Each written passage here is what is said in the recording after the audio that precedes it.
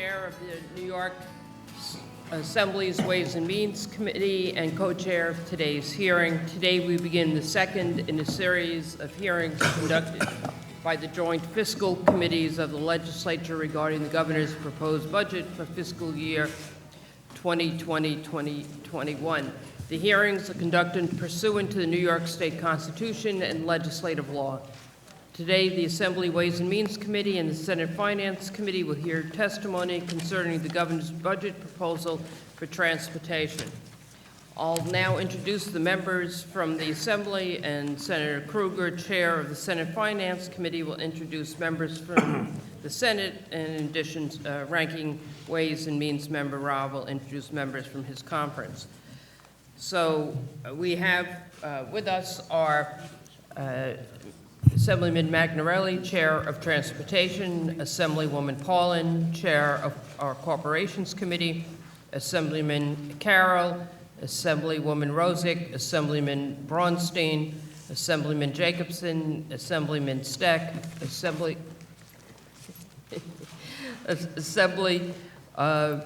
Williams, Assemblywoman Heidemann. Senate members, yes. Thank you. Good morning, everyone. I'm joined by Senator, I'm so sorry. Excuse me. Leroy is the chair of the MTA. Tim Kennedy is the chair of Transportation. John Liu, Todd Kaminsky, Senator Thompson, Senator Savino, Senator Rivera, and Senator Kaplan are all with us today, and Senator Stewart will introduce his members who have joined us. Then we'll come back. Yes, thank you, Madam Chair. We're joined today by the ranking member of the Transportation Committee, Senator Robach, also Senator Borrello, Senator Little, and Senator Serino will be joining us shortly. Assemblyman Ross. Thank you. We're joined this morning by Assemblyman Dave McDonough, the ranking member on the Transportation Committee, Assemblyman Kevin Byrne, and Assemblyman Joe DeStefano. So before introducing our first witness, a few guidelines for today. Want to remind all witnesses testifying today, keep your statements within your allotted time limit so all can be afforded an opportunity to speak. And in terms of the members, chairpersons of relevant committees have a 10-minute allotment for questions and answers of government witnesses. All other legislators who are members of relevant committees receive 5 minutes for questions and answers. For non-governmental witnesses, all legislators have 5 minutes for questions and answers, and the non-governmental witnesses have up to 5 minutes for their presentation.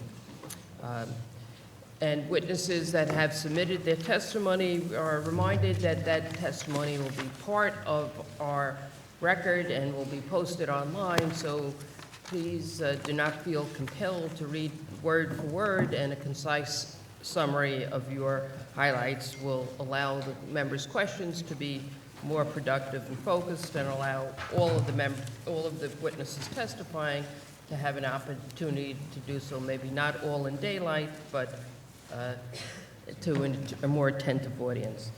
So with that, I would like to call our first witnesses that are sitting at the table, ready to go. From the Metropolitan Transportation Authority, Patrick Foy, MTA President, Jan Oliva, Chief Development Officer, Bob Foran, the CFO. The floor is yours, Patrick. Thank you. Good morning, members of the Senate and the Assembly. Is this on? Thank you for having us today, particularly Chairs Weinstein, Chair Krueger, Chair Comrie, Chair Kennedy, Chair Magnarelli, and Chair Paulin for your leadership and for the invitation today. I'm here with my colleagues, MTA Chief Financial Officer Bob Foran to my right and Chief Development Officer Jano Liebert to my left. When we were here last year, I think it's fair, it's not an overstatement to say the MTA was at a historic crossroads.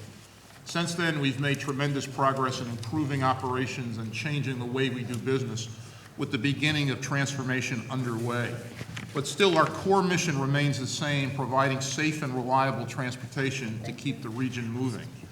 Our new Chief Transformation Officer, Anthony McCord, is leading the transformation process. He's been on the job approximately 3 weeks, and assembling the team that will chart the course for the new MTA.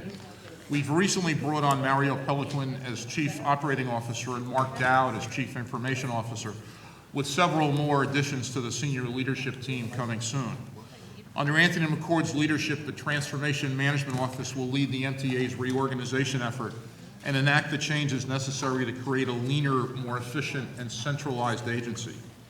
This reform is already driving towards meaningful results.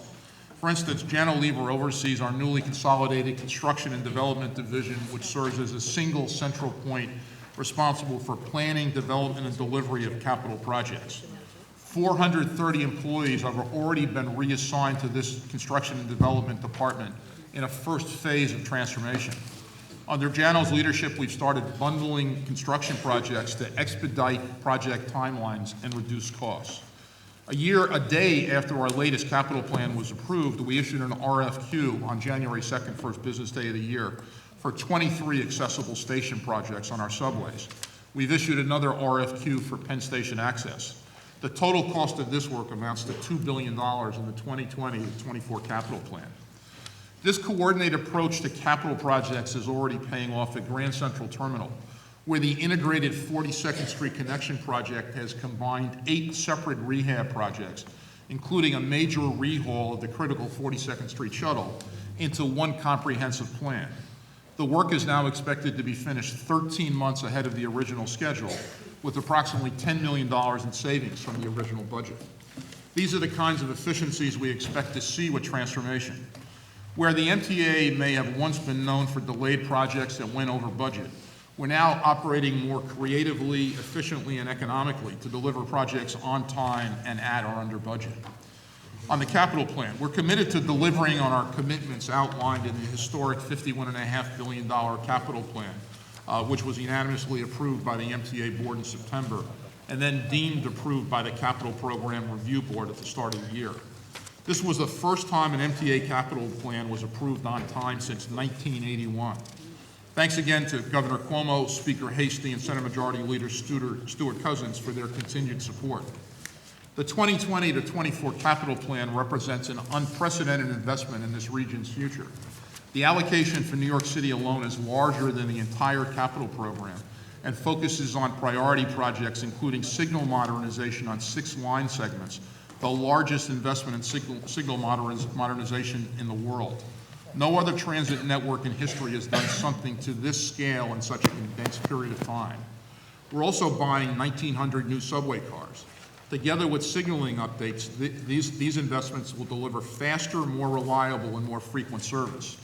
The plan also includes continued investments in accessibility, with 70 new ADA stations more than fulfilling our goal to ensure that no rider is ever more than 2 stations away from an accessible station.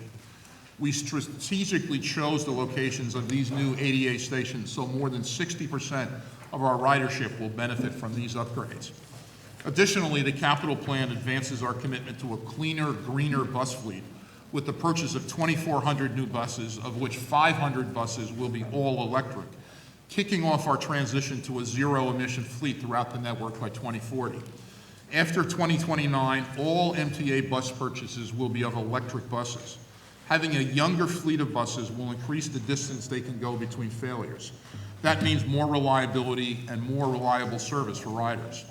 On Long Island, customers will benefit from the construction of a 3rd track on 10 miles of the main line corridor, which serves 40% of Long Island Railroad customers. We're also completing East Side access in this program, extending Long Island Railroad service for the first time to Grand Central Terminal. Together with Jamaica capacity improvements, this will enable a 50% increase in peak service between Manhattan and Long Island. For Metro North, we'll be funding Penn Station access, bringing 4 new Metro North stations to the Bronx. This new route will carry up to 50,000 passengers to Penn Station every day. We're also investing nearly $900 million in the Park Avenue Tunnel and Viaduct and Grand Central Train Shed, the backbone of the Metro North system that carries over 80% of riders and over 700 trains every day. We simply wouldn't be able to fund the capital plan without the expected funds raised by Central Business District tolling and the other new revenue streams passed in the last legislative session. Thank you to everybody who supported the development of this first-in-the-nation program, including Majority Leader Stuart Cousins, Speaker Hasty, as well as Chair Kennedy, Chair Comrie, Chair Kruger, Chair Poland, and Chair Magdarelli. So far, the rollout of CBT, Central Business District tolling, is proceeding on track. In October, a month ahead of schedule, the MTA selected TransCore to design, build, operate, and maintain the tolling system. By getting people out of cars and onto mass transit, Central Business District tolling will help us create a more economically vibrant and environmentally friendly New York City. The expected reduction in roadway congestion will be a game changer for our buses. We've seen how quickly things can turn around when there are fewer cars on the road. Since establishing the 14th Street busway last fall, which banned most cars from that street, customer journey times have fallen, and riders are flocking back to the system. I'm proud to say that we ended last year with significant performance improvements across all our agencies, all the while completing major repairs and projects through the Fast Forward, Long Island Forward, and Metro-North Way Ahead plans. The $800 million Subway Action Plan played a critical role in stabilizing the subway system by dramatically expediting essential maintenance work. Since 2017, we've sealed more than 4,000 leaks, cleaned more than 40,000 street grates, and repaired almost 20,000 minor track defects that, if not repaired, can cause customer delays. This infusion of funds, along with our sustained focus on operations, paved the way for our recent rebound in on-time performance. In the subways in 2019, annual on-time performance exceeded 80% for the first time in 6 years. Running times in December improved on nearly every non-shuttle line compared to the year before. As a result, annual subway ridership beat estimates last year, climbing to nearly $1.7 billion, defying national trends. New York City Transit, one of only 2 agencies in the country, according to APTA, where ridership increases occurred in 2019. The 7 train, which goes from Hudson Yards to Flushing, is now one of the system's best performing since communication-based train control was installed. The improvement is stark. On-time performance on the 7 was 55.5% in March 2018, a dreadful number. By March 2019, it had skyrocketed to 91%. The 7 line now runs 29 trains per hour during peak times, up from 25 to 27 the year before. We're able to serve thousands of additional customers per hour as a result and get them to their destination on time. On the Long Island Railroad, on-time performance for the year hit a 3-year high of 92.4% in 2019, with 44% fewer train cancellations. And Metro-North's on-time performance rose to 94.4% overall, recording 55% fewer train cancellations. The credit goes to Metro-North President Kathy Rinaldi, Long Island Railroad President Phil Eng, and outgoing New York City Transit President Andy Byford, and their teams for their leadership, and of course the 52,000 strong, hardworking frontline employees across all our agencies. Buses also got a significant boost last year. A few moments ago, I mentioned the positive results we've seen from the 14th Street busway. In 2019, thanks to your legislative support, we also began implementing select bus service and expanding the use of automated bus lane enforcement. Thanks to Assemblymember Nili Razik and Chair Kruger for sponsoring the bill, and those who supported, including Speaker Hasty and Majority Leader Stuart Cousins. The introduction of select bus service on the M14, M15, and B44 lines has led to great improvements in bus speeds. On the M14, there was a 55% increase in street speeds, which in turn led to a 19% increase in weekday ridership. Our riders are noticing and changing their commuting patterns. This year, our bold vision for improving bus service continues with borough-by-borough network redesigns. We're taking a holistic, community-driven approach to create a more efficient system that works for our millions of customers. Some of these routes have not changed in a century. We simply can't wait any longer to make the necessary changes. We need a system that will work for the future. The redesign has already been completed on Staten Island and has shown improvements in bus speeds, reliability, and increases in frequency of trips. The final Bronx redesign has been released, and we've begun the process in Queens and in Brooklyn. We know that there are issues with bus redesign in Queens that have to be addressed. We've been listening carefully and will continue to listen to your concerns and those of your constituents. We've been holding a series of meetings in Queens that will continue in coming weeks and months. Forging ahead with a new way of thinking can be challenging, but it's necessary as we work to bring the MTA into the 21st century. We've seen the benefit of taking a new approach with the L-Train project, which is now trending ahead of schedule since the full line shutdown was called off last year. The L is maintaining regular service for more than 80% of customers on nights and weekends while crews are busy working. The complete rehabilitation of the Canarsie Tunnel is expected to be finished in April, 3 months ahead of the original projection. Looking ahead, while much has improved through our transit networks, we still face challenges, including a looming operating deficit. I'd like to thank Governor Cuomo for increasing state operating aid to the MTA in his executive budget this year, and for his commitment, including in the executive budget, $3 billion in capital investment for accessibility projects. We're asking you to help secure these important funds. We're also hoping the city follows suit so this critical work, $3 billion also from the city, so this critical work can be fully financed. This investment will go a long way to continuing the enhancement and improvement of our system for all New Yorkers. Ongoing investment is vital to maintaining a healthy transit network and to the region, to the economy, and importantly, to the 8 million people who depend on us every day. To that, I'll add the 350,000 jobs that will be created in every part of the region from the $51.5 billion capital plan. I know that's important to each of you.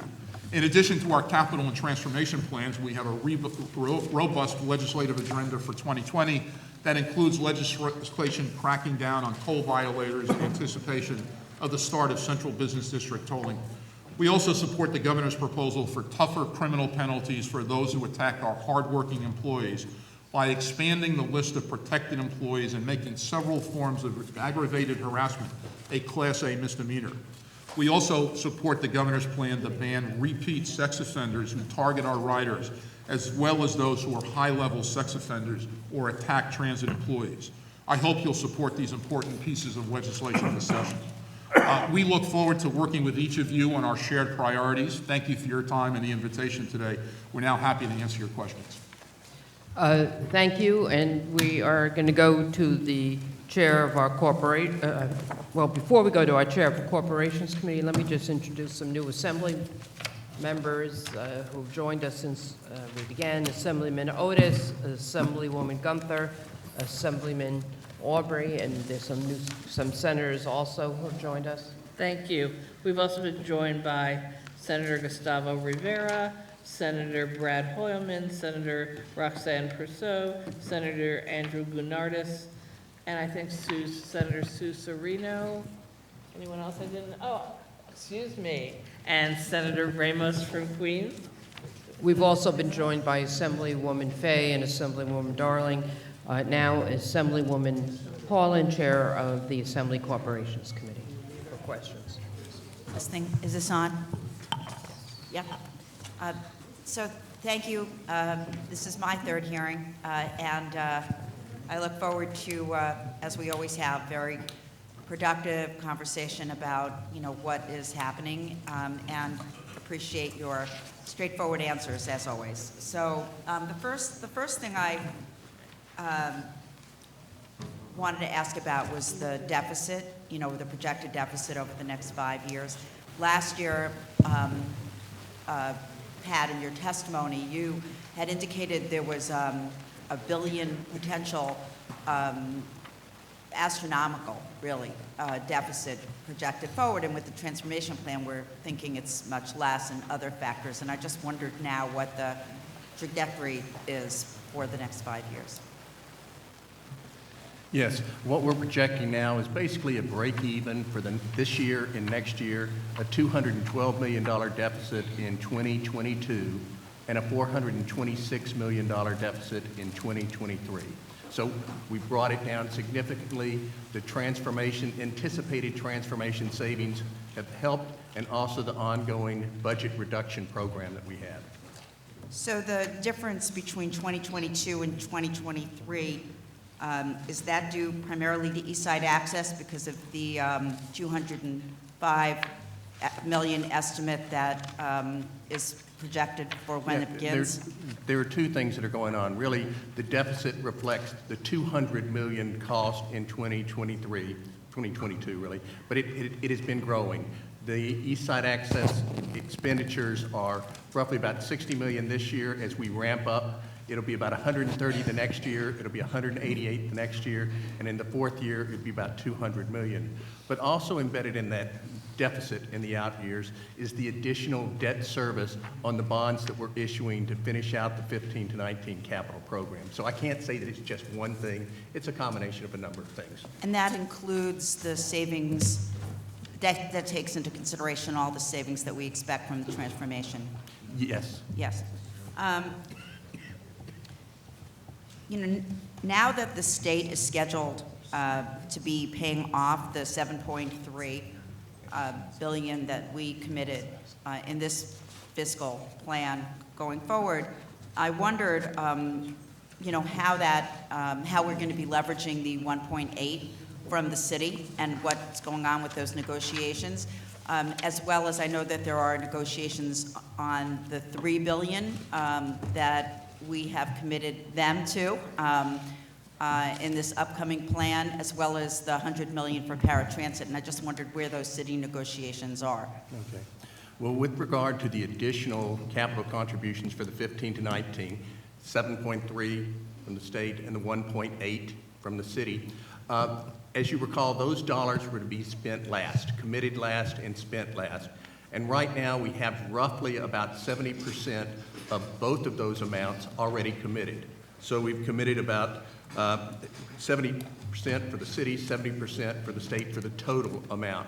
And we've started to draw down funds and receive cash from them. So if you look to the fact that we started the capital program 15 to 19 a year and a half late, we're really right on track in terms of committing against those funds. No, I just wondered where, has the city committed their funding like the state has this year?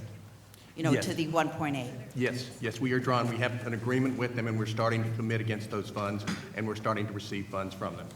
And yeah. Excuse me, one quick interruption. Legislators, members, the people online can hear if your mic is on, if you're talking, so please check to make sure your mic's off unless you're the speaker. I'm adding 10 seconds to my time. We'll give you 15.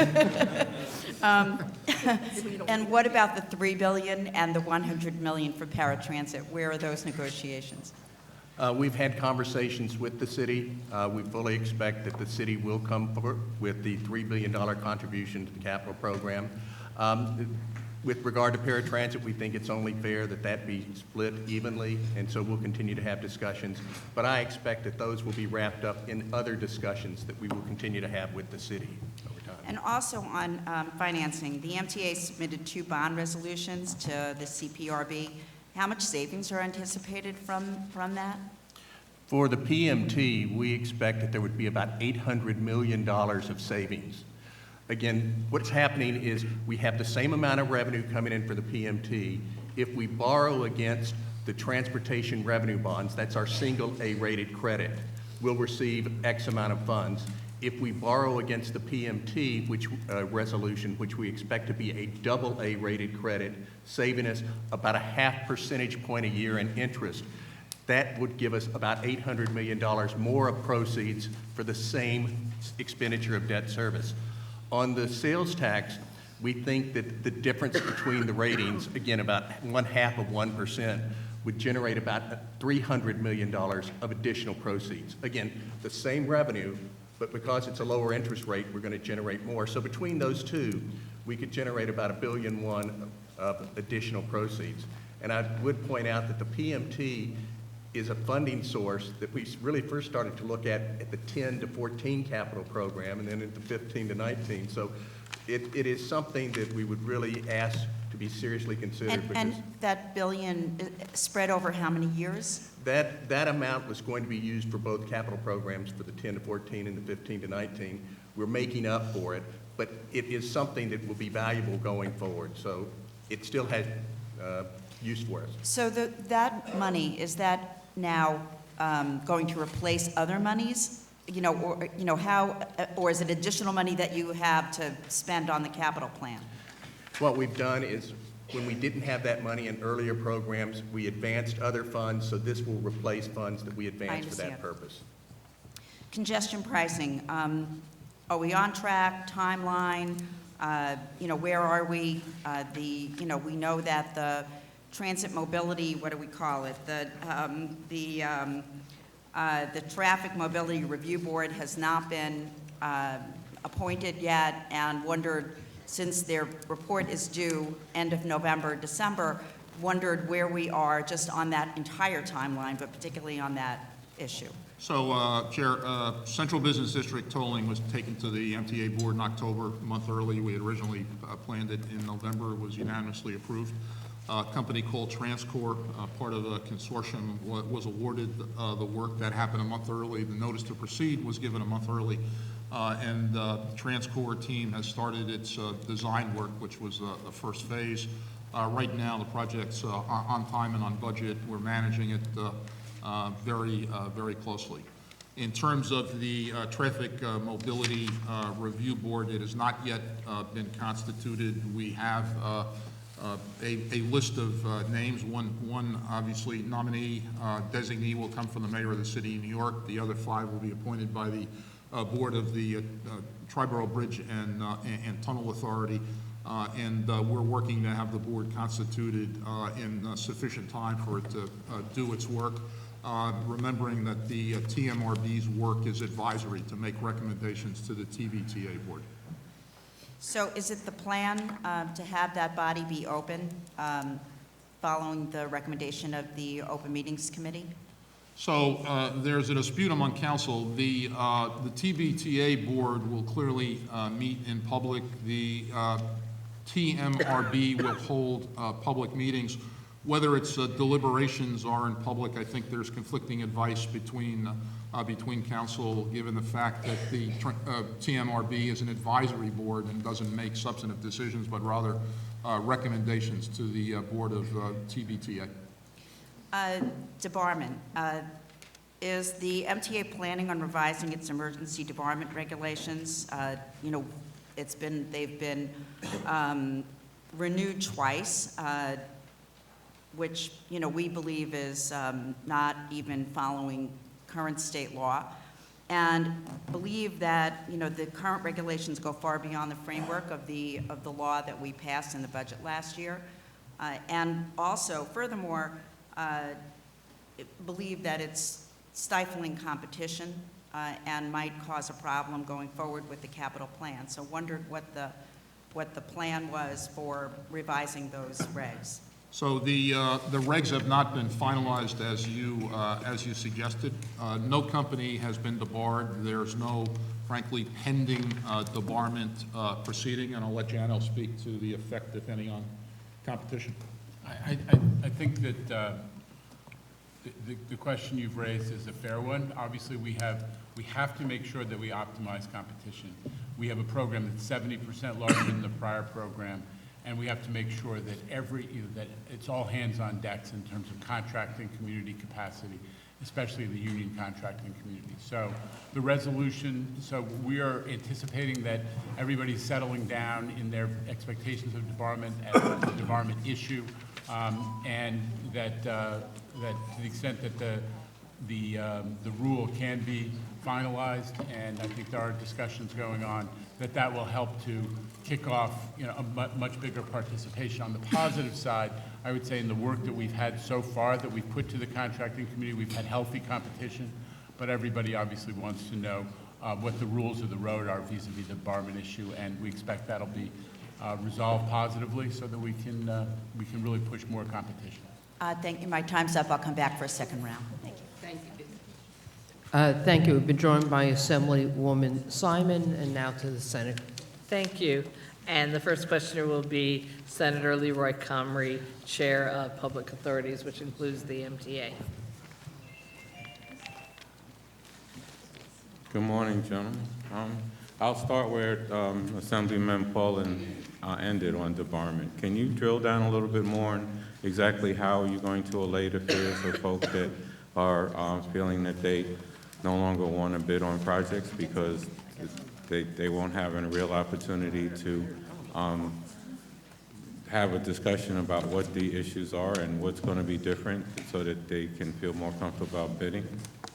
Because there seems to be a chill in the industry about folks wanting to bid because there's no way to argue if there's a conflict in a project. Look, as I said, that everybody understands the rules are, there's a fair expectation that you're going to deliver when you sign up to do, and you're going to deliver on schedule and on budget. The Right, question. but most projects, once you get into the ground, it's different. There's walls that were there that they didn't know were there for 100 years ago, or there's track work that has to be done.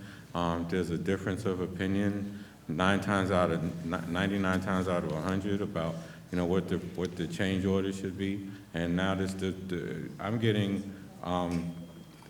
feedback from people from all across the spectrum that want to do contracting that are concerned about bidding. And I want to make sure that we have a maximum pool of bidders, not just a certain select few.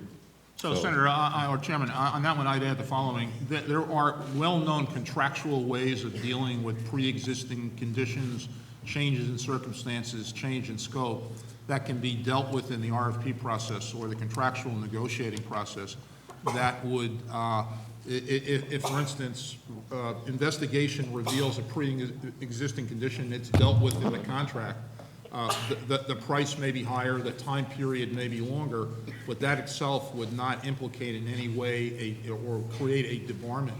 So there are ways to deal with those issues that you raised, which are inherent in construction, that don't take us down a debarment road. What I would just add two things. One is that we've tried, and we are already doing a lot of different things to make the terms and conditions of MTA contract fair and more attractive to contractors. Doing things that we promised to do, like eliminating the one-sided dispute resolution provision that has prevailed for a long time, where the agency gets to decide if there are disputes. We're changing that so there is a third-party neutral.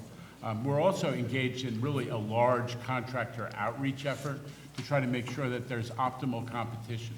And I've actually met with a dozen-plus companies already to talk about what the legislature's enacted in terms of the program and the opportunities to get more work and to do work quicker and frankly, to get in, do work, and get out for contractors. So we're very focused on making sure there's competition and making sure that the rules of the road support that.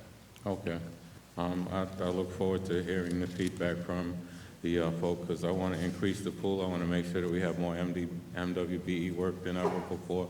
And to do that, they have to feel that the agency is being responsive to all of their concerns, both at the beginning, during, and throughout the project. So I hope that that happens. We have a lot of questions, and we already ate 4 minutes. You've gotten an increase of approximately $311 million in your budget this year from the city, from the state rather, and can you explain how you're going to utilize that money and how that can be part of the opportunities to reduce your budget, your forecast for budget deficits in the future? You talked about it in the beginning. It's two separate questions, but you alluded to having not as large of a deficit in the upcoming years. Can you talk about that a little bit more, please? Yes. We are looking at those revenues right now to try to determine their character. Are they just a one-shot for this year, or does that indicate that the trend line going forward on those revenues should be higher? To the extent that those trend lines are adjusted, that'll certainly help for out-year deficits. What we're looking at now is how we could best use that money, and it may be that we use it in the transformation process, because we are now working with Anthony McCord, our Chief Transformation Officer, to implement recommendations from the AlixPartners report and also his own observations having come to the MTA. So the timing of some of the expenditures, savings that we were looking at may get shifted, and if so, that money could certainly help us be able to do a better job of the transformation. But right now, we're just evaluating the options. But the most important thing is to try to figure out, is that indicative of an increase in future revenues, or is that really just $300 million available today? Okay. And so you talked about bonding also, and you need to bond out a lot of money, and you're looking at doing a couple of things. And that I wanted to, are you considering restructuring your debt and If so, what will you save in the near term, and what do you think it'll cost you in the future system uses in the long term? Are you going to be able to restructure debt now, and with a large capital budget over the next 5 years, will it be easier to restructure your debt and do bonding now with the bankers knowing that you're looking to bond out a lot of money over the next 5 years as well? Yes, we are looking at our total debt portfolio. The main restructuring that we're considering is tied to the 20 to 24 capital program, the $9.7 billion that the MTA has committed to fund with its own resources. If you look at our debt service profile, that is our annual debt service by year, when you get out to 2030, 2032, that drops off significantly. Our debt is more debt service is more front-loaded. So what we're anticipating doing is restructuring some of the debt in that 26, 27, 28, 29, 30 period that will give us the ability to sell additional debt, pay the interest on the additional debt, but not increase debt service above what we're currently projecting, and then amortize those new bonds in the out years where we have significantly less debt service. And also the projects that we're financing are, as you know, are very long-lived assets. So it's a very fiscally prudent approach to kind of balance the needs to get the capital investment, but not burden the fare box revenue. So that's primarily what we're looking at, sir. And will you be able to go back and refinance the old bonds? Because you said your debt service now is over, was it a large over 40% of your budget as it is? Can you go back and restructure your debt from the previous capital years, or are you locked into that? No, we have callable bonds. The tax law that was passed last year doesn't allow us to refund bonds prior to their call date. We used to call advance refundings. Now we can only call bonds when their call date occurs, or within 90 days of it. So we have bonds that have significant savings available, and as we get to the call dates, we're taking those bonds out, and we will take those savings into the budget. In the past, we always used savings from refundings to put against the capital program. In other words, to use those dollars to support bonds for the next capital program. Well, right now, with our projected budget deficits, we're going to use those savings to reduce the deficits going forward. So that's a change. Gotcha. Okay, I only have 2 minutes left, so I'm going to fire a lot of questions at you, and then I'll come back on the second round. You said in your testimony that you already have RFQ for 23 accessible station projects. I'd like to get that list distributed to us as quickly as possible. Also, you talked about Queens bus redesign. I want to remind you, gentlemen, that when we had our last hearing, we talked about the fact that the bus redesign plan had to be fully implemented and be able to service our communities before congestion pricing spigots are turned on. As you know, there was a firestorm of negative comments from the original plan but it's just a proposed plan. And I want to say that it's been made clear to us that there was a proposed plan, but the proposed plan needs a lot of changes. So I hope that I was heartened that there have been meetings already. I know in my district there have been 2 meetings. Senator Ramos has had a meeting. I know Assembly Members Rosick and I'm blanking. Ed is, I forgot your last name, Braunstein. I'm acting like Liz now, so we're all starting to infect all of us. But Ed, I got to blame somebody. Anyhow, you know, we want to make sure that, and clearly my main point is that bus redesign has to be fully satisfactory for Queens residents. It was part of the promise with congestion pricing that there would be no limits to what we needed to get done so that we could give people real alternatives to get into the central business district.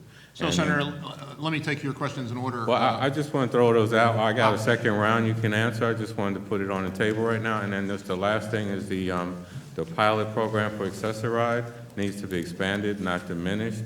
We do not need to limit the amount of rides or the type of accessibility and the destination. For one person to just get from one side to Queens to another side is more than $15. So I just want to respect my time on the first round since I do have a second round. Thank you. Thank you, Senator. Thank you. We've been joined by Assemblywoman Buttonshine, Assemblywoman Seawright, and we go to Assemblyman Carroll for 5 minutes. Good morning. Thank you, Madam Chair. Thank you, Chair Foy, Mr. Lieber, Mr. Ferrand. Thank you all for coming this morning. My first question revolves around, of course, what happened in the last week with the resignations of Andy Byford and Peter Tomlin. Much fanfare and ink has been given about Andy Byford's resignation, but not nearly as much to Mr. Tomlin's resignation. My question is, the fact that he was the main person tasked with redesigning the signals for the subway system, who now is in charge of resignaling the system, and what are we looking to do in the coming future to make sure that that stays on track? So I spoke to Pete Tomlin yesterday. We're actually going to spend more time together this week talking about exactly the issues that you're raising. But I just want to assure you, one, we were already creating a collaborative approach to all of the resignaling projects. While Pete was the signaling expert who was driving thinking about the design, we were also responsible, my group at the new Construction Development Organization was responsible for figuring out the procurement and the logistics of how it would be built, the outage schedule, the bundling process, and so on. So we were already in collaboration. Pete has significant signaling expertise, but there is real signaling expertise at the Transit Authority, at other parts of the MTA, as reflected by the fact that they are, well on the way to getting, Queens Boulevard line and the number 7, all of which predates. But Pete before Mr. Tomlin came in, we had resignaled one of 22 lines in the history of the MTA. Where are we now with those? We have the L and the 7. Where are we with the other 20 lines? Who is the point person to actually make sure that gets done in the next 5 to 7 years? I think that's what people care most about. They don't care who's in charge. They care that that gets I'm done. going to be responsible for making it get done, but I just want to assure you that the type of signaling expertise that Pete Tomlin represents is one, we have significant signaling expertise at the MTA, and I personally have some significant consultants who've been working for me on a full-time basis for some time now, who have worked for Sistra, who have worked for Alstom, who have worked for Siemens, who are themselves signaling experts, world-class signaling experts, and we're going to augment that team. Now, that is not to say that we don't miss somebody like Pete Tomlin, but I am confident that we will have the expertise and, importantly, the construction, the logistics, and the planning know-how to execute on those projects. We've already moved forward with CBTC for the 8th Avenue line, and that was a collaborative project that my organization and Pete's organization set in motion with the new bundling strategy. There was $200 million worth of work that was going to be left behind for more outages at another date with more inconvenience to customers, but my team figured out how to combine that with the CBTC work and get it all done. In that same vein, switching to bus redesign, it looked, at least from a political point of view, that there was a lot of frustration, that there were multiple hands kind of trying to move the redesign, and it caused lots of consternation and frustration on the MTA's part.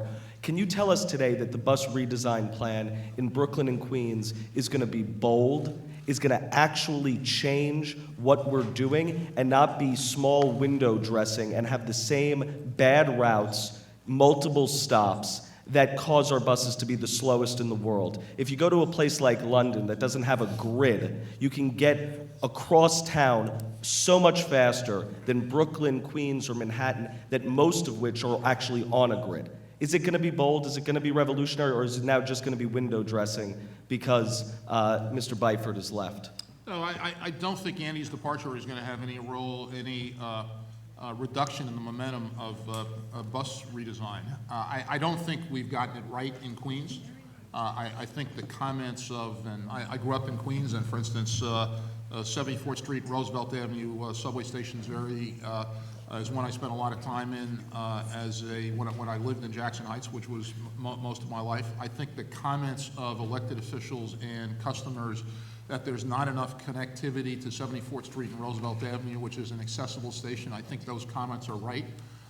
The team which issued the draft on December 30th for Queens is fully cognizant that significant changes have to be made and will be made. The town halls that Senator Comrie mentioned are going to continue in the weeks and months ahead.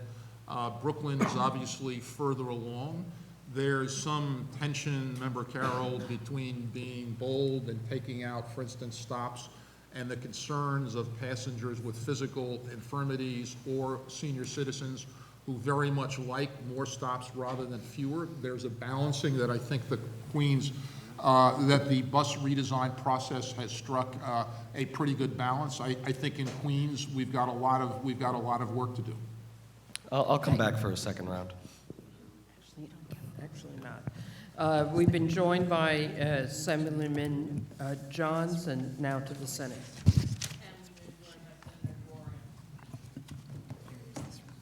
And I'm sorry, it's now Senate turn, excuse me. And our next questioner is Senator John Liu. Is there something in particular? Thank you, Madam Chair. Good morning, gentlemen. Good morning. You've already gotten a lot of great questions on the issue of bus redesign. I'm glad to hear that Chair Foy has mentioned, at least in Queens, there are significant changes due to the draft plan. Now, you know, the MTA has, I think, we've done a relatively good job of becoming much more focused in recent years, last couple of years. And that focus has been on improving service. Improving service for subways, or improving service on railroads, or would you say improving service system-wide? I'll choose system-wide, Senator. System-wide? Yes. All right, would that include buses as well? Yeah, I think we've made improvements in buses. I think 14th Street is a huge success. I think the Staten Island Express bus redesign has been well received. I think your colleagues in the Bronx are pleased with the way the Bronx redesign has gone. Would improvements in areas of the region that rely more on bus service require expansions of service, or would it just be shifting service around? No, I think where we have, we adjust service based on customer demand. But the whole redesign process, we're not talking about adjustments, you're talking about complete redesign. Well, look, a number of things have happened. The legislature last session passed an important piece of legislation, which was the automated bus lane enforcement. I think that's really important. I think the 14th Street busway has been an unqualified success, and we ought to be looking at other. You're welcome. We're always looking to support the MTA in any way we can. The concept, the idea that the bus redesigns should be revenue neutral, or perhaps more aptly called cost neutral, does that make sense? Does that make sense in a system where we are investing billions of dollars of more money, and you're looking to improve service, not simply rejigger the lines? How could you improve service by having this cost-neutral approach? Well, Senator, we are obviously facing budget deficits. The Chief Financial Officer described the current year and the outlook beyond that. Yes, but you're looking at... But let me finish, if you would. Where there are needs to invest additional money in bus service in the city of New York, we are prepared to do that and to add service and to adjust it. One of the things that's really important about the whole bus redesign project, if you will, is that the New York City Transit bus team took a look at bus routes that in many cases had not been reviewed for decades. I know that, I in some know. cases for If you're 100 looking years. to improve service system-wide, you have to look at increasing bus service in areas that don't have subway service. It's plain and simple. Subways are getting a huge infusion of capital dollars, but we all understand that bus service is much more more demanding on the operating cost side per capita. Of course, but the capital Well, plan- then therefore you need to invest more operating money in buses. And to have a bus design that's going to be cost neutral or revenue neutral, that doesn't quite make sense in the overall scheme of improving service system-wide. Well, Senator, the capital plan provides not only significant capital for subways on the New York City Transit side, but the same is true of buses, 2,400 buses being purchased. including... Yeah, but the proportion is much smaller than for the subways. As we said before, as you agreed to before, operating funds for buses are much more per capita intensive. Well, let's not minimize the amount of operating expense it takes to run the subways. I Your implore point- you to look at your point, increasing Senator. Yeah, the your point's- operating cost, increasing the operating budget for buses, because again, there are large portions of the region that don't have subway service. So as much more capital funding is being geared towards rapid transit, we need more operating funds for bus services, because we're looking to get people out of their cars. If you're redesigning a bus system that's going to drive more people back into their cars, you're going to be moving backwards. So please, we need more operating money for buses, especially for the redesigned areas. Quick question for Bob. $55 billion to $90 billion is what the MTA would like to be able to go to the capital markets for. Is that at all realistic? Or, you know what? I don't have that much time left. Has the bond rating for MTA been restored to the pre-2018 levels? We are at the same level we were at the beginning of the year. At the And beginning we're of 2019 or 2020? Yeah, 19. The rating agencies are aware of the size of the capital program. What the rating agencies view very favorably is the fact that the legislature and the executive have given us lockbox money, congestion pricing money, sales tax money, and the mansion. Do you funds to think support this increasing the incremental borrowing debt. capital from $55 billion to $90 billion is going to have a positive effect or negative effect on the bond ratings? It will have a positive effect if those monies are properly invested into the modernization of the system so that it's reliable and delivers the service that people want, because I think then it's going to be reflected in ridership, increased ridership. So it's how money is spent that is the most important thing. Thank you. Thank you, Madam Chair. Thank you. Now we go on, to Assemblyman Bronstein. Thank you and good morning. My question is going to concern Queens bus redesign. I have a feeling you'll be hearing from a lot of my colleagues about this today. So your stated reason for congestion pricing in your testimony today was to encourage people to get out of cars and take mass transit.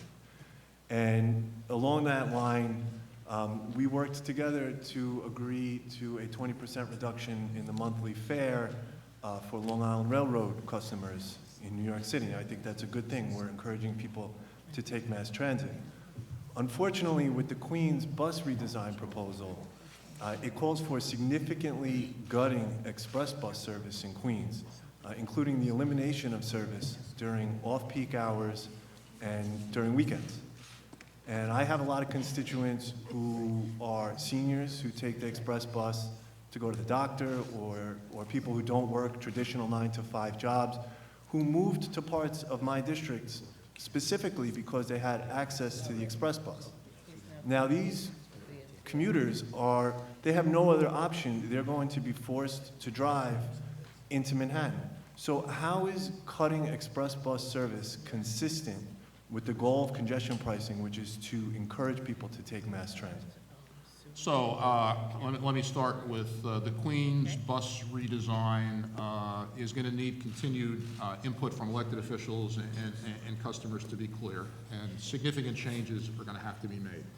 That would be point one. With respect to your specific questions, as I understand it, the express bus service will be eliminated only on weekends when the Queens... And off-peak. But the Queens team tells me that on weekends, the average express bus ridership on some of these routes is literally 2 or 3 customers. That's not an expenditure that can be adjusted. I think what we have to do, and really what the bus redesign at heart is taking a look at a holistic look of bus service in Queens and beyond, and that hasn't been done in a long period of time. I think the draft, the team ought to be commended for the boldness of the first draft. It needs a lot of work in many areas, including express bus, including connectivity to 74th Street and Roosevelt Avenue and other things, and it's an ongoing process. Okay, I mean, when you're saying 2 or 3 people, that's not the response I'm getting from constituents. There's a lot of people who still work on weekends. There's people who go to Manhattan on weekends. They moved to these parts of Queens specifically because they had express bus service, and they don't have any other way to get to Manhattan. So I think with the implementation of congestion pricing, it's unacceptable that we should be asking these commuters to drive. And at a bare minimum, we should at least be waiting till we implement congestion pricing to see if the goal takes place where people do start taking mass transit. We should see if we charge $15 to drive into Manhattan, are more people going to be taking express buses on weekends?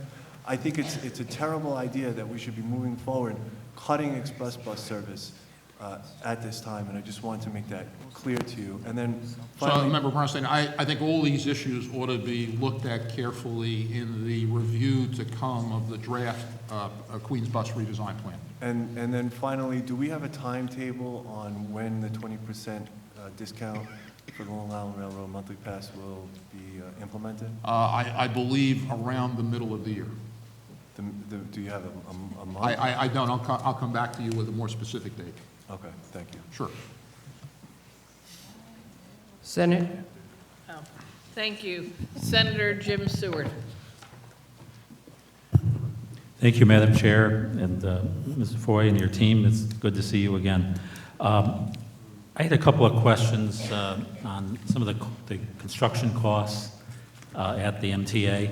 You know, it's been widely reported that MTA construction costs have frequently been up to 7 times more expensive than the global average.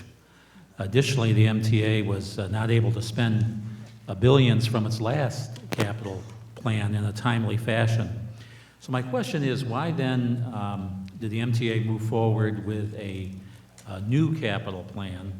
And of course, some of it tied to the commuter tax, that's funding part of it.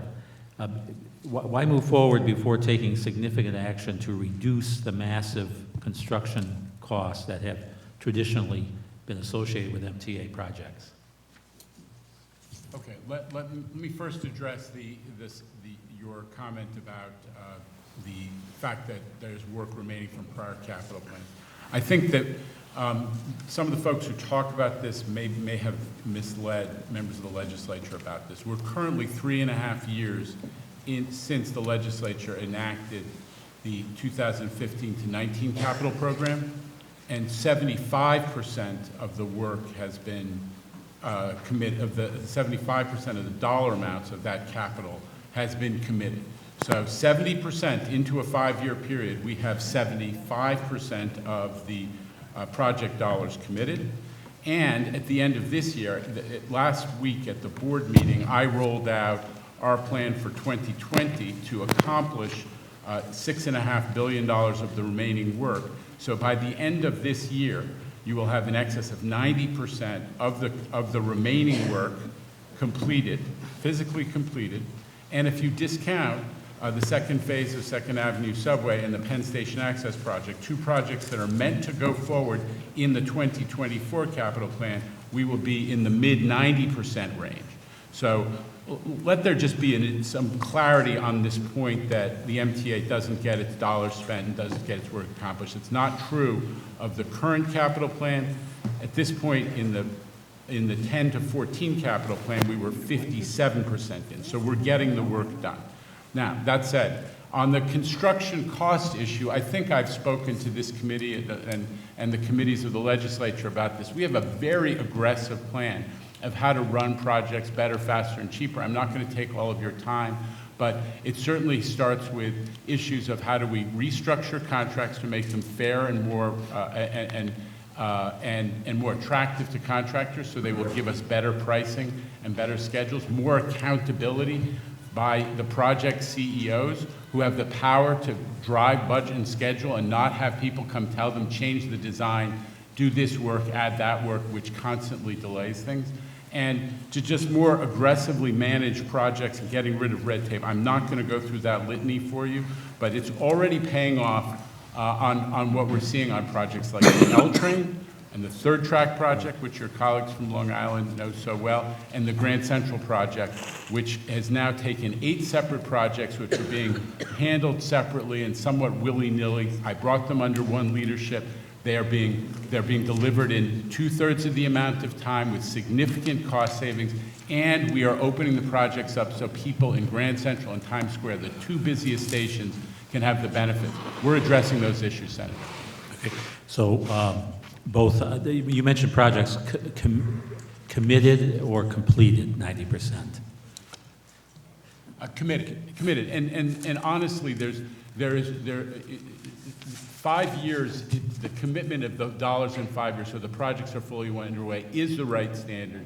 You cannot just throw all the work on the marketplace at once and shut down the system to do it physically at once. It needs to be staged and managed strategically. Commitments is the right standard. I wanted to slip in one more quick question.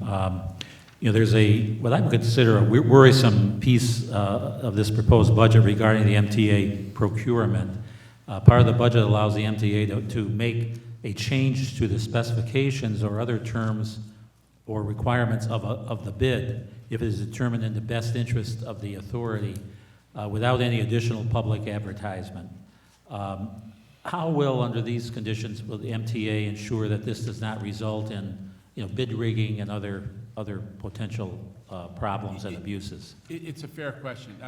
We have now what we're moving towards in the design-build era is very complex procurements that have a lot more elements and scope of work in them. So what you don't want to do is to bid a job and as you go along, as you continue to learn about what elements of work to bundle into that, you may decide, I should include this work because it will be more efficient to be done with these contractors. You don't want to, every time that happens, to stop and have to go back and re-procure the entire procurement, because these design-build procurements take time. They really do take more time because they're more complex. They're not simple low-bid procurements. So all we're doing is giving ourselves the power to add additional work within the framework of the design-build competition that we've already done, and I'm confident that we can provide protections for the public through that. Thank you. Thank you. Assembly. Assemblyman Jacobson? John? Yes. Thank you. Thank you, Madam Chair. I represent the Hudson Valley, including Beacon and Poughkeepsie. So we're part of Metro North. When are we going to get the new trains? Yeah.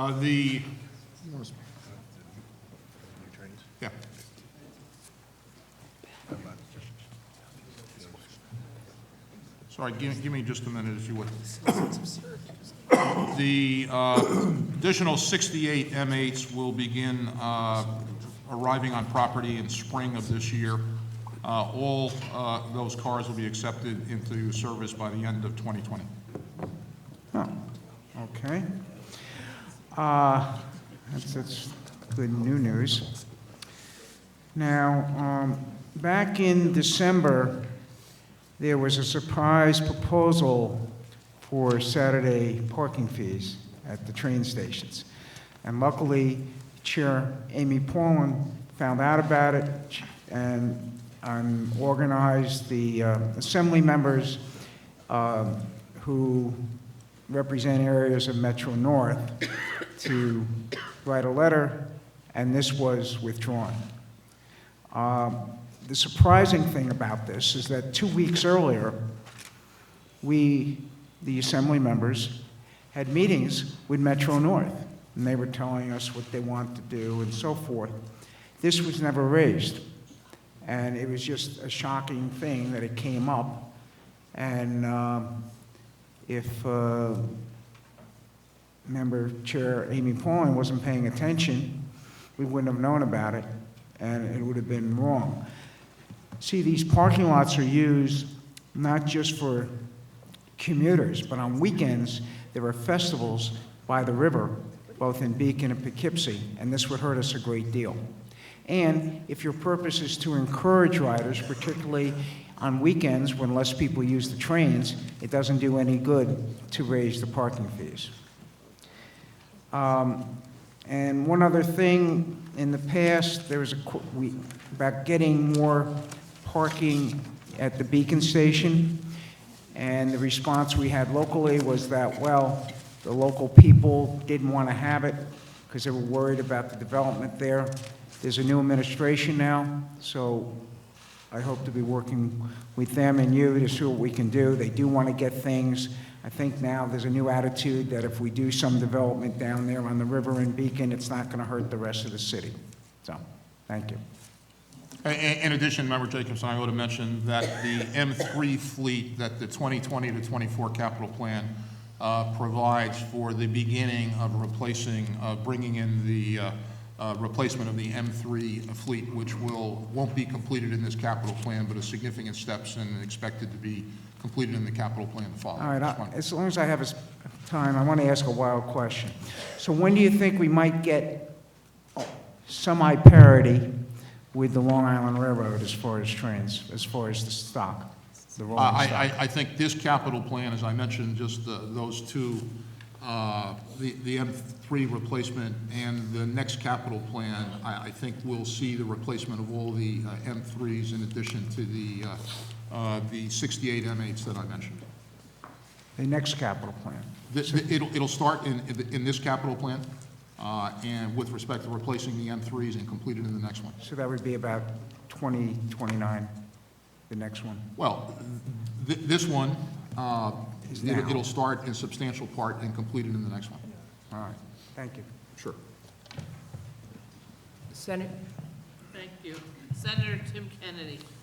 Thank you very much. Thank you, Chairman. Thank you, Jano and Bob as well, for being here, also for your leadership and your responsiveness. As we've reached out on so many different issues, you have demonstrated your commitment to working with us to resolve these issues, whether they're very hyper-local for the respective senators or assembly members in their respective districts, or if it's system-wide. So again, thank you for your leadership. Last year was a big year, as you've articulated. We were able to get the congestion pricing plan put forward. We were able to get it completed finally, and once and for all put in place a $51.5 billion capital plan that was recently approved. Earlier this year, we had you out to Western New York to talk to folks about the statewide economic impact of this MTA capital plan. Can you touch a little bit on that and talk about what the MTA is doing to ensure that this money is being spent in New York? Sure. So the Chairman, the $51.5 billion capital plan, as I mentioned briefly in my opening remarks, will create 350,000 jobs and result in $75 billion of total economic activity across the state. It will create investment and job creation in every state.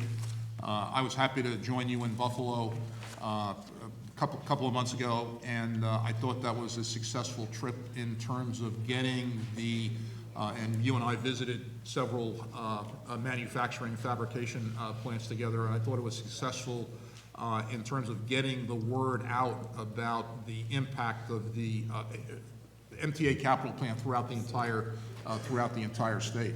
More than 1 in 4 of the jobs created from the capital plan will be outside the city of New York and will occur in literally every region of the state. I think while the commuting benefits will be realized in the MTA region, the investment and job creation and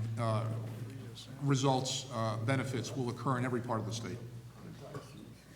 Prior to the implementation of the capital plan, there was a statistic that was used regularly by the MTA, and that was an 89% figure. Can you talk about where that number is today and where we expect that number to rise as far as jobs in the state of New York?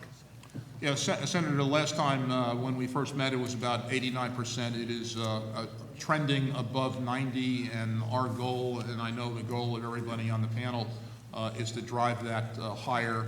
The governor has introduced legislation, obviously, to Buy New York provisions, which I think is incredibly important and will itself have an impact in terms of driving that number even higher. Thank you. I want to revisit one of the issues that a couple of my colleagues have brought up, and that is the bid process. One of the complaints often heard is that very few vendors are able to bid on these contracts, which drive the overall cost up. And I know that you've been working to get the message out, increase the pool of vendors. But subsequently, some of the complaints that I've heard, not just from individual contractors, but whole contracting associations downstate that have regularly bid on these projects over many years, has been that the debarment rule that we implemented is too punitive, and that contractors, simply because they're afraid of being debarred, if in fact things don't work out precisely as they anticipated during the bid process, that they will be cut out for years to come. So they just won't bid on the process, which decreases the pool. Is there something that we can do with your leadership, both internally and from a legislative standpoint, that maintains the integrity of the process? We want to make sure that those that are bidding are responsible bidders, but that we are not being overly punitive and cutting out bidders when in fact there may be some issue that arises during the course of construction. So I'm not going to make specific suggestions to the legislature, but I will say this: the issues that we've heard from the contracting community are in the areas of that it not be retroactive. That was one issue that came up, that this rule shouldn't apply to contracts that are already been made or are under construction, because the contractors might have bid them in the past, differently, or looked at the risk differently. That the fairness of the determination whether a contractor has, gone beyond the schedule and budget limitations to the extent of warranting department should be a neutral assessment. That it shouldn't all be one-sided MTA solo determination. And that there should be plenty of provisions that recognize, and I think Chair Comrie made some references to this, that on individual projects there are frequently reasons that whether it's an unforeseen condition or additional work or other circumstances that cause projects to go longer or to grow in budget. And all of those issues, I think, Senator, are legitimate. And we hope and expect that through the rulemaking process they will be appropriately addressed, so that we can have contractors really excited to work on MTA projects. Well, I agree, and that is our collective goal. So my suggestion would be, if you can, make this a priority of the MTA, because it is a real concerning problem out there. And as we're rolling into this 5-year capital plan, we want to make sure we get it right. And we're not going back and saying, well, we didn't have enough bidders here, or that project slowed down because of this or that, or that the cost is way higher than we expected because there wasn't the amount of bidders. So if we can prioritize getting to a conclusion, whether it's through an appeals process of some sort, or some sort of change in what it is that we've ultimately implemented, I think it would be appreciated by all involved. Thank you, Assembly. Before we go to Mr. Byrne, who'll be next, I want to just acknowledge some Assembly members who have joined us. Assemblywoman Wright, Assemblyman Fall, Assemblyman Levine, Assemblywoman Jean-Pierre. Now, Mr. Byrne. Yes, you've got a mic. Thank you, Chairwoman. I first want to thank my colleague, Mr. McDonough, for allowing me to steal a seat for a few moments. Thank you, Dave. And gentlemen, thank you for being here, as always. I ask this question, I think, each and every year regarding positive train control. And specifically, for my district, I represent an area that the Metro North is an important lifeline to the folks that live in my district but work perhaps in New York City or in southern Westchester. And we've read about these derailments over the past few years, and we've made some progress, I know, with other technologies. And I believe we've met the minimum requirements from the federal government to meet the last deadline, but it just seems we keep inching this forward, and people want to know when is this going to get done. I know there's weekly reports from the groups that's working on it, and they come out with like their level of confidence as to when it's going to be done, if it's going to be done by 2020, and they say 95%, 85% for Long Island Railroad and Metro North. I want to know what your level of confidence is that this is going to get done before December 2020, because we've been talking about this for years. I mean, I feel like it's well over a decade now since they first started talking about this, and we want to make sure this is done. So could you just give us your level of confidence? Is this going to get done by December 2020? So the short answer to your question with respect to Metro North and Long Island Railroad is yes. But both railroads are going to make the December 2020 deadline. We did have, and this is public and played out in our board meetings, issues with Siemens and Bombardier. Those issues are behind us. The Metro North is 50 miles of revenue track service have been outfitted with PTC. 4 of 9 segments are in revenue service. 75%, the following lines are 40 to 75% complete. Harlem and Hudson to Grand Central Terminal, New Haven Segment 1, New Haven Segment 2, and the New Canaan branch. In short, both Long Island Railroad and Metro North will make the deadline. We are reporting to the board and the joint Metro North and Long Island Railroad Committee monthly. We've had senior representatives from both Bombardier and Siemens come to our board meetings. We are in constant touch with them. It is something that I am personally involved in overseeing, and both railroads will make the deadline. Thank you. You're welcome.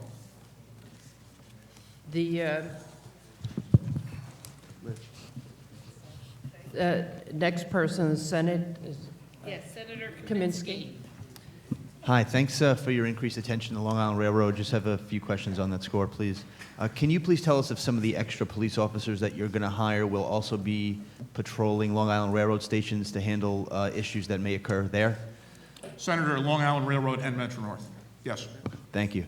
And can you also, I guess specifically Mr. Lieber, are you able to tell us an update on Belmont, what some of the, where we are now and what some of the next milestones are that we're hoping to reach for the Belmont new station? Well, I think that the important thing is that we've selected a contractor and we're ready, and that award has been approved. We have to finalize the financing the financing backstop to make sure that the full amount of that contract is covered. But other than that, we're ready to go and to start work on this important project. Okay, and when will riders first be able to use the station, either one side or the other? I want to get back to you on that one. Okay. Just a specific thought overall with respect to Long Island Railroad interacting with the Climate Leadership and Community Protection Act that was passed last year. There's some questions raised about the purchase of some diesel engines for the Long Island Railroad, and obviously you guys have a lot of questions to figure out as to how soon you need things versus when new technology is available. But I was hoping that at some point the railroad would be able to come out with an overall plan in terms of how it's trying to decarbonize, when it will be electrifying more tracks, when it will be taking diesel locomotives out of service, and just have whether it's a 5 or 10 year plan or something. I got the impression it was a little haphazard. You kind of buy things when you need them, and it concerned me that the state is going in one direction with decarbonizing, and the railroad was kind of not with that. But obviously, you guys have to make tough decisions, but I wanted to bring that to your attention. Hope we can get a more comprehensive plan together.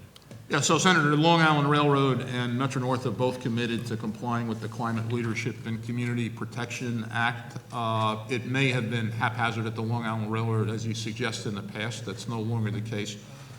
We're very focused on being at every part of the MTA, being responsible stewards, including with respect to climate change and environmental issues. And the low-emission diesel locomotive issue, which the Cures Group has brought to the attention of the board regularly, has been taken seriously and will be taken into account in procuring locomotives going forward.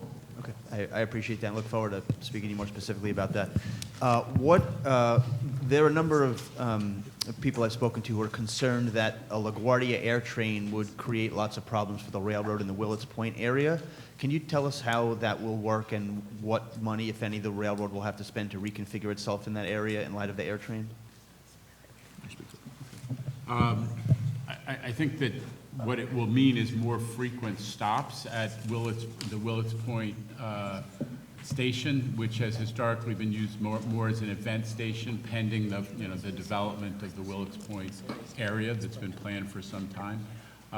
So it'll be more service, definitely, and the station itself is going to be, is going to be rebuilt and expanded and given full accessibility. So it will be a benefit from that standpoint.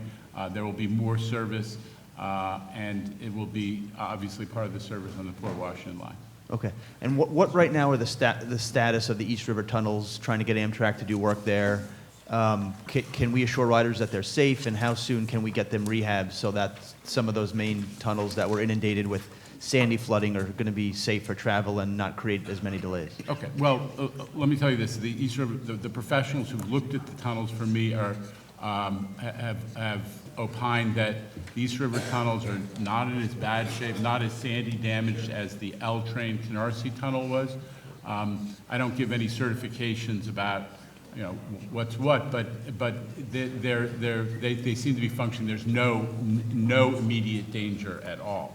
Number one. Number two, our goal, and we've literally had a series of large meetings with Amtrak that including one that took place yesterday. Our goal is to get Amtrak to consider some of the innovations in tunnel repair that we discovered as a result of the L train experience, and they have committed to us that they will look at them in earnest. My goal being to have as much of the work done nights and weekends so that you could minimize the duration of any full tunnel outages that need to take place once East Side Access opens in 2022. So I'm working on that, and I have Amtrak's commitment that they will consider all of these innovations to try to shorten the duration of any tunnel outage. All right, thank you. Look, I'm going to knock on a lot of wood as I say this, but I think we're in a very different place than we were just a few years ago in terms of railroad reliability. I hope we continue to focus and work together to make it even better. Thank you. Thank you. Assembly. Assemblywoman Rozak. Thank you, Madam Chair.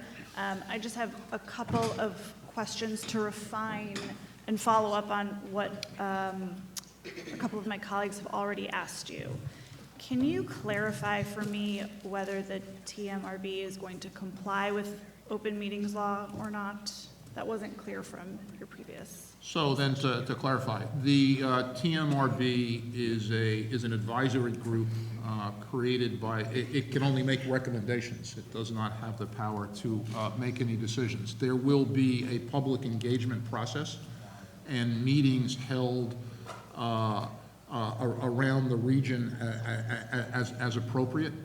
And I'm aware of the open government opinion, and whether that applies to an advisory group is at least unclear to me, but there'll be a public engagement process of this advisory group. I would hope that you would put an emphasis on transparency. We certainly do. In terms of the Queens bus redesign, you've talked sort of in broad strokes about public engagement and additional workshops. A couple of my colleagues have already mentioned that.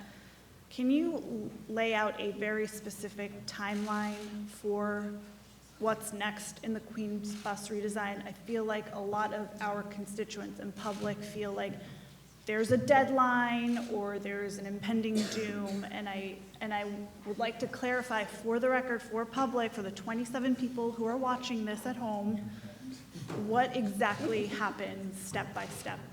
So let's step back a second. The draft report was issued on December 30th, so about 3-4 weeks ago, less than a month. It was always intended that there would be town halls and public meetings, and a number of you on the panel have held those. I understand that additional town halls and public meetings are scheduled that will include New York City Transit bus personnel. I've looked at that schedule for the rest of January. I think frankly, there ought to be more public meetings involving both elected officials and our customers. Footnote to the 27 people listening, but to everybody in the room and everybody who's concerned, there is no deadline. There is no date by which the Queens bus redesign has to be completed. We ought to complete it when it's gone through a thorough vetting by elected officials and advocates and customers. I would expect that there will be versions of the bus redesign to come. So there is no deadline. We're going to, as we've done in every prior borough, do this right and make sure, and there's a balancing, as I suggested before, that has to be made on each of these things, including bus redesign, but we're going to do our best to get it And will right. you commit to coming back to the delegation and Queens legislators before the next round of the draft comes out? Yes. Okay. And finally, you know, I think a lot of what Assemblyman Carroll spoke to earlier was that the public feels almost heartbroken over Andy Byford's resignation and his departure. You spoke to it earlier, Mr. Lieber, but how can you assure the public that his departure is not actually a blow to the system, that we're not going to go back to the previous ways of doing things? What can you actually tell people so that they still go on those buses, that they still take the subway every single day, knowing that we're going to get better from here, or not? So let me note the following. The MTA is a better, more capable organization than it was 2 or 5 years ago. I believe there's empirical support for that. The empirical support is on-time performance at New York City Transit and Long Island Railroad and Metro North. What was up? It's come from appallingly low levels at New York City Transit to the 80% number that I reported for the last 6 or 7 months, and the first time in 6 years. But the similar thing has happened at Long Island Railroad and Metro North. We've made progress on buses. We've made progress on paratransit. Andy Byford did a terrific job and has made a significant contribution to the MTA and to New York City Transit. One of the things that he achieved was to build a team, which I believe is going to continue the momentum. But the leadership of the MTA at senior levels and at many levels is new to the organization and is committed to continuing, reforming, and improving customer service. And I'll also note that ridership is up on New York City Transit, one of 2 transit agencies in the country, according to APTA, which speaks that customers are coming back. We're committed to continuing the progress and to building on it. And can I just say one last thing, that your previous comment about the express buses, the expenditures that cannot be adjusted to justify low ridership, to me is unacceptable, and I think a lot of our colleagues feel the same way. Thank you, Senate. Thank you. We've been joined, oh no, he's left already. I'm sorry. Okay, sorry. We've been joined by Senator Tom O'Mara. We were joined briefly first by Senator Jamal Bailey, and we have Senator Kevin Thompson up next. Thomas, sorry. Thank you for your testimony today. I represent Mid-Nassau County, and as you know, the third rail is bringing about a lot of change. But it was reported that contractors that were assigned to this project were receiving incentives for not annoying homeowners around the region. In one report, they showed that even though there was a contract with them, they were given X amount of dollars every 3 months if the homeowners weren't complaining as much. Is this good policy when taxpayer money is going towards incentives for something that they were supposed to do in the first place? Okay. One of the many ways that the Third Track project is innovative is that it includes, I think, 70 or 80 different environmental commitments that we held the contractors to as part of that project, and commitments to the community on traffic, on noise, on many other things. One way that we incentivize the contractors to make sure they are the best possible neighbors is to allow, and this is different and innovative, is to allow people who live along the right-of-way to actually give them scorecards. And we do it on a quarterly basis. So it's one way of holding the contractors' feet to the fire. They have a portion of their bonus. They have bonus incentives for schedule and budget. That's good policy in all construction. But they also have a small portion of their bonus that's attributable to how well they do in terms of community satisfaction with their compliance with all those environmental and community commitments.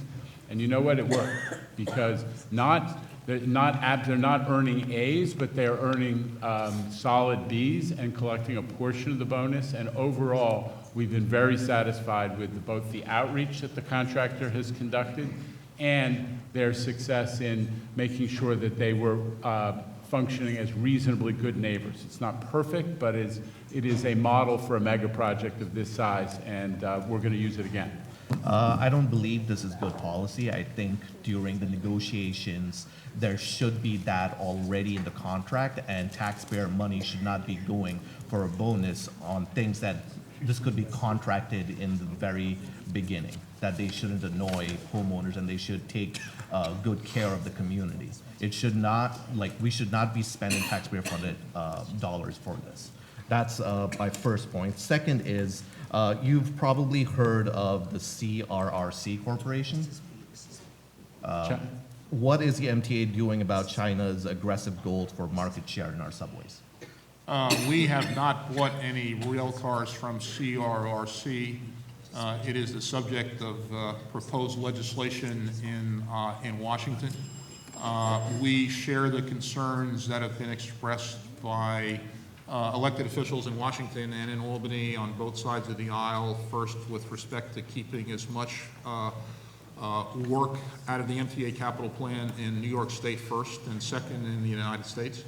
And second, share concerns about the possible infiltration of Chinese state enterprise companies putting surveillance and other technologies in those products. Thank you. You're welcome. Thank you, Assemblymember Otis. Thank you. Assemblymember Otis. Gentlemen, nice to see you. Wanted to ask a New Haven Line question. This is the issue of the overcrowding on New Haven Line trains. We're going to be having Penn Station access, which is going to maybe move some people around. We have new replacement cars coming online in the current capital plan. But the concern is that our overcrowding issues on many trains is not going to get addressed by increased capacity. I think it probably requires a more dynamic analysis by your folks to really sort of see what the changes are going to bring, where they're going to open up seats. But I think what I would be looking for in terms of help from you is a partnership in just trying to see that we could bore down on where the problem areas are and get some resolution and some assistance to many riders who are standing basically every day on certain trains, some relief and some planning around that. So, Member Otis, we share the concerns, would be happy to work with you. As I mentioned, we're going to get 66 M8s by the end of this year, point one. Point two, we will be conducting a study to look at the feasibility of other options, for instance, multi-level trains on lines like the New Haven to provide additional capacity. And we're also, Metro North either is already or will shortly conduct a study of potential new yard sites along that line to deal with overcrowding as well. We share the concern and look forward to working with you on it. Thank you, and I just say as a brief observation, you get a lot of questions from everyone here, but I like to reflect upon the fact you run a very large, old system with existing demands, repaired demands, new demands, and so I think we all want to be partners with you on what is an enormous task. and you deserve credit for actually taking it on, because it is not easy, and if anyone were to purport that it was easy, they would not be accurate. So, thank you very much. Thank you. Senate? Thank you. Senator Diane Savino? Thank you, Senator Krueger. Nice to see you again, Pat. A lot of the questions that I would have asked have already been covered, so I'm not going to go over them again. I just want to hit on a couple of key points. Of course, near and dear to me is the Verrazano Bridge discount. I see the governor has included it. Do we anticipate legislature needs to increase our commitment to it, or is that money that's in the governor's budget sufficient to keep the bridge discount at $5.50? That's the first question. The second one is on the issue of BRT for the North Shore of Staten Island. Is that part of the capital budget? And then, of course, your people, your staff has worked with me over the past couple of years to pass a bill in the Senate that addresses the issue of sex offenders, repeat sex offenders, assaults on MTA workers, as well as a ban. We passed the bill almost unanimously in the Senate. The governor has included some of the language in his budget. I believe the bill that the Senate passed is more comprehensive and actually gets to the root of the problem. So I would hope that you would remind him that we don't need to reinvent the wheel, we just need to turn it, as he likes to say, pass the Senate bill, and not try and water down our proposal. So, Senator, on the first issue, we believe that the funding that the governor's provided in the executive budget is sufficient. With respect to the second, that is BRT is being studied. It is not included in the capital plan beyond the study, but that study, I think, will inform what our next steps are. And I think we join with you about the concern that was addressed in the governor's executive budget about serial sexual assault recidivists, and support that piece of legislation. I don't intend to get involved in the discussion of that bill between the executive chamber and the legislature. I think there are others that are better qualified and smarter at that than I am, but we do support passage of that bill. Thank you. I just want to say thank you for finally making the commitment on the F Express all the way out to Coney Island. It has been a game changer for a lot of people.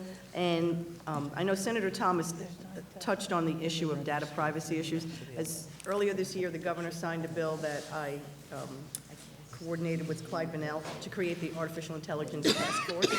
There will be appointments made, but AI is definitely going to affect your industry, whether it's robotics, automatic running trains, and I would hope that at some point we could get together to discuss the effect of artificial intelligence in robotics, as well as data privacy concerns. Be happy to do that, Senator. Thank you. Thank you. Assembly. Assemblywoman Hyman? Thank you. Thank you, Madam Chair, and thank you, gentlemen, for being here. I have a couple of questions, and I'm going to try and get this all done. There wasn't a dollar amount with the Queens bus redesign. I haven't heard any specific amount. I don't think a dollar amount was included in the report. I don't believe that it's written in law that these have to be neutral from a cost point of view. Certainly from a financial point of view, that's a prudent thing to do. And I think where there's a need for additional bus service, it's incumbent upon the MTA to find the funding to do it. I asked because that's what we were hearing when we met with Mr. Byford about 2 weeks ago, was that there wasn't enough money. And one of the things when we agreed to congestion pricing, especially the Queens delegation, it was with the understanding, like my colleagues have said, that we were going to make sure that we had the necessary bus routes improved upon and not reduced. You all are not, I know the mayor has a plan for the BQX. He hasn't reached out at all to you as far as funding or being involved in any part of that. The BQX? No. Okay. And the last thing, I just wanted to reiterate the comments of Senator Liu, is that when we talk about the regions of Queens, especially Western Queens, that do not have access to train stations, that we must really focus on making sure that we expand those areas when it comes to our buses. And lastly, the Atlantic ticket is a success, and now it's a normal thing. Is there any chance of expanding that to Penn Station? for Western Queens? The Penn Station issues, and I'll defer to Jano in a second. The reason we haven't extended to Penn Station is because of the capacity issues that are Penn Station that are obvious. Jano's is working on projects to expand both station and track capacity, but that's not going to happen in the short term. Yeah, I think the attracting more people to Penn when you've already got a system that is, they can't handle the ridership that exists now is probably not in our collective interest. The Atlantic ticket has obviously been very successful in part because it utilized a portion of the system that had additional capacity. But the governor's plan to grow Penn Station southward to create this new section of the so-called Empire Station Complex, a new Penn Station with 8 new tracks, would give us the capacity to accept a lot more service from all over the system, and that might be helpful to the neighborhoods you're thinking about. Oh, and lastly, I agree with banning repeat offenders from our transit system, but how will the MTA be able to enforce that? Is there any talk of facial recognition software? I'm sorry, facial recognition software? How are you going to enforce keeping repeat offenders off of our transit systems? So, Chief Delatorre and Chief Coogan have told us that the officers on the NYPD have a list of pictures, and it's a relatively small number of sexual assault recidivists who account for a disproportionately high number of the violations. Obviously, using 21st century technologies like facial recognition and other things in appropriate ways with concerns for privacy issues ought to be explored. So it's not, the MTA doesn't have pictures of repeat, the MTA police, I'm asking? The MTA police do, most of the policing of the subways is done by the NYPD. No, the two departments share those pictures. Okay. Of course. All right, thank you. Senate. Thank you. Senator Susurino.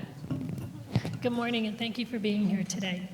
Last year, the MTA Rail Act was passed as part of the state budget, and at the time I was encouraged to see that the authority would have to undergo an independent forensic audit, something I've been calling for, as you know, since I first took office. I did, however, express the concern about the timeline, specifically the requirement that the MTA complete the reorganization plan by June 30th of last year, but the independent forensic audit was not scheduled to be completed until January 1st of this year. And I don't know how you effectively reorganize without knowing what problems need to be addressed. Just ahead of the deadline, you released what I would call a flimsy report. The Daily News actually, I think, called it a fake audit. Can you tell me why you paid almost $1 million to an accounting firm to comment solely on the planning process instead of abiding by the law that, quote, requires a complete and thorough examination and detailed accounting of the authority's capital elements? Well, first, I would disagree with the premise. This was a real audit. This was a forensic audit. Crow is a recognized expert in this field. They've done this for other major transit properties domestically and internationally. They took their time and exercised generally accepted governmental auditing standards in doing their work. They went out into the field and they did extensive, investigations and examinations. They did not give us a clean bill of health. They said we're doing a number of things that are good. They did say that our capital planning process was consistent with industry-leading practices and required no modifications of the 20 to 24 capital program. However, there were 3 areas that they said, or 3 areas that I'll mention, that they said we could improve. One was cost estimating. They said that we didn't have enough benchmarks, and we're working in that regard to do that. Asset inventory, asset condition database. Basically, we don't have the same level of information about our full asset inventory. Some we have a lot of information, some we have less, some is dated. The planning procedures, they said they weren't fully documented. Now, part of that, excuse me, is because each of the agencies had done this work on their own. Well, what we're doing now under Jano's leadership in the construction and development group, we're bringing it all together.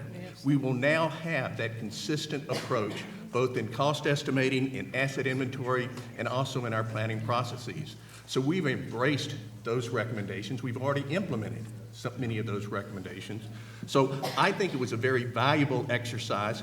It pointed out things that we needed to improve, but it also said the 20 to 24 capital program was put together properly. So I do think it was a valuable use of money. Okay, and like Senator Seward had mentioned, he brought up that an in-depth analysis shows that the MTA construction costs are about 7 times higher than the global average. I know you spoke briefly about that, but I want to move on. So I'm just renewing my call on you to go back to the drawing board on all of this. Riders deserve better, and more importantly, the constituents in my district who have been forced to pay fees and taxes into a broken system for years deserve answers. Last year, you also put forth a plan with the stated goal of providing MTA riders a, quote, voting voice.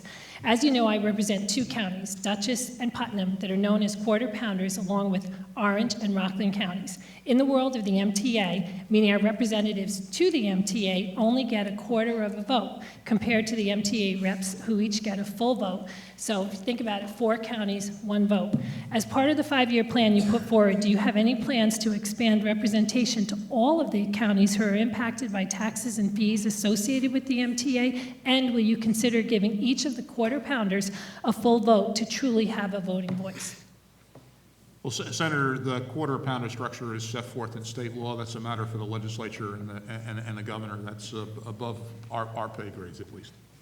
And then I look forward to moving something forward. Thank you. Assemblyman McDonough. Very much. Good morning. I have one major question, East Side access. I've been down there a couple of times since '06 myself. I've seen what's going on. What's the delay? Is it the tunnel complete yet? The boring of the whole tunnel? The civil work, the caverns, the physical structure of the facility is complete, and we invite you and other members of the legislature to visit it again. It's going to open in 2022.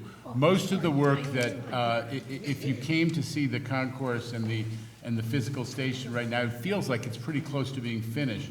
The finishes, the tiles, the stone, it's all up.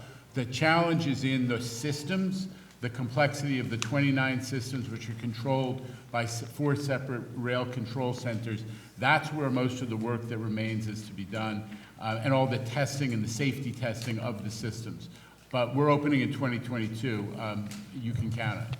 But the tunnel itself is complete, because I was there when they were still doing that. There's no additional civil work that needs to be done. The tracks are mostly in, but the physical tunnel is very much in, has been for some time. So you believe the 2022 date is realistic? Yes. Okay. Let's hope. Thank you very much. Senate. Thank you. Senator Jessica Ramos. Good morning. Hello? Is it, all right, good. Good morning. How is everybody? So I want to start by putting on my labor chair hat, actually, and I want to ask about contracting out work. Now, it's my understanding that a lot of different work is being contracted out to different companies that often end up with a bill of $85 an hour versus paying the actual transit workers that are already authorized to work at the MTA who are paid $38 an hour. So I want to understand, why are you contracting out work that can be done in-house when it's so much more expensive? Well, Senator, all work that's contracted out on the subways is work that is allowed to be done under the collective bargaining agreement or is pursuant to a specific agreement with the TWU, and in some cases there are specific agreements. Among the reasons that we might contract out is special expertise. 1, there may be an emergency need. 3, there may be work that requires volumes of numbers of people beyond the TWU workforces, et cetera. I think it's very factual and depends on the specific circumstances. It's a hard question to answer. Yeah, no, and it's something that I intend to dive into a little more. Okay. Also, along these lines, at the last hearing, you mentioned steps to decrease risks that cause the MTA premium charge that is often included in bids. How's that going? And would you consider the MTA's practice of debarment as cause of limited bidding on high costs? So we've talked a little bit about debarment today, but to your question about whether we're making progress in addressing the issues that cause contractors to lift the premium, I'll just tell you one. We've done a lot, and I've gone through a lot of it today, but I went last week to the General Contractors Association Executive Board and talked about all of these issues, how we are making the contracts fair, putting timelines on the MTA side of a contract arrangement where we have to respond to the design submittals faster, we have to process change orders faster, we have to make all of the decisions that drive a project faster, timely, and more effectively. And the gentleman who is the executive director of the General Contractors Association, of his own initiative, said, I worked on a job. He worked on the third track project in Long Island before he came to the GCA. It's true, they're doing all of this stuff. They are turning around things in different timeline. They're actually getting rid of the one-sided dispute resolution process, which so many contractors complain about. I think we have the confidence of the industry that we are making progress on those issues, Senator. Okay. And I want to believe you, Jano, but I do want to start by commending the budget portals that the MTA has created. I think that it has increased transparency to a certain degree, but there are still major gaps regarding specific projects.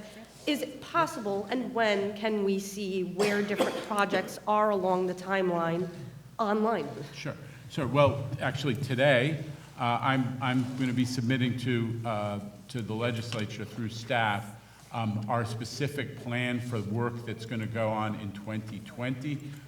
That is the remaining work from the existing capital program and the Sandy work and so on. So you'll have specifics on all of that quarter by quarter. I'm going to be providing more detailed project by project in the next couple of months, and that'll all be on the portal. And one area that hasn't improved, it seems, it's in foils. My office is, of course, working to figure out how we can increase transparency across all agencies. But is it possible for the MTA to produce a monthly report or a quarterly report so that we know where FOIL requests are and when they will be complied with? Senator, I think on that subject, we have work to do. We do have a new FOIL software. I think it's called FOIL Now, if I have it right. And there is a new chief FOIL officer who came from a law firm where they worked on e-discovery and getting information out. I think we've got progress to do in the FOIL area. And let me consider your request and come back. Thank you, I appreciate that. Assembly. Assemblywoman Simon. Thank you. Let me just go to my notes here, sorry. I have a couple of questions for you. One is about the direction that you'll be pursuing with regard to signaling on the subways, which now that things have been changed and we know that Pete Tomlin is going to be leaving as well, and he had been brought in particularly to address that issue, and I know the governor has proposed the ultra-wideband, which we don't have a lot of data on, having been tested, and we know that the communications-based train control, the CBTC, is very successful and has worked on the two lines that we have it. How are we going to be addressing that? Because obviously the signal issues are huge issues throughout the system. Well, I think we've got 3 signal projects underway right now. You've got Culver, the F train. You've got the Queens Boulevard line CBTC project, and we just awarded the 8th Avenue line. So you've got 3 major signaling projects in the existing program that are underway right now, and they're going.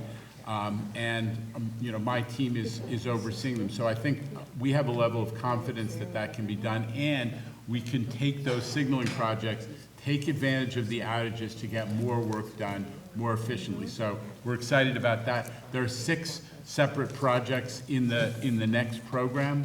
And we are readying for the procurement of those jobs. And as you say, CBTC will probably form the backbone of the modern signaling, but we are also looking for opportunities to adopt ultra-wideband as soon as the safety certifications can be gotten through, because so far the testing has indicated, it's not final and definitive, that ultra-wideband can cut the amount of time and the amount of work that needs to be done to install a new modern signaling project, a new modern signaling system. So we're excited about where things are heading. I said it earlier in the hearing, we have full confidence that we have the signaling know-how. I mean, CBTC, as you said, is not a brand new system in many ways, but we have the signaling know-how at the MTA and among our consultants to deliver that.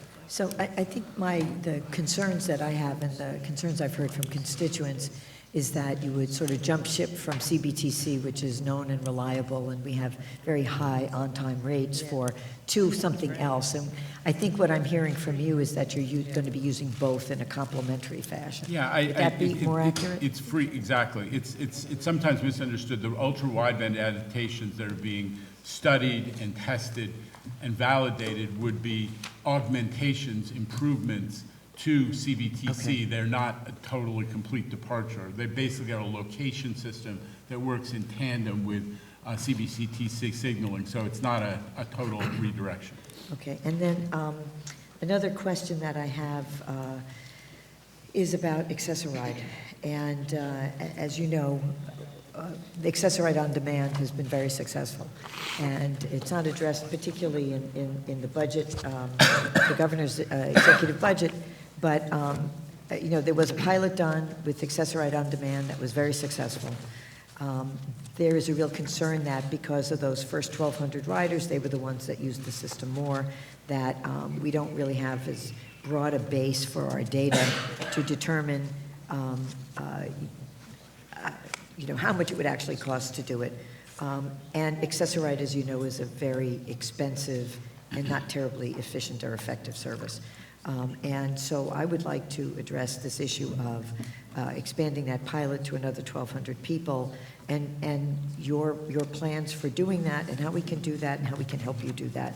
Because I think we're not going to get very far. We're not going to get people with disabilities to work paying taxes if we can't get them to work. And I think this is just something that fundamentally needs to be addressed in a very serious way. We agree. The phase one of the eHail pilot, which included those 1,200 people, by the end of the first quarter, an additional 1,200 will be added.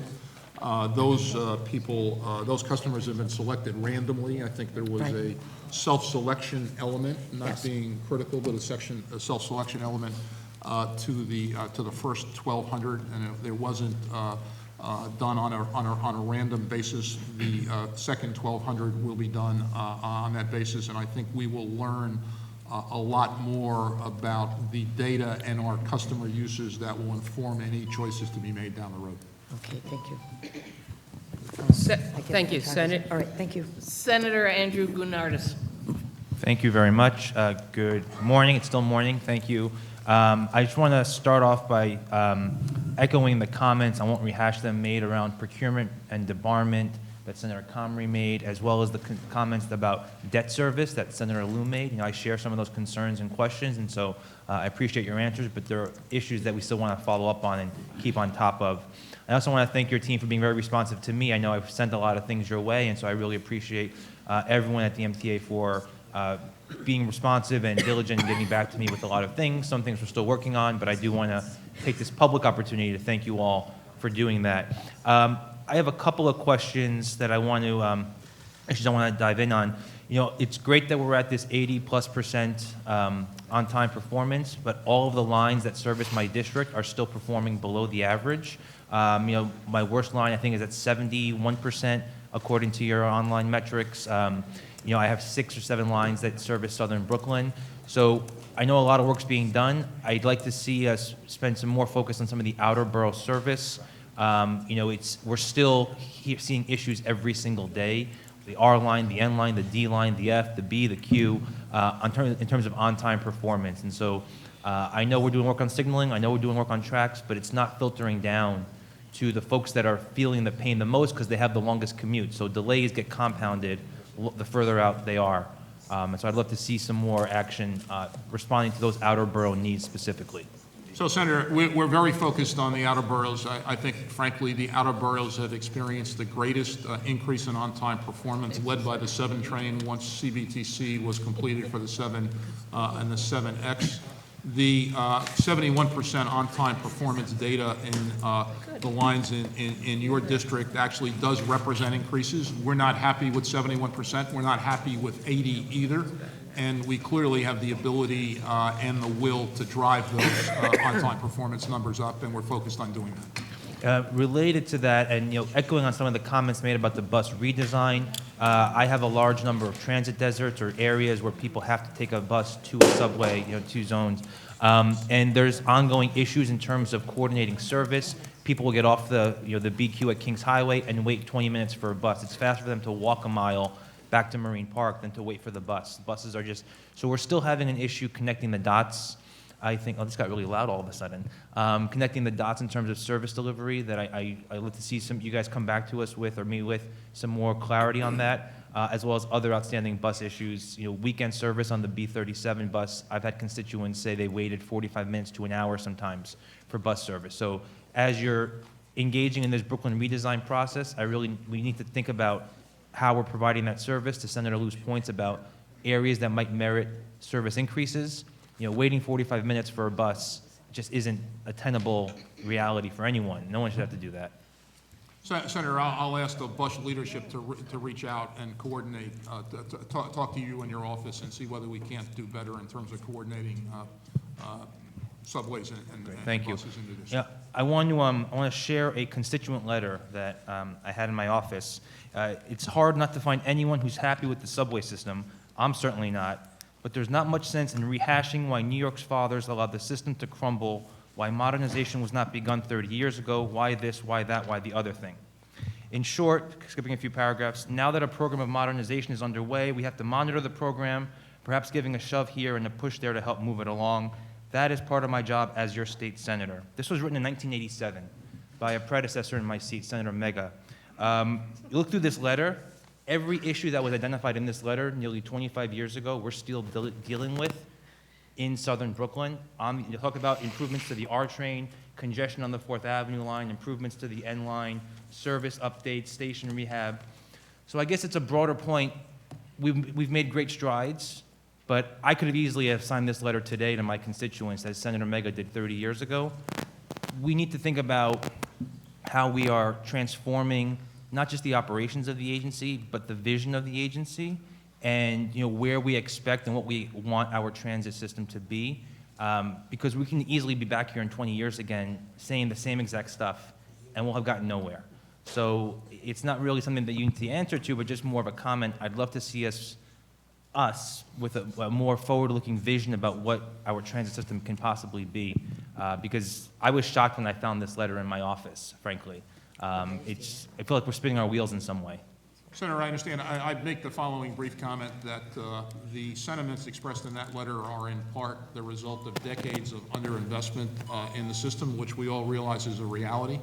The legislature's decision to approve central business district tolling and to enable and the CPRB's deemed approval of the $51.5 billion capital plan will, I believe, address those issues and continue the momentum of progress forward. Thank you. Thank you. Go to Assemblyman Fall. Great. Thank you, Madam Chairwoman. Thank you, Chairman Ford, for your leadership and your team for, I guess, following up for the questions that I had during my last hearing. Happy to hear when the trains will be coming to Staten Island. And I'm also happy to see some of the train station upgrades that we're going to have in the district, as well as the capital investments on the Verrazano Bridge. Speaking of Verrazano Bridge, do you know when the implementation of the two-way tolling will begin? I'm sorry, Member Fall. The implementation of the two-way tolling for the Verrazano Bridge? It will be around June. Around June? Around June. Gotcha. And I'll come back with a more specific date. But of this year, 2020, correct? Yes, sir. All right. And the redesign of the local networks. My understanding that there was a public meeting held in one of the other boroughs, and the public was outraged, and I guess there was some sort of miscommunication. And I know that we're supposed to be redesigning the local networks on Staten Island relatively soon. And I'm trying to, of course, prevent something like that from happening in my borough, so I want to make sure that we're communicating. And do you have an idea of when that process will begin as well for the redesigning of the local networks? Member Fall, let me come back to you shortly. I just don't have it at my fingertips, but I'll get it for you. Not a problem. And I'll get it for you before the hearing's over. Not a problem. And as far as my favorite topic, the BRT, is there any news on BRT? Well, the Staten Island North Shore study, EIS is underway. The West Shore study is underway as well. And I think you captured it. yeah. All right. And is there a timeline when that's supposed to be completed?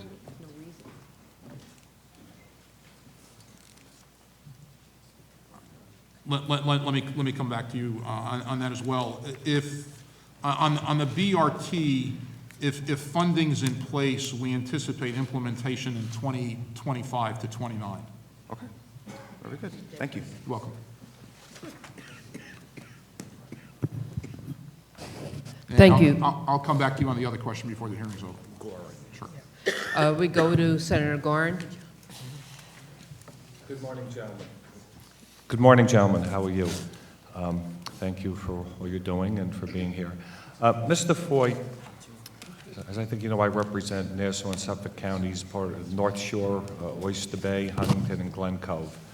And in your testimony, you've kind of summarized that the capital plan as it relates to the railroad, together with Jamaica capacity improvements and the others that you referenced here today, this will enable a 50% increase in peak service between Manhattan and Long Island. Now, specifically with reference to the Oyster Bay line, we have a line that if we could get 15% more peak service, I think that would be a major improvement. We have a big, almost empty parking lot in Oyster Bay that could be used.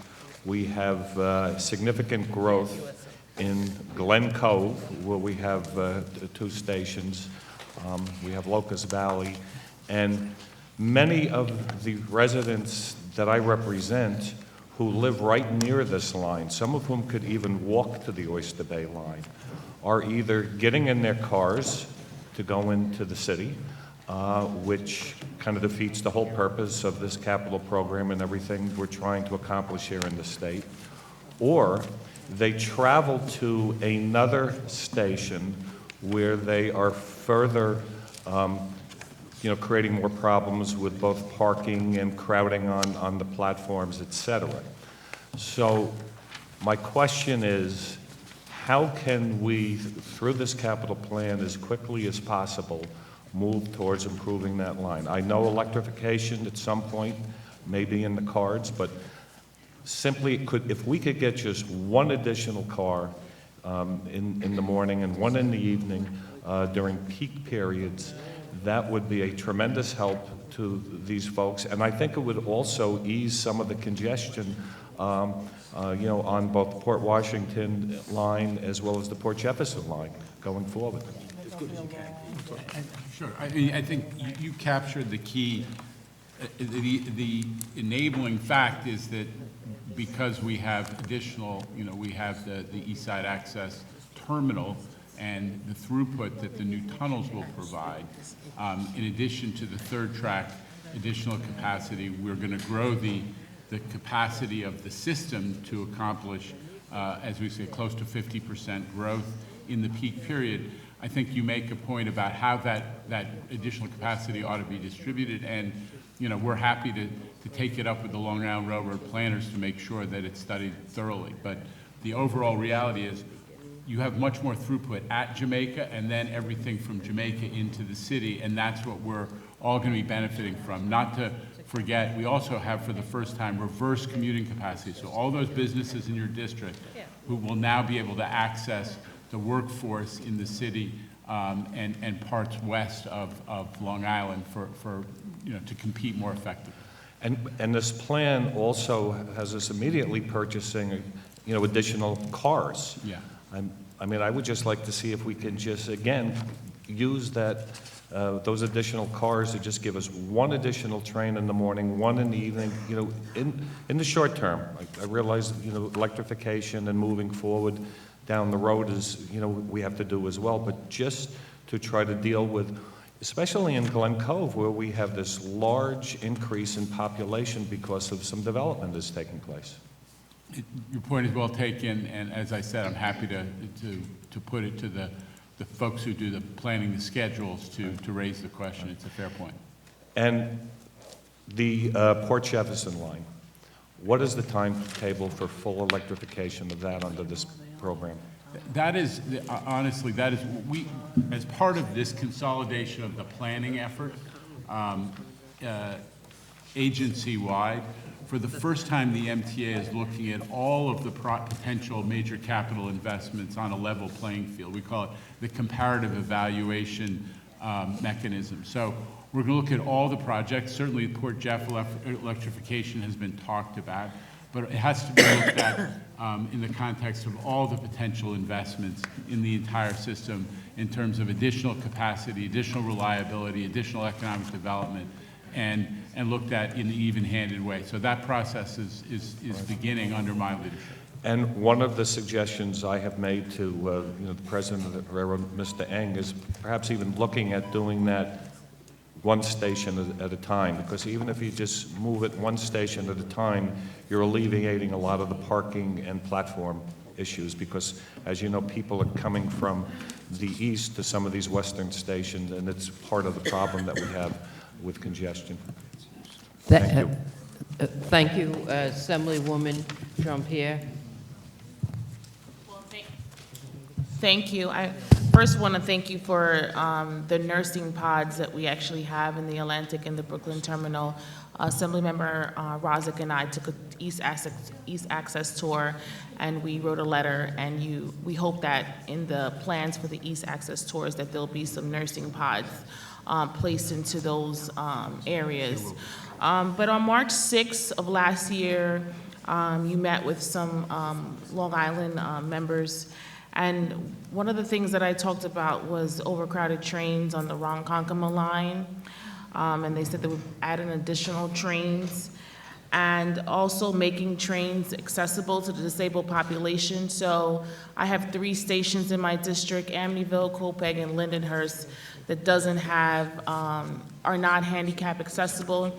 Actually, in one of my train stations in Amityville, and I've said this numerous times, there's actually a ramp on the escalator, where a ramp was put for wheelchairs for them to go on an escalator, and that's the most dangerous thing that you can ask the disabled population to try. And the third thing was we discussed Rail Spur, which was giving, so around Long Island railroads, there's the industrial industry where a lot of these companies would like to do Rail Spur and able to take some trucks off the road, but to be able to use the tracks to transport some of their products. And I didn't see where we are with that from our last conversation on March 6th of last year.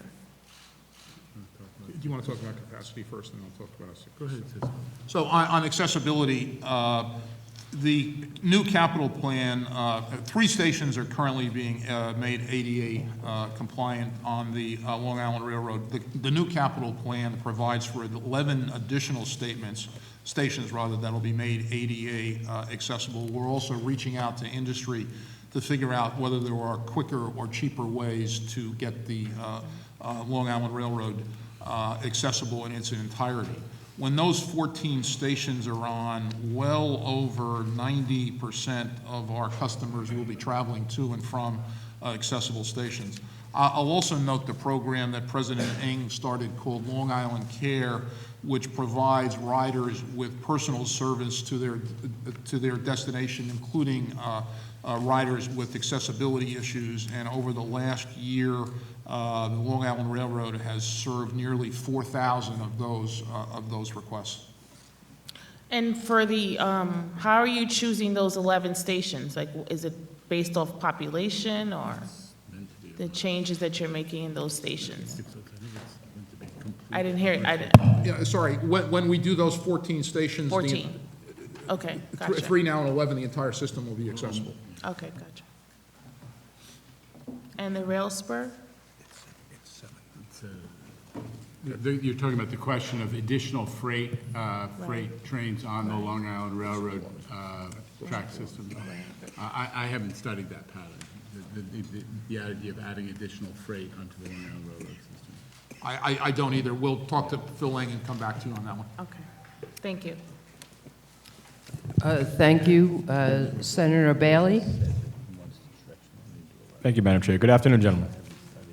So first, let me thank you by your commitment to Co-op City with the Bronx bus redesign. You really listened to the constituents of Co-op City, and you understood that it was not an area that you could simply break up like you do other communities. It is very interesting in the way that the design is and the part of the Bronx bus redesign. So I would like to thank you for taking Co-op's unique nature into consideration when providing for buses. I will say my constituents want more buses. I got to throw it out there, but I'm really appreciative of what you were able to do in terms of being flexible based upon your original plan, and I wanted to thank you for that. Thank you, Senator. So the question I have is about the continued ADA accessibility problem that we have. And again, thank you for the Meshulah Parkway Station for finally making that accessible. It's long been necessary that we've had to do that. It's between 2 major hospitals,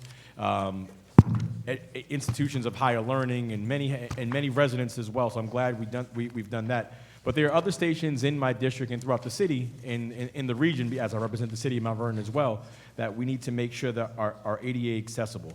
Do we have a greater timeline as to when the completion of the Bronx specifically, the ADA accessibility will be done?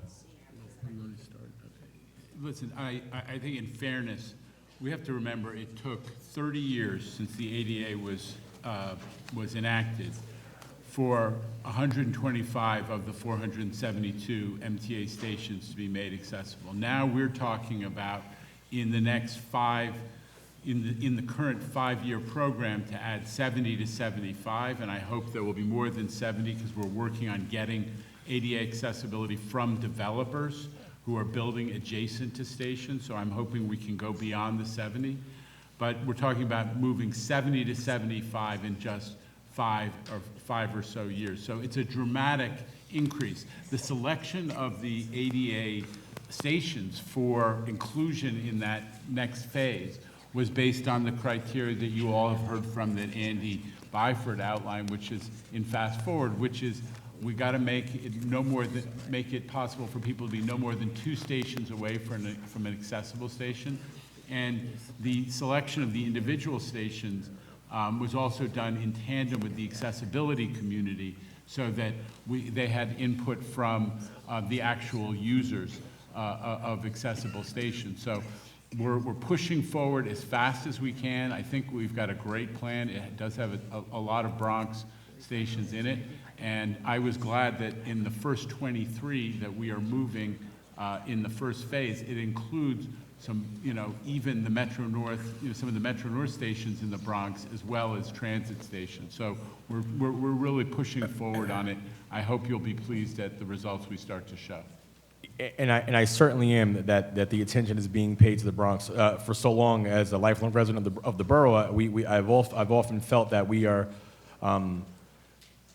the last to the table in so many different things. That's certainly changing nowadays, but I implore you to keep us in mind in terms of when you do that 75. We're in outer borough, we're a little further away from the heart of the city, what people consider to be the heart of the city, but we're just as important as anybody else. I just want us to make sure we keep that in mind. And as far as making sure that anybody, Bronx or not, is accessible, public transit is public transit. Just because you have a temporary or a permanent disability, you should still be able to get where you have to go. And we're behind schedule as far as ADA accessibility in general goes. But I want to use my last minute and change on the city of Mount Vernon. We placed some money for the fixing of some bridges, the mending of some bridges, I should say, more artful term, in the city of Mount Vernon with this capital plan. Do we have a timetable as to when that's going to be completed? Because I think it's related to the Metro North, yes. Senator, we'll come back to you with the timeline on the Mount Vernon bridges. A number of them have been completed already.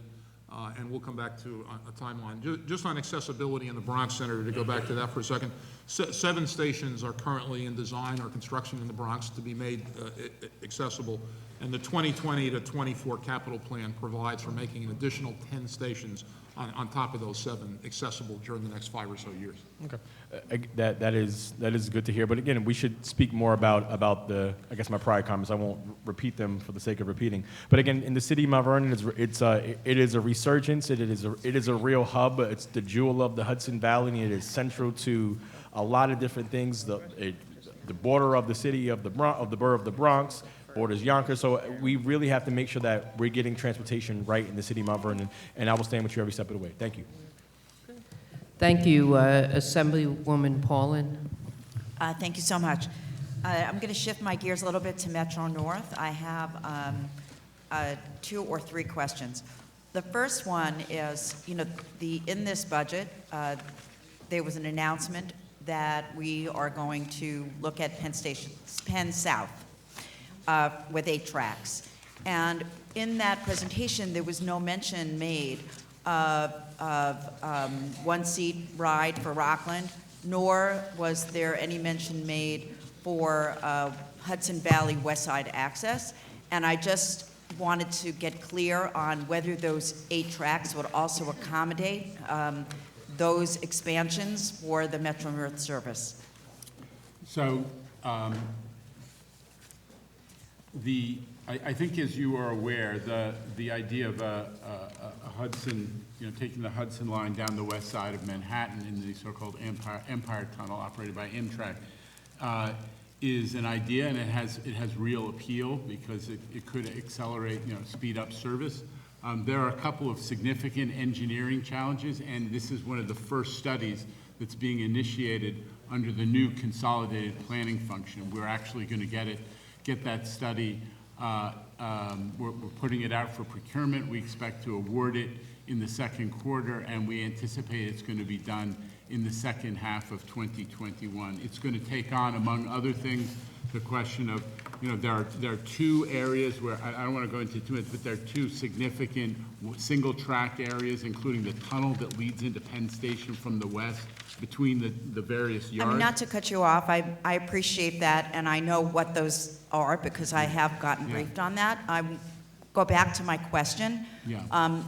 Are the 8 tracks sufficient to accommodate West Side Hudson access and one-seat ride for Rockland? I get that we're going to be doing studies, but has that expansion project, which we're going to do once, taken those 2 projects into consideration?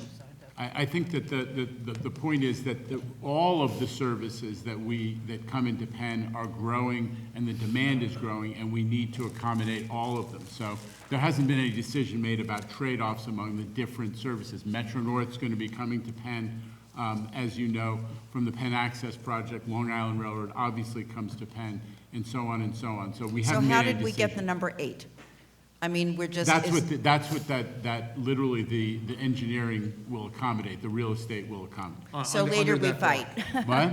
Later we fight over what those could be, essentially.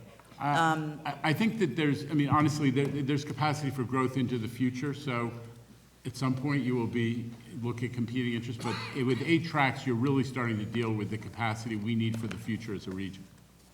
And, on some of the other things, and I'm not going to go into great detail, we have gone back and forth, 26 assembly members wrote, you've written back, on the needs for Metro North, including rolling stock expansion, ADA accessibility, and potential 3rd track on the Harlem line for reliability. And really nowhere in the letter is there an indication of, there was almost a, I wouldn't say defensiveness, but an acknowledge or a reiteration of what we're seeing in this capital plan versus seeing anything that we can accommodate. I am personally, and I think all the members are very concerned about the rolling stock. Seeing debarment, we believe, has caused a competitive problem and a delay. We read so much about these delays for rolling stock and for cars generally, and pushing out for trains that are essentially, their useful life is 2018, pushing it out to 2020-24 gives us great cause and concern. So is there room for the, if we begin to see, like we fear, trains essentially falling apart, there's no replacement parts, because these are, as you know, outdated. Is there room in this plan to accommodate that? And I would just add, with ADA accessibility, since Metro North is the one transit partner that has the least comparative ADA, only 4 are in this plan compared to hopefully all in Long Island, and I heard that. I'm not sure it was completely what I heard. I was a little confused with the 11 and 14, since I thought there was something about 9 and 16, but since we are the poor stepchild here, on ADA accessibility, is there room to add to that, considering these are very small costs comparative to the overall $51.5 billion? And third track, reliability. Are we going to see any progress, in any more power stations built? Is there room in this plan? Is there a negotiated ability for us to have more room in this plan to bring us up?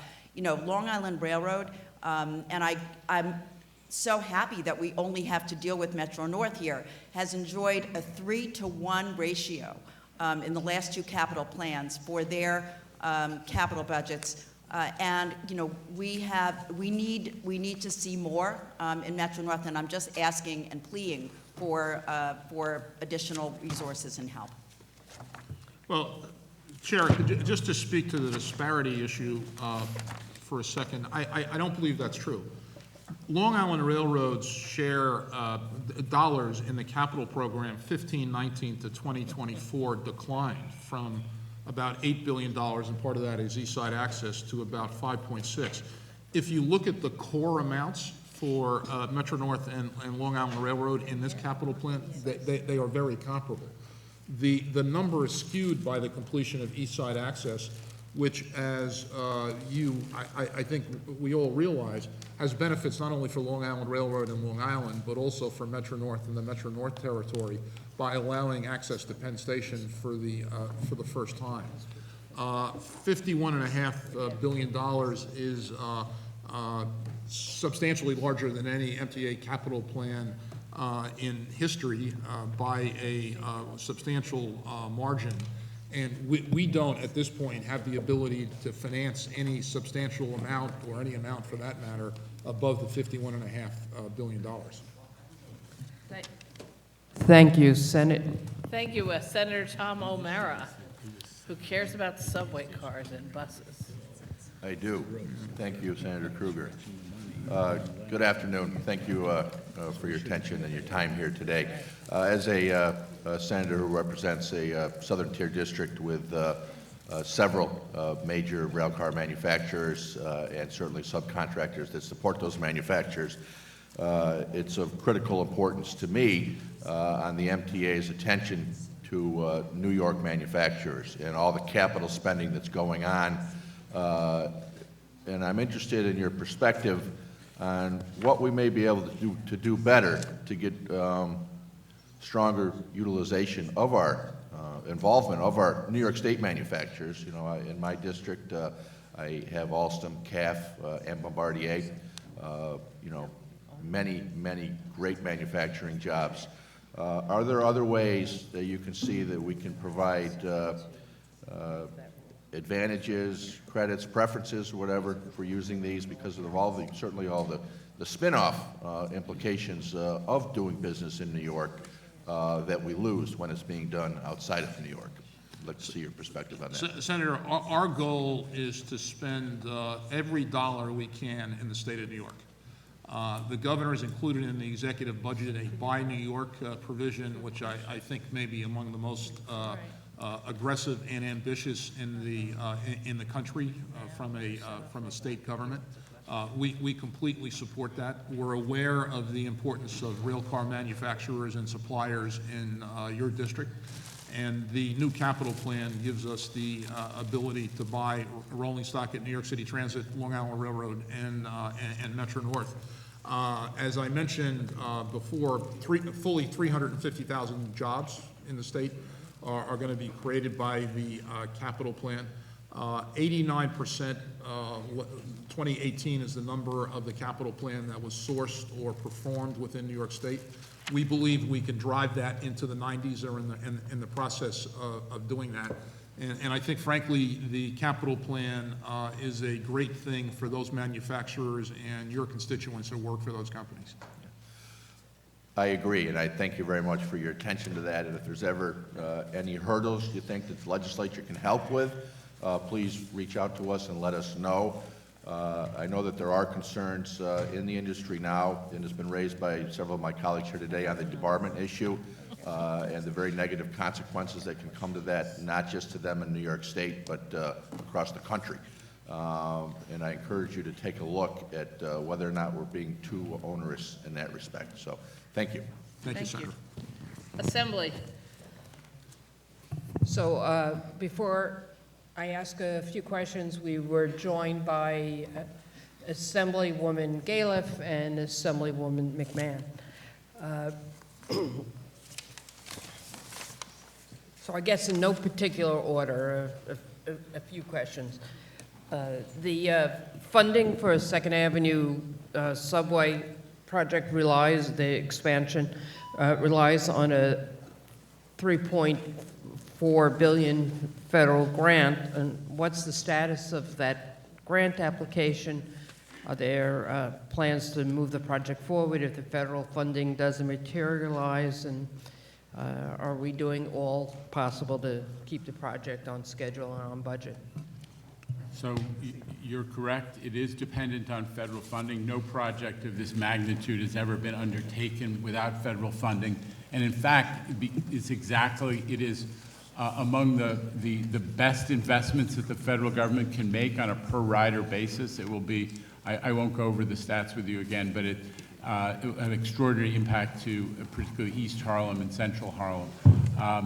We have been waiting for the federal government to move us to the next phase of the project, the so-called entry into engineering. We got very high marks from their outside consultant who did all the reviews and the ratings, and we're now waiting for them to move it in. The House of Representatives is actually looking at whether this process of processing new start applications is moving quickly enough.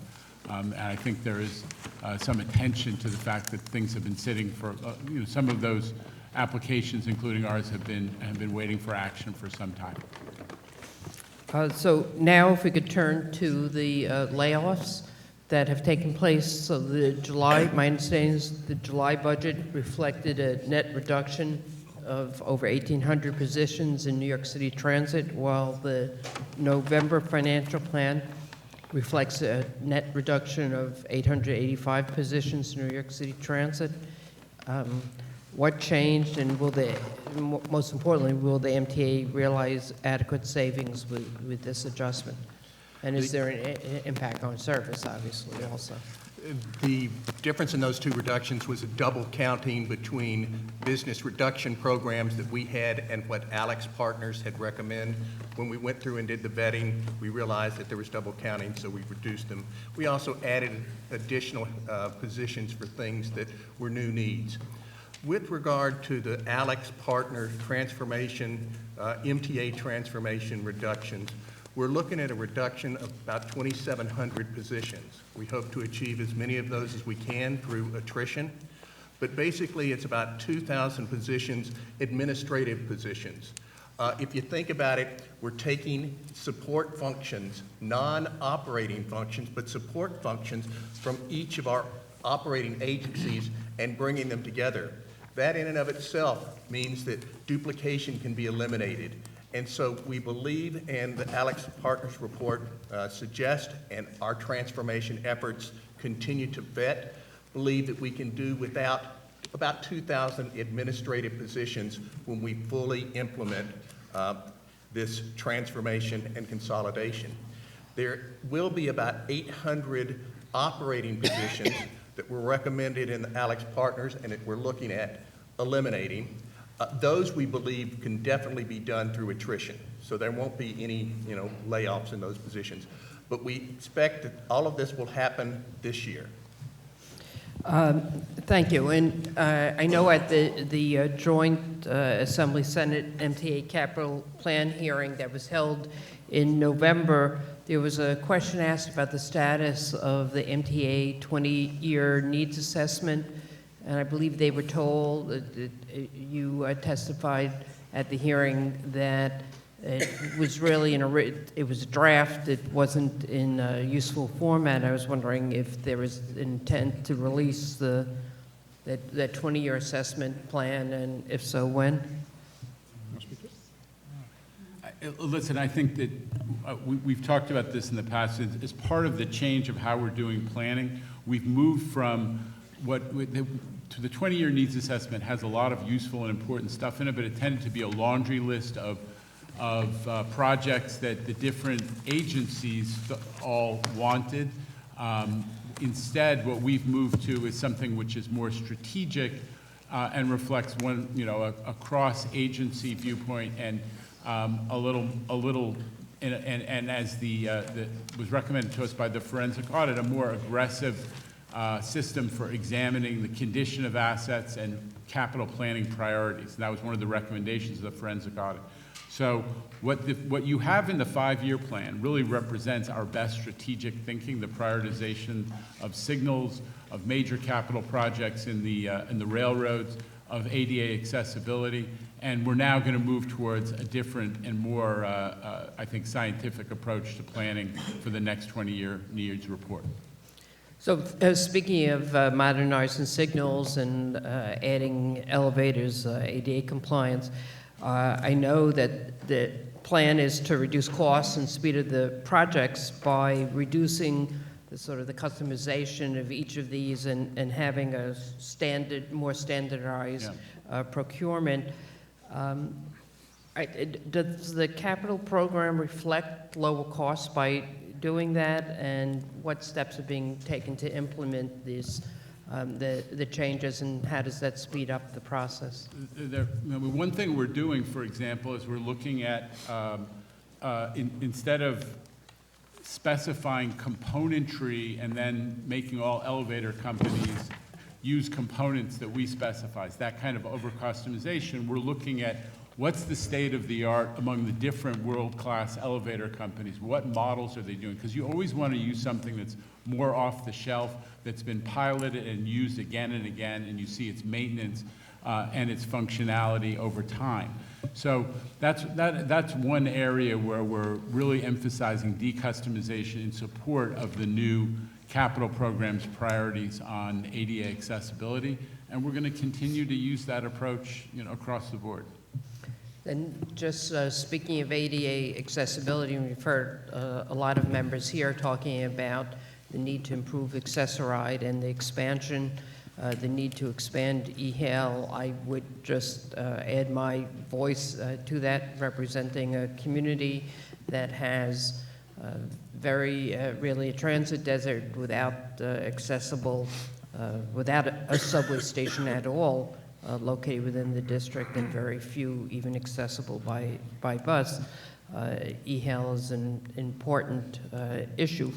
And I know now that talking about adding another 1,200 people with the reduced time, number of trips per month, if there were not a cap on the reduced number of trips, have you done some cost estimates as to what it would be?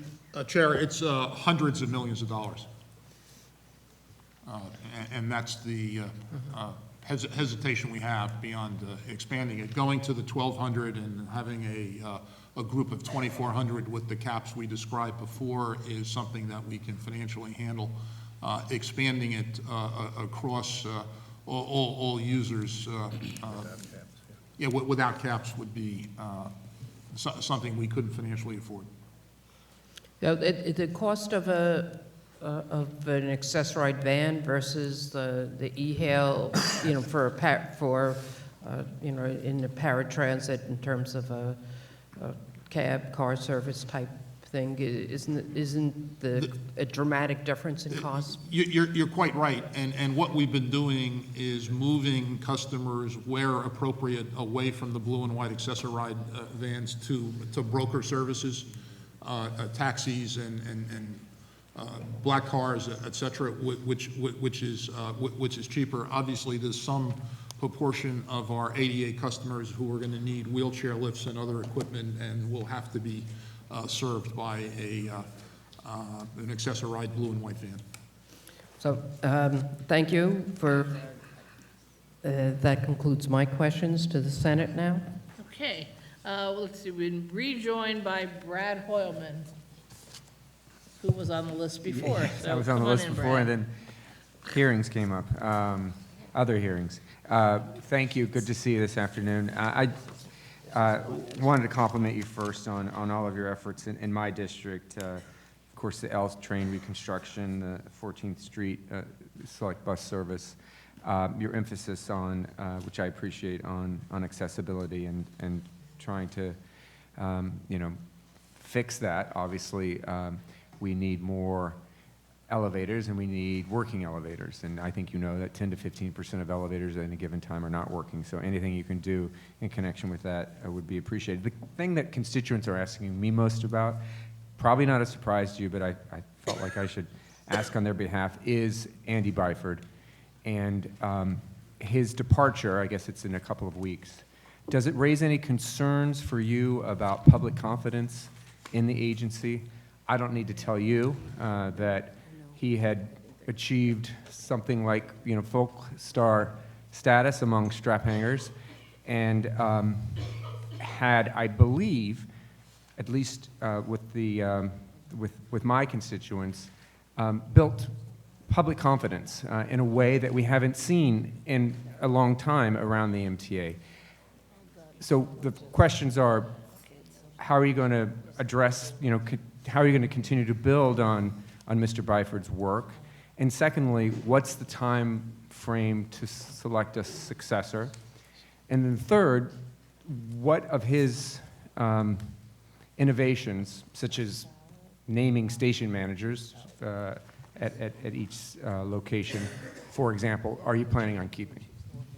Well, Andy Byford did a terrific job at New York City Transit and provided great value to the MTA, New York City Transit, and our customers.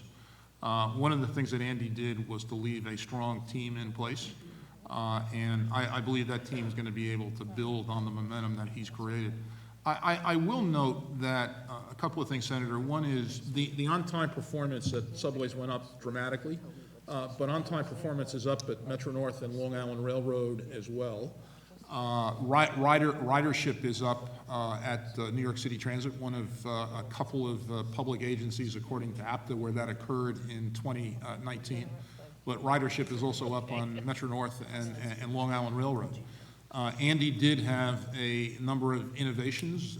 There's no reason, the new leadership will obviously take its own assessment. You mentioned the group station manager concept, which I think has been a good one. Interestingly enough, it's something that Transit tried 15 to 18 years ago. It worked for a while, and then new Transit leadership came in long before Andy and decided to change it. I think the challenge we have at New York City Transit, Metro-North, and Long Island Railroad is to continue to build on the successes that have been experienced, both in terms of ridership and on-time performance, and to take it to the next level. And the single thing that will accomplish that, or a couple of things, would be the $51.5 billion capital plan, which is based in large part on the Central Business District tolling that the legislature passed last year, and continuing to work with the 50,000 people who provide service at Transit, Metro-North, and Long Island Railroad to continue to drive progress. I believe we can do that. And what's the time frame for picking a new train daddy or train mama, however you'd like to call it? I mean, let me add that, when you do choose a successor, I think having a regarded figure to head New York City Transit is really important. I believe that you saw it in Mr. Byford, that charisma does matter. Riders, want to look to someone to have a reassurance about their daily commute. And so what are you looking at in terms of a time frame?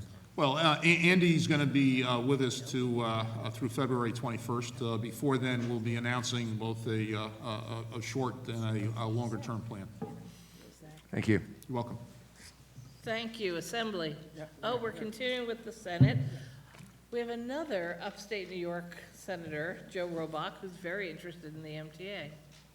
I indeed am, for a number of reasons. I appreciate all the people you move, the Herculean task, but I don't take the subway every day, only when I'm visiting. But to Senator Kruger's point, we've tried, and we're going to talk a lot about that with the DOT folks, about trying to achieve budget parity with the MTA in roads and bridges, which I'll remind Senator Kruger, even though she doesn't like cars, also impacts people in New York City and Long Island and downstate as well. But to that point, I was very happy to hear, is the number you said, Pat, 88% of your capital cost for equipment are with New York vendors? Yes, sir. 89 and rising. That's great. It is. Get that. Anyway, could I just ask, and I probably shouldn't do this, Ben, but is there somewhere where I can get that? Because there are people that don't believe that number exists or we're moving in that direction. So I think that would be helpful to all transportation, economic development, all the above. If you could send that. Senator, we've got a report. Do we have hard copy? We'll get you a hard copy, but we'll also send, we'll email to Assembly and Senate staff and get it to each of you. I think it's been distributed previously, but I think you'll find it helpful. Well, I appreciate it because clearly not so much in my district, but others, there really is a consortium of very good companies that provide that. So I'm even beyond even sensitized them to be sole vendors, but I'm glad to hear that number exists. Senator, we would love to spend more of our capital plan in your district and the district that everybody on this panel throughout the entire state. The data points are 350,000 jobs, 89% either sourced or performed in the state of New York, and $75 billion of economic impact. And I've discussed with a number of you, including Chair Kennedy, driving the 89% number up, and believe we can do that. We'll get you that report. Thank you. It makes all the sense in the world to me. Sure. There's a huge amount of state investment in the MTA, so. Yes, sir. Share that is great news. Sure. Thank you. I'm going to take my opportunity now, gentlemen. Thank you. So let's talk about the Traffic Mobility Review Board, who will be implementing the policies for congestion pricing. I suppose this is a citywide issue, but also a very local issue, since much of my district's in the zone. Senator Hoylman's district overlaps the zone, several other elected officials here. Has the board been appointed yet and started doing any work? So, Senator, I'm going to answer your question in a second, but I think it's important to clarify one point. The Traffic Mobility Review Board is not engaged in implementing central business district tolling. By law, they have an advisory and only an advisory role to make recommendations to the Triborough Bridge and Tunnel Authority board, and I just wanted to clarify that. The answer is the board has not yet been constituted. Has the Bridge and Tunnel Authority started their work on the assignment, since apparently they will be making recommendations and this board, not yet appointed, will be advisory? The way the process works is the Traffic Mobility Review Board will make recommendations, advisory recommendations, non-binding, to the Triborough Bridge and Tunnel Authority board, which will be the ultimate decision maker. And those are the same people who are MTA board members. So when does this all start? Well, look, we are doing reviews of congestion pricing. As I mentioned at the October MTA board meeting, TransCore and a team were selected in a competitive RFP. That contract was signed a month early. We took it to the MTA board a month early. It was signed a month early. Notice to proceed was given a month early, and design of the Central Business District tolling system has been underway since then. But again, when will there be an opportunity for learning what the committees are deciding. You have told me in several public forums, there will be hearings where people can come Yes. to testify. This all has to be done by October or November, I think, of this year, so now we're here. So I'm just trying to get a handle, you know. Now, open Senator, meeting. there will be public hearings. We'll come back to you with a schedule. I don't have that. I don't have that You don't have schedule that. sitting here today. And will we be following open meeting law so that the public can see what's going on? Well, the Traffic Mobility Review Board will have public outreach, as will TBTA. Whether the provisions of state open meeting law apply, I'll leave to others, but there will clearly be a substantial public outreach component of this. All right, more to be continued. Going back, I think, to where John Liu was asking questions many hours ago about the buses, which are critical for so many New Yorkers, end up being dealt with in the operating costs as opposed to the capital plans, with the exception of the actual purchasing of the buses. So the MTA is assuming a $266 million budget reduction plan savings in its 2020 budget. That number grows to $332 million in 2023. The budget reduction plan savings were adjusted down to account for overlap with savings that are being assumed as part of the transformation plan. So, one, is there a concern these savings may continue to overlap in the future as the transformation plan is implemented? And two, if you're running an operating deficit, it does seem that what happens is we cut bus service because we're paying for the bus service with operating funds. So is there just something structurally amiss with So what I'm we're going to doing? turn to my colleague Bob Florian in a second, the CFO, but I want to make the following point. There are operating expenses at MTA bus and New York City Transit bus, but the same is true of subways and paratransit, Metro North and Long Island Railroad. It's true of every agency. And each of those agencies is subsidized by the net income, if you will, of TBTA, as well as state subsidies and other payments that have been provided by the governor and the legislature over a period of years. So the fact that buses has a substantial operating cost is true of every one of the transit agencies. Do you want to speak to the overlap? Sure. We reduced the budget reduction programs from the July plan to where they were in the November plan, and you're right, some of that was the Alex Partner double count, and that's basically about $35 to $40 million a year. But a larger reduction came from when we went and looked at what some of the budget cuts were. They were service-related budget cuts. And we made the decision after the July plan, when we got feedback from this group, the advocates and the public, that we were not going to have any budget-driven service cuts in the November plan. So we reduced the budget reduction program to take those elements out. So I think in a sense, while we do know that all of the agencies and all the service do have operating costs, we didn't try to reduce our budget deficit by using operating cost like that. So that was a significant difference. Those two things, the Alex double count and also eliminating budget-driven service cuts. Okay. So I may have staff follow up with you on that. Thank you. So we know we put more police in the MTA system. Are they working on the fare evasion strategy? And what's happening with your fare evasion strategy? Are you getting your money back? So, Senator, of the new classes of police, 40 have been sworn in. We expect 500 will be sworn in by the end of the year, and they are doing what police officers do. They're doing general policing. And as I responded to Senator Kaminsky before, they will be serving on subways and buses, primarily subways, Metro North and Long Island Railroad, and they'll do what police officers do and be deployed by police leadership at the time, and that assignment will include crime prevention, deterrence, fare evasion, quality of life issues, responding to emergencies and the like.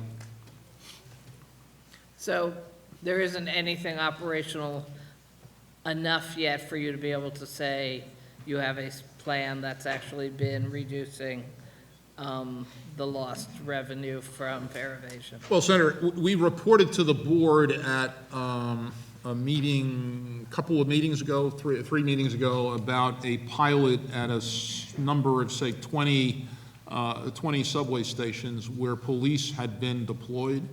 And in every one of those instances, and again, this is a small snapshot of the entire subway system, but in every one of those instances, there was a significant reduction in fare evasion where the police had been deployed. And we believe that police officers can play a role in fare evasion.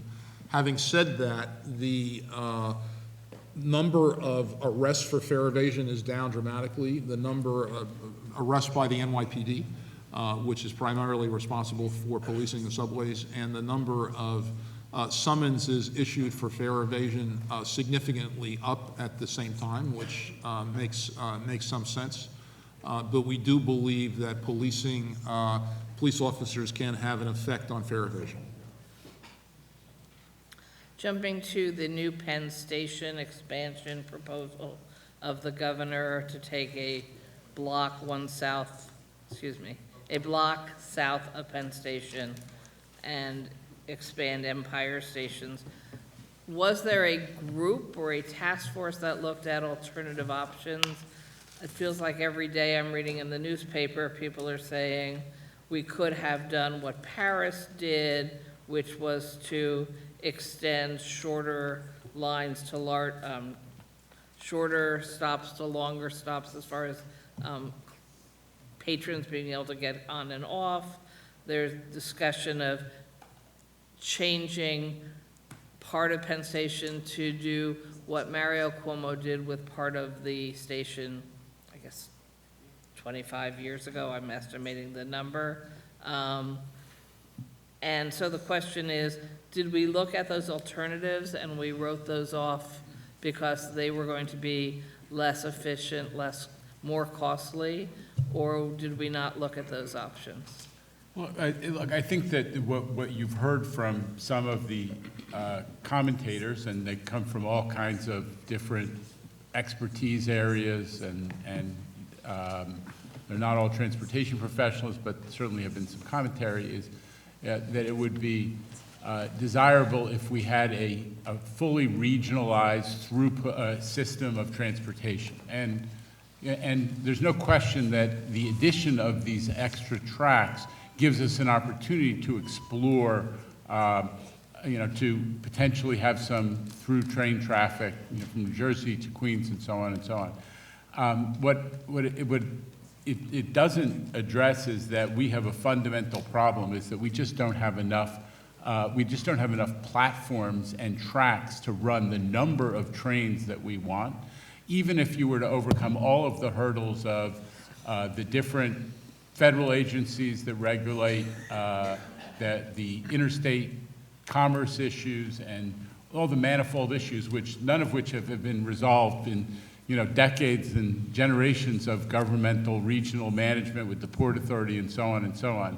But even if you were to overcome all of those, we don't fundamentally have enough platforms and tracks to accommodate the number of trains that people still treat. Penn Station is still a central business district, midtown, destination. And especially as the west side of Manhattan has grown and as a destination for commercial real estate, for workforce, that's only growing. So we need more platforms and more tracks. That's what the governor's plan gives us an opportunity to pursue. I still don't think I know enough about the engineering options to know whether I agree with you or I don't, but I do think it's fascinating that there are, as you said, experts in this field who think that this wasn't the best option for us and we could actually solve our problems more cost-effectively and more quickly. If I may, there's been a debate about Penn Station going on since I was a kid and in New York, and until now, no one's really taken the initiative to solve the problem. Moynihan Station lets us load more people on and off trains in a way that we haven't been able to. Having a first-class existing Penn Station will improve the ability of travelers to get to and from trains. We're doing that right now. And now having more tracks is going to grow capacity. I think there's an action agenda, and a couple generations of debate about this. I'm sure we can continue that, but I think we're all excited to have action on something that's really urgent. Thank you. My time is up. We are allowing the chair of corporations to have one chance at a set of follow-up questions. Leroy Comrie. Thank you. The authority is committed to providing various documents, including a breakdown by asset class of a state of good repair going into the 2024 capital plan, and how that plan is expected to improve the state of good repair, breakdown of costs relative to initial projections, and the construction company's organizational chart. That plan was promised to be sent to us, and we'd like to get that information as soon as possible. I want to thank you. I already got the information about the accessible stations. Will sent that to me. Thank you. The 2024 capital plan states that there's 7,300 jobs created for every $1 billion investment sourced or performed in state, and that 89% of the capital investments are sourced or performed in state. I know that Senator Roback asked you that question. I just wanted to thank you for having that focus on it. Senator Kennedy and I have been making that a real issue to make sure that New York State can benefit from the dollars that we are putting in, or to ensure that the work is being done. But just wanted to see if you had those documents or the organizational chart that you could share with us on your construction plans. On MTA construction and development. Right. We'll get that to your staff, to the staff of each of the... Thank you. And then you're assuming $266 million in savings in your 2020 budget, which that number is supposed to grow to $332 million by 2023. The budget reduction plans were adjusted down to account for an overlap with savings that are being assumed as part of the transformation plan. Is there a concern that these savings can continue to overlap? Is there a hope that these savings can continue to expand in the future as your transformation plan is implemented? Yes. First, we are confident we're going to hit the budget reduction plan targets. In terms of transformation, this was the preliminary view of transformation. I believe once we have truly consolidated our operations, identified business processes which are more efficient, there have to be more savings in the future. I don't believe that the process that we've now started will end in 2023, and that's it. If we're doing it the right way, it is going to change the way we do business, and if we're doing business the right way, we should be able to deliver better service, more efficiently, and that means at a lower cost. So I believe that there should be ongoing savings in the future. Okay. Great, and hopefully you'll be able to increase the amount of projects that you'll be able to do within the particular year as well with the transformation plan, correct?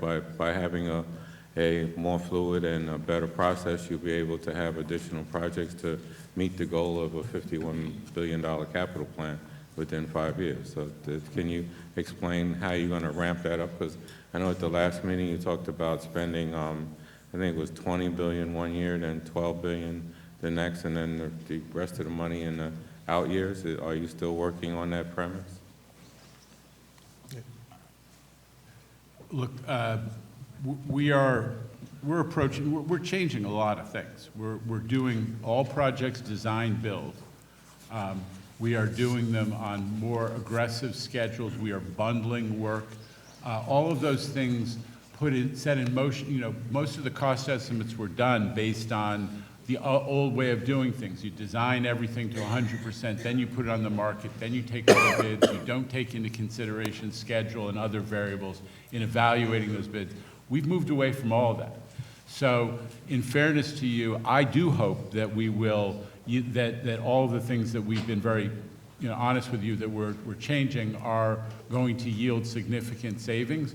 We're also doing this at a time when there's a lot more work in the market, and we're putting pressure on the contractor capacity as well. So there are a million different variables that are all in motion.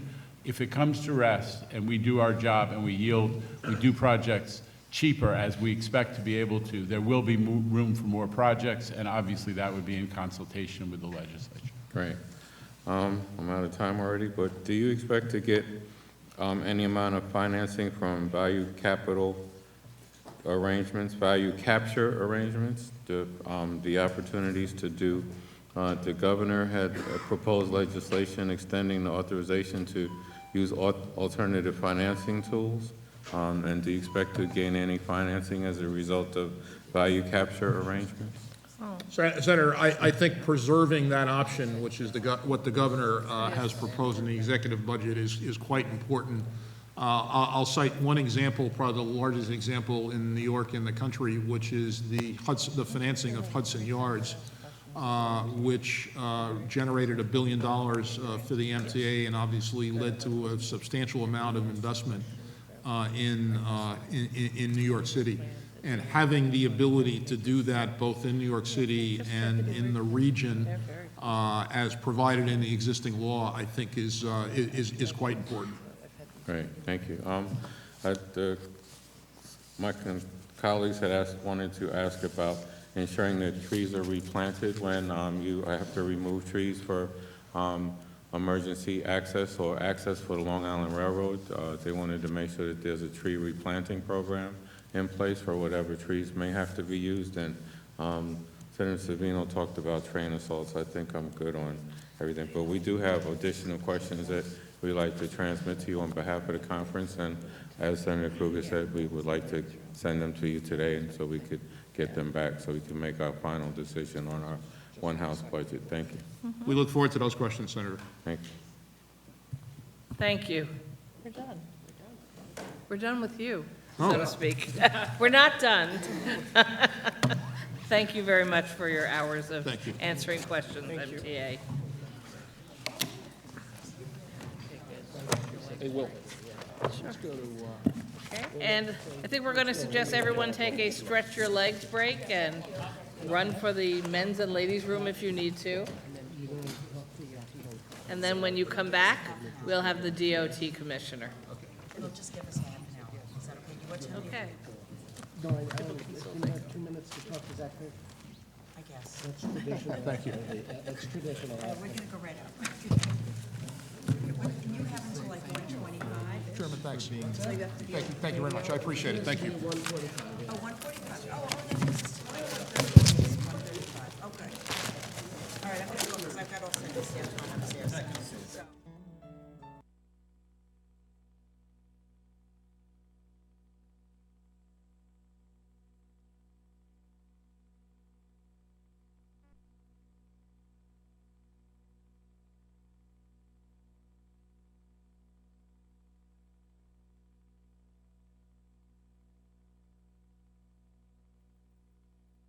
Opportunity to discuss Governor Cuomo's executive budget. It's been my pleasure to meet with many of you in your districts and here in Albany to discuss the issues that are important to you and your constituents. I'm joined here today by Mr. Ron Epstein, the department's executive deputy commissioner. I'd like to take a moment to thank the extraordinary professionalism of the workforce of DOT. Since joining DOT last May, New York has experienced extreme weather events across the state. And as a member of the Lake Ontario Ready Commission, I saw firsthand the widespread devastation caused by intense flooding, and I also witnessed how DOT employees responded with compassion, helping New Yorkers during months of sustained flooding. I'd like to recognize our employees for the work they do each day to keep us safe and thank them for the positive impact they have on all New Yorkers. For too long, generations of Americans have lived off the legacy of the country's last New Deal program, the construction of the interstate system. Governor Cuomo recognized that New York's economic security was linked with making nation-leading investments in the modernization of the state's roads, bridges, transit systems, and airports. He knew that the modernization of infrastructure was fundamental to enhancing the economic competitiveness of the state, providing cleaner, climate-friendly alternatives, and building in a way that is more resilient to extreme weather events. New York is not only investing more today in infrastructure than it has in any period in our state's history, but the state is building back better, faster, and stronger, far outpacing the nation. With your support, transformative projects have been completed across the state, including the new Kosciuszko Bridge, modernization of commercial service airports and rail stations in Plattsburgh, Ithaca, Albany, Syracuse, Rochester, and Buffalo, just to name a few. The new interchange at Woodbury Common in the Mid-Hudson region.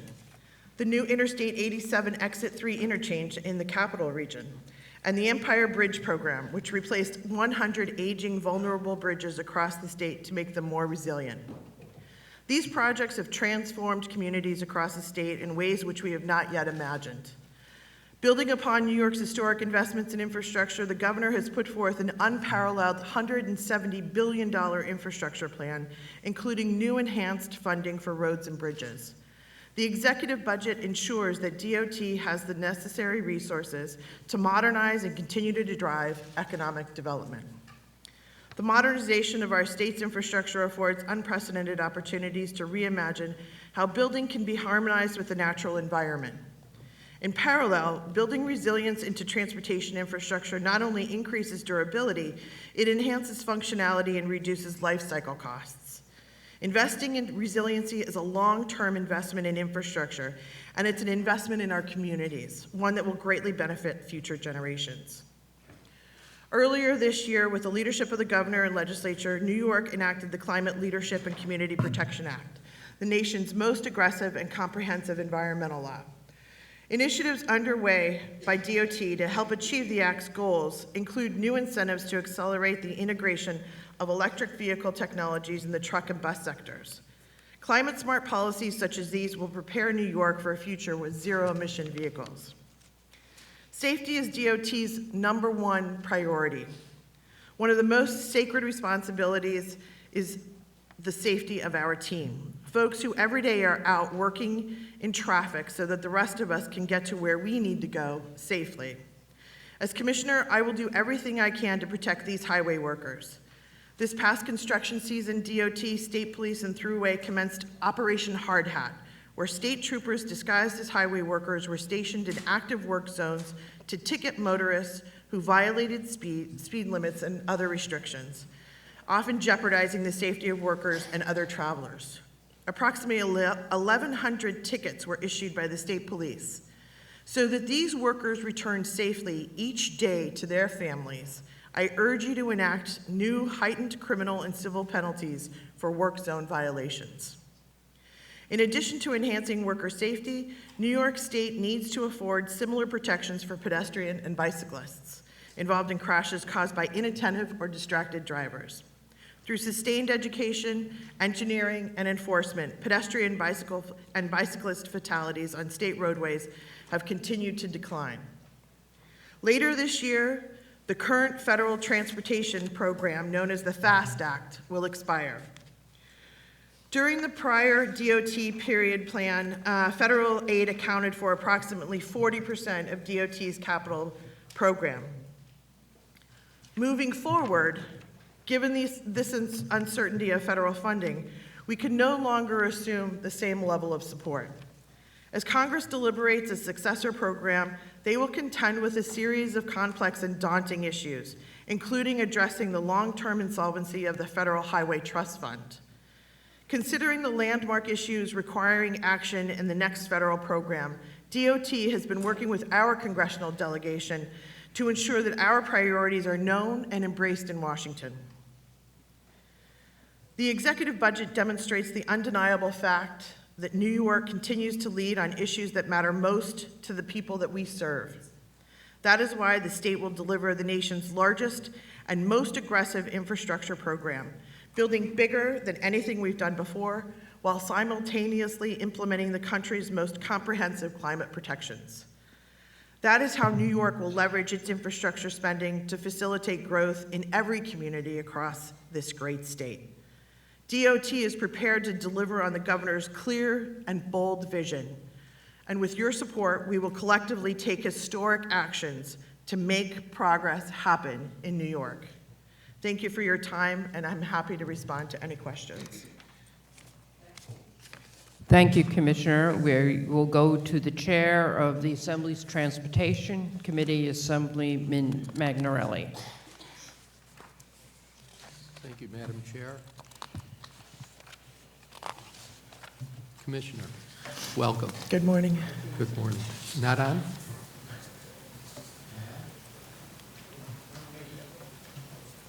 Okay. There you go. All set. I think I've got it now. All right. The executive proposal includes a 2-year, $11.9 billion capital plan. This is $2.95 billion, or 33% increase in spending over the final 2 years of the 2015-2019 capital plan. How was the capital plan developed? What factors were considered in determining the $11.9 billion is the right level of investment? Are there particular targets for highway and bridge conditions that this level of funding will achieve? So good morning, and thank you for the question, Assemblyman Magnarelli. I think it's important to look at this as you stated, as a continued investment, an aggressive investment in the state's infrastructure. This plan was developed with an incredible legacy behind it of aggressive investment in infrastructure led by this governor. And in particular, as you pointed out, it's 2 years, it's $12 billion, it's $3 billion or 33% over the last comparable 2-year period.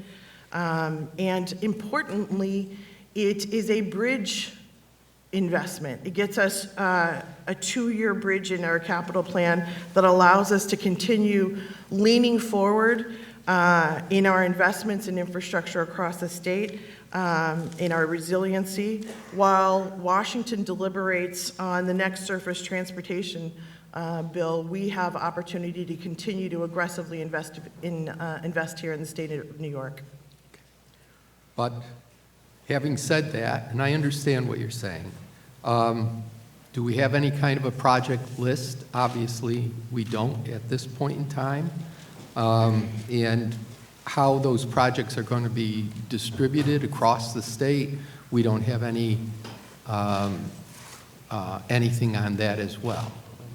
I will tell you that we will continue our funding, our record level of funding with regards to projects across the state. This is an investment not only in our core program, but all of our programs.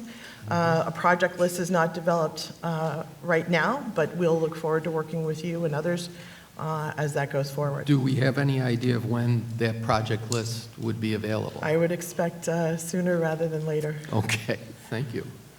How are the requirements of the Climate Leadership and Community Protection Act reflected in the DOT's capital plan? Does this program provide sufficient funding to expand the use of mass transit and freight rail? Indeed, it does. It continues the investment and drives the investment in not only zero emission goals through electric vehicle investments, both on the transit side in particular, but it also looks at how we can leverage existing programs as well as new programs. For instance, the Environmental Bond Act that was put forward on how we can further harden our infrastructure, such as bridges and culverts. Those are very, very important to make sure that we not only invest in greater resiliency in our infrastructure through hardening, but also those are direct benefits in terms of flood mitigation. So you feel that that bond act could be used by the Department of Transportation in different projects? I think there's opportunity there, yes. Okay. The new two-year capital plan includes a 75% increase in engineering costs. Why is this necessary?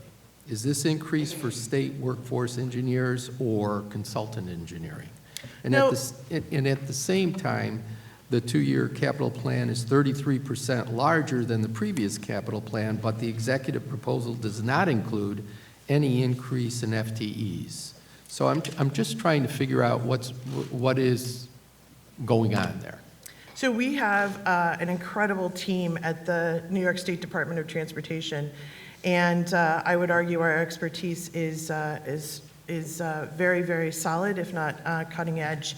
And the further investment in engineering consulting just simply reflects additional resources for the level of investment that we're managing forward.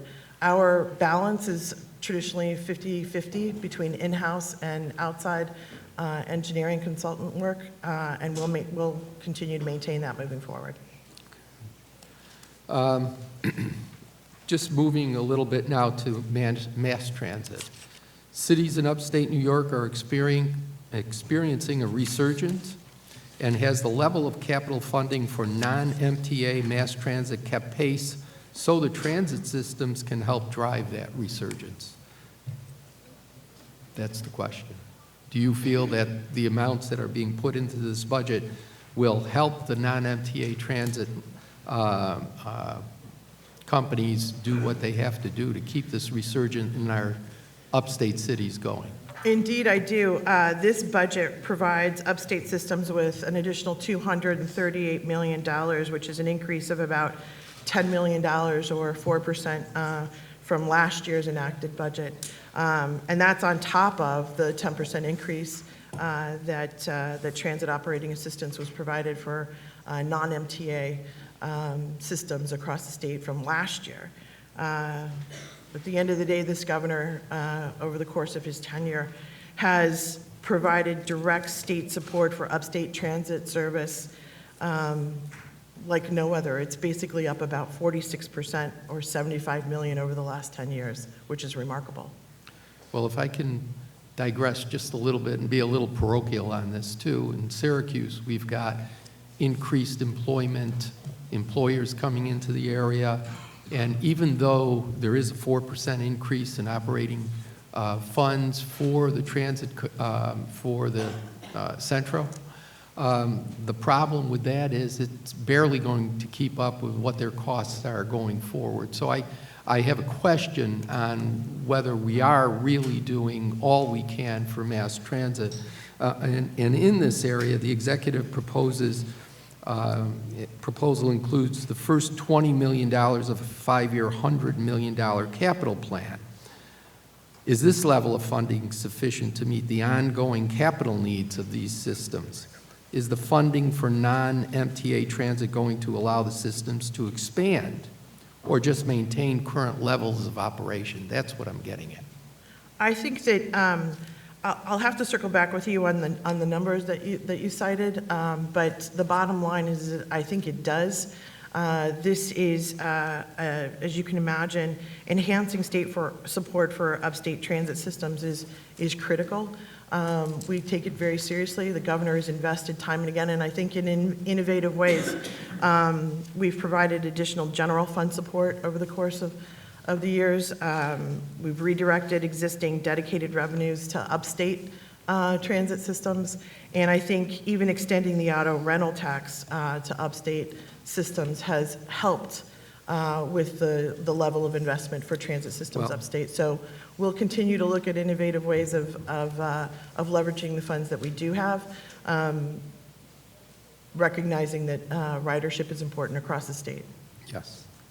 Well, I'm not going to contradict anything you said about how the money has helped in what we have done over the past few years, for sure. That's true. The question is, have we done enough? And where are we going from here? as far as getting more people to ride our mass transit systems.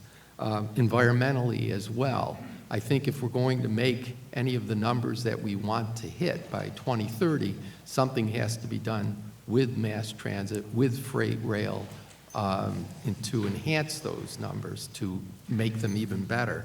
And a question on the capital projects. Why is the additional $100 million over 5 years limited, or is it limited to electric buses?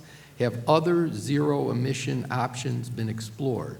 Are electric buses a tested and proven technology? I seem to think that they are, you know, and they're getting there, but there are other options that I know might be available, including what's being done in Syracuse with, you know, natural gas and actually moving to hydrogen in the future, which could be a zero-emission type of way of fueling these buses. So, you know, the question here is there any leeway in that money to do other things?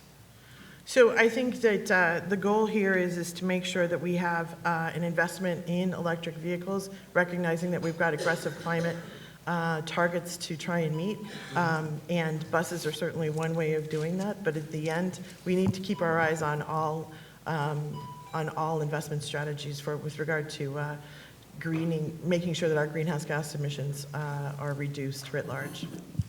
Thank you. I feel like that was a lightning round. Thank you. Before we go to the Senate, we were joined by Assemblyman McDonald and Assemblyman Schmidt. Great. And we've been joined by Senator Jan Metzger and Senator Skoufis. And our first up is our Chair of Transportation, Senator Tim Kennedy. Thank you very much. First of all, thank you for your leadership, Commissioner. Welcome. And Deputy Commissioner, thank you for yours. We truly appreciate the responsiveness of you personally and your team and your office. There are many issues that we're dealing with regularly, and when we reach out, we often get a very immediate response, so that is very much appreciated. So thank you. I'm going to get right to it. I have many, many questions. I'm assuming it's going to take 2 rounds to get through all of them, so I'll get right to it. Upstate, downstate parity, the equitable distribution of resources. It's something we have been beating like a drum for many years because for many years it has not been happening. We are looking now at a 2-year capital plan. The expectation was a 5-year capital plan.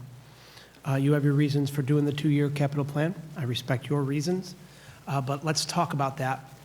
With $11.9 billion over those 2 years, $5.8 billion we're being told is exclusively for upstate. Can you get into the details of that spending and how much of that $5.8 billion is allocated specifically for roads and bridges upstate, not for overhead, not for other projects, but specific to roads and bridges? So as you stated, Senator, the investment upstate is at a record level in this budget. It's $5.8 billion in the commitment to upstate. That breaks out in terms of, it's about $1.4 billion or a 30% increase. It's an increase in our core capital program that directly goes upstate. And it continues our record funding with regard to CHIPS and PAVE and Bridge New York programs at $678 million. Thank you. How much specifically for roads and bridges of that $5.8 billion will be allocated? So over, specifically, it is, let's see, specifically for roads and bridges,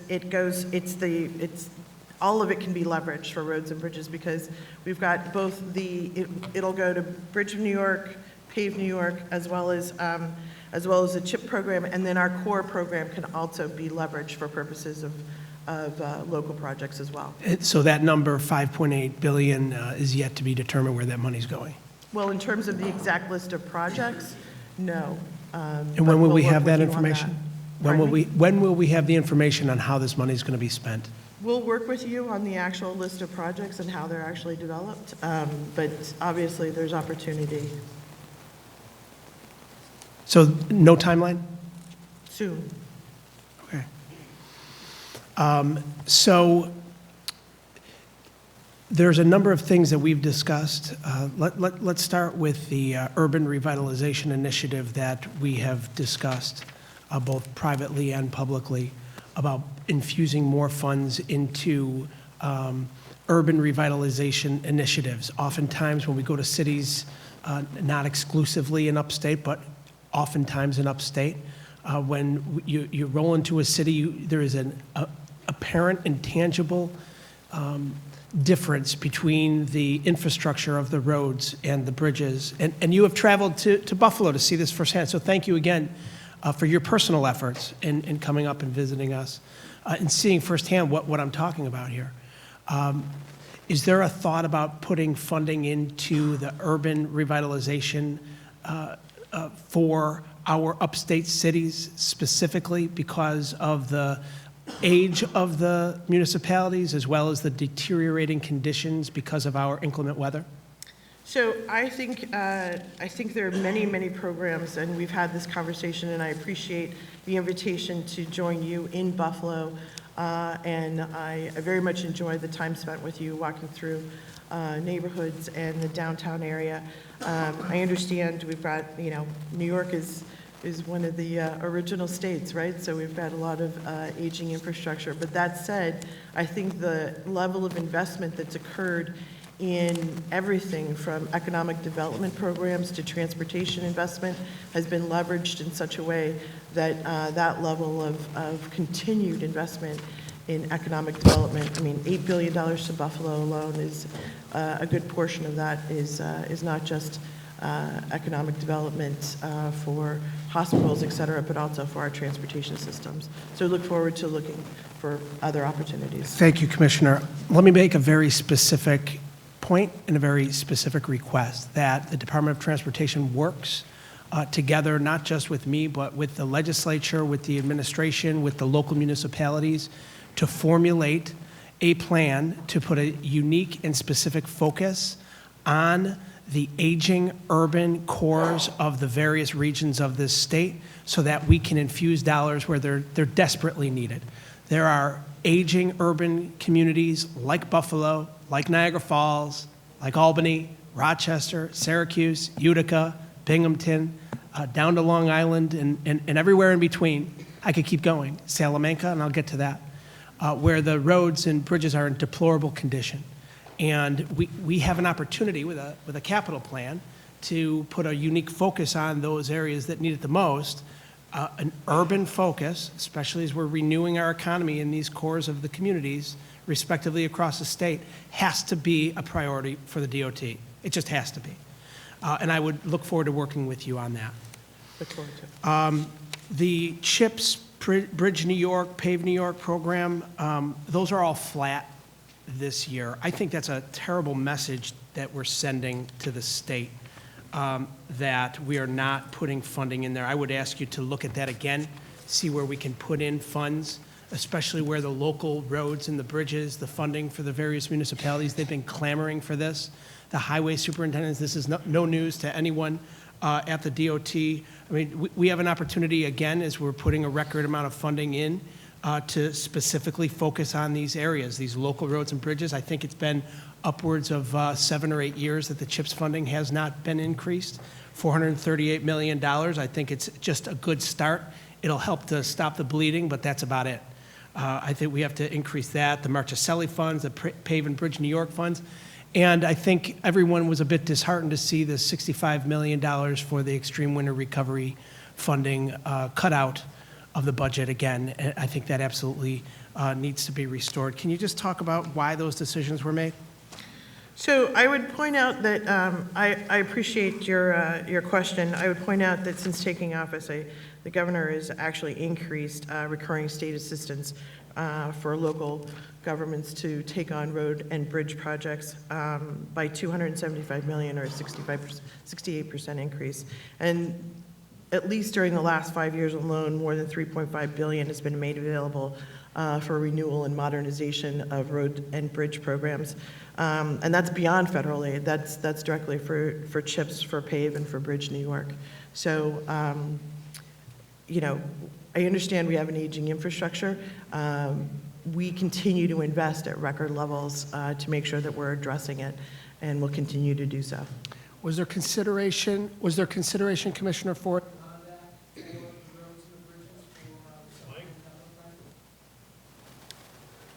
So the investment strategies are what we've outlined in the executive budget.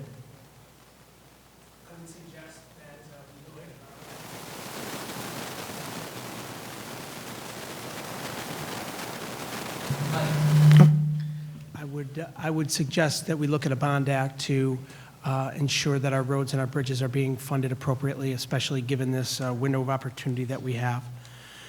The routes 219 and 417 in the city of Salamanca are in very rough shape. In my role as chair of transportation, I've been all over this state looking at the conditions of roads and bridges, of infrastructure of all kinds, public transportation, of course. But in the city of Salamanca, because of my dual role as chair of transportation, as chair of the subcommittee on Native American relations, there is a very unique set of circumstances there. That city and that community has been in a back and forth with the DOT for many years. They've been given promises that have not come through, including, it's my understanding that recently there was a commitment that was given that this project within the city limits of Salamanca would be addressed, and then more recently than that meeting was a brushing off of that previous commitment until next year. And I'm hearing from the mayor of the city, I'm hearing from the community leaders, from the council leaders, from the county legislator, and it's a district I don't represent, but it's out in the western region of the state. And again, in my dual roles, I've been asked to intervene, and we have. But I'd like to know what kind of commitment you can give to the city of Salamanca and to that community about addressing those very specific and unfortunately deplorable road conditions. So we've been working directly with the Seneca Nation as well as our partners at Federal Highway. As you know, it requires an agreement before we can commence work on those roads, given the ownership. And I feel like we're continuing to make progress on how best to move forward. But those discussions are ongoing, and they're progressing right now. So I feel like we're making progress towards a path forward. And when you say progress, though, is there a commitment made to address the issues? I think we're well aware of what the needs are. The concern is how to get to an agreement with regard to the nation to make sure that we've got a way forward with regard to access and everything that needs to come together for purposes of an actual service agreement. We'll come back to it. We go to Assemblyman Jacobson now.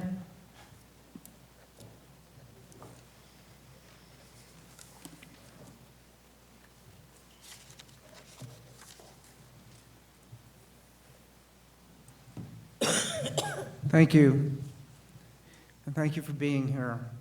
I represent both sides of the Hudson, so I have a couple of questions. First of all, concerning Route 90 in Beacon, coming from the train station. If you've ever taken the train and anything close to peak hours, you just sit and sit and sit.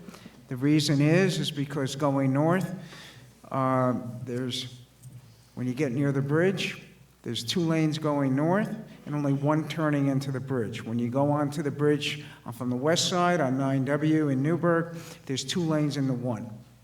I was told we couldn't make the 2 lanes into 1 on the other side, and that the DOT was going to try to have smart signals. I was told last spring it was going to be at the end of the year. Unfortunately, they didn't say what year. So now we're saying it's April. That's what I'm told. So I just want to make sure you follow up on that. I mean, that's essential. So yes, the advanced signalization system that's being installed in that area is due to be completed this spring, the spring of 2020. All right. I'd rather you have a third lane, and they're doing the north span of the Newburgh Beacon Bridge this year, but let's at least get that done. Next is concerning Route 17.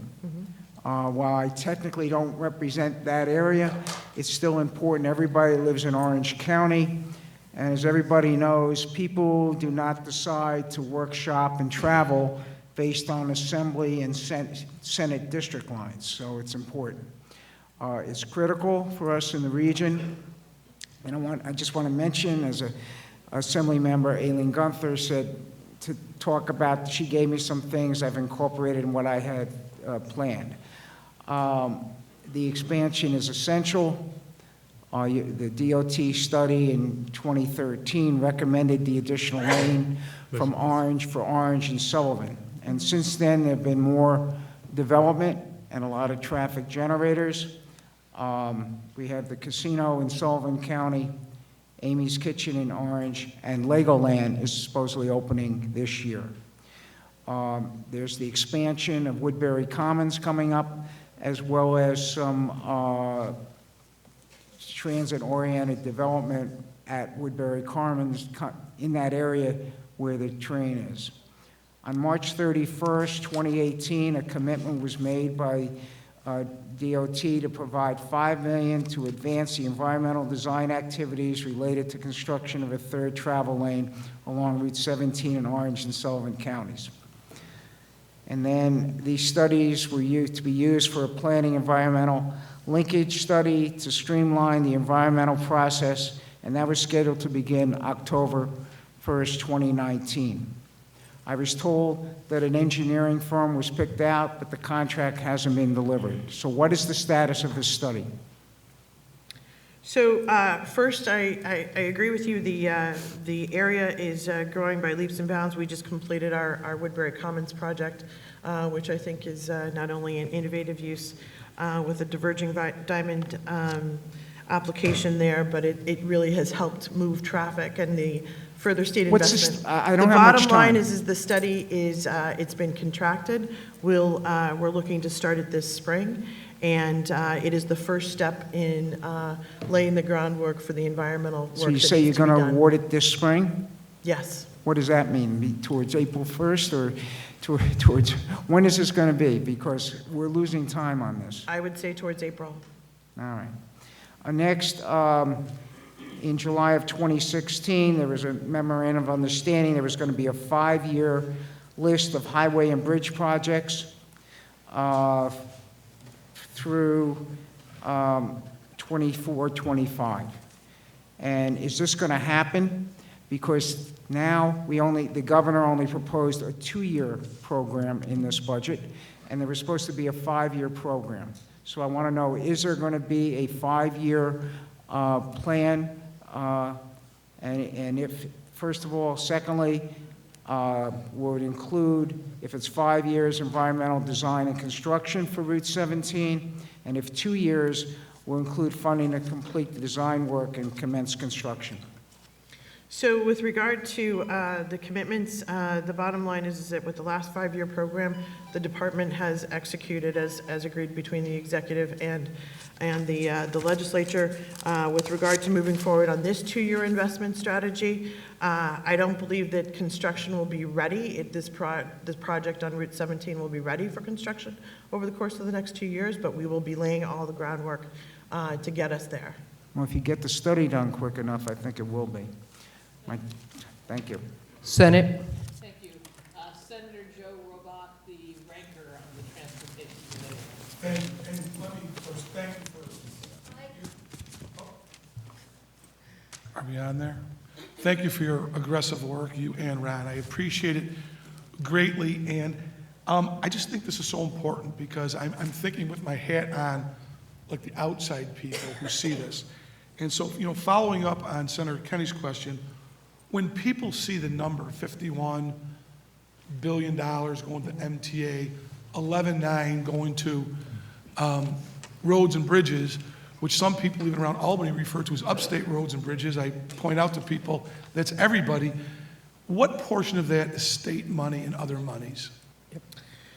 So the apportionment of federal, I want to start by saying that the apportionment of federal aid for New York State has remained relatively flat over the past decade, and it's really growing at rates that are less than the rate of inflation. And so the share of the DOT capital plan that's supported by federal aid has actually declined.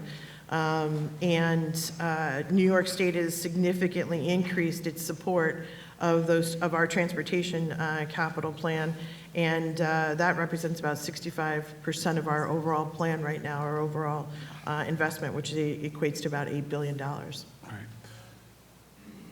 So, or maybe Which even makes it really important that we get a federal transportation bill. I agree with that Because at the completely. end of the day, if we don't have federal funding for surface transportation, that means roads, bridges, transit, the state has really come to the aid of this, Right, of our well, investment. And we need to get the money wherever we can. We have an aging infrastructure, and like I said, I'm glad for the airports, 390, 490 interchange, but we have bridges that are literally, dropping concrete. So we're always looking to improve that. But to that note, and I know sometimes my colleagues almost kid me about it, I'm obsessed with this parity idea. So maybe another way to look at it is, I believe it was either 27 or 29 billion we were supposed to have over a 6-year plan. And now we have a plan that's spending 8 billion over 2 years. So if I multiplied by that 3, that would only come up to $24 billion for roads and bridge portion. I think the MTA is going to exceed their 27 or 29 billion. Do we know what the total, for the last 4 years plus what we're planning to spend this $8 billion over the 2 years? Do you know what that would be roughly? So I want to make sure that we're comparing apples to apples here. So state DOT gets a greater share of direct state support through this budget process at about 65% compared to MTA, which only receives about, I think about 6% of their overall budget from the state. So the level of investment with the state DOT and our program is much more significant than what is invested in MTA. And so with that, the $5.8 billion that's going upstate is relatively significant. Right, no, I understand that part, but we've had multiple years, and there's been years where they've gotten a tremendous amount, huge influx of capital, and rightfully so, they move millions of people. I was just wondering, because it's hard because we keep shifting the years. So this is a good 2 years in comparison, but in total, because our goal was, and that's what we're the most influential on, there was a 6-year plan that was supposed to, just state dollars, it was supposed to be, and forgive me for that, and I should know this like the back of my head, it was either 27 billion or 29. For the first time, the governor suggested it be a 6-year plan, not a 5-year plan. I was just wondering, and if you don't know it, it's all right, people ask us all the time or make the assumption that we're not getting our fair share. So anything we can do to rectify that or let people know we're getting money out the door, to Senator Kennedy, Assemblyman Jacobson, people want to know there's an equal amount of money and that there's some regionality going to that. But for the people that are doing the work off the Tappan Zee Bridge, people want to know, are we having that parity kind of with MTA and overall roads and bridges? Because again, that goes to Long Island and New York City as well. So the level of investment is quite significant, period, and I think regardless of the period of investment, it remains steady. I think what's important about this budget is that it actually gives us that time to continue the distribution of funds and the level of investment. I'm going to turn it over to Ron because I realize, sir, that you have a great deal of transportation knowledge and experience, so I wanted to thank you for that. Yeah, no, thank you. And Senator, as we mentioned the other day, we want to congratulate you on your retirement on behalf of both of us. You've really been a great friend of DOT and the transportation industry across the state. God bless you in your next move.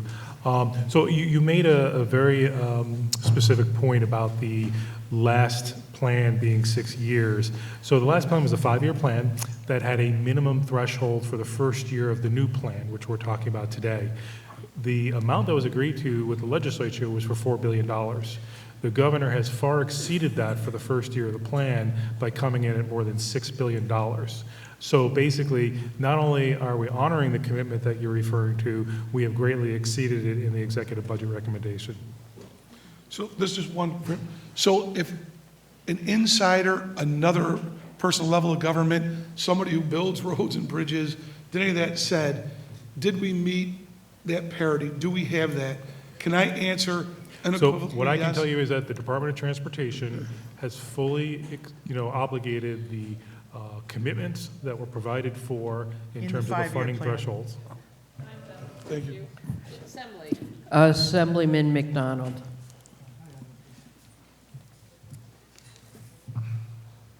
Commissioner, good to see you again, and Ron, as always, it's a pleasure. I have 2 questions and maybe a third, depending on time. Number one, I'm excited, I know my colleague member Fahey would say the same, to see a focus on electric buses, particularly in the upstate area. My question is, how is that money going to be allocated? We fortunately just launched some new electric buses here with CDTA in the capital region, and we want to continue to see that fleet expand. So how is that money going to be allocated across the different transit authorities? So we'll continue to use the traditional allocation funds that we've had in place. So there's regular application process for CDTA and others to apply, and then we'll look to also include opportunities for electric vehicles. So STOA funds, et cetera, will still be in place. On the capital plan overall, and I get it, the amount of money is significant. And as you might know, I used to be chair of the Capital Region's MPO for 12 years. So we always work closely with the department in regards to how projects came into it. I guess my question is, and it kind of builds off of Bill Magnarelli's, I'm not looking for a list because I know it's coming shortly, but my question is, how much weighting of the MPO's local projects fit into this project? Is it only state projects that are being included, or are some local projects? Because that's local government's voice. That's how they get their projects noticed. That's how we start to build some more economic development opportunities in our region. I'm wondering how much weighting goes into that, or are the MPOs even engaged in putting the program together? So I very much appreciate the question, because one of the points I was trying to make earlier is this is not just state-related investment dollars. These are also, these are projects that, not just our capital investment program. These are dollars that would be leveraged across the board. It's not just dedicated funding. Our core capital program, which reflects the input of local elected officials, our MPOs, et cetera, on their planning priorities, their investment priorities, will continue. And that level of investment carries through a historic level. The governor really is, in this executive budget, putting forward more dollars in infrastructure than have ever been looked at in a 2-year time frame, which is pretty significant. And I get that, and once again, I'm appreciative of the dollar amount. I think the concern, and it's probably a further conversation down the road, is to make sure that maybe we're actually measuring how much of that local input is being included in the process. I think, to everyone's concerns, it kind of actually helps build credence to, hey, we're getting things done in our own community, we're getting things done in our region in that aspect. And you know that level of cooperation that we have at the very local level through our regional offices is not only sincere, but it's transparent, and how those needs are communicated. The third question is potentially unfair, so don't answer if you don't want to, because it's really probably somebody else that should be doing it. But since we're on the transportation conversation, and traditionally we've always relied on things like gas tax to help fund, at least from the federal level, and there's no willingness at the federal level to increase the gas tax. Hasn't been increased since Reagan was president, and we know raising taxes is easy. we also know that technically, if things go the way they're supposed to go over the next 10, 20, 30 years, electric vehicles are really going to be running the roads. So what's the plan to help support funding still the roads and bridges that these electric vehicles are going to come over? Is DOT part of a process to identify those future revenues to help support this? So I would argue that not only are we strong advocates through the governor's office in Washington about what level of investment needs to occur in the next surface transportation bill, the bottom line is that we need to look at various funding mechanisms, because at the end of the day, the federal government, the Congress, actually needs to address infrastructure funding. Enough of the talk, and we've made it clear what New York's position is, and our position is that we need to continue this level of infrastructure investment. It's a proven economic driver, period.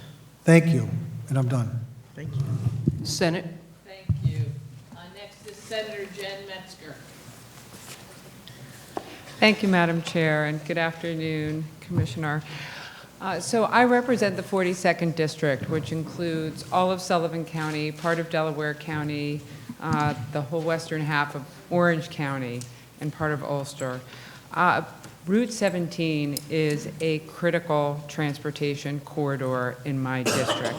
Millions of people from the city and downstate travel to my region for tourism, to take advantage of outdoor recreational opportunities.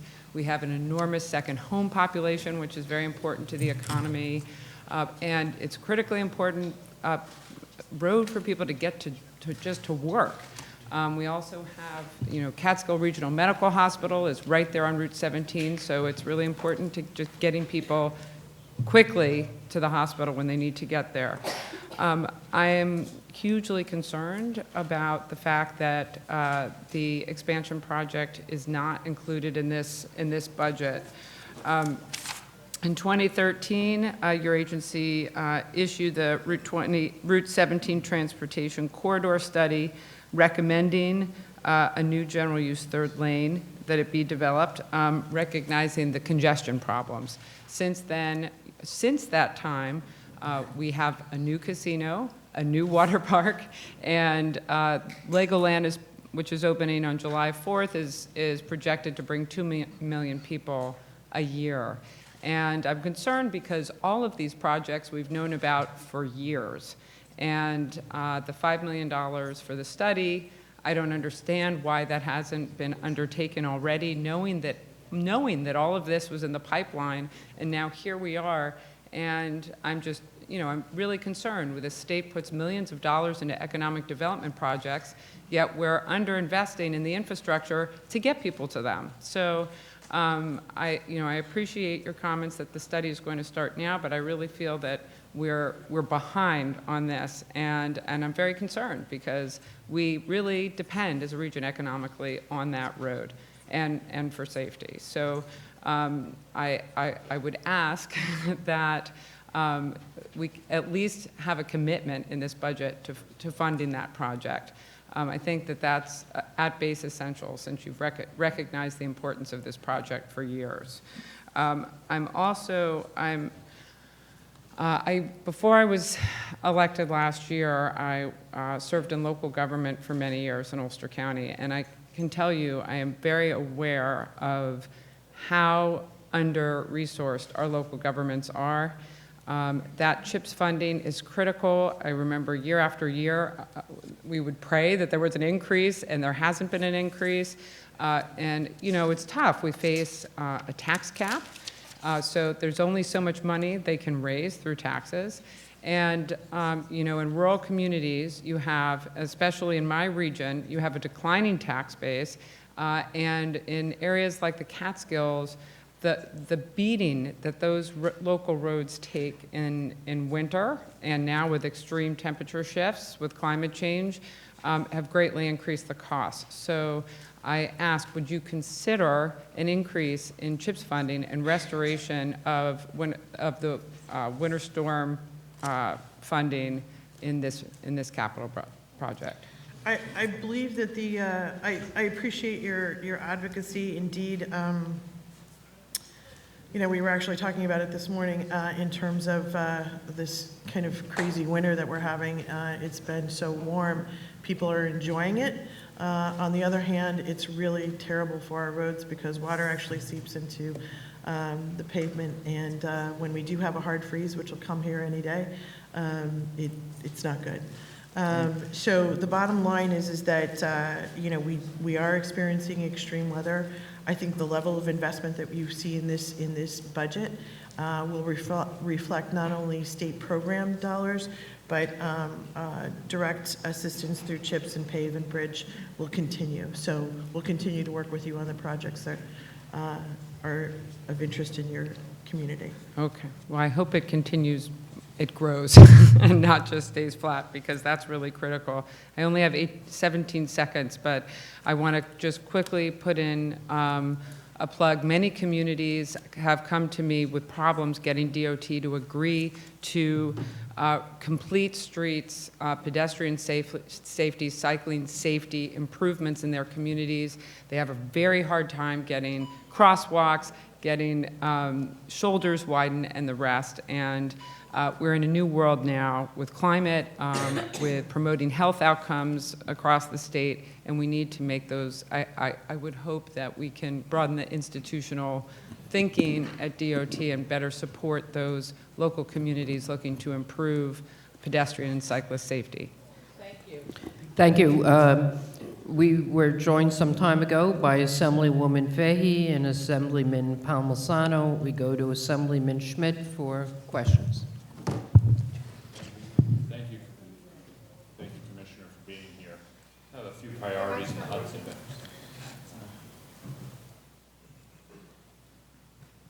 There we go. There you go. Thank you, Commissioner. We have a few priorities in Orange County, Rockland County, and the Hudson Valley that I would like to go over with you. First is the notorious Route 17M bridge over the Norfolk Southern Railroad in Chester in Orange County. Been told for several years now that it's the worst bridge in Region 8. Is there any update on when a replacement bridge would come in to play for that specific project? I don't have any information, but I'd be happy to follow up with you and give you some updated information. That would be great. It's of severe concern to many of the residents in the area. And again, we've been told for many years about how it ranks so poorly in the region.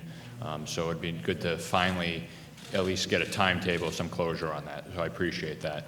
Route 218, which is also West Point Highway in the village of Highland Falls, I want to bring that to your attention. West Point, an amazing facility and institution we're blessed to have here in New York, really a place that the world visits to honor our military for educational excellence and so much more. There is a strong need for repaving of the 1 mile stretch from the Highland Falls ambulance to the entrance at the West Point Military Academy. There's been a local concern well before I've been elected, and it's something that, again, I'd like to put on your priority list. Is that something that has crossed your desk yet? Or? It has not, but I would be happy to look into it. Great. Well, that's why I'm here. We can elevate that. And again, it's not just my local community, but the world travels that road. And I think New York would love to put its best foot forward for the Academy. Five Corners in New Windsor. It's a significant intersection, really, for Orange County, the busiest. They've had some traffic signal pattern changes that have caused significant disruption for local first responders. We're working with the local regional office, but this is something that's really actually affects multiple assembly districts, multiple communities because of the traffic that's generated. So not only is it an emergency response concern, but it's a true travel concern. So again, this is a priority that I think needs to be elevated, and appreciate all that the local and regional team has done, but we're at a point now where we have to go beyond that. So I certainly would appreciate you taking a look at that. Well, thank you. Several of my colleagues have already mentioned Route 17 expansion. We've hit on numerous points on that. There's certainly been discussion now for years, predating my election to the Assembly, on how this is a critical need for really not just Orange County and the Hudson Valley, but for the rest of the thoroughfare through upstate New York. Is there a full commitment from yourself and the Commissioner's office to get this third lane done? So we have started we started a study that we discussed previously, and that is the first step in a larger environmental process to undertake exactly how we would address traffic moving forward and the future of 17.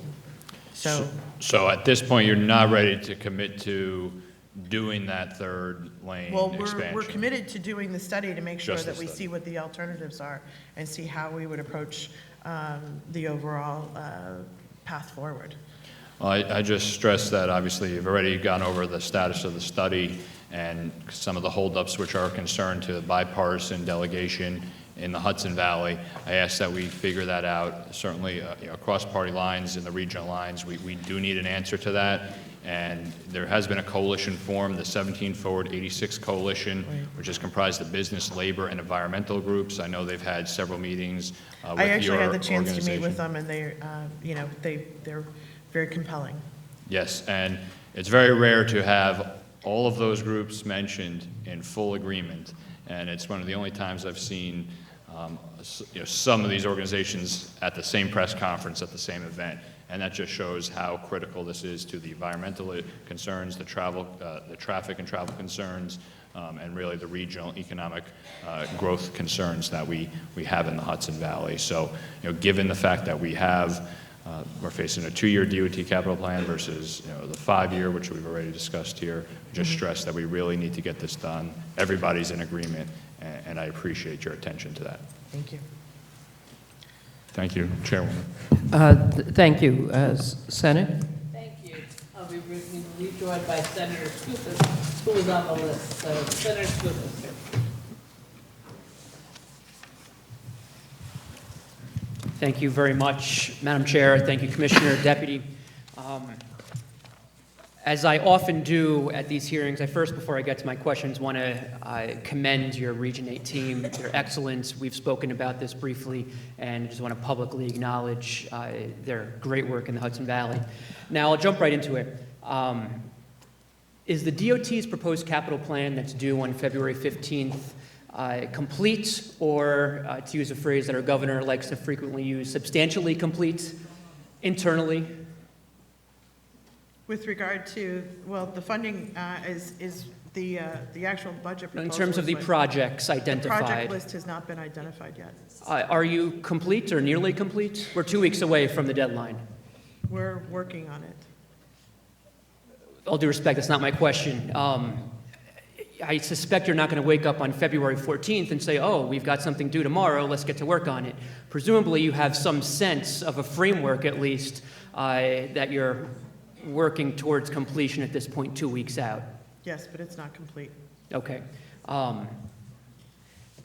Is Route 17 construction money included in what sounds like at least the development stages of your internal capital program due in 2 weeks? So I would say, Senator, we had the chance to talk in your office, and I know you're very passionate about this program, and we've had a good amount of discourse. As a legislature, the executive has put forward the budget as a very aggressive budget proposal. I understand all If that. My there's- time is very limited. If you And can. if there's additional,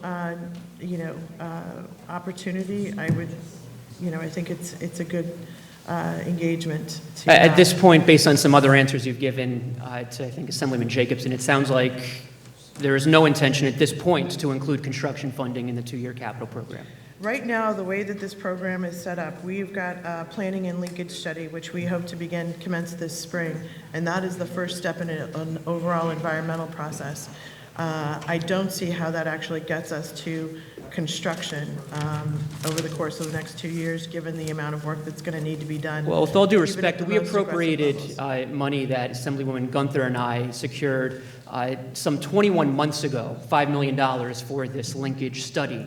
Can you offer some concise explanation as to why you are still not in contract 21 months later after we passed this appropriation in April, almost 2 years ago? So NISDOT has been progressing on this study. We've gone through the designation process, which is the legally prescribed process for us to When did that start? commence this work. When did the designation process start?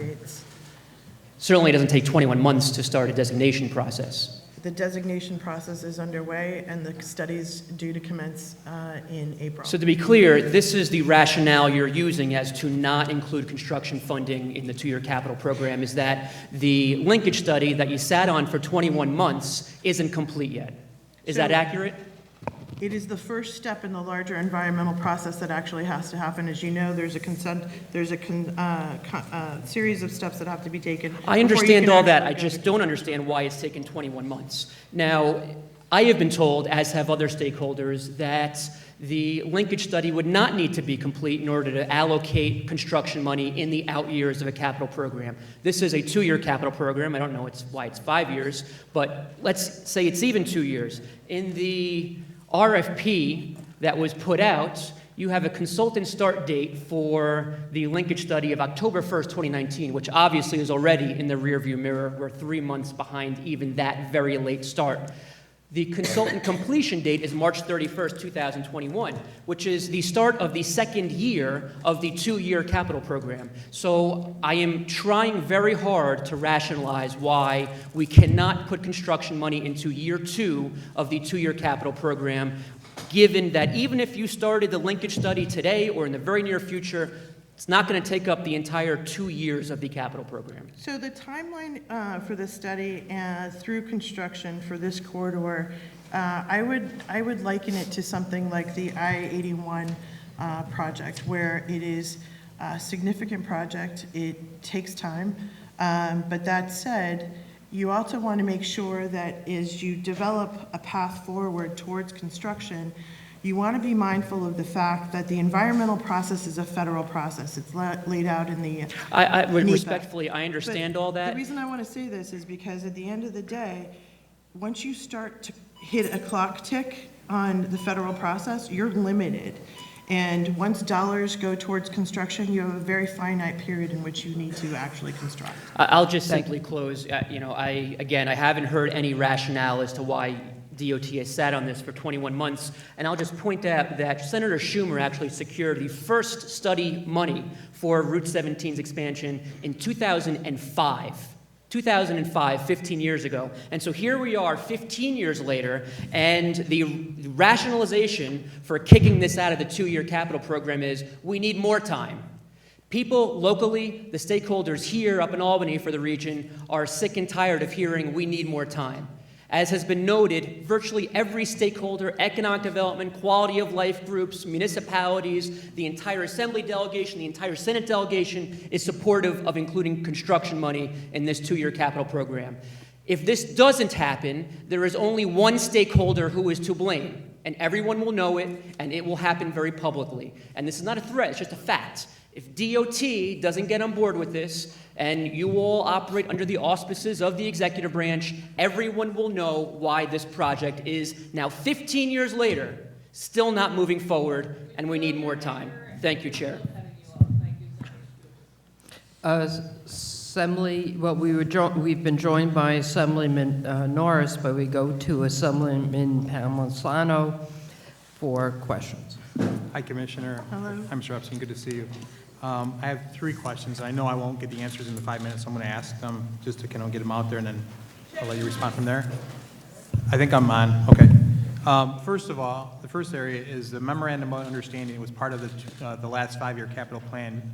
Said that the DOT would annually file a report with the legislature on highway and bridge conditions. We haven't seen that report since 2016. That's my first part of the question. The other part is the Graver report, which is a report compiled by the engineers of your agency. In 2009, projected 1,200 bridges would be become deficient over that 5-year period. In 2017, DOT projected 2,100 bridges would become deficient in that 5-year period, over a 100% increase. Now we're here with the 2-year budget presentation. Has your staff determined how many bridges will be worked on over the next 2 years, and will the number of bridges in deficiency status decline or increase, and by how much? And my last question, and maybe this is the one I want you to hit on first, I know it's been talked about a little bit first, and I've talked to you in different ways about this.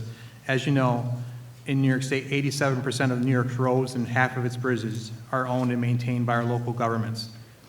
Can you explain to me how the department and the governor arrived at presenting us with a budget that increases funding to state roads and state bridges by 33%, but keeps flat funding for local roads and bridges through the CHIPS program, which has now been flat. This is enacted for the 8th consecutive year, but in fact also cuts funding for local infrastructure with the removal of the winter recovery funding money again, which we'll have to fight to put back in the budget, especially when you know that some of our towns and municipalities, some of the CHIPS funding is the only source of revenue and resources they have to fix their local infrastructure.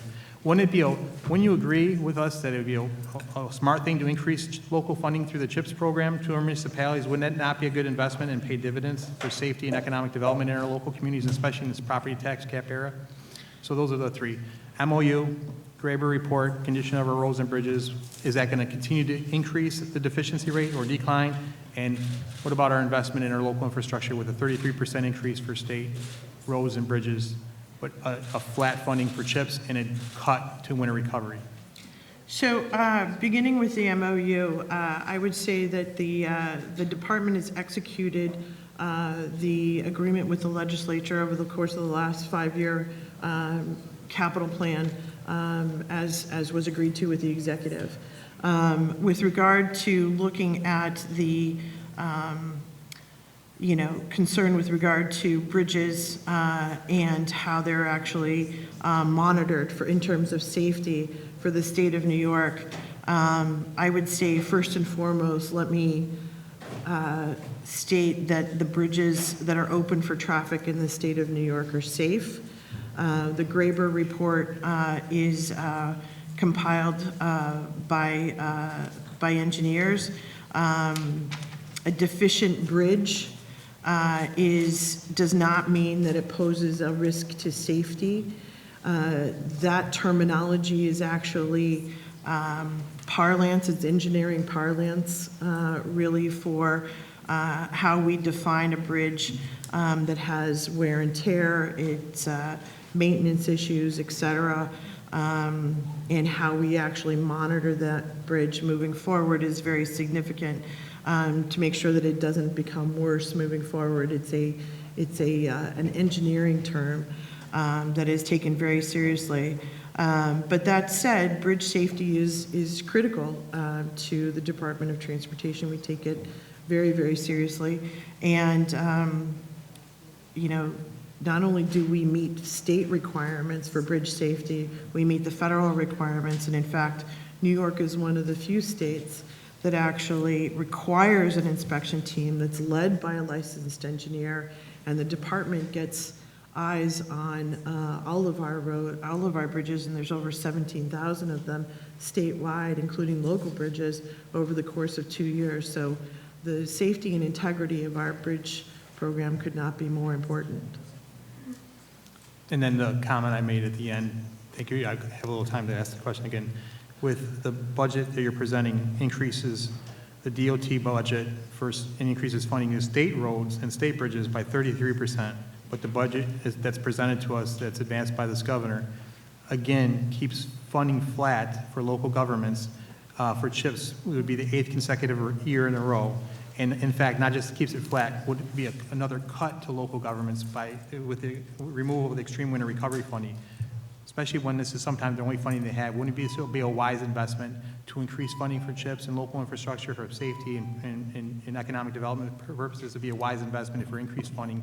And if it's 33% increase, why are we not sharing that with our local municipalities, which would be a good partnership? I think that this budget indeed does increase or represents an increase across the board. It's, during the last 5 years, more than $3.5 billion have been made available for the renewal and modernization of our local bridges and roads, and that's beyond our federal aid. And the bottom line is that this governor has increased state assistance to local governments for roads and bridges by over 68%. That's about $275 million. This budget reflects a continued increase in our core program as well as these other programs across the board. And thank you, it's a good way Senate. forward. Senator John Liu. Thank you, Madam Chair. Hello, Commissioner. You cite in your testimony that your department is engaged in helping achieve reductions in non-renewable energy consumption. And I think I guess you talked about some general things that the department is undertaking, but what would be some of the specifics? For example, you mentioned financial incentives, as well as promoting the self-sustaining market for plug-in vehicles? Correct.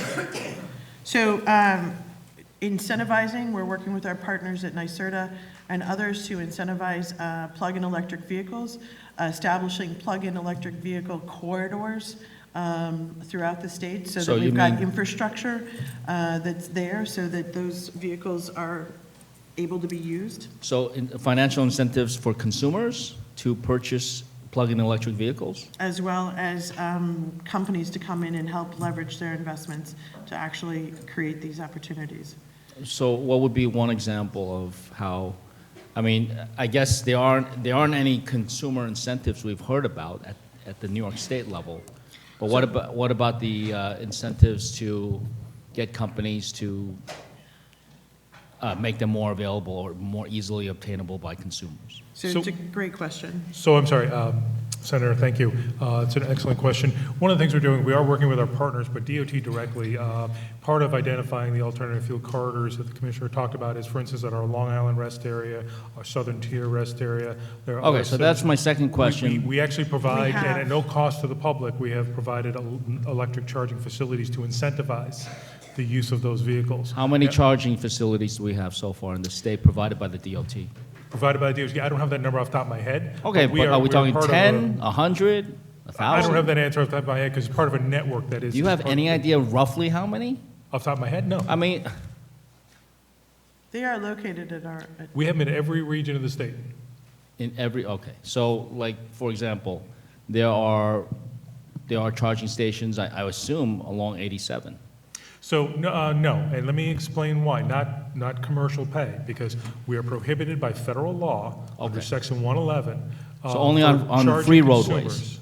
On So- free roadways. How about Route 17? I'd have to go look. I don't know off the top of my head. All right, so you're just confident that your department is fully engaging in developing? We have a map that we can provide to you. I just don't know off the top of my head. So in my testimony, to clarify, one of the things that we're looking at is how do we do more of this? Because obviously, we've got some very aggressive greenhouse gas emission goals that we would all like to meet. And we're looking at what transportation's role is that moving forward. So I think I we're got trying all to that say from the your same thing. testimony. I was just trying to get some more specifics. Yeah. I mean, you talk about financial incentives. Obviously, there doesn't seem to be any direct financial incentives. Incentives in terms of making charging more available along New York State roadways. Okay, that's a great thing. But what's the plan? How many do we have now? And what's the goal in terms of getting these charging stations up and running in the next year, in the next 2 years, in the next 5 years? There should be some kind of plan. So we're developing it with our partners, and as we move forward, we'd be happy to share that with you. Okay, like, can I just get them? Do you have something readily available in your office, or is it on the website? Whatever we have, we'll share with you as a follow-up to this hearing. Okay, but you're not sure what you have? I know that we've invested directly in some of the rest areas that we operate, as opposed to developing further corridors where there'd be more opportunity. So, like I said, we'll follow up with you directly. Thank you. Share the larger plan. I certainly appreciate and support Chairman Kennedy's comments about the highway construction. Just, we do need to invest upstate. But I tell you, that Van Wyck in Queens, can we get that done also in the second year of this We year? are more than working on it. We're fully engaged, and it's a 4-phase process, and so we're well on our way on the Van Wyck. We just finished the Sheridan, Queens Boulevard, Hunts Point. We're working on it. All right, and thank you very much for your department's help with regard to the highways in my district. I appreciate it. Thank you. Thank you. Assemblywoman Rozak. Thank you, Madam Chairwoman. The Van Wyck is a mess. Senator Liu is right. I'm going to focus my questions on Veto Message 140. As you know, I sponsored legislation last year with Senator Skoufis to create a 5-year and 20-year capital program for the DOT. But taking a step back, I wanted to ask you about the project list that DOT put out in April of 2016. How did you come up with that 5-year list? I was not here at that point in time, but the bottom line is that in terms of actual projects, it's something that's developed through, I would say, local input. We meet regularly through our regional offices with local elected officials. We also work with the local MPOs. So all of the Department of Transportation is engaged statewide in understanding what local project needs are, and then it develops moving forward over the course of time. And through these regional offices or at the central office, do you engage with planners? Do you employ planners at DOT? Yes, we do. Okay, and engineers? Yes. Okay. So my question, I guess, is how is it that creating a 5-year or 20-year capital plan would cost the DOT $1 million, which was cited in the veto message? Can you repeat the question, please?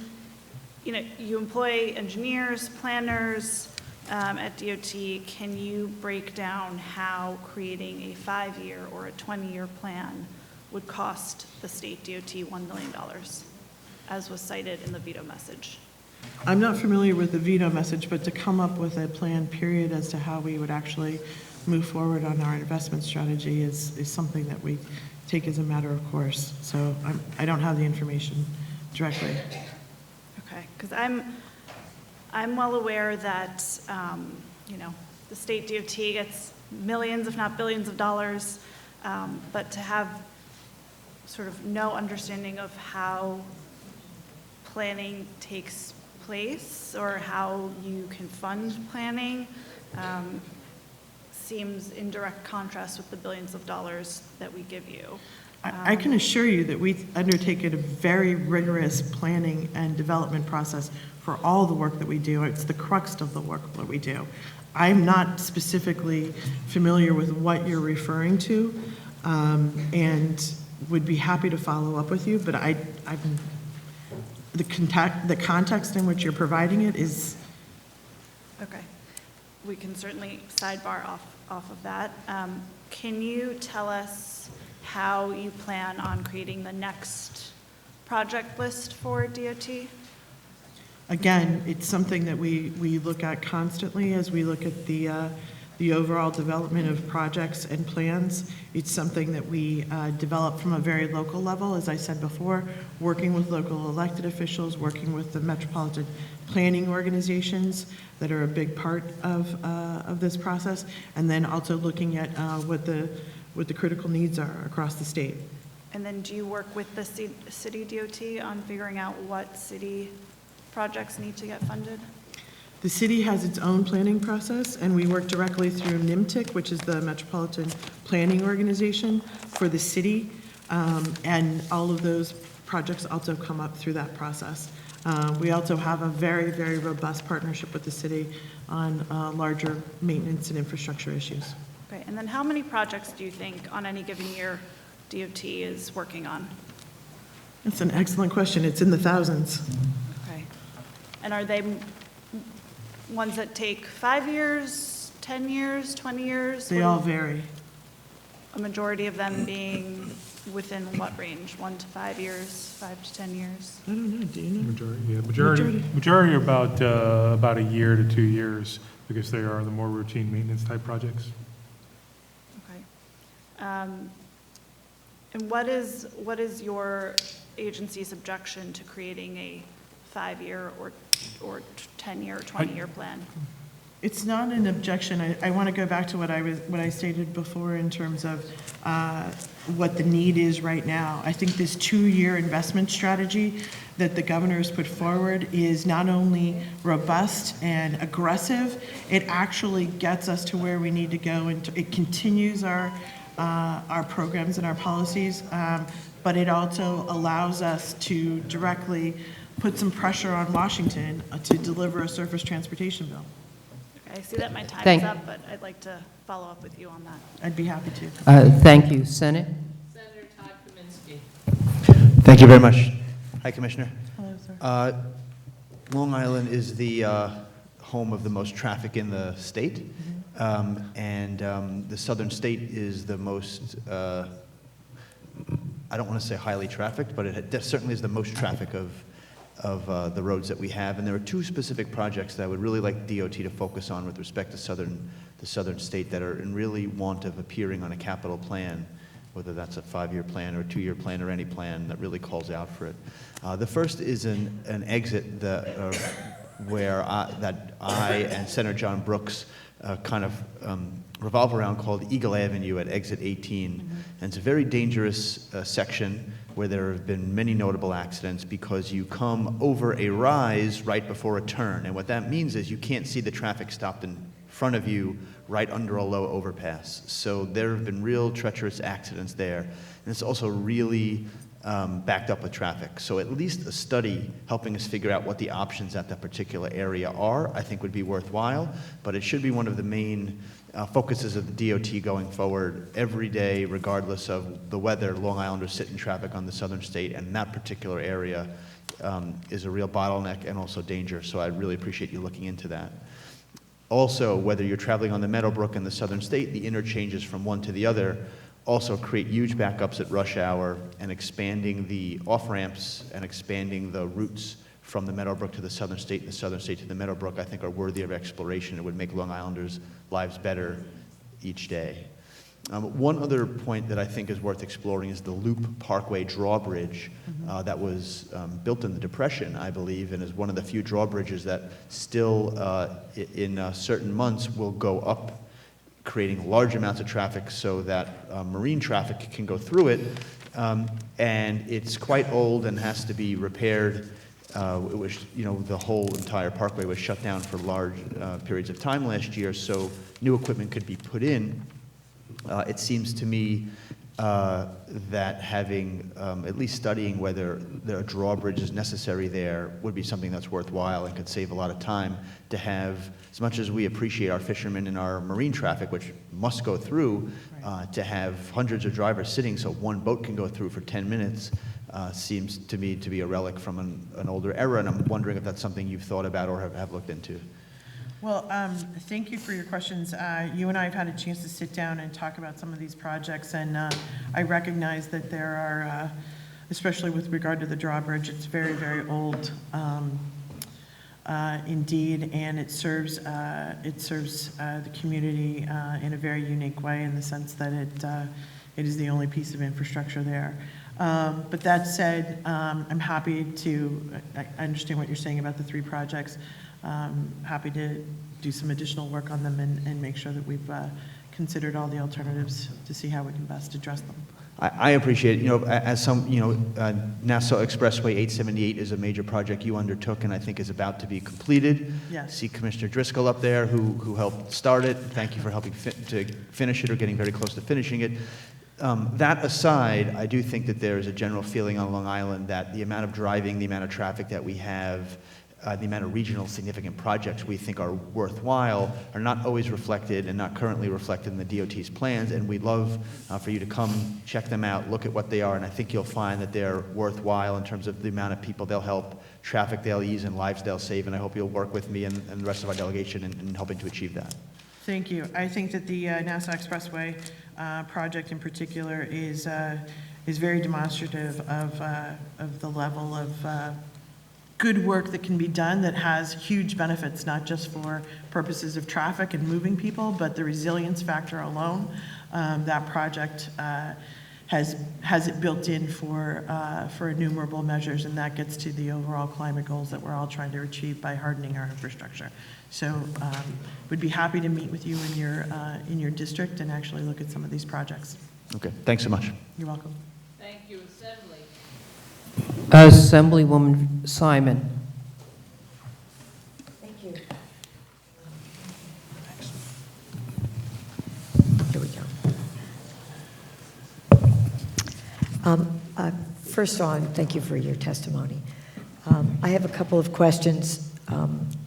the big one is an issue that I know we've spoken about before, and that is what is the state going to be doing about working together in a collaborative way on the BQE triple cantilever project. There was an expert panel that was created, and we expect the issuance of their report later this week.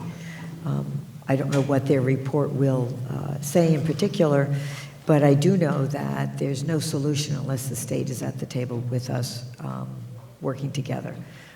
And I want to know if I can have your commitment to that. So, as we've said before, and I appreciate the opportunity to meet with you in New York, you know, the infrastructure itself is owned by the city. The state has a sincere interest in making sure that the entire system, that entire corridor, is not only safe, but functioning, because it is a very significant freight corridor. And we will continue to work with the city and the federal government on the best way forward with regard to the BQE. See, this is where I'm going to disagree, and I know you believe, and that's certainly what the state has been telling everybody, that the city owns this roadway, when the state owned it not even 10 years ago and did an elaborate public engagement process when it was repairing the roadway. It's a federal highway. And the city can't do this, can't draw down federal money unless they have the state involved. And I mean, like, really involved. And it seems clear to me that regardless of ownership issues, which I could debate for quite some time, the state needs to be a partner in a way that it has not yet been a partner in addressing the needs in this corridor, because it is a critical link, a small link, but a really, really critical link that will affect the entire region's economy. And we really need to have a commitment from the state to be there at the table with their sleeves rolled up, putting our heads together and working together in a collaborative way moving forward. And this is something I really would like you to take back to the executive, and to be there for the community and for our region's economy. I think that the state is really been lacking in its commitment to this effort, and I want to just really underscore that with you. Another issue I really want to address is pedestrian safety. I know that there are a number of places in the budget where we have talked about electric-assisted bicycles, which are all over our streets in New York City, as well as e-scooters. I think in my district, I have a lot of transit advocates. I have a lot of transit. I have a very dense district. As you know, I represent downtown Brooklyn and the brownstone belt there. I have many, many transit advocates who are constituents. We're very forceful on these issues and have really pioneered a lot of the policy on this. But I also have a lot of people who are pedestrians. People do take bicycles. They do reduce the amount of car traffic, local car traffic, for example. But we also, they're quiet. One thing I find driving a hybrid now is you can't hear me coming. And you can't hear the power-assisted bicycles, and you can't hear the e-scooters. And I have a lot of people who walk everywhere, and school children who walk everywhere. And it's very hard for people to know when somebody is coming.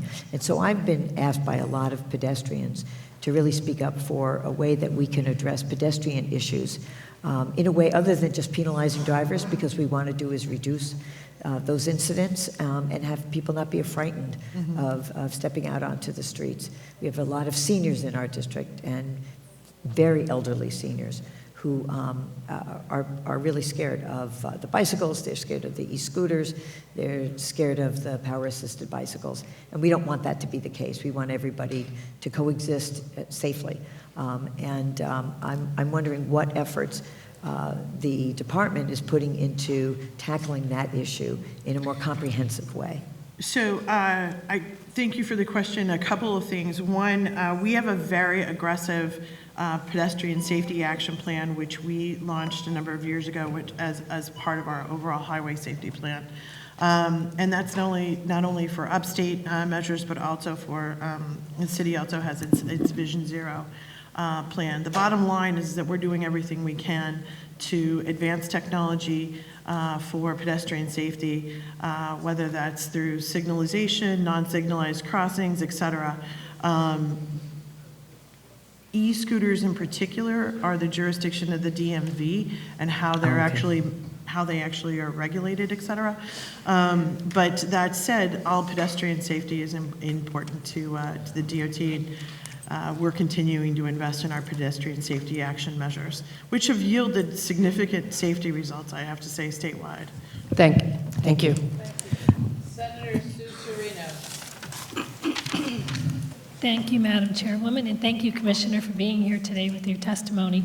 As you know, our office has a great relationship with the DOT and our regional rep in particular, so we really appreciate you working so closely with us. As you know, this year we finally, after 2 decades, officially kicked off the building of the Pudding Street overpass. And since the construction started, there's been a few bumps in the roads, of course. Residents navigate the changes, but I really appreciate your help and your increased communication on the part of your office. And I hope to see that continue throughout the course of this very critically important project. I know a few of my colleagues have already mentioned the CHIPS program, and I just want to reiterate our annual request to see a significant boost in that program.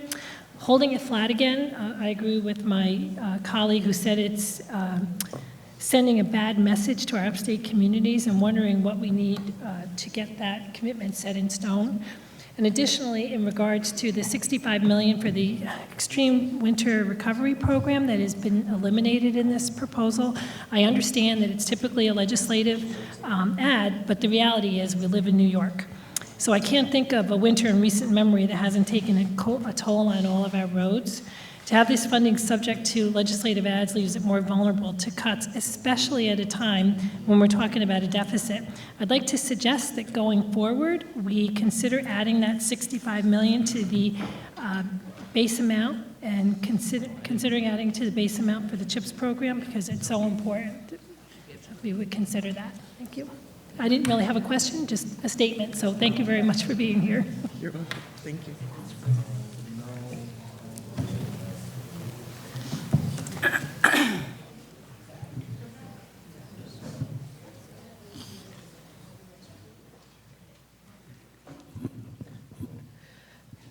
Assemblyman Ra.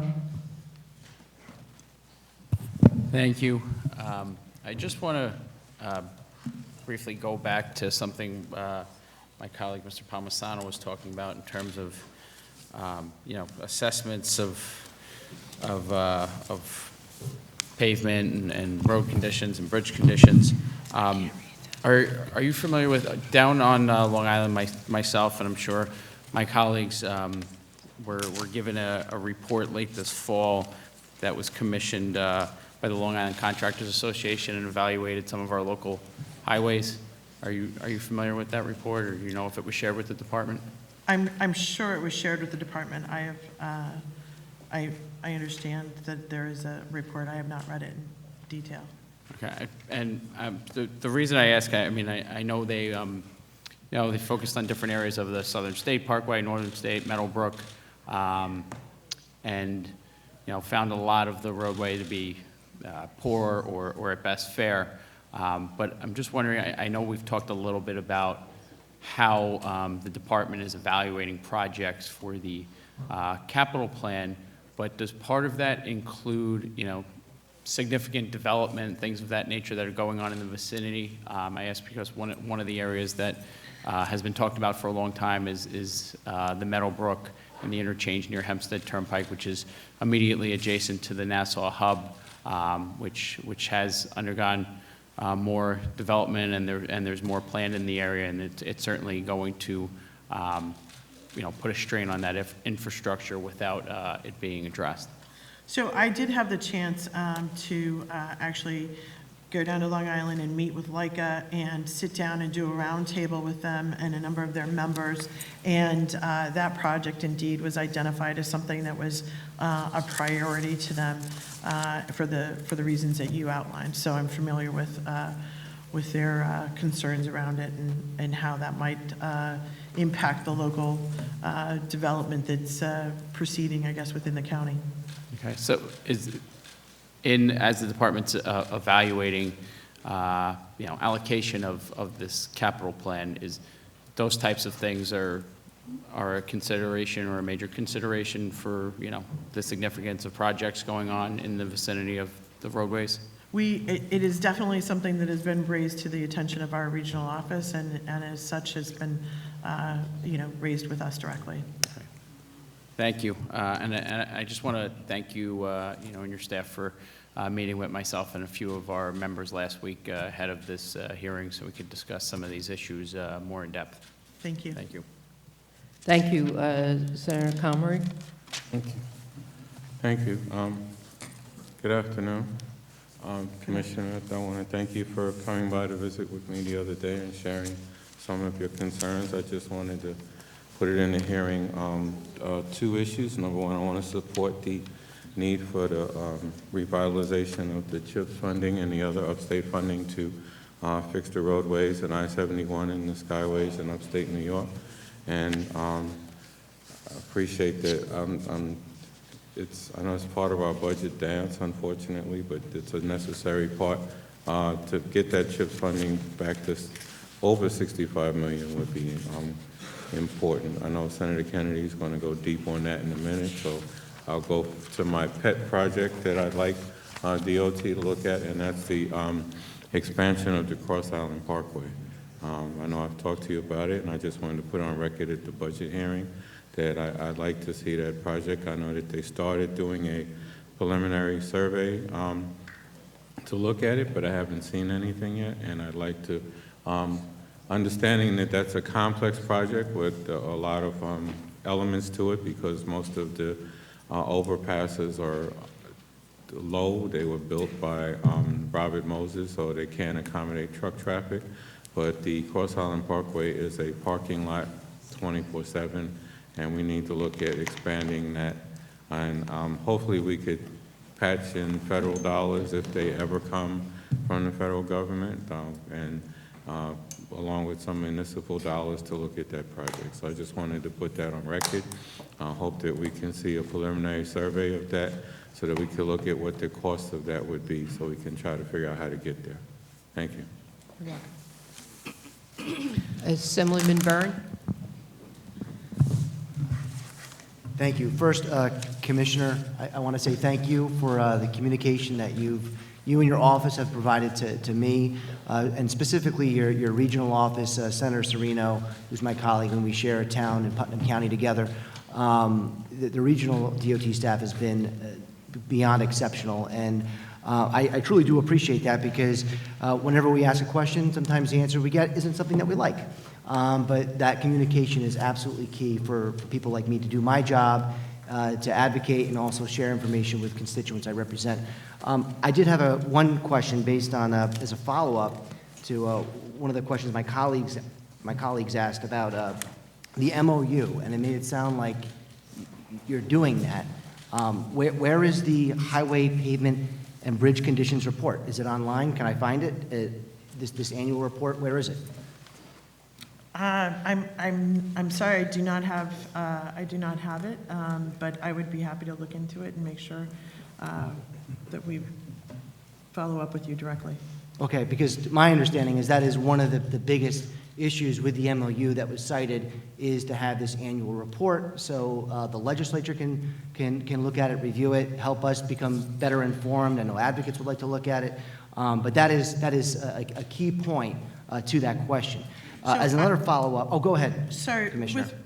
With regard to, I just want to follow up on your question in what I stated earlier. Mm-hmm. The bottom line is that regardless of the status of the report and where it is, we have executed on those projects per the agreement with the legislature.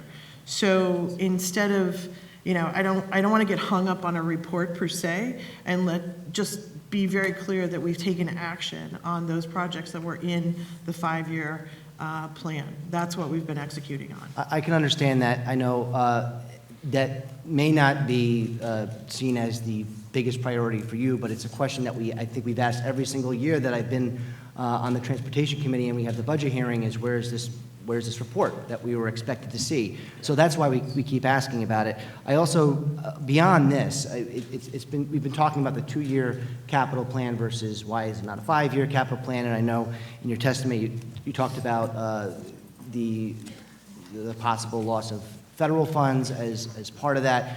But we still see essentially flat numbers from what our previous 5-year capital plan was, just on a 2-year plan. We're not seeing a significant, I know some folks have been calling for $35 or $40 billion capital plan. We're looking at what, about $11 billion 2-year capital plan, correct? It's a 12 billion. 12 billion, I'm sorry, thank you. 11.9, almost 12 billion. 11.9, thank you. So we still don't see a significant increase from the previous plan, so really, my question is... It's actually up 33% over the last 2-year base. I mean... Over the last, okay. Yeah, I mean, when I say it's an aggressive investment schedule, it really is an aggressive investment schedule. Because I was looking more over 5 years versus 2 years, just, I guess, It's $3 average-wise. billion over the previous 2 years. Okay, so my question still, we're looking at a 2-year capital plan versus 5 years. If we're limiting our vision and how far we can look out, just based on that, I would like to know what your vision is as the Commissioner of DOT. And I'd also like to, something that comes up in my area, and I get this sense just around the Hudson Valley, and again, it's not a knock on the agency itself, but there just seems to be potential disparities in investments in regions and parts of the state. And I don't think we should be investing necessarily on region. You should be investing on where the need is, right? But I know there's a lot of need in the Hudson Valley because I see it, because we drive through the potholes and everything else. And if you could elaborate on, is there a list of projects? And would it be possible to get even a list of projects from last year to find out how much went into each region, just to have that information to study and evaluate? And I really would like to know more about what your vision for the DOT is, and not just in 2 years, but in years out. So I would say that we do an incredible amount of work to make sure that our program is indeed balanced throughout the entire state. And it takes a lot of effort to do that, and we do that through the direct engagement at a very local level between our regional offices, local elected officials, the MPO process, et cetera, to make sure that we understand what every community's priorities are. And then as the core program moves forward, we work to balance that investment across the state. Okay, thank you, Commissioner. Thank you. Thank you. We go to Senator O'Mara. Thank you. Just to follow up on Assemblyman Burns' questions there, and primarily with the disparity between, or parity. How can you assure us to explain to our constituents in upstate New York that we're getting our fair share? Certainly we'd like more than our fair share, but we want to make sure we're at least getting our fair share. And when we're talking a 6-year MTA plan at about $10 billion a year, is my understanding, and a statewide DOT plan, only 2 years, at $6 billion a year. How is that parity? So as I understand it, over the course of time, DOT's had a number of investment levels, right? So we've had 2-year investment strategies, we've had 1-year investment strategies, we've had 5-year investment strategies.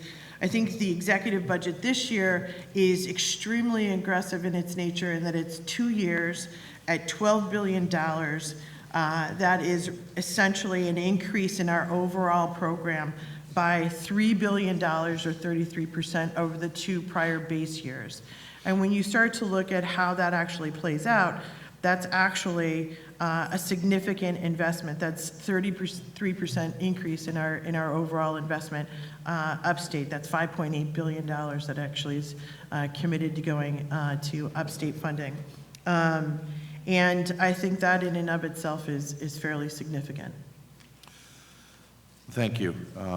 With regard to the DOT increase of 33%, following up on Assemblyman Palmisano's questions from earlier, CHIPS funding being flat. I believe, and my constituents believe, and I believe constituents across the state of New York believe that their local roads and bridges are every bit as important as state roads and bridges. And our local municipalities are strapped with the ability to provide for that. And CHIPS is vital to that increase, so to that effort. So why are we not seeing an increase in CHIPS funding with such a significant and appreciated increase in the DOT funding?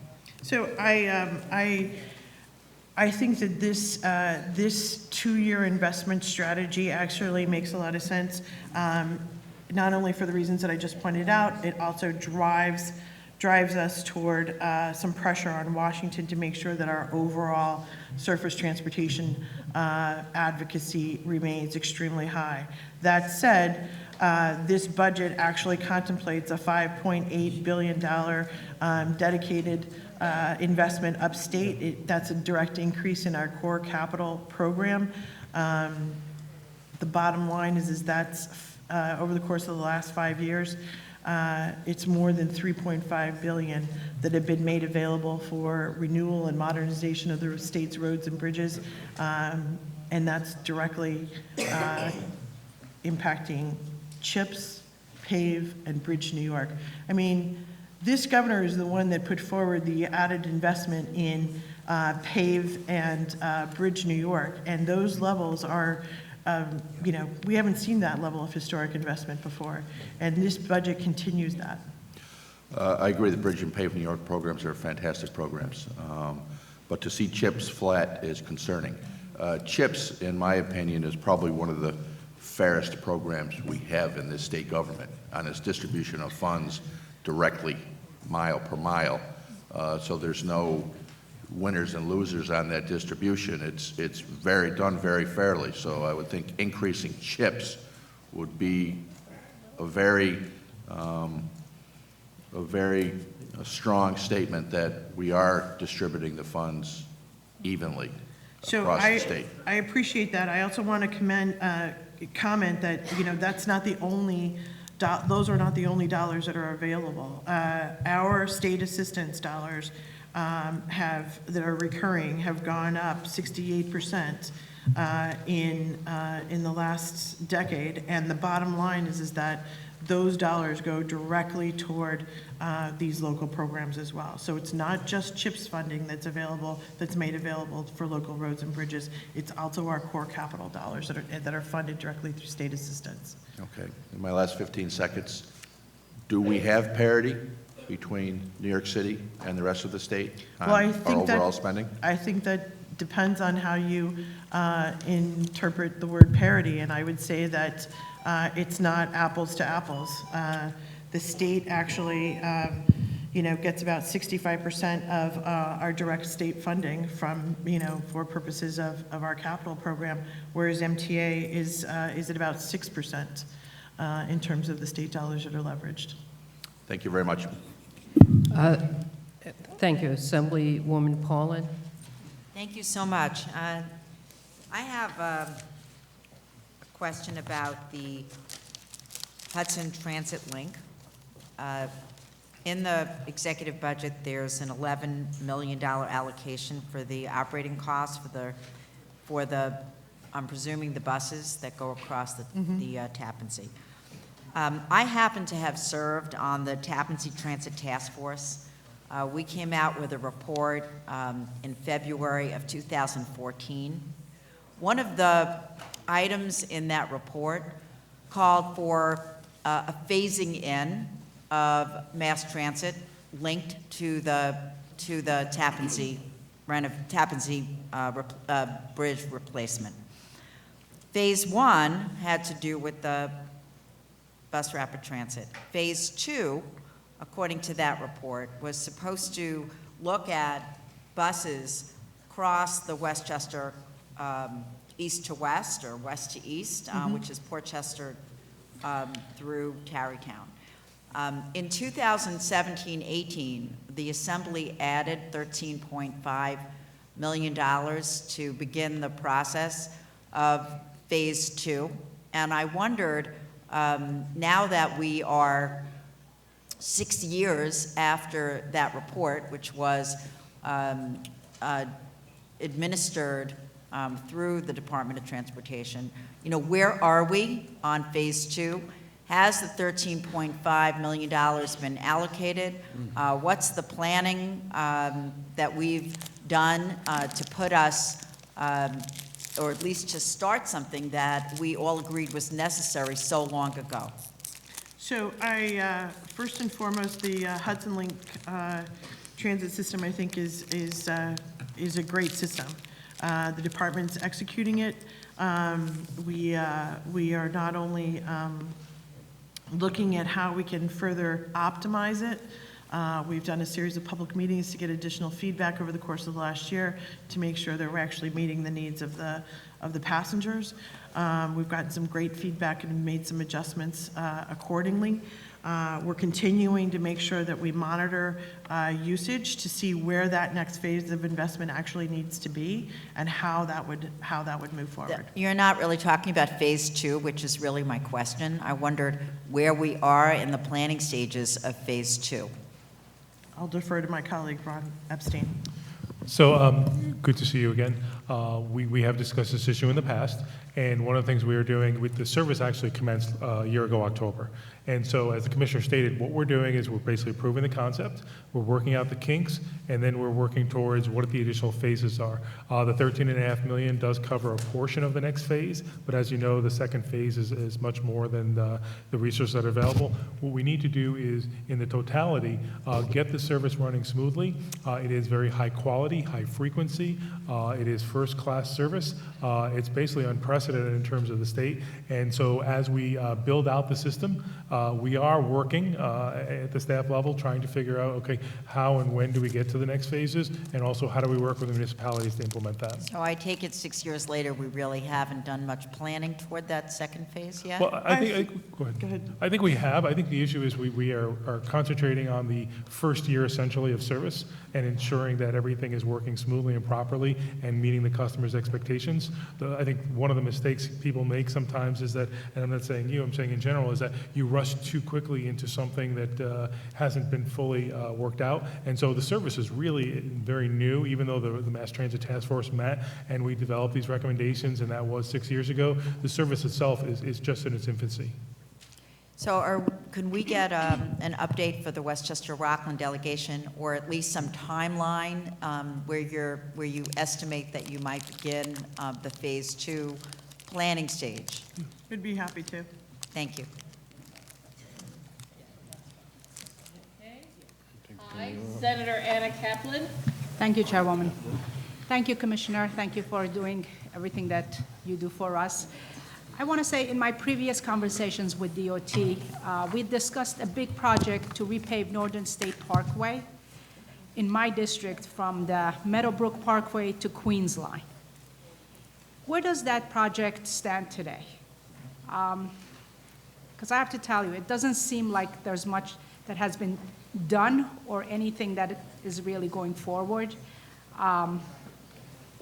We desperately need this repaving. If you enter, and I saw during the summer, as I was entering the highway, they had repaved the entrance, and it stopped right when you entered. And it's, again, it is in real dire shape. I get calls regularly about tires being affected, people are having accidents, and I like to echo the same sentiments of my colleagues here, that we need to make sure that we fund the CHIP funding and we make the investment in our roads. I feel like we're really falling behind, and our roads just are getting worse and worse. We need to do the repaving, the resurfacing, the repaving, and just not falling so much behind, because every year it just gets worse and worse. Any comments that you can make with regard to the Northern State Parkway? With regard to the Northern State Parkway, I will say that it's constantly on our list. We've been executing a plan for paving good portions of it. It is a long-term investment and one that will continue. Okay, I was So- told that last year was going to be, there was a lot of work that was done right when you actually exit my district, going further east, but not much really was done in 7th District and also Senator John Liu's district. And that was going to happen in 2019, but not much really has happened. And I'm happy to give you some of the list of some of our main roads that are And really I would be also in happy to bad receive shape. it, and I'll look through it and make sure that I respond directly to you. I appreciate it. I also want to echo the same sentiments as my colleague, Senator Comrie said. Cross Island is also another point that really needs to be looked at and worked on. We share that area, and going east is part of my district, and I see, again, there's a lot of need for resurfacing and refurbishing and also repaving. And if I could, may I ask a technical question? The interchange where the traffic from Northern State Parkway enters the Meadowbrook Parkway.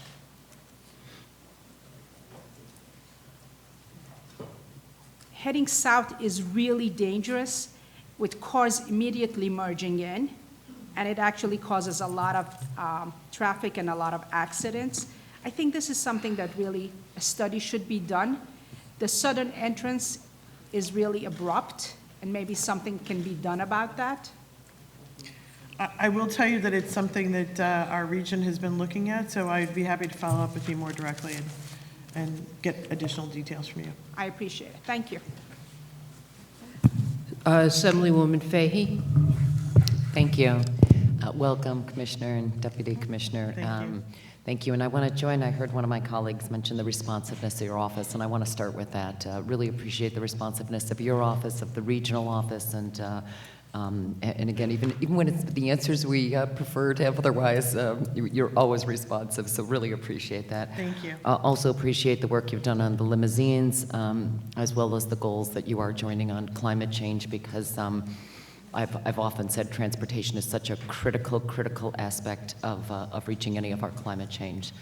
Last thanks on, and before I get to my questions, Exit 3, your investment in Exit 3 in the airport, along with the additional parking, has been huge, a big economic development boost. While it's technically not my region, it's all tied to this region and our economic development efforts there, so very appreciated on that. Couple of questions and another comment. The $1.5 billion on electrification, and we're really pleased to see that those monies set aside. You mentioned earlier that you anticipate some of the same levels on STOA funding for our transit authorities.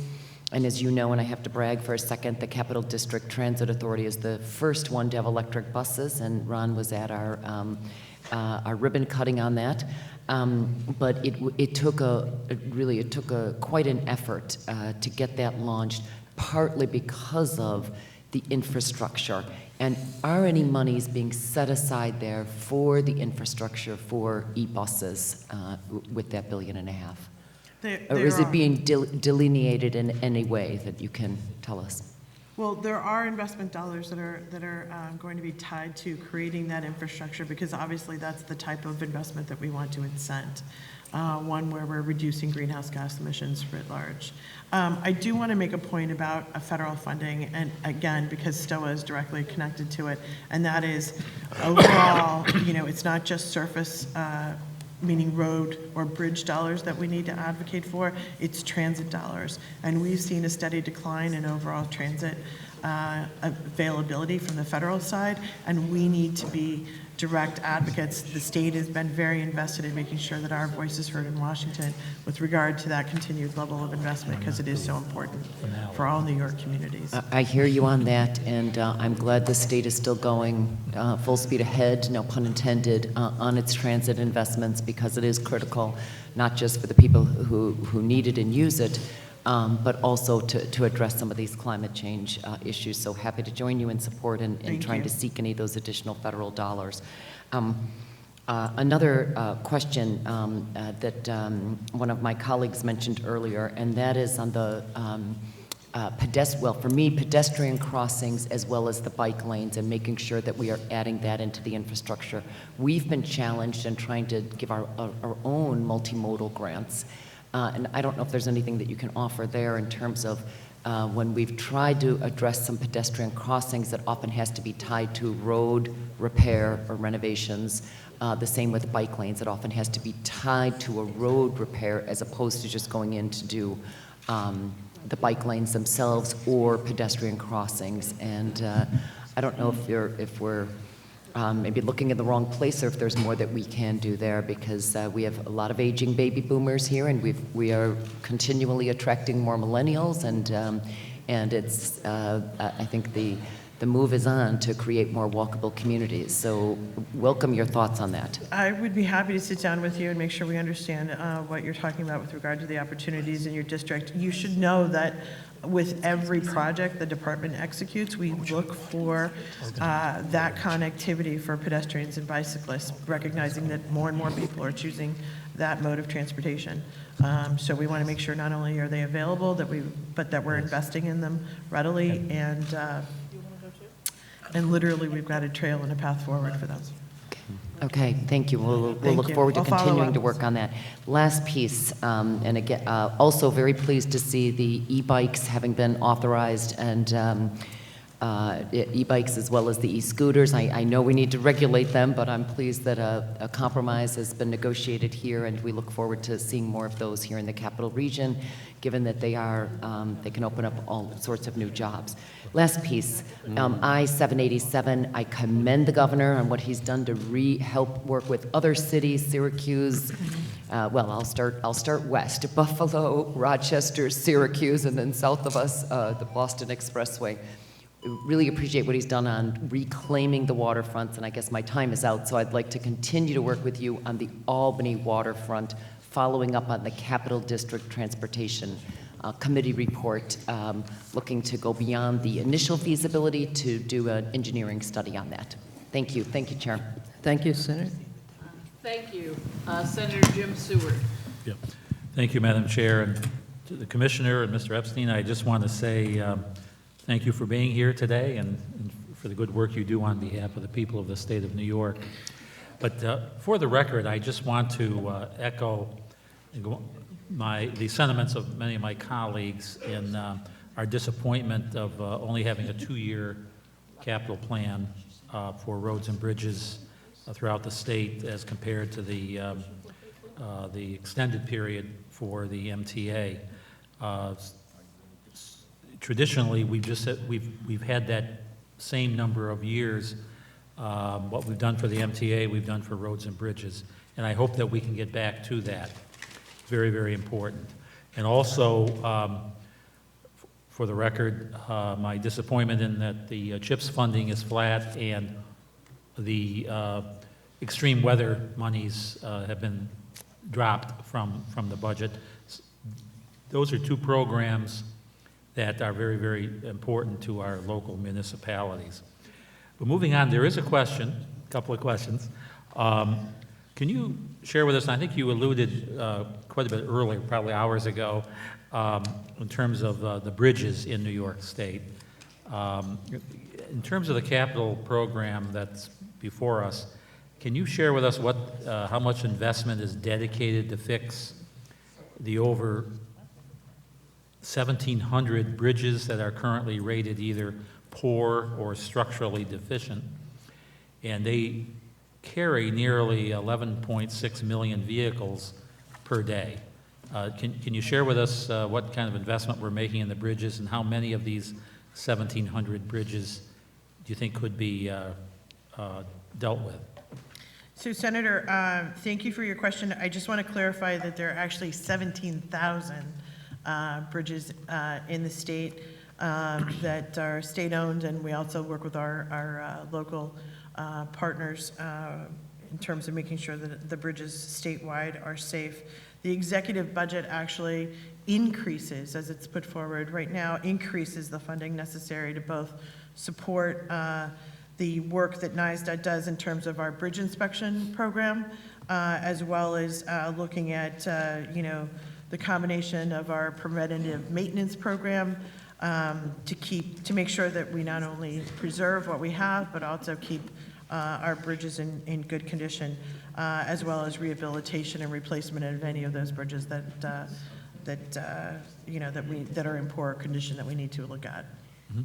When I mentioned 1,700 bridges, I was referring to those. No, those that are deficient. So I want to clarify that just because I think you're referring to something called the Graber Report, and just because a bridge is designated as deficient, it does not mean that it's unsafe. The designation of a deficiency is engineering parlance for defining that a bridge has had significant wear and tear. I want to assure you that we take those very seriously. It does not equate to an unsafe bridge. And a deficient bridge is one category. If there is something that's very significant, it actually gets flagged as a red flag, and that's something that we take very seriously. We've talked a lot about the needs of transportation needs, roads and bridges throughout the state. Can you share with us when the last time there was a full needs assessment for New York State's roads and bridges? The last time such a needs assessment was completed? And also, can you share with us, what are the total capital needs that we have in New York State to bring our state's roads and bridges to a state of good repair? So I think that we're constantly looking at the state of all of our infrastructure, and that's how DOT goes about its work, by constantly looking to assess what the condition of the roads are, and the bridges, and making sure that we're identifying those that have highest need, that need to be addressed first. I will not speak to the last full-scale report or something that's been done along those lines. The bottom line is that I think it's whatever was agreed to prior in terms of the last 5-year plan is something that we've invested in directly, and move forward on. Thank you. Assembly. Assemblyman Norris. Thank you, Madam Chair, and thank you, Commissioner, for the opportunity for you being here today. We appreciate that. And I also would like to just echo, as you know, I'm from Western New York, near in Niagara County, Erie County region, and they've been fantastic, your regional staff, in terms of helping my office, and I just want to point that out to you. Thank you. Though being from upstate, it is very important to me and my constituents that the CHIPS funding does get increased over time, and that extreme winter recovery money does get restored in this budget. In upstate New York, particularly in my region, these highway superintendents and local municipalities depend on these dollars, and any assistance that you can provide in advocating to the governor, it would be greatly appreciated in terms of that aspect. As you know, I represent part of the Erie Canal, and there are many bridges along the canal that are either deficient or currently out of service. So my specific question to you is, does the New York State Department of Transportation have an earmarked amount of funds to improve bridges along the Erie Canal? That has a significant impact on our agricultural community, in our tourism community, public safety, and as you also know, and you've been very generous in discussing this matter, we do have an eyesore right down in downtown Lockport with one of our lift bridges, and I know you're working on that, so I appreciate that in the long term. But what dollar amounts are earmarked within the budget for repairs and rehabilitation of bridges along the Erie Canal? I can tell you that that over the course of the last 5 years, the department's invested about $350 million in our overall bridge, Erie Canal Bridge program, and it's something that we're, obviously invested in. The canal program is something that the governor put forward in his executive budget, reimagining the canals and how we can further leverage that investment that has been so significant to the state of New York. Thank you, Commissioner Net. I support the Reimagine Canal and the task force, and I appreciate the governor making that investment in, particularly in terms of the economic development and tourism opportunities and agricultural improvements that will occur because of the irrigation. I just have a question regarding the MOU report as well. It is my understanding that the report is not necessarily about getting results of things that are actually done in the CAP plan, but it's more about a need assessment and what needs are there.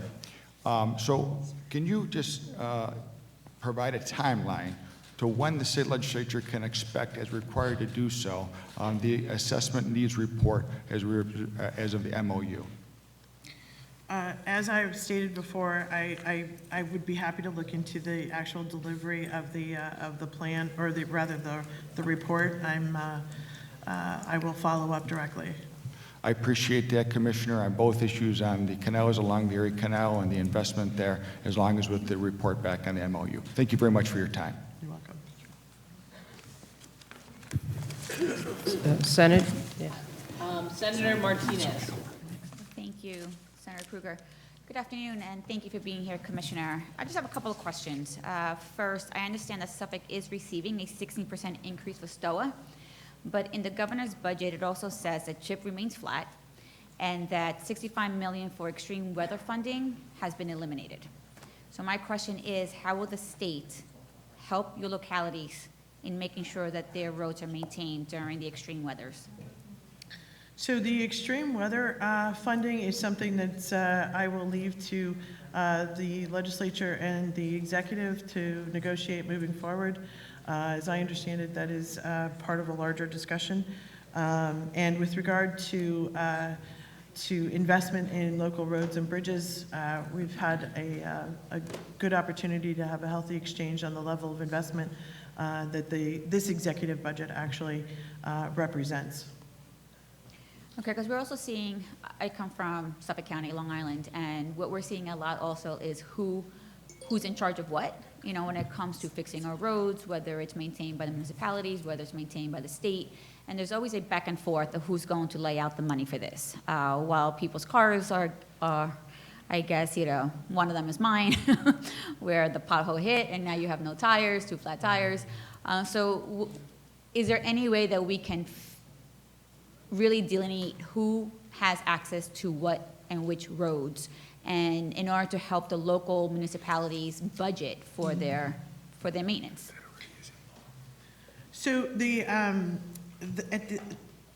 bottom line is that designations of actually who owns which roadway is designated in law, in highway traffic law. And so specifically Suffolk County, which roads are owned and should be maintained by Suffolk County versus the state. It's pretty well defined. Yes and no, because let's say, for example, Sunrise Highway. Sunrise Highway is a New York State road, and so are the service roads, but Suffolk County maintains them. They don't own them. So the county has to actually put up that money to help those roads, when in actuality belongs to the state. So I don't want to engage in a back and forth with regard to kind of who owns what infrastructure, but I'd be happy to follow up with you. The bottom line is that those roads that are designated as being owned by the county are indeed ones that they are designated to maintain. Okay, so I definitely would love to follow up on that, because I do have other questions, so we don't go back and forth. But my second question is, in the governor's budget proposal, there's an upstate airport revitalization initiative. $100 million towards upstate revitalization. What about the downstate airport? As co-chair of the aviation caucus, we know that that brings millions of dollars into revenue, job creation. What are we doing with the downstate airports? Well, we've invested significantly in downstate airports, just JFK and LaGuardia alone. I will tell you that the department maintains a level of investment. It's about $16 million across the board for general aviation airports and the like. Aviation is a huge economic driver, and the level of investment that the governor's put forward in the last budget cycle has proven remarkable. And again, this $100 million investment moving forward will be yet another opportunity. So then, yes, that's JFK and LaGuardia, right? But then we have MacArthur, we have Gabreski, also in Suffolk County. So again, that's another conversation that I would love to engage in at a later time. But these are airports that are driving economy, are driving the workforce industry. We are working to get more airlines in, so that's something that I would love to also have a conversation with you on. I'd be Because happy MacArthur to. is As I a- understand it, we've invested significantly in those airports over time, so if there's more projects that are identified, I'm happy to talk to you You know, about there it. are always more projects. And my third question is, and this is specific to my district, there's something known as the Oakdale Merge, Sunrise Highway. This Oakdale Merge is a constant bottleneck traffic. Back in 2017 and 2018, $20 million was provided to do a feasibility study of that merge. A proposal was created of different options of what the state would take. As of yet, we have no clue what will happen with that. And the downfall to this is that that same area, the roads were just paved. So if anything, if any work is going to be conducted on that area, we just repave this road. And we're trying to see what we do with the Oakdale Merge.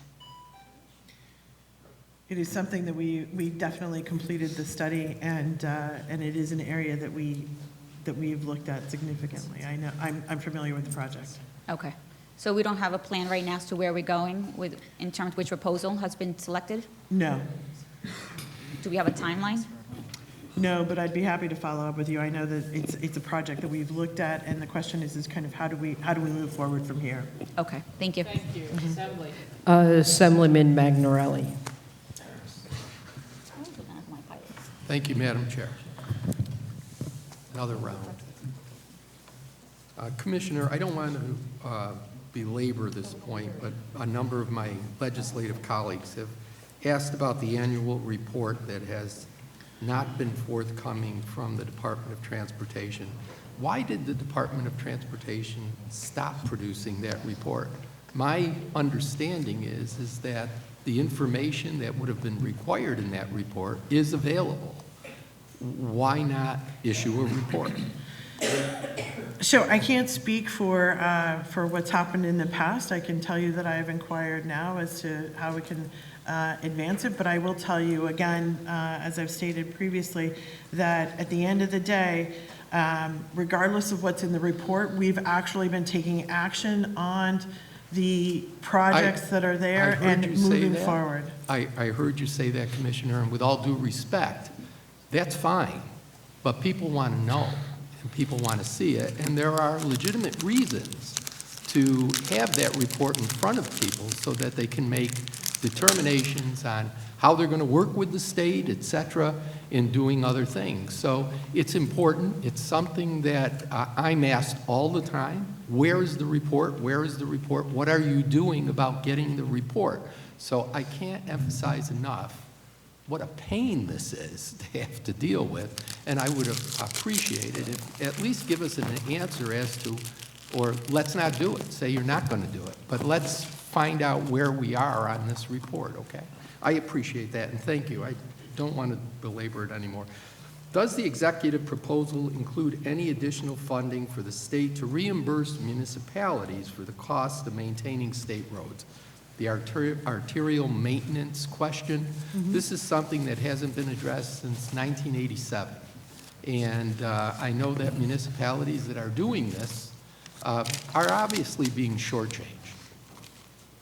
Just wondered where we are on that. So the department obviously partners with our communities across the state, and we actually, reimburse them for work that they do on our behalf.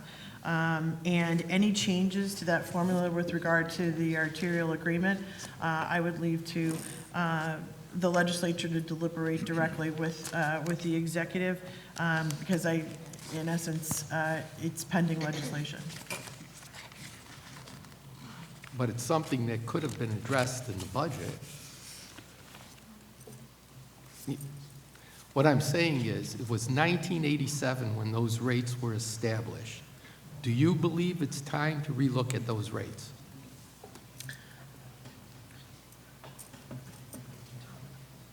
I haven't, I do not have a direct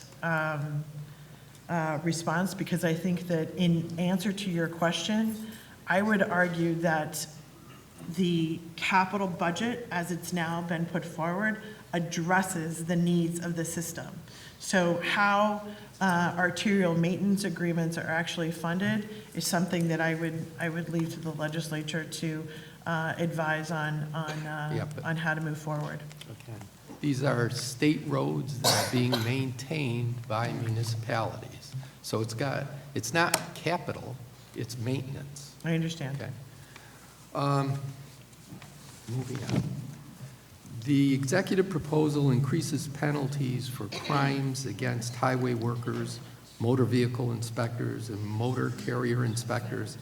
How widespread is this problem?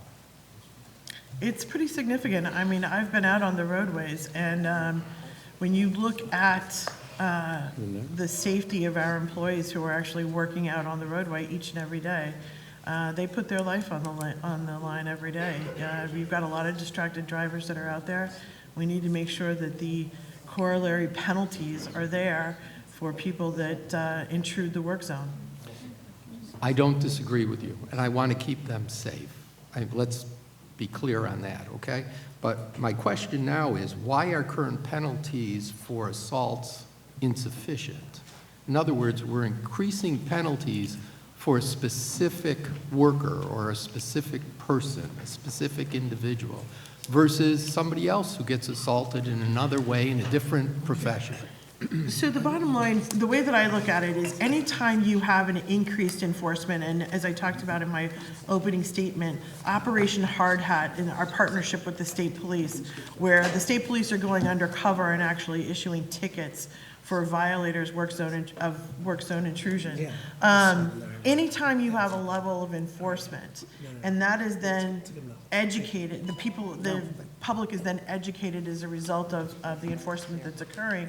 If you have repeat offenders and those civil penalties are increased, it's a deterrent. And the more we educate and enforce, it's not just about engineering, it's about education and enforcement as well. And that's why it's so significant. Just one more question. And if I don't ask it, I can't go home. Where do we stand on Route 81? I would say that we're in very good stead. The community grid proposal has advanced. We've done an enormous number, dozens of public meetings in and around Syracuse and the adjoining communities. We've had the opportunity to talk to a lot of different stakeholders, and we're collecting comments that are advancing the environmental work that we're undertaking, and we hope that by later this summer, early fall, we'll be in a position to actually advance the next draft of the environmental study. Thank you very much. Thank you. Senator? And to close, Tim Kennedy, just to remind everyone, the second round is only for the chairs, and there's only 5 minutes. So, Tim Kennedy to close. Yeah, thank you, Commissioner, again, and again, thank you for your leadership. There's two consistencies that I heard throughout this entirety, and one was the issues with the budget that's been proposed that we will deal with over the course of the next several weeks and months. The other is consistent appreciation for your work. So again, thank you for your leadership, and I know it's been less than a year, so welcome again to your first budget hearing. I hope you're enjoying it as much as we are. That being said, I spent the first course of my conversation here with you on roads and bridges, and we've heard a lot about that. I want to get into public transportation, particularly upstate. I think what's been proposed for upstate public transit, unfortunately, is woefully inadequate to the needs and, quite frankly, to the consistent requests that we're getting from every single region of the state, non-MTA. They need at least 10% from increase from what was allocated last year. What we're seeing is a 4% increase. We've put in place revenue enhancers, the rental car surcharge and the like, to ensure that there is a sustainable funding source for upstate particularly. And now we're talking about a region of the state that for years and years was underfunded for the political realities that we had to deal with here in Albany. That being said, the reality has changed and the funding is necessary. So what do we need to do to increase the funds for upstate public transit further than that $10 million? Because that, over all of the various agencies that $10 million will be dispersed, will never allow those agencies to function. So I think that, I think you have to look at it in the totality of things. As you mentioned, this is an increase this year by 4%, just over 4%. That builds off the increase from last year of 10% that was put forward in the executive budget. And that builds off of the last decade of investment in upstate transit services, which is basically increased by about 46%, while Governor Cuomo has been the executive in this state. So it's year over year over year of long-term sustained investment. That said, you've built in some of these things that you talked about directly, some of the other enhancements, including extraordinary investment, whether that's increased general fund support or the rental car tax. All of these are innovative ways of looking at this problem. At the end of the day, when it comes down to how do we further invest in our transit choices, I think there's a great level of investment from the executive. Senator Kennedy, you yourself last year were a huge proponent of another $100 million for the Buffalo Transit System, which we're executing on now. That's another great level of investment, but you know, we've got some tough choices to make. At the end of the day, MTA and the community in and around New York City has a different tax regimen and a different funding sources about how they actually look at transit. And so how we actually move forward, it's a series of difficult choices. I understand that, and again, I appreciate your comments. That being said, though, we were so underfunded for so long that the systems were hollowed out and breaking down. And we know basically the funding that we got for capital improvements out in Western New York, the only light rail system outside of the city of New York and the entire state, was simply to stop the bleeding. It's a 35-plus-year-old system that needed that sort of investment over 5 years. We're getting it, and I very much appreciate that. That being said, though, when we talk about operational funding and the STOA funds that are being implemented across upstate, there is a clear disparity, and that has to be changed. We always talk about parity. We always talk about equitable distribution of resources. And when you look at other areas of the state that are getting 4 times as much funding as upstate, when upstate's been neglected for so long, it's something that absolutely has to change. And so I would urge you to work with us to do that before the budget's enacted. I want to change to the distribution of funds for the electric bus fleets. Various agencies across the state, $100 million is a great start, but I can tell you NFTA alone is said to enact the electric bus fleet for themselves, for that particular agencies. We're talking about $120 million allocation.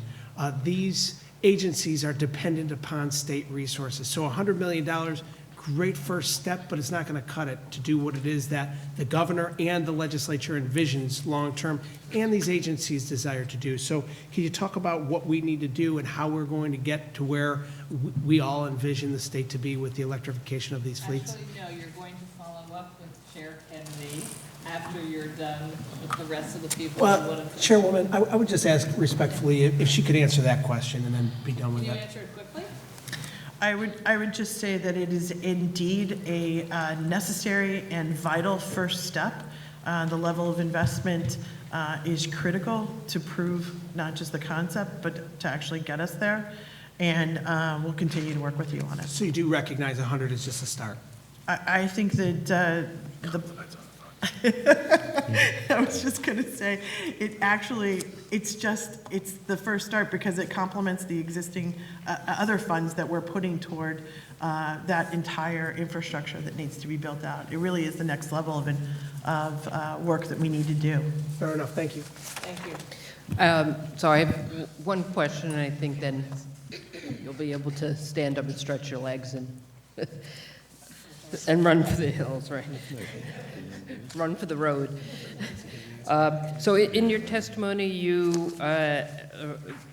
that was presented to us, you mentioned in the infrastructure section about rebuilding in a way that's more resilient and less susceptible to extreme weather events. And I was just wondering, since there have been certain areas of the state recently that face severe flooding, is there any discussion regarding prioritizing infrastructure needs in areas that have been affected or potentially will be affected? Absolutely. In fact, as part of the work that we've done around the READY Commission, we have numerous transportation projects, and a number of those are actually road work, bridge work, but importantly culvert work that we're undertaking to make sure that the areas that we're rebuilding are actually being done it's a smart investment. We're making it more resilient and hardening those infrastructures. Great, thank you. Believe that concludes the questions for you today, Commissioner. Thank you for being here. Thank you very much. Next, we will be hearing from Mark Schroeder, Commissioner, New York State Department of Motor Vehicles.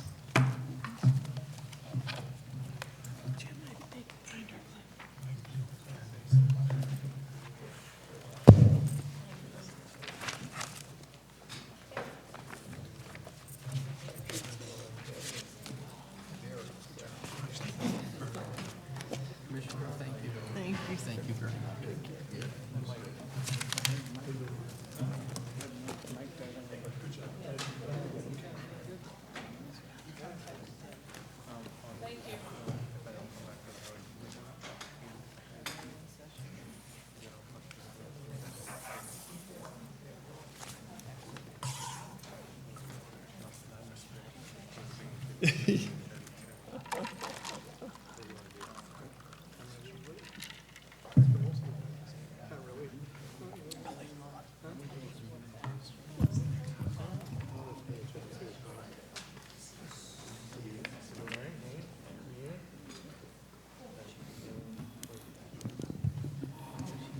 Bill?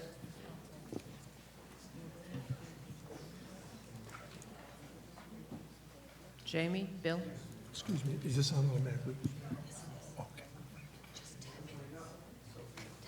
Give it a tap. What's that? Okay, thank you. Thanks.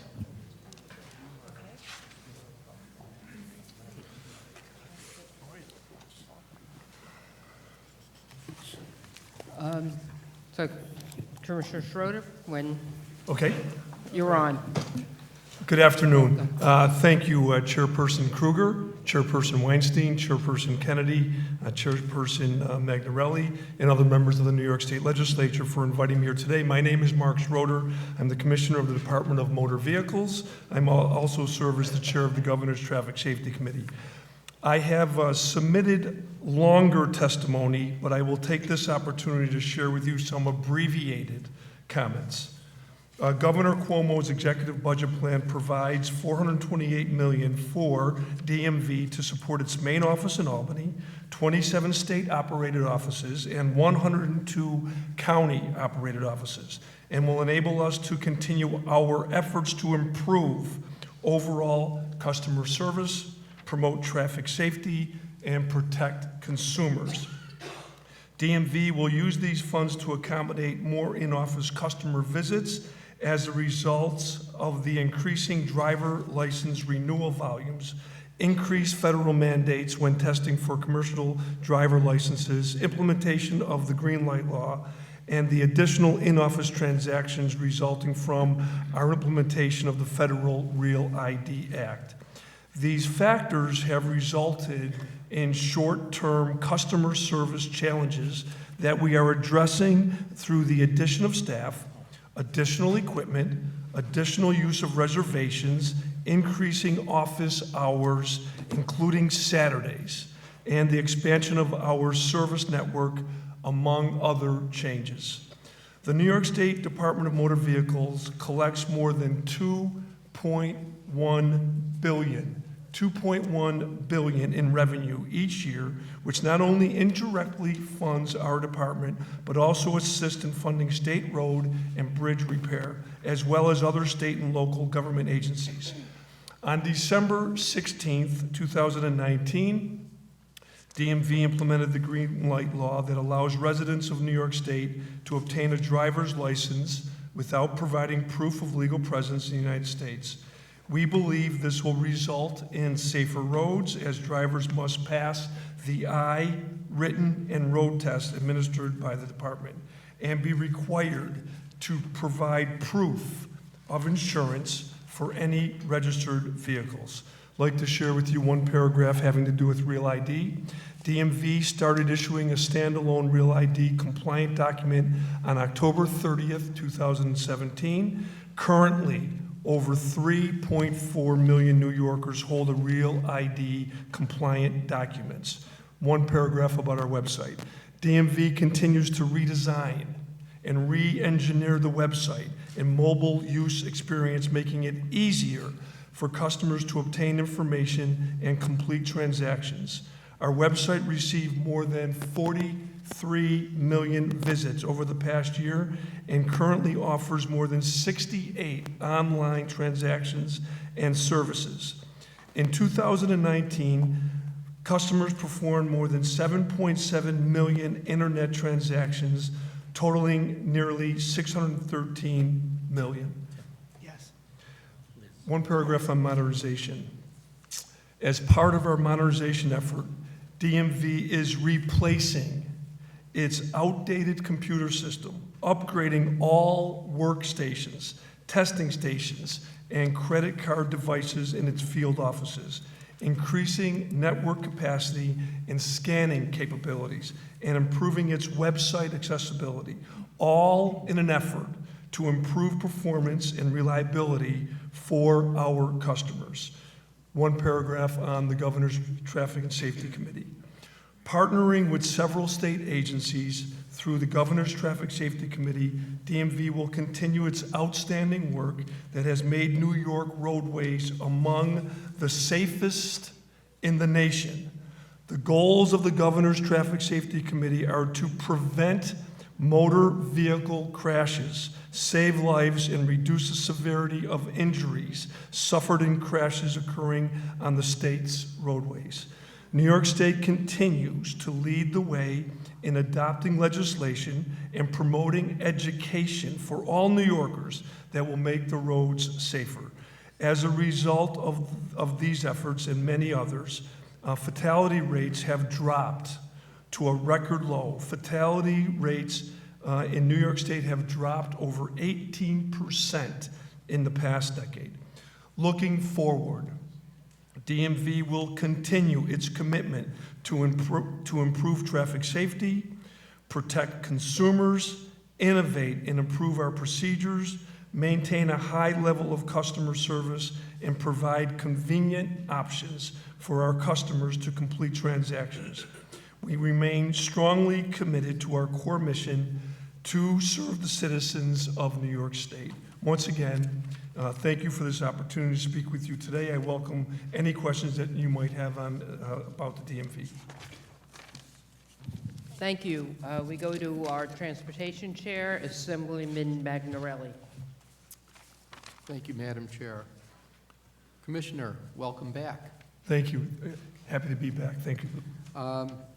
The executive proposal increases DMV operations by $32 million, or 8.2%. This comes in addition to a similar increase last year. How will these funds be used? How many additional employees will be hired? And for what types of positions? Thank you, Assemblyman. So the increase is necessary because we have been in a position recently because of the peak renewals because of Real ID that begins in 246 days, but who's counting? Because of green light law, we have been in a position through the budget to be able to hire in this year's budget over 400 full-time employees that is being able to help us assist our customers in our state-wide offices.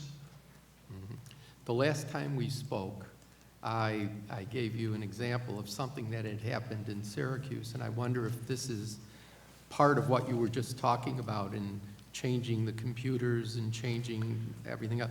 But someone had gone in, and it was supposed to take about a half an hour to get through the procedure to get an ID, new license, and it took 3.5 hours because there was a computer glitch or something happened. I just wondered, is that the norm? Is that happening across the state, or do you feel what you're doing is alleviating those types of problems? So Assemblyman, we just began the modernization, the comprehensive modernization program. And I believe that this will curtail many of the outages and glitches that we've had across the state. In your particular case, because I know it well because you had mentioned it was a couple of weeks ago, right. So I can tell you it was Monday, January 13th. Oh, okay. And the reason why I know it, there were about 50 county clerks here in town for an association meeting, and they weren't happy because this just was not a Syracuse thing. This actually was national. So AMVA, which is the American Motor Vehicles Association, also serves as a vendor nationwide on particular things like your customers were in for that day on the advanced driver's license or Real ID. So that was a prolonged outage. It took a few hours, but then we were up and running. So if there was any inconvenience to any of your customers, if they have subsequently taken care of their transaction, great. If not, I'd be happy to be helpful. But the modernization is going to be so important because the modernization is because the DMV has only been around since around 1961. There are legacy lines, believe it or not, that date back to that time. There are over 295 data source lines that each decade, because of new technology, we add on, we add on, we add on. What happens? Glitches, outages. This comprehensive modernization is going to completely mitigate that, and we're very, very comfortable, and we're glad that it has begun just recently. We did the launch just a month ago. Okay. Switching gears a little bit. How many registrations have been revoked as a result of penalties related to cashless tolling? And what triggers this action? What safeguards are in place to ensure that this action is taken only in cases of truly bad actors? So I think, Assemblyman, the best way for me to answer it is that in our conversation also, there are fines and surcharges.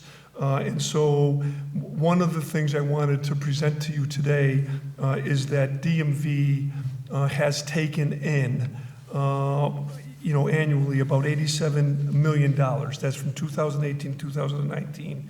That would affect approximately 91,000 New Yorkers whose license is suspended for failure to appear and failure to pay the fine. Would you like me to address registration? Or is license the part of your question? Well, I think maybe the licensing, I think, would be more important to me. I want to make sure that people can maintain their licenses. Okay, right. So all in all, there is a very large number of New Yorkers who have suspended licenses, and it goes into many different categories. I think the questions that you're asking is having to do with the New Yorkers who are suspended for failure to appear or failure to pay. So right at this point, we're at around 91,000 New Yorkers. 91,000. Okay, and in cashless tolling, does this have, it's kind of a part of that, okay? But does that have a big impact on that, or most of them come from other reasons, just people not showing up for a traffic ticket? Yeah, so cashless tolls, that would affect a New Yorker's registration. Right. So right now, the good news, Assemblyman, is that the toll agencies, they have put in a pay toll advocate. So if there are certain complications or problems, they are put in place to navigate that for your constituents. Okay. If over a 5-year period, a New Yorker has 3 violations, then the tolling agency can then advise us, and then at which time we would then be able to impose a suspension. Couple of things on the surcharges, okay? Counties have requested that revenue from surcharges related to Stop DWI programs accrue to a new fund and be dedicated to the Ignition Interlock Monitoring Program and County Stop DWI programs. How much funding do these programs require? How much money does DMV collect from surcharges related to the Stop DWI and Ignition Interlock programs? How much money does DMV spend toward these programs? Basically, is it possible to take some of these funds and put them into those programs, the surcharges? So Assemblyman, also last year, I know you were also concerned about it. I sat up in the balcony and I heard the question, so I've had a chance to think about this. And so the DWI programs that are administered through the counties, it's my understanding, it's just my understanding, that sometimes the judges who pursue the surcharges, that amount then goes to New York State. Those who pursue the fines, and I'm not making a judgment, I'm just trying to answer your question, then that allotment, the fines would then go to the counties. And so looking at this, my understanding is that Onondaga County has kind of been at the same number. It's around $663,000, which seems to be a generated number coming from fines. So that's my understanding. Well, I think what they're looking for, Commissioner, is a part of the surcharge as well to go strictly into the DWI programs. And another thing that the counties have come to me on, because I'm watching my time here. Okay. And just to put this in front of you, is that counties want an increase. The counties that don't have a state DMV office, and they're processing the licenses and whatever else the DMV transactions might be, they get 12.7% of the transaction fees. Can that ever, is there any look at increasing that percentage of transactions of the fee toward the counties? Just a question that I've been asked. They've been traveling from all over the state to come to my office in Syracuse, which is fantastic, but I mean, they're traveling a long way to ask for this, so I thought I should ask you. Yeah, no, thank you, Assemblyman. And so the answer would be, it has been about 22 years since there's been an adjustment to their retention. And so this would be a legislative matter of which the DMV would be, we would be happy to assist, to give you the information. Right now, collectively, there are 51 county clerks across the state. They bring in approximately $409 million to the state. So anytime there is going to be a conversation to maybe be helpful to the county clerks, because they serve as DMV agents, as you know, across the state, especially upstate. But that would be a legislative matter. We would be willing to assist in providing you all of the information that you and this honorable body would need. Okay. Thank you. Thank you, Commissioner. Senator Tim Kennedy, excuse me. Thank you. If I had a nickel for everybody that called me Ted, I'd be a very rich man. Commissioner, thank you. Thanks for being here. Thanks for your service. Thanks for your leadership. It's been a pleasure to watch you in your new role over the course of the last year or so, not even. Thank you, Senator. And welcome back. Thank you. I'm happy to be back. So obviously, you're out there, you're on the move, you're working hard, you're all over the state. You visited each and every DMV location. You want to speak to that before I give you my line of questioning here? Thank you. When I was nominated by the governor in January, then confirmed by this honorable body in June, I made the decision in January that I would visit every single state-run office. There's 27 district offices across the Hudson into New York City, 12 of them, and 8 in Long Island, and also Syracuse and Albany. I've been to every one, and I've been to them multiple times. There are 51 county clerks, as I mentioned to Assemblyman Magnarelli. I have gone to visit all 51 county clerks in their offices.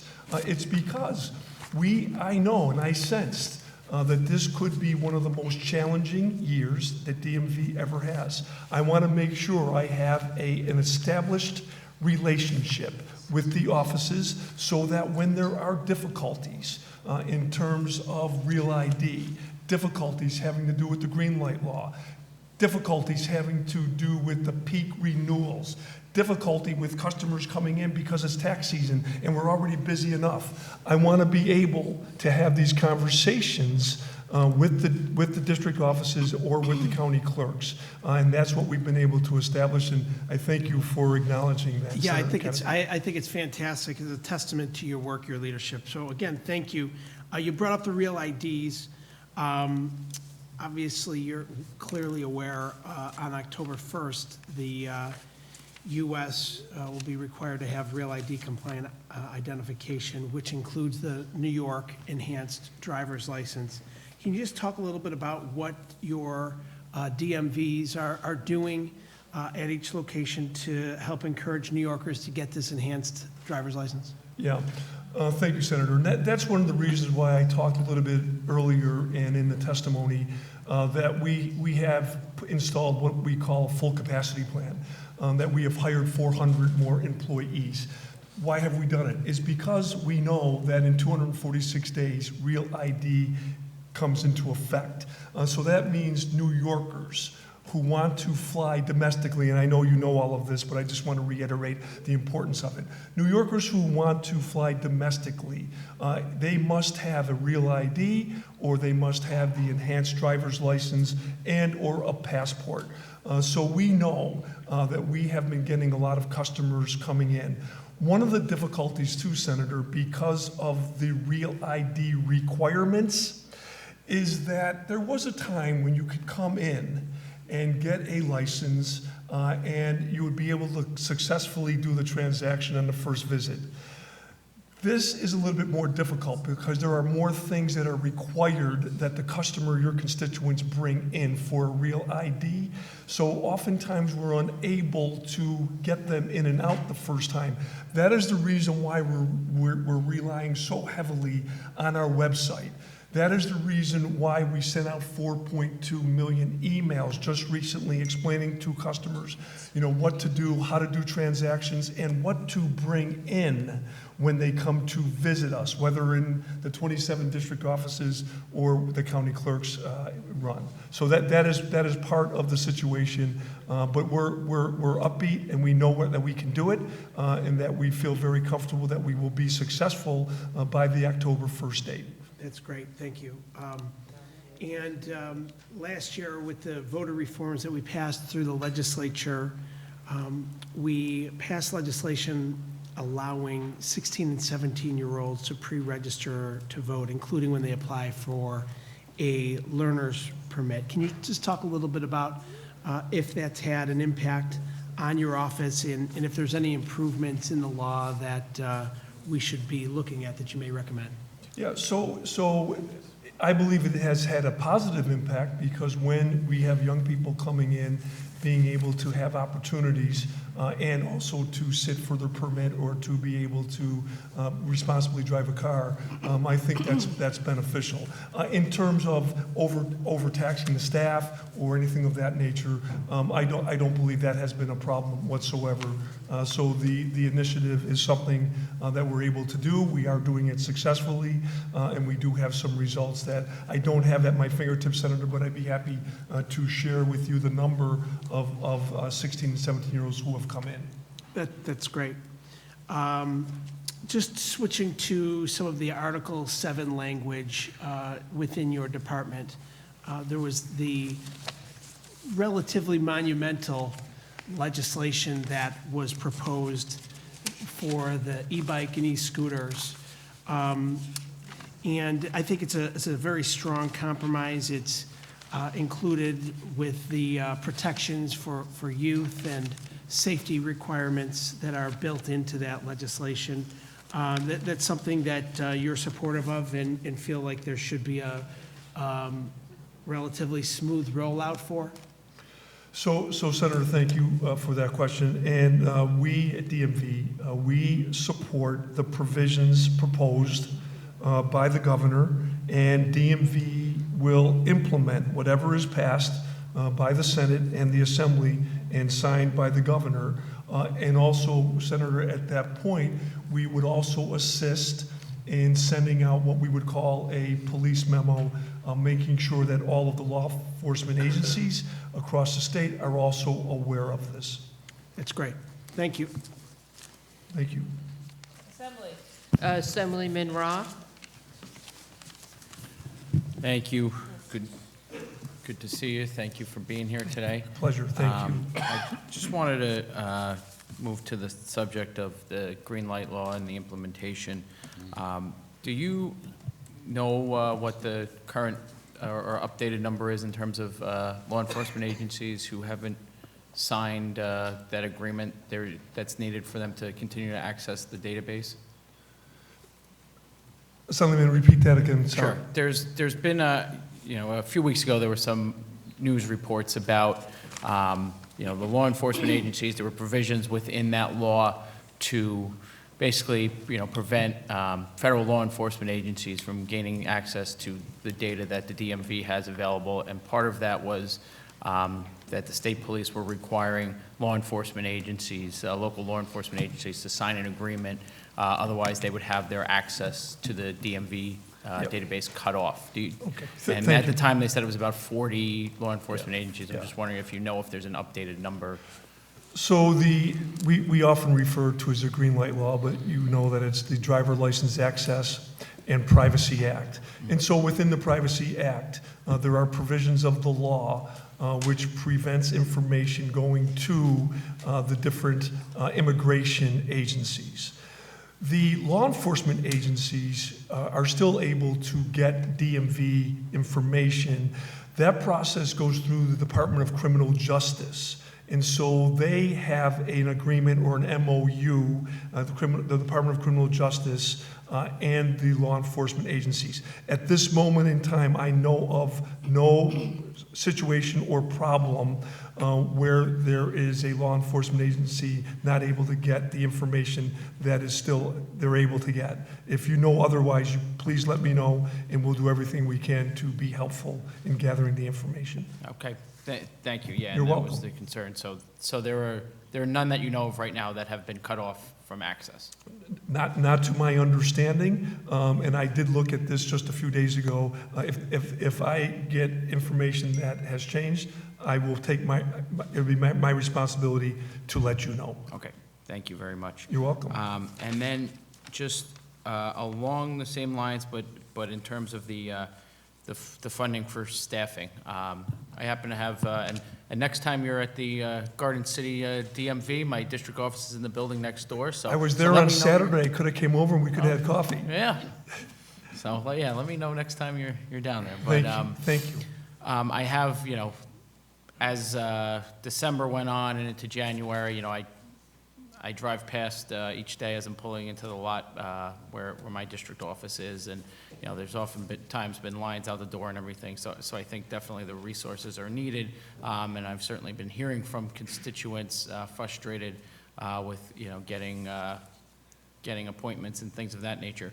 Is this kind of being allocated across the board to make sure there are additional personnel available for all the different variety of services, or is it more targeted, you know, to process new license applications that are coming in? Yeah, thank you, Assemblyman. So what we've been able to do is we look at the 27 district offices, and then we would do need assessments. Quite frankly, the full capacity plan that we've installed, there's more employees going to all of our district offices. So if you remember, maybe when you went in Garden City a month ago, you may have looked at the counter and there could have been maybe 20 MVRs, motor vehicle reps. If you go in now, you'll see that there's more than 20. There could be 24, 28, 32, depending on what we were able to do there in terms of space management. And also, we've opened up earlier in the morning, 7 o'clock in the morning, and then we stay later at night, and then we've been doing this Saturdays. So we've been able to accommodate customers coming in to do all transactions. We do believe that we're getting there, that there is a hump that we're trying to get over. The Real ID is upon us. The green light law just started 30 days ago, and so we're doing the best we can, and we think we are making progress. Okay, and I know I only have 15 seconds, but in those expanded hours, are there additional opportunities to make appointments so that people come in for a scheduled appointment and can do their business quickly? Yeah. So thank you. We have opportunities for reservations. We've increased opportunities for more reservations. And also, I'm glad you mentioned it, Assemblyman. So when we do have a long line, we are then able to maybe give them a pass that would say, listen, we're real busy right now, but we think the slot, what you're here for, could open up in maybe an hour or 2 hours, or maybe the best thing would be maybe tomorrow or Saturday. We're trying to give our customers options because we know that time is important to them as well. But all of those things you mentioned, we are doing our best to implement. Thank you, Commissioner. You're very welcome. Thank you. Thank you. Our next questioner is Senator Seward. Yep. Oh, wait, sorry, did Senator Lou go? I don't think so. Wait. I'm sorry. Excuse me, Senator Lou, you were next. I apologize. It's quite all right, Madam Chair. I will be very brief. I don't have as many questions as I have comments, which is to thank you for your forthright comments about the DMV being relieved about the legislation we passed last year, granting everybody, all New Yorkers, the right to get licenses for the simple reason that they all now can go through, can take the written test, the vision test, the road test, and be safe drivers on the roadways of this state, and for the DMV to properly ascertain that the vehicles are all properly insured. So I think it speaks volumes to your leadership and the work of the DMV. Look, everybody complains about the DMV. I've had my share. I suspect you have had yours as well over the years, but it's about making the agency's job more efficient and easier. And without the concern of doing the work of the federal government, the DMV can now focus on its core responsibilities of keeping New Yorkers safe. Thank you. So thank you very much. And we all realize that there's a great deal of work to be done this year to comply with the Real ID requirements. It's going to be a lot of work. I know you're up to it, and I want to thank you for making the rounds before your confirmation, taking that process seriously, and once again, congratulations or deepest condolences. Take whichever one you'd like. Thank you. Thank you, Madam Senator. Chair. Thank you very, very much. Thank you. Assembly. Assemblyman Byrne. Thank you, Chairwoman, and thank you, Commissioner, for being here. Some of this might be a little bit repetitive based on questions that were asked, but there's a reason. I'm just trying to get to the bottom of this. It is a little bit cliche to complain about the line at the DMV. I feel like it's out of the sitcom, but in recent weeks and months, obviously the lines have gotten tremendously longer, and particularly in the counties and the areas that I represent, which is the Hudson Valley, Putnam, Northern Westchester County. And one of the concerns that I've had is with this increase in the lines and people going to the DMV for services, particularly because of the Real ID and the green light law, they've had to augment their staff and the county governments because of these laws that were, well, at least particularly the green light law that was passed by the state. They're now taking local property tax resources to pay, to augment their services at the county DMV. In some ways, it turns into a little bit of an unfunded mandate because now they're paying for this. Is there any sort of support that the state is providing in this budget through the DMV? I know the transportation chairman mentioned the share from the processing fees. I know that can always be a little bit prickly because we do want to make sure we invest in those roads and make sure that's done as well. But I actually thought it was it was 18 years ago, and you said it was 22 years ago it was revisited. Is there any other options for us to bring dollars back to help assist those county governments providing those services? Yeah, so I totally understand your question. And because I've begun establishing the relationship with the county clerks across the state, they have made it clear to me that the retention, in their view, is inadequate, in that it hasn't changed in a long, long time, and that they have to provide more services, many of which that you just indicated.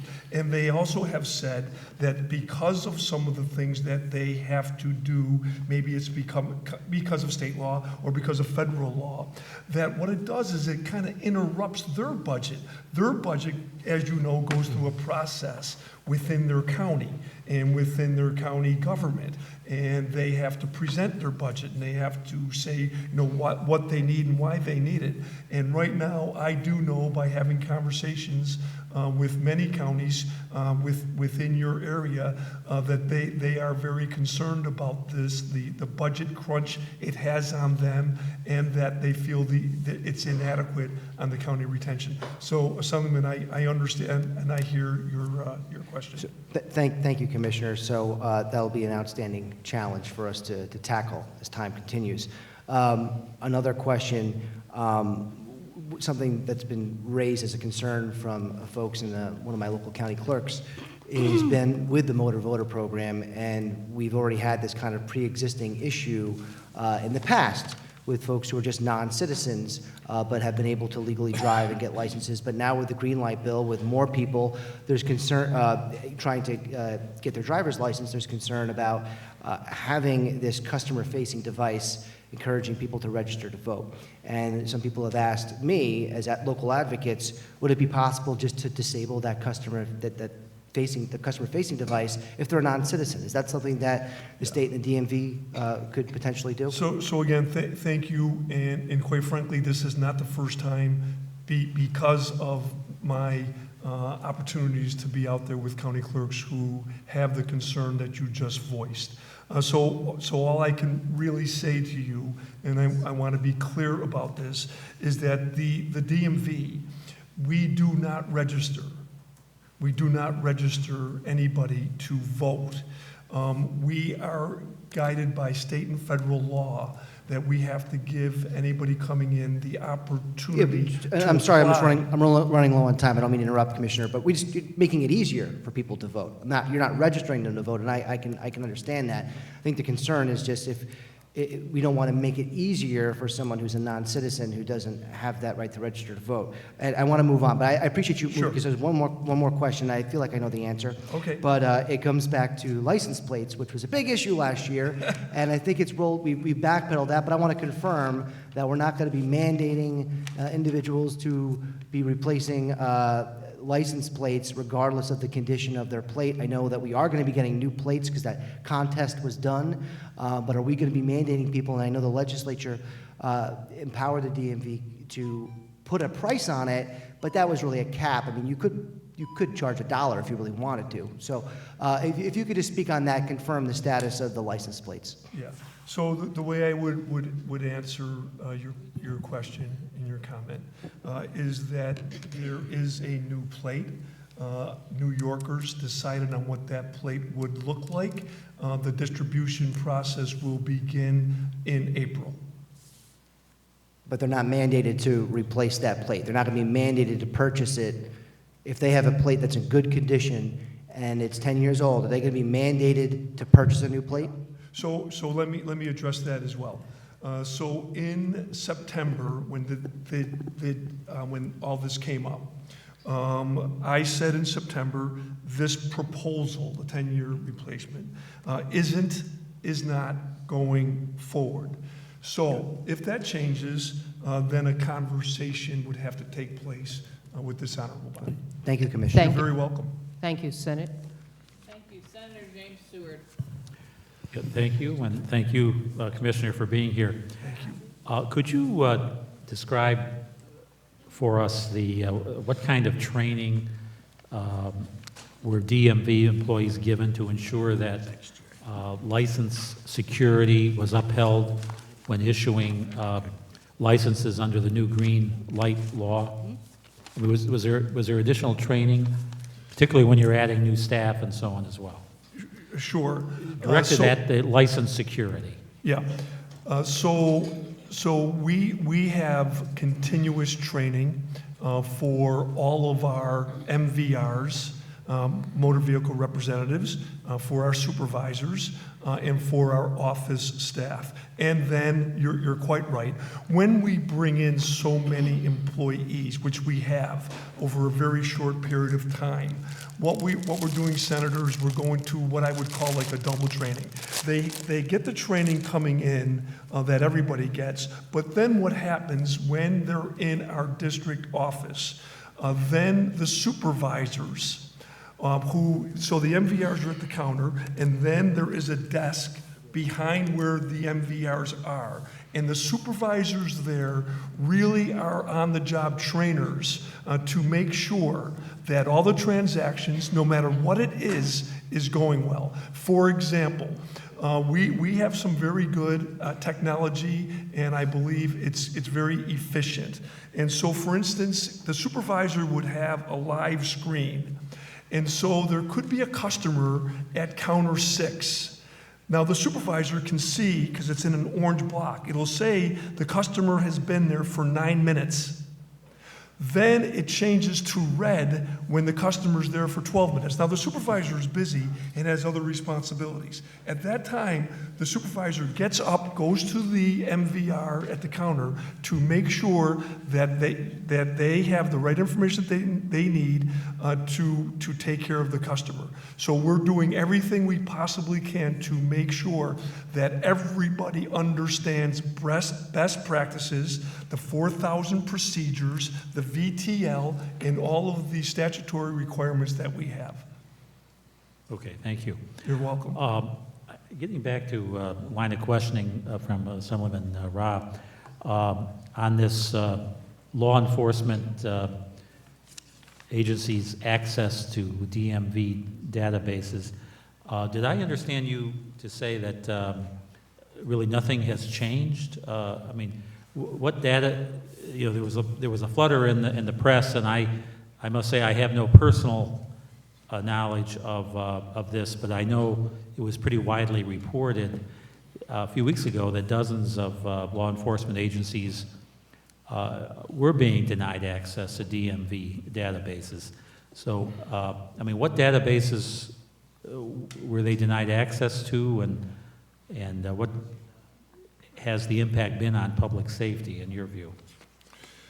So to answer the question specifically, the green light law prohibits DMV from disclosing data to an agency that primarily enforces immigration law like ICE, Customer and Border Protection, and citizenship and immigration services. So that's clear from the law. Law enforcement agencies are able to get some prescribed information, DMV information, providing that they work with the Criminal Justice Department in establishing an MOU. And primarily what it means, Senator, is that the law enforcement will not share that information with those prescribed in law who cannot get it, such as immigration agencies. That's what I said, and I'm sorry if I wasn't clear. Okay, no, I just wanted to clarify that. Okay, thank you. Thank you. Oh, did you? No, no, I'm fine. Okay, thank you. Senator Comrie.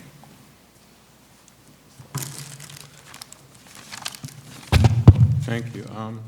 Good afternoon, Commissioner. Good afternoon.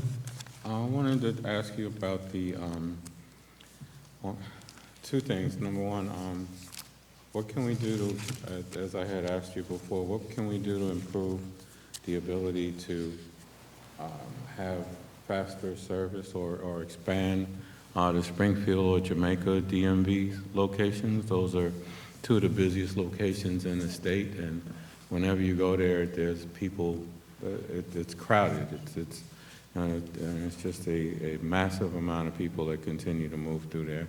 Yep. And I know that with the issues with green light, it only increased the volume.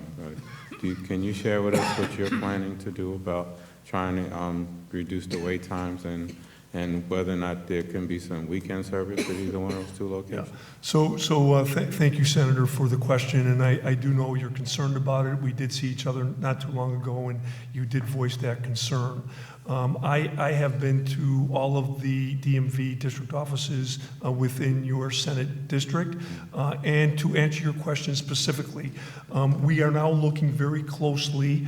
I can't announce it. I wish I could, but we don't have all of the information at this moment, and I don't want the anticipation clock to begin. But we are looking right now for an additional remote site that would actually be in New York, within your district. We're also looking at a remote site to assist us in Long Island. So I'm hopeful that we might be able to give you more information in short order, but for now, we are looking at that because we know exactly what you're saying. Early in the morning, there are people coming in. They are there for the course of the day, and many of our district offices are staying open late at night in order to try to help all of the transactions that the customers come in with. So I understand your question. It's a good question, and it's something that we're trying to do. Great, thank you. And just, I had one of those peeling plates. Is that over with now, or the peeling plate? You know, I had a peeling plate. I caught a ticket for it, and I didn't realize it was a phenomenon until I got up here that it seemed to be a defective set of plates with the Empire Gold plates. And have all of those been identified now, or are we still getting consumers that wind up getting tickets because of a peeling plate? So I wish I could say that it is totally over. I don't believe that it is because, quite frankly, there still could be maybe 3 million plates still out there that are within exactly what you said, Senator. Let's just call it within 8 and 19 years that have been out there. So again, this is a good opportunity for me to say this so that all of your constituents would know as well. If your constituent has a peeling plate, that is not their fault. They need to either bring it in to a DMV office, or they need to call a customs plate unit. There's a directory on our website. They can call, and we will instruct your constituent what to do. In essence, they will get a free license plate. If they back into a brick wall and they mangle their license plate, then, Senator, they're probably going to have to come in and pay for a new replacement plate. Okay. All right. Thank you. You're very welcome. Thank you, Madam Chair. Senator Anna Kaplan. Good afternoon, Commissioner. Good afternoon, Senator. As it's been mentioned, obviously, there's been a big surge in customers at DMV because of the green light. So you talked a little bit before, and I echo the same sentiments as my colleagues here, that the wait time has been really huge for a lot of our constituents. I have also the Nassau County DMV in Garden City, and the lines are not getting any shorter anytime soon. You talked about 400 people being additionally employed to help. Do you think this is enough in terms of trying to really meet the demands of these customers, especially in light of the fact that you just mentioned yourself? In October, a lot of people are going to come back to you and try to get the enhanced licenses. I feel like we're not doing enough and that we really need to do a lot more to address this. And I have constituents calling me and saying that they've waited for 6 hours on a DMV line. I had someone who called me up and said she went in at 11 o'clock and got a ticket for her turn. At 2 o'clock, she was told, 2 hours later, she was told that they will not be able to help her that day. And also, I'd like to point out, you talked about for having longer hours and also having Saturday hours. That's not on your website. So it would be really important to update the website to make sure that the people who go out and check this to find out what other times they can go to get the accurate information, I think.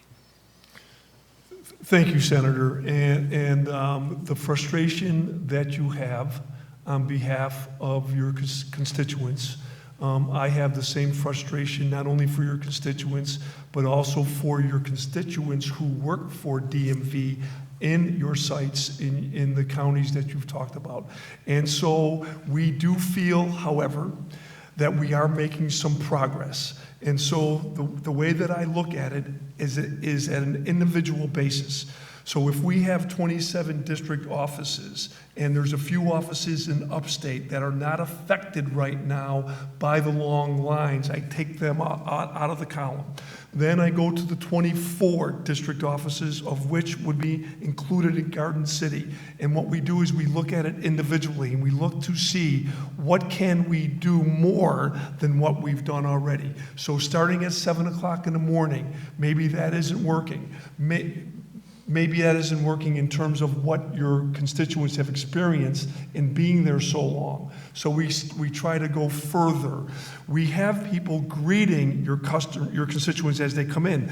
The reason why we're doing that is we're trying to identify why they are here and what we can do to make their experience expedited experience. And so what we do is, once upon a time, we were able to have like an information desk.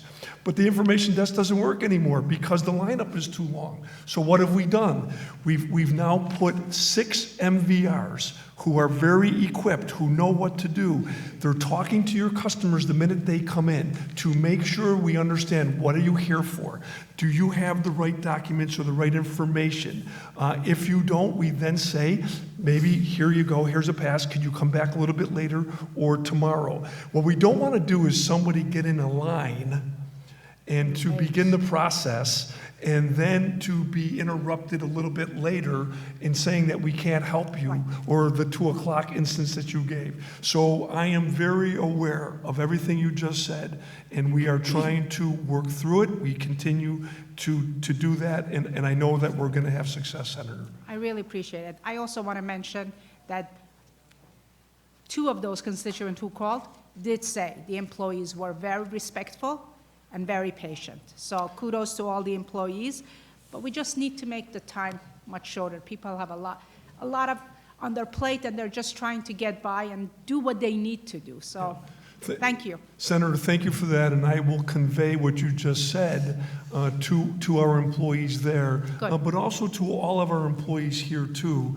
who have been working on this here at DMV headquarters in Albany for so long, trying to make this work for everybody, and we're not done yet. We know we have to continue to make improvements, and we will. Thank you. You're welcome. Thank you. Good afternoon, Commissioner. Thank you for being here. I want to thank you for your outreach. not just to my office, but to all the county clerks within the Senate district I represent. And your leadership has been outstanding in that regard. Thank you, Senator. With regard to the computer systems, what is the cost to counties on the redoing of the computer systems right now?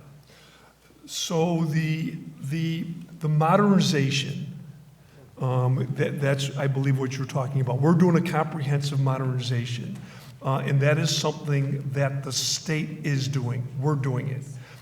There is no cost to your counties on this. So we are doing a comprehensive 3-year modernization program, and there's all sorts of different tenets of what that means. Some of the things I mentioned earlier, but in terms of costs to the counties, that is non-existent. Plus, Senator, we have 2 county clerks who are on the modernization team. The reason why we're doing that is just in case we start going down the wrong road in terms of county clerks, we know that these 2 on our committee aren't shy, and they'll let us know about it, and then this way we can stay on track. Well, good. I thank you for that, because I think, as you know, the last system was abysmal. I think from the point that it was implemented to the point that it's being replaced, and it's been a constant problem. Now, with regard to the 400 FTEs you mentioned in this budget, what's the overall cost of that? The 400 FTEs, Senator, isn't in the budget proposal that we're talking about right now. We did that in the current fiscal year. Okay. In the fiscal year we're in right now. Where are we stand on filling those? So thank you for that. We had just begun the process about 2 months ago, and that we feel that by the end of January, early February, we will have all of the 400 FTEs, supervisors, audit folks in place. Senator, just to be clear, this would be in our state-run offices. Yeah. The counties, as you know, they go through their own budget process, Right. and I'm No, very I mindful understand of what that. So their none of those concerns are. employees are in our county DMV offices. Correct. I get that. With regards to the driver's licenses for illegal immigrants, I know you were on record prior to the implementation of this that you thought it was a misguided policy. I'm not going to ask you about that. I appreciate that stance, because I believe it's misguided as well. Of the 400 FTEs that have been added, how many of those are dedicated or really responsible or were those positions caused by the need of issuing driver's licenses to illegal immigrants? Yeah. So, Senator, first of all, in 2007, when I was a member of the State Assembly, I said publicly at the time that when Governor Spitzer, was trying to do this by executive order, I suggested that was ill-advised. I always believe that this should be done by the legislature in an open forum, and so that was my comment back then.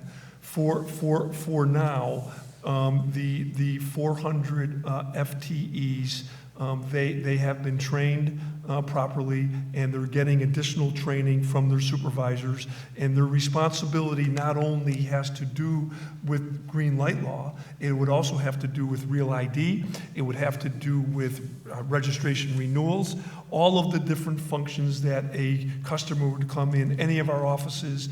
All of our employees need to be well-versed on how to be able to do that transaction. I would argue, though, that you would need less than 400 if the components weren't for issuing driver's licenses for illegal immigrants to be part of that. With regards to the issuance of these driver's licenses to illegal immigrants, I've heard a lot of complaints from my county clerks on lack of training for their workers in their county offices on appropriately identifying foreign documents that are being used to establish these licenses and the state-issued ID to an illegal immigrant. What training is going on with that, and what precautions are you taking that these illegal immigrants, while they're registering for their license, are not getting registered to vote? So let me try to answer all of the questions. So as has been indicated, I did it on purpose to go to see all 51 county clerks. I've been to 2 of their conference meetings where all the clerks come together within the last 3 months. I gave the overview to them all on the training necessary for the green light law. Then our professional staff conducted 2 training sessions, webinars, and we had a help desk number so that if they had any concerns or questions that could be answered. And also in terms of, they were very clear to me to what their concerns were. We did everything we could to respond to them, including the documents. They wanted to make sure that these documents were authentic. How would that be? So we hand-delivered by our department, DFI, the Department of Field Investigators, they hand-delivered authentication devices and explained to the county clerks, to their supervisors, to their deputy county clerks, how to use it. Plus, there have been some county clerks who were concerned further. They called me directly, which I wanted them to do. That's why I went to see them in the first place. And then we've established an opportunity where DFI, for a 6-week period, was going out there to try to be helpful to them so that they could get through the process. So that does not mean that we shouldn't be doing more. We will, we can, but we did what we could in the beginning to get started on the December 16th date. And the next part of the question was with regards to how are you taking efforts to make sure they're not automatically registered to vote? So as I mentioned before, Senator, we are obliged through state law and federal law so that when somebody comes in, that they would begin the application process. And so that happens. We do not register people to vote. The DMV, however, does not process any voter registration applications. Those applications are sent to the Board of Elections to review and either accept or deny.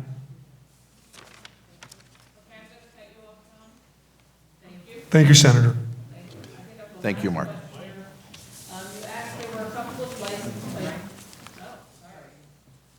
Thank you.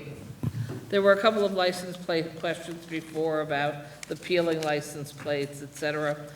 So there were a number of proposals earlier in the year about a new license plate replacement proposals for everybody. Are we going to try to do that again, and at what cost? So Senator, I would like to say this, to be clear about this. So in September, when the replacement plate, 10-year replacement plate came up, and many of our elected officials had many different concerns. And so at that time, I said, quote, I said in September, this proposal, this 10-year replacement plate proposal is not going forward, So if that changes, then the obligation would be on me to have a conversation with all of you. What hasn't changed is that the new plate that New Yorkers voted on, that will be ready for distribution in April. But you don't have to get that. I'm sorry? But you don't have to change your plate in April. So if you choose to get a new plate, you will be able to do so at any one of our sites, and so that's how that will work. Great, thank you. You're very welcome. So now switching to electric-powered scooters. Okay. So under current law, it's not legal to ride an electric scooter on roadways or sidewalks.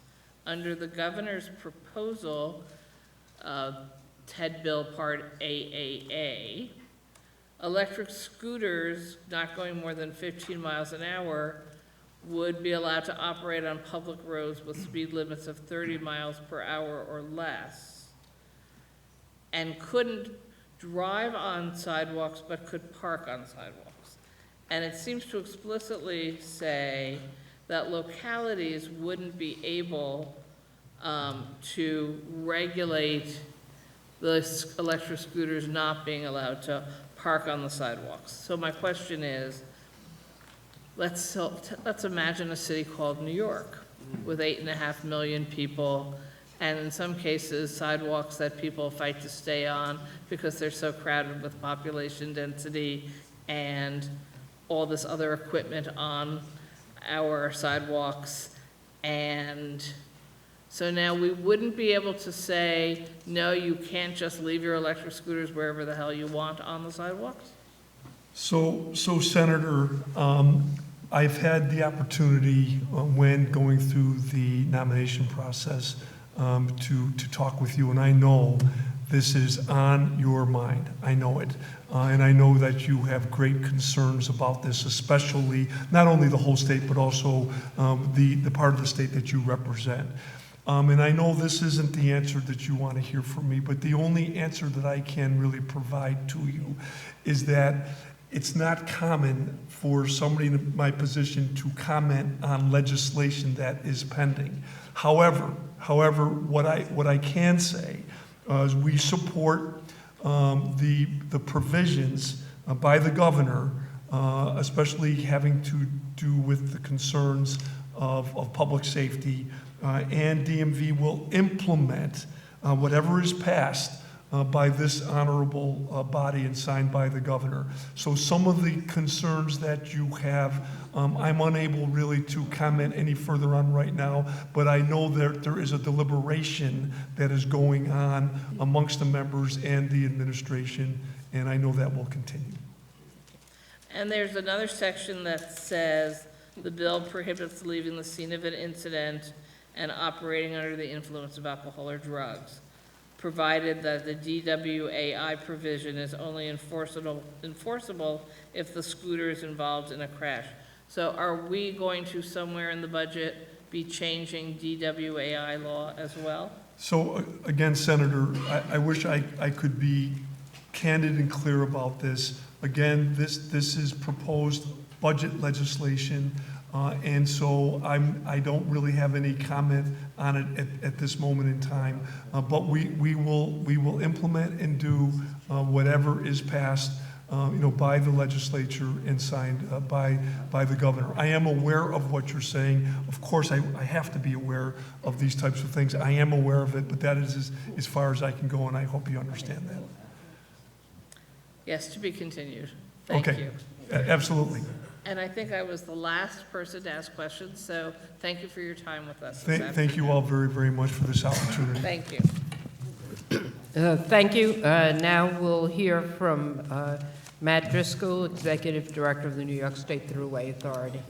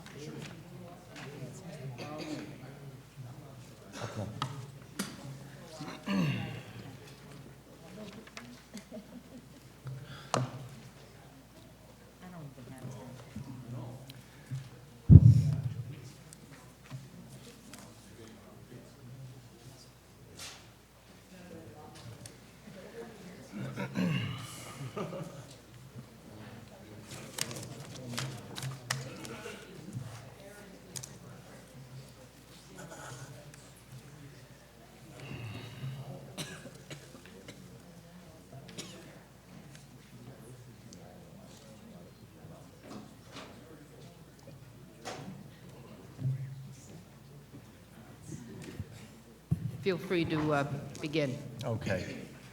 Good afternoon, everyone, and thank you. Chairs Kruger, Weinstein, Kennedy, and Magnarelli, and distinguished members of the Senate and Assembly Fiscal and Transportation Committees, thank you for having me here today. My name is Matthew Driscoll. I'm the Executive Director of the New York State Thruway Authority. The Governor Thomas E. Dewey Thruway is a 570-mile superhighway spanning New York State and is one of the longest toll systems in the United States of America. Underscoring its importance to the state, region, and nation, Thruway customers in 2019 traveled approximately 8.4 billion vehicle miles on the highway, averaging more than 22.8 million vehicle miles each and every day. The Thruway serves as a vital link to long-distance interstate travel and provides the major route of access for visitors to our state's tourism anchors. It is also a principal artery of commerce and serves as a primary catalyst of the state's economic activity. The 2020 Thruway budget represents a total financial commitment of $1.3 billion. It is a budget that is balanced, provides the necessary resources to sustain the system, and maintains our facilities infrastructure by maximizing funding for critical projects in our multi-year capital plan. The Thruway is undergoing several customer-centric improvement projects, including the conversion of our entire facility to cashless tolling and the redevelopment of all 27 service areas.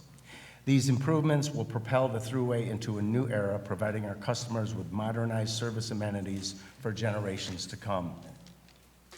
By the end of 2020, the Thruway will implement system-wide cashless tolling. This conversion will reduce congestion and improve traffic flow. We currently operate tolling facilities, cashless tolling facilities at all 7 of our fixed-price toll barrier locations. In support of system-wide cashless tolling, the authority has continued an aggressive education and marketing campaign to raise awareness of and to promote E-ZPass usage. And this year, we will expand that effort even further. We have taken steps to enhance our customer support, including the creation of an Office of the Toll Payer Advocate. Maintaining and modernizing a superhighway requires continual reinvestment. The Thruway has not had a toll adjustment since 2010. Over the last several years, the authority has reinvested approximately $630 million into its infrastructure, including bridges and accelerated roadway rehabilitation and replacement projects across the state. As the authority continues to undertake these capital improvements, we've introduced a modest proposal to adjust tolls. I'd like to make clear what these proposed changes mean for our customers. Simply stated, other than at the Governor Mario M. Cuomo Bridge, if you have a New York E-ZPass, your tolls will remain the same. For example, Western New York customers with a New York E-ZPass and the Grand Island Commuter Plan or Resident Plan will see no increase to their tolls. Neither would a daily commuter on the I-90 or anywhere else on the Thruway system, except for the Governor Mario M. Cuomo Bridge. On the bridge, New York E-ZPass customers will pay $5.75 by 2022, representing an increase of 50 cents in 2021 and 50 cents in 2022. I can let you know that we heard loud and clear the community's concerns, and this proposal reflects what we heard. This means we will maintain a bridge commuter discount plan, and we will create a discount plan that will be offered to Westchester and Rockland County residents. This collective toll proposal will support the statewide conversion to cashless tolling. And again, aside from the bridge, New York E-ZPass customers will not see an impact to their tolls, while out-of-state E-ZPass holders and those choosing to pay with tolls by mail will see a difference. However, to be clear, motorists can avoid the differential by getting an E-ZPass. As a user-supported, non-tax revenue-receiving highway, this toll adjustment proposal is a fair and equitable approach that recognizes the needs of motorists and residents alike. As you're all aware, both spans of the bridge are now open to traffic while work continues on the 3.6-mile bicycle pedestrian path connecting Rockland and Westchester counties. In its final configuration, motorists will benefit from the addition of breakdown lanes, advanced traffic monitoring systems, dedicated bus lanes in both directions, and 4 emergency turnarounds along the 2 spans. In addition, there will be 6 majestic overlooks as part of the shared use path. All of these safety, educational, and recreational features are happening in one of the busiest traffic corridors in the Northeast. The project remains within its budget of $3.98 billion. I'd like to take this opportunity to again thank the talented men and women of the Thruway Authority for their dedication and professionalism in bringing the highest standards of safety and reliability across our Thruway system. Those that work out on the roadway each day are key to our success, and they deserve to have a safe work environment as much as any other employee. In closing, please know that I remain committed in keeping the Thruway the safest and most convenient means of travel. Whether that means one is commuting to work or visiting friends or family, enjoying the recreational opportunities around our state, or supporting the freight economy, the Thruway will take you there. So thank you for your time, and I'm happy to answer any questions that you may have. Thank you. We go to the Chair of our Corporations Committee, Assemblywoman Paulin. Thank you, and thank you for coming today and sharing with us, what's happening and giving us an opportunity to ask questions. The first questions I have to do with the Mario Cuomo Bridge. What is the process for the proposed increase? Will there be public participation and comments in regard into that for that toll increase? And also related to the bridge, the Tappan Zee constructors have sued the Thruway Authority for $900 million. Wondered what the status of that dispute is, and would toll prices be impacted by the ruling against the Thruway? Okay, so first, yes, there is a process for the toll proposal this year, and we will have public hearings. We have not selected dates for that yet. We are required by law to hold a minimum of 3. There will be plenty of advance notification. There will be a very public process regarding that. Last summer, myself and some members of the board and others attended 2 sessions in Westchester and Rockland, so we held public meetings, which is kind of the basis of what I mentioned that we developed our plan from. But we will be doing that this year as well. This summer, we will be having those meetings. Just to respectfully correct, there is no lawsuit from Tappan Zee Contractors, the consortium. Simply stated, what there is and was built into the contract was what's called a dispute resolution. Very common when you talk about projects of this magnitude. And so that is a mechanism that is built in, and it's a very defined process where if people have grievances, it works through a process. There is no lawsuit at this time, and as I stated, the project remains on budget. And just related to the toll increase again, will that toll increase be sufficient to pay the debt that's owed, the state portion of the debt that's owed for the reconstruction of the bridge? Yeah, I mean, actually right now, we can cover that debt without that toll increase, but as I stated, we have not had a toll increase in 10 years.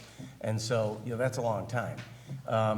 So yes, that covers all of our debt going forward, and that will actually carry us through the end of 2024. Thank you. Regarding some of the proposals that are in the budget, the executive proposal includes legislation that would exempt the use of the Thruway Authority's fiber optic system. We've seen this before. And just wondered if you could just state for the record why it's necessary, what would be the fiscal impact, and what would happen to already existing contracts for use of the fiber optic system. So those existing contracts are expired, and simply stated, this is going to really keep costs for consumers lower than what they've seen in the past. I think it provides more incentive for those users. It's a volume situation. The more users we have in the system, the better it will be for the delivery of the services to local communities. And I know you and I have spoken about this, and we'll do so again, but we really believe that this is going to be far better than what the Thruway has had in years past, and it'll allow for more competition, quite candidly, within the framework of our fiber optic system. And the second proposal that I was hoping you could shed some light on is the proposal to merge the New York State Bridge Authority and the Thruway Authority. and, wondered about, how maintenance of bridges would be impacted, what would happen to the employees, what would happen to debt, and, why we think it's necessary to do this. Sure, so that's a fair question. I mean, I guess I'd start by saying I haven't delved into this yet. As you know, it's rather new, but I will be. But the governor has been pretty clear from the beginning about finding ways to be more efficient in terms of state agencies, as an example. As a matter of kind of record, we're all held to the same standard of keeping our budgets at 2% or below, as has been the case across the state. And so there are efficiencies here, and the first thing I'd mention would be cashless tolling. I mean, we do the same functions. They are also going to be adopting cashless tolling going forward as well. So I think that there's economies of scale there. I would view this as, quite honestly, another extension as a division. They do a tremendous job in terms of the operation and maintenance of those facilities, but I have not yet begun to really delve into that at this time, but I will be having those conversations moving forward. And there's also legislation in the budget that would make toll violations a Class A misdemeanor and would make it a violation for a fine up to $500 to drive on a toll road with an obscured license plate. And, I just wondered, if you could talk about the need for that and the concern, that, or do you have concern that, we had proposed new license plates for the very fact that there were license plates that might not be readable?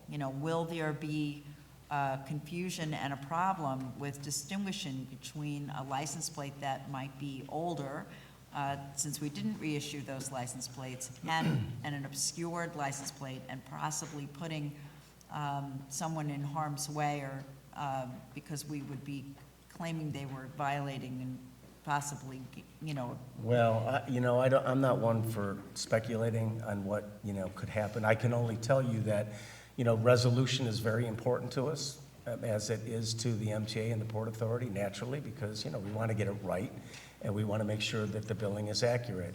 So in terms of resolution with current license plates, I'd say it works, well. And the new license plates, although I have not seen them yet, but certainly resolution is an important factor for the Thruway Authority and any other tolling agency as well. So, we'll be working forward with DMV on that as well, but resolution's important to us, of course, for what I would hope would be obvious reasons. And about the penalty level, is that really needed? What is it going to prevent? The misdemeanor A, that seems high for, but, so I just wondered if. Yeah, so, the truth is that I don't have an answer for whether it's too high or not. I'm not that conversant on the DMV law with respect to that. As far as the open tolling, I think we spoke last year and made or we acknowledged that sometimes the violations are more money than than the toll collection. And I just wondered, it must cost money, or I know it costs money to send out notices and do all that. So I just, so even though the collection might be high, I wondered, how that balances out in terms of the cost of the agency and going after those. Yeah, so, the fact of the matter is we largely collect. I think our collection rates are, with Easy Pass and even tolls by mail, is about 93%. But yes, there's instances where we have to chase that 7%. That's kind of always in flux, right? Some people may choose to pay the first time that they get that bill, others may not. And for those that do not, yes, we pursue, because quite honestly, it's not fair to everybody else who does pay their bills on time, or even a little bit late, but do pay. There are people who would prefer not to pay. And so, yes, we go after them, and we will always continue to do that. But that's why we're making, a strong push to get as many people to have an easy pass as possible. It makes it easier on everybody, it makes it easier on the consumer. From our end, we collect immediately. We don't have to chase anybody. It's important to our kind of financial cycle, if you will, in terms of collections, because we don't want to have to pursue 7%, where, you know, that 7% number is always in flux. So enforcement's important. We will always have a strong level of enforcement. So I wondered if we could just get a cost analysis, maybe after this hearing, of how much Sure. it costs you to actually chase, so that we have a real understanding of, you know, what Yeah. looks like a very large number might not be as large if Right. we understood the, you know, the complexity of the department's. Right. We don't sell our debt, so I don't believe that it's a very high number, but we'll Yeah. pull something together for you. My time is almost up, so I have one more fairly lengthy question, so I'll wait till my next round. Okay. Senator, thank you. Senator Leroy Conry, Chair of Public Authorities and Corporations. Thank you. Can you express to us in a little more detail what would happen with the Bridge Authority and the Thruway Authority? And are both authorities operating in the black at this present time? We're concerned that the merger would create a stress on maintaining the tolls. Could you explain if that would be so? I'm sorry, Senator, I'm not hearing you that well. I'm sorry. You, they're talking about, well, you said earlier you really hadn't delved into the merger of the Correct. Bridge Authority into the Thruway Authority. So we were concerned, your Thruway Authority, are you operating in the black at this present time? Yes. And you see in your next forecast that you would continue to operate in the black? Oh, yes, we will be. And do you know if the Bridge Authority is operating in the black at the present time? I have not looked at their financial information yet, but my educated guess would be that they are. But it's not always just about that. It's about economies of scale.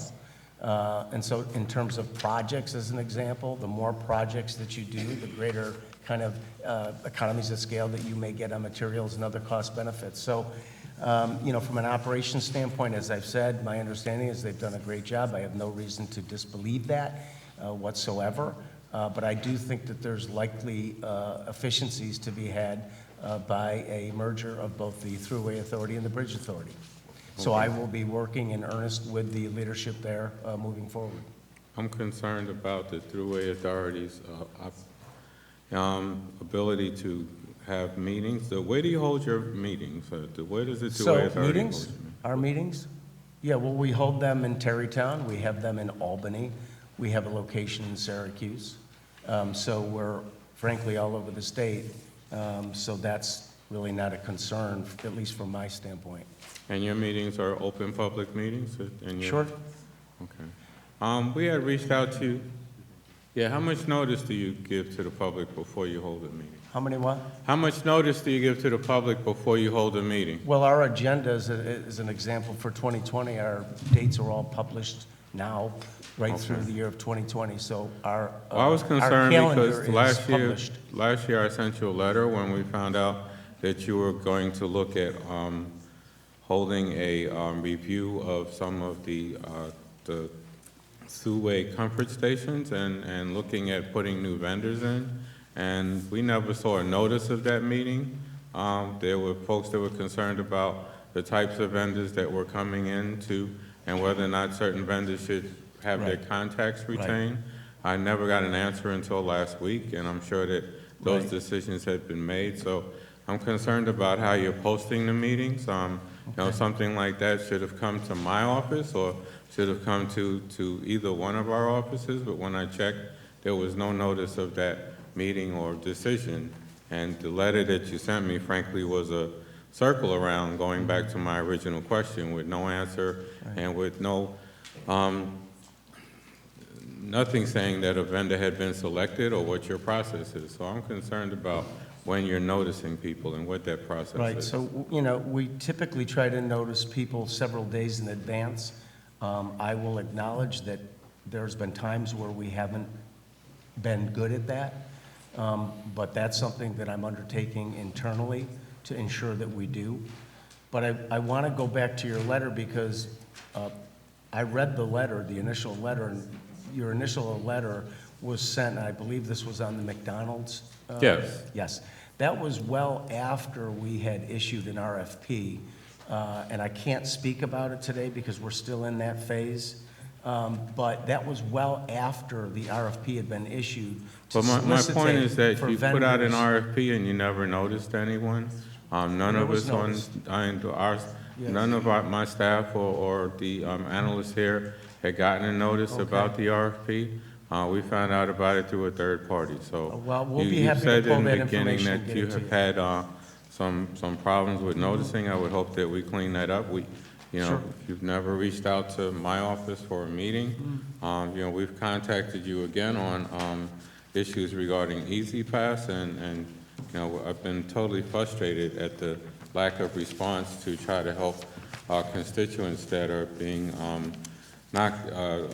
dropped into situations where they have to get loans to pay Easy Pass. Well, I'm disappointed to hear that, because if you've reached out on any toll issues, I'm typically well aware of those, and I'm not.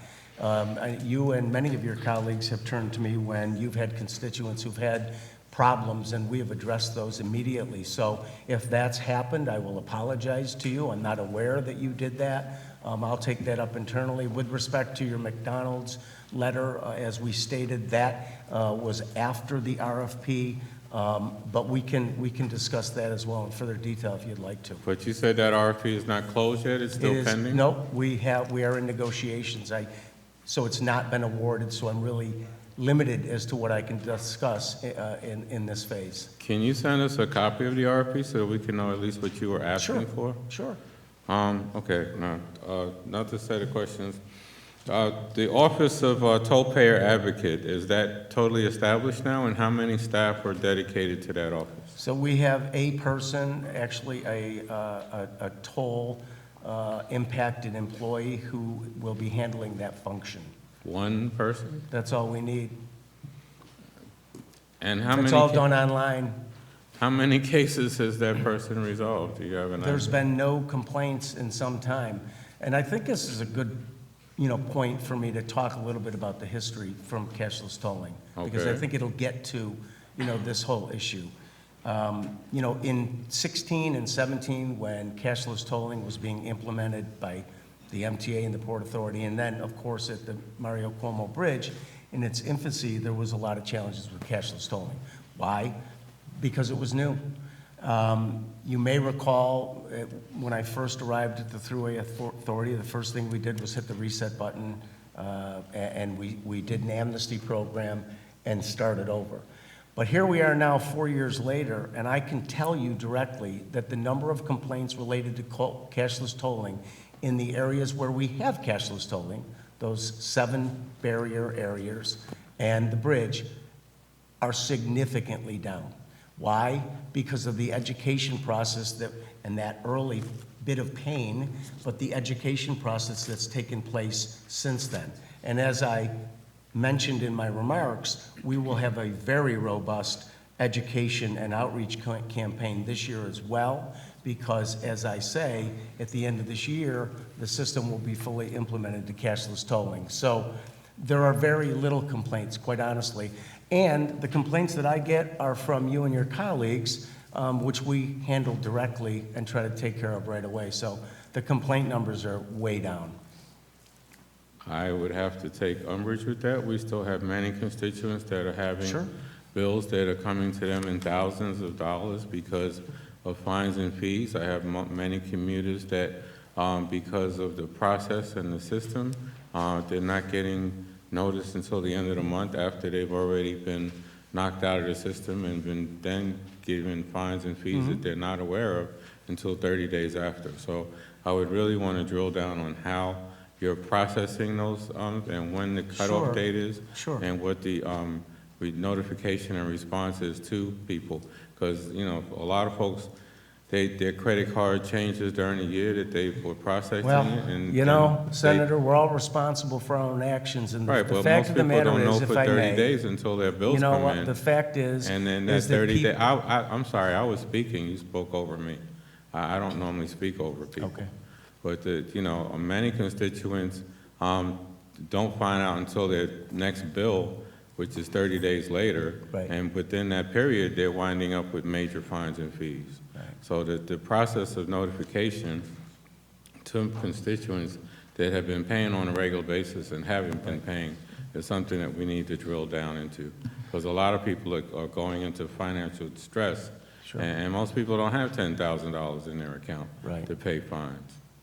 So the notification process is they don't get a bill until 30 days after that they go through a crossing. So the major fine that you're speaking of is $5. Many times what we've learned is people have not changed their DMV registration. If they've moved, they haven't notified the DMV of their new address. One of the problems in the past was they simply weren't opening the envelope. And people made the argument that they didn't know it was a bill, a toll bill. So we've changed all of those. But the notification process is if they go through a toll-by-mail crossing, they get a bill in 30 days, that's the first bill. If they don't pay it, we send them another bill within another 30 days. Now you're at 60 days. If they don't pay that, now we send them the final bill, which is about 100 days later, and that's where you would have a $50 fee assessed on that final bill, which would be nearly 100 days after they went through the toll crossing. Can you send us that process in writing and copies Sure. of the Happy to envelopes get it that to are you. sent Sure. to the constituents? And Yep. I'll get back to you with specifics, because I know my colleagues still have many constituents that are getting reamed by this process. Sure. I'll come back for a second round. Thank you. Happy to do that. Assemblyman Magnarelli, Chair of Transportation Committee. Welcome. Good to be here. How are you, Commissioner? Great. God, I haven't seen you in a long time. Yeah, it's been a week. I've got three questions. The first one is more of a statement because many of my colleagues have already cornered me on it, and that's the Bridge Authority and the Thruway Authority merger, or whatever you want to call it. And these are coming from people in that area along the Hudson, okay, where this is going to have a major effect on people that have to go across that bridge all the time, and it's very local. I want to make that really clear. It's a local problem, or not a problem. Yeah. That's the point. There's no problem. It's not broken. They like the bridges. The bridges have been maintained. The bridges are in good shape. If it ain't broken, why are you trying to fix it? I understand what you're saying about scale, but the things you want to put in could still be put in under the Bridge Authority. It doesn't need to be merged in with the Thruway Authority. And I think a lot of these local representatives, the assembly members especially who have talked to me, are very concerned that this is going to be put into a much bigger authority, and they're going to lose whatever feeling people have for those bridges. I've got to tell you, being up and down the Hudson, I've seen the bridges, I've traveled on the bridges, they're beautiful. I don't know why we're even touching them. They're in good shape. So I just wondered, I want you to be aware of that. Well, may I? You absolutely. So thank you. And I would agree with what you're saying. They're operated wonderfully. The thing I would say is people, I don't believe that people are going to see any difference. It should be a very seamless transition should this go through. The same people who are working there that may have a emblem that says the Bridge Authority will just say the Thruway Authority. None of that's going to change. I think it's more of accountability to the local entities and the local people that are there, whereas if it gets into the Thruway Authority, it's more like a big nebulous, a bigger organization. And, and I think that's their problem. And I can appreciate I've got that. two other questions, Commissioner. One deals with, and I should have asked the Department of Transportation this, but I'm going to get your feeling too. Legislation proposed in the executive budget would allow trucks to operate on local routes in proximity to the thruway in order to access thruway tandem lots. This has to do with your toll for your changing the tolls and everything else. What's your feeling on that? Well, I think it's important that we do everything we can to support the freight industry. It's a big part of New York State's economy. But where, in the very few instances where we may need to access local roads for reconfiguration of those tandem lots, safety is the first and most important thing. Is it something that the Thruway Authority could do itself by creating a road for them or something? I know there's a lot of land around these throughways. We don't want to place any cost on a local community. So whatever the configuration needs may be, or the, access to a particular area, would be borne by the Thruway Authority, of course, not local government. Well, I think it's more than just what the cost is to put it in. It's also the safety of having these that's what I'm trucks saying. on the road. Sure. And something that I think we really have to take a good look at going down And the I road. want to say that we are, and again, we are very mindful of, the impact, potential impact on the very few local roads that this could happen at. But we also want to make sure that we're supporting the freight industry as well. So it's a big part of, as I'm sure you can understand. I'm for that, too. Their kind of business And model. now I'm going to ask you for something Right. personal. 81 and throughway tolls. When we get into it, and we start doing 81, it would be very, very beneficial to be able to knock down the throughway tolls in the Syracuse area so that we could get cars on the throughway and keep them off of that construction area, so to speak. Right. I would hope that the Thruway Authority would take a good look at this. I've proposed these bills in the past. They basically haven't gone anywhere with the governor. Right. But I think in this situation, I hope it'll be looked at again. Okay. Thank you. Thank you. Thank you, Commissioner. Thank you. Senator Kennedy. Thank you, Commissioner, once again. And I will also thank you really for your leadership in the various positions that you've held in state government that I've been here. And I think you're doing a tremendous job. And the work that you've done with me, you've been extremely responsive at all times of the day and night, and have been there when necessary. So again, thank you for your leadership and your continued work on behalf of the people of New York. Obviously, there's a lot of questions to be answered as it pertains to the tolling. Sure. The rollout was a mess. It sounds like you've gotten a handle on it. Obviously, some questions remain. Can you provide, as it pertains to the Western New York region and the high-speed tolling implementation, a timeline that we can look forward to for the full-scale implementation of the high-speed tolls? So it's a design-build project, and it's being done at different segments all across the system. So in Western New York, it will all be done by the end of 2020. And there's kind of moving parts with the placement of gantries and so forth. Some will actually start as soon as a few weeks from now, just south of here on 87. Some, because of predicted weather, will start a little later in Western New York. There's better weather to work with south of Albany. But at the end of the day, it'll all be completed at the end of 2020, because the system all needs to be activated at the exact same time. We can't just turn on one portion of it. We have to activate the entire system at the exact same time. So when we flip that switch, it all has to work, and it all has to be at the exact same time. Thank you. I want to talk a little bit about the Thruway Stabilization Funds. The capital plan projects about $213 million in system-wide projects supported by these particular funds. Do you have a breakdown of what projects will be supported by the funds? I don't have a site-specific breakdown. I can get you that, but again, it's, this year, our capital plan is $533 million. Half of that will go to support cashless tolling. The other half will be broken up, across the system in projects. Bridges, road reconstruction, full depth replacement in the Seneca Nation as an example, culvert work, et cetera. So we can provide that to you. Great, and exactly, you led right into what I was going to ask you next, and that's regarding the capital obligations, regarding the the reconstruction work, the bridge work and that. Can you talk a little bit about the plan as far as addressing the aging bridges and the infrastructure, particular to the Thruway Authority?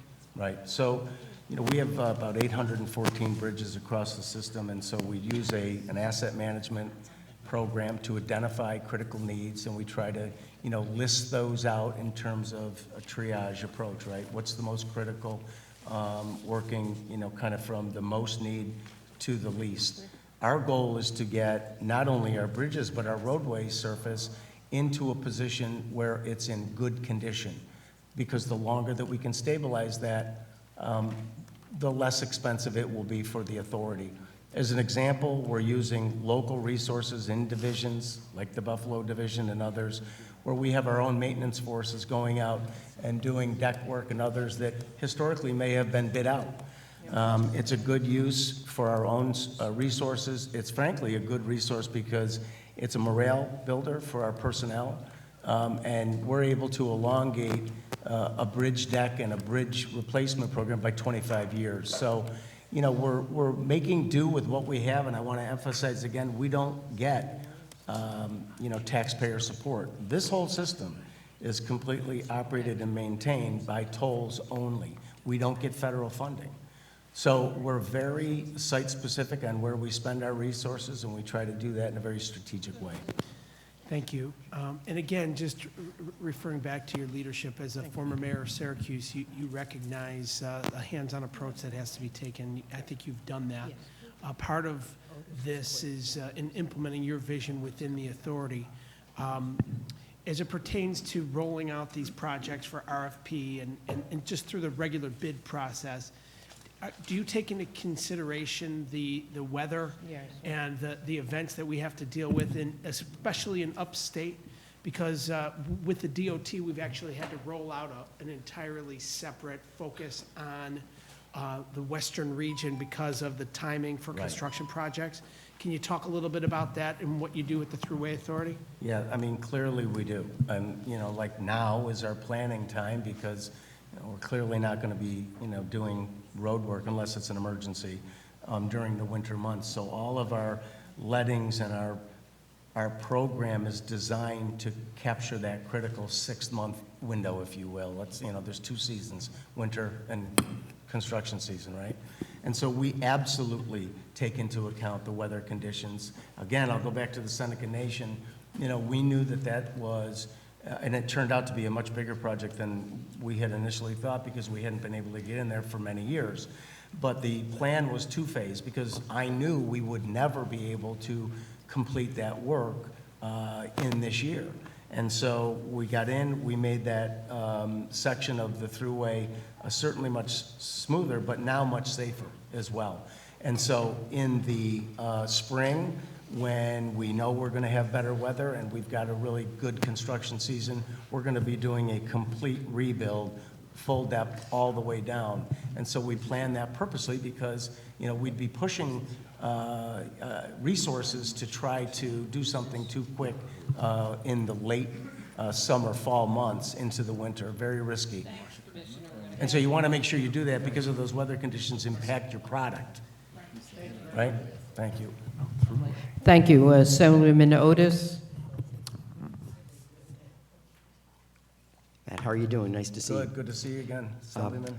I represent the corner of New York State that includes the very big Last Mile project. Right. And the project, it's a complicated project, a lot of work going on, but the project would appear to be actually ahead of schedule and going quite well. So I'd ask you if lessons learned or what's going on there that you're using in other parts of the state to make that happen. And before you answer that, I would also just convey the appreciation for my constituents and my office in terms of dealing with your folks, because it's a complicated project. As problems come up, the response from your team, and especially Todd Gold in your office, has been tremendous. And also working with the contractors, ECHO 2 has been very good.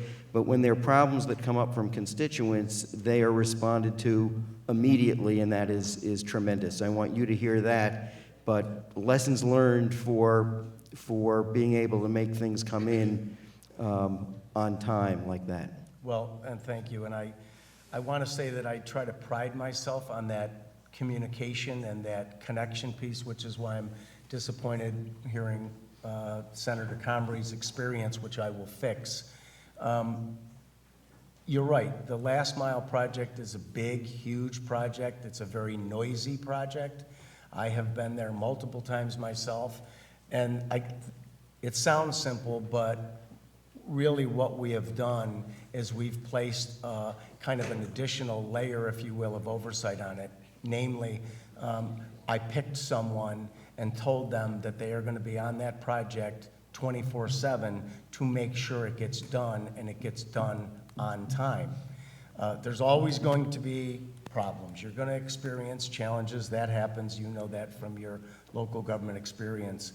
But we try to emulate that now across the board, whether it's an outreach from Todd and the staff at the Thruway who do that, but more importantly for our program and project managers to be more hands-on, to essentially put a stake in the ground, if you will, and be present and make sure that the contractors or vendors who may be doing this work for us understand there are expectations.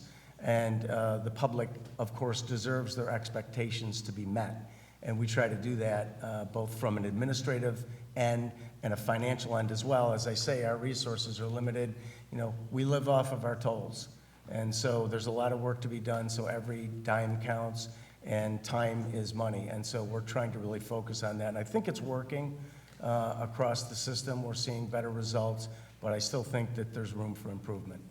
Well, thank you. You say it takes a mayor to get that done, so Well, it's boots on the ground, and I know you know that well also. thank you very much. Thank you.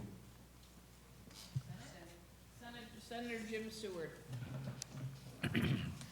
Thank you, Madam Chair. And Mr. Driscoll, I just want to say thank you for being here this evening, and also take this opportunity to thank you for your responsiveness, whether in your various roles you've had in state government, the EFC, DOT, and of course now the Thruway Authority. Have I missed any in there? No, Okay, you've gotten them okay. all. That's But plenty. you've always been very responsive and great service to the people of the state, and always very helpful whenever we've called upon you. I just had one question regarding the Governor Mario and Cuomo Bridge. Yep. Now that the bridge is complete, can you share with us what the total cost of this new bridge was? And when does the authority plan on releasing a full accounting report for this project? So before I answer that, I just want to take a second to thank you, because, you know, you've mentioned the three, opportunities that I've had, and I've worked with you for going on 10 years, and you've always been a gentleman. I read you're going to be moving on. I wish you well, but I thank you for your graciousness over the course of years of my experience with you. You've always been a real gentleman. I appreciate that. So what I said is the two spans of the bridge are open to traffic. The project is not done. We're still working on, the consortium is still working on and completing the shared use path portion. That won't be until very late this spring, early this summer. It does remain within budget, and when the bridge is fully turned over to the Thruway Authority, we'll have a full accounting of that, but we remain within budget. Can you share what that budget is? $3.98 billion. 3.98. 98. Okay. Thank you. Thank you. Assemblywoman Williams. Thank you, Madam Chair. This is partial question, partial statement. In regards to the new initiatives to increase the tolls for commercial vehicles by 31% for 2021 and then an additional 30% in 2022. How is this toll increase going to impact the trucking industry, our farmers, and other retailers that rely on trucks to transport their merchandise? Yeah, and that's a great question. Thank you. So we are very mindful of the economic impact that the bridge has in the region. There's been tremendous growth and activity in the entire corridor and in particular in the metro area. And we wanted to make sure that we also, are mindful of the residents there. I mentioned that, we had 2 public hearings in Westchester and Rockland. And one of the things that people talked about, was the truck traffic, which, it's there. There's 2 facilities really. There's that or the George Washington. So we have aligned our pricing structures, as you point out, for commercial traffic, where there's an increase, but it's frankly significantly still far less than what they face at the GW.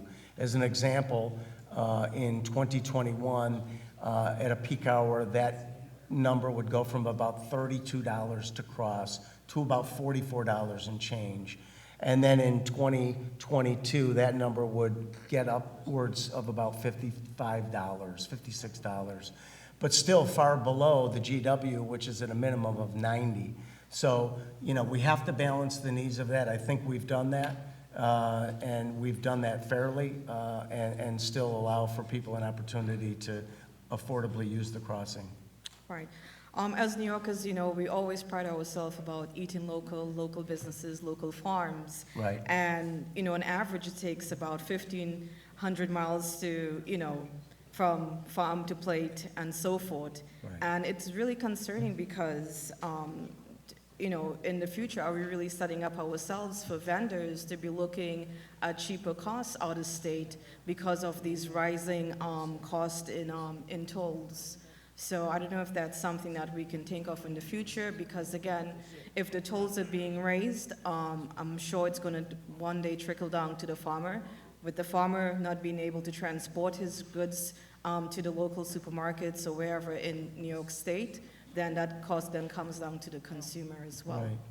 Well, that's true, and we're mindful of that. That's why I say that the kind of pricing schedule that we've put place takes that into order. But we've also held the line for 10 years on any toll increases on the thruway. It's always been a good buy. It's still a good buy, even with this modest increase. And so we're mindful of the impact that we have on the economy and try to balance that as we, think about these things moving forward. So after these 2 increases go into effect, do we see any tolls increases again after that? Yeah, I'm not going to speculate on what that may be. As I said, this toll increase, we have sufficient revenues to carry us through the end of 2024. One of the things that when you talk about, financing and looking at opportunities, we have a lot of tools at our disposal. As an example, we just refinanced an old debt and we saved $328 million. And that's real money. And so it's those types of strategies that we will continue to utilize even going forward, because we will have other reoccurring debts, bond series that will be coming due, and use those as we think about what the future looks like. But for now, I think people can rest assured that our debt is covered. The tolls that we are in place are what is being proposed through 2022. By the way, tolls remain flat through this year. There's no toll increase through 2020. And the toll increases will only be till 2022. Right. I just want us to, take into consideration in the future that our commercial businesses and truckers, that they are a very essential part of our day-to-day activity and business for the state of our great state. So I just want to have them into consideration. Thank you. I agree. They're a big part of the thruway, and the freight industry is hugely a part of the New York State economy. Senator Sue Serino. Thank you, Madam Chairwoman, and thank you, Commissioner Driscoll.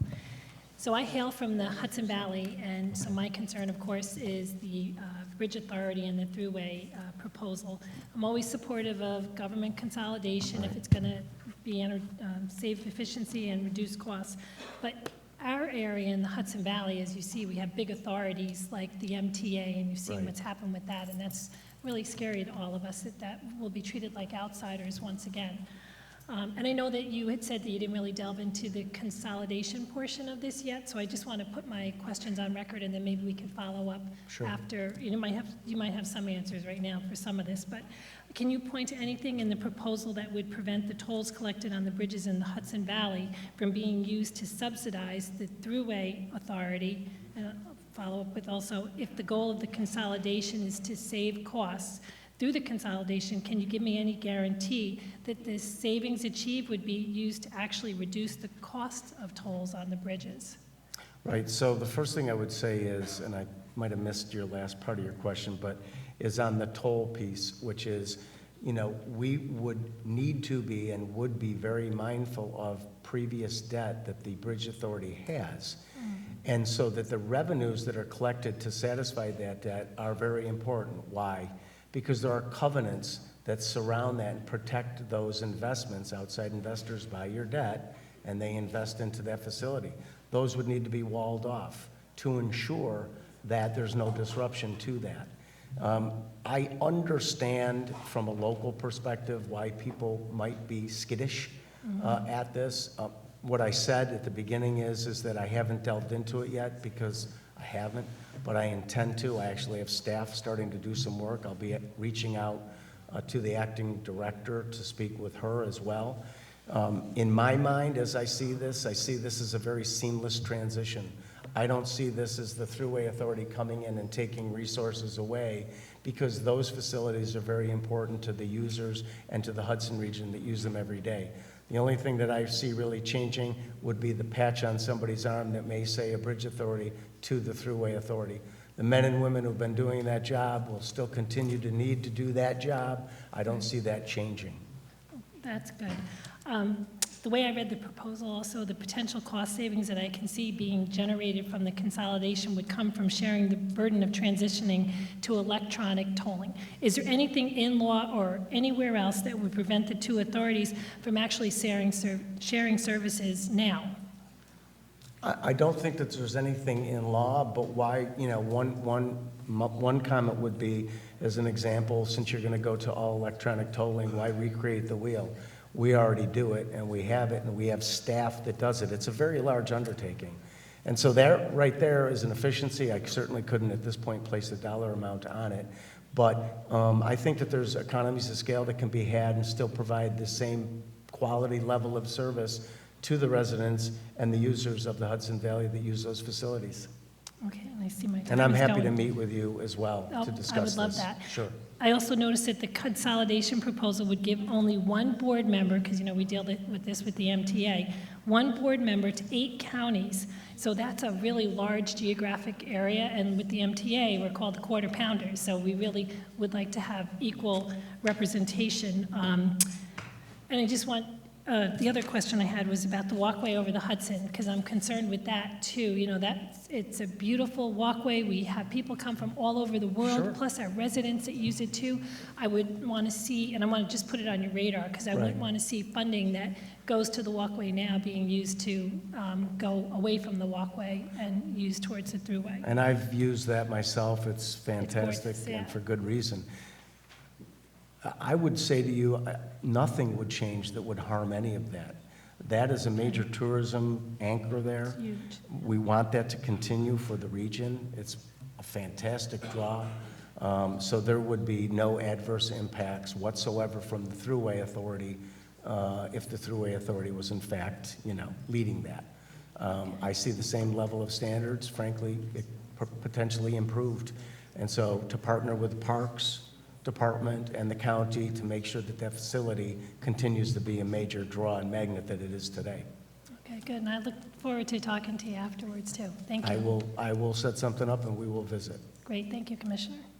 I should say on this as well, you know, I do intend to be present, not an absentee landlord, so to speak. So I would make myself there so that I get to know people and that there's a real connection going forward. I wouldn't just be sitting here in Albany. As I do now, I visit all of our divisions across the state, and I stay in tune with what each of those divisions does each and every day. And I would do the same should this move forward as well with the authority. Okay. All right, and I just wanted to follow up because you didn't guarantee that the funds from the bridges wouldn't be used to subsidize the authority, correct? We don't know. I'll follow up with you afterwards. I'll set a meeting up. Thank Happy you. to visit. I appreciate Okay. it. Thank you. Thank you. Now we go to Chair of Corporations, Amy Pauling, for her second time. Yeah, actually, my lengthy question was asked, so I have a very short one. Regarding the open road tolling system, just when and how are law enforcement notified? Are they notified automatically when there's violations, unregistered vehicles? Like, how does it work, the link to law enforcement exactly? So it's a process that's generated out of our division, if you will, for all electronic tolling. It's a process that's ignited there, and DMV is notified along with the state police. And just as a follow-up, how many violators have you reported to DMV, for example, in this, I don't know, want to say. They've dropped significantly. I don't have a number for you. I don't know the number. But I know that they have dropped significantly. One of the things that when we changed back in 2017, the fine rate was $100. And so when we did the amnesty program, we also changed that to $50. And so that had a big impact as well. But as I pointed out, when I answered the question previously, the enforcement piece is important, and you have to have that for that 7% or so that you might be chasing. But largely, our numbers have dropped on suspensions. I just don't have a number. Thank you. Thank you, Senate. Thank you. Senator John Liu. Thank you, Madam Chair, and thank you, Director Driscoll, for joining us. So there's this proposal to merge the bridge authority with the thruway authority. I gather Heard about it, yes. You think it's a good idea? I think any time that you can create efficiencies and economies of scale, it largely turns out to be a very good idea, yes. So one of the advantages that it's being touted is that it'll shore up the thruway's finances. I haven't heard that. That's not the goal. That's not the goal. To shore up the thruway's finances? No. The thruway is in the black and operates very well, very efficiently. We're on solid footing. Well, I guess you've been touting the fact that the tolls haven't been increased in 10 years, but there are plans to increase the tolls. That's correct. Significantly. I wouldn't suggest 50 cents a year is significant. Okay. Well, 50 cents. For 2 years, for $1, at the bridge only. Okay. Now, if the two authorities are merged, are there any bond covenants or any issues that would have to be worked out? I mean, I assume that you can't just merge them nilly-willy, right? No, you're right. And I suggested that earlier, that, one of the things that you would need to do, and I'm certain there's outstanding debt from the Bridge Authority, is you would need to wall off the revenues that are dedicated to those bonds, those covenants that protect those bonds. Why? Because investors purchase those. Of course. They want to know that their investment is solid. And so, And even with and that would happen, yes. And walling off those funds or those revenues, it'll still make sense to merge the two authorities? You might get better economies of scale on projects, certainly the electronic tolling component. One of the things I mentioned is that there would be a need for the Bridge Authority to create a whole sector to monitor that. The Thruway Authority already has that. On the other hand, despite the economies of scale, there's some concern that, well, perhaps less attention might be paid to certain aspects of maintenance. Sure, I understand that. I think, and Are they unfounded? I think they are, but I don't discount, people's concerns. I come from local government. I understand that, and I've heard it here loud and clear today that there are concerns. I think there's a lot of speculation on, what may happen, all these bad things that could happen, but I don't view it that way. I view it as a very seamless transition and a very seamless opportunity. I understand that you understand, Mr. Mayor. Yes. That's fully been vetted. My other question has to do with, there was a comment earlier from the, well, let me just ask you, is there any plan to install electric vehicle charging stations on the thruway? There is. I mentioned that we're involved now, you know, on the service plaza or the service areas and the negotiations for that to renovate all 27 of them. They need it. They need to be modernized. All 27 rest? All 27. Right. Rest areas? Right. And so as part of that, it would be a lot of lead effort would go into that in terms of greening them up, porous pavements, and installing EV charging stations. We're doing that in partnership with NYSERDA. We have a pretty robust plan to do that. And are these charging stations, would they be compatible with pretty much all electric vehicles? Consumer electric Yeah, vehicles? well, they would need to be. And one of the challenges, as you probably are aware, is kind of the mechanism of which you plug in. So you need to make sure that you have the ones that are universal, so that, you know, if you've got a Chevy Volt or you have another vehicle, that it's able to connect. But we have a program for that. It's part of that program. And, you know, we're looking at doing probably 5 to 6, at least at a minimum, per service area throughout the system. Okay, and those electric vehicle charging stations, there would be a charge for vehicle owners? Yeah, and I don't have the data on that. Very competitive, very minimal, whatever the charge is. We will not allow it to be, you know, like in a situation where they're overcharging as a comparative to another facility in New York State. I appreciate your comments and responses. Thank you, Director. Senator. Thank you, Madam Chair. Thank you. Oh, no, keep going with the Senate. Yes. Actually, I just have a couple quick questions, and then Senator Connery for a second round. Is this on? I think it's on. Hi. Hi. Thank you, ma'am. So, up until recently, the Canal Authority was under the auspices of the Thruway Authority, or you just gave them a lot of money every year? Well, that was, I think, about 3, it was, they were removed from the thruway before I got there. So that's about 3 years ago, at least. So I'm curious, They're with NYPA, under NYPA now. do you know what the Thruway Authority money was used for by the Canal Authority? I don't. You don't. It was just a pass-through. Right. So do you have any idea what the 300 million I can the tell you governor's asking for now is for? that, who's asking for 300 million? The governor in his budget proposes taking 300 million from You know, I NYPA for don't. the That's canal. probably a question for the executive in your deliberations. No, I had thought that you were where you are now. No. During the time that Thruway Authority was actually spending the money for the Canal Authority, because I was curious, what have we spent all that money for, and what else do we need? No, the canal has been gone for 3+ years, I think. Okay. I'm going to just move on to Senator Comrie's second round. Thank you. Oh, and yet he's not here.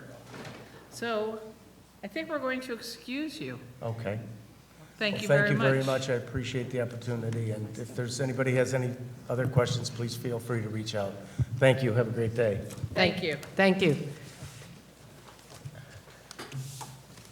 5:30.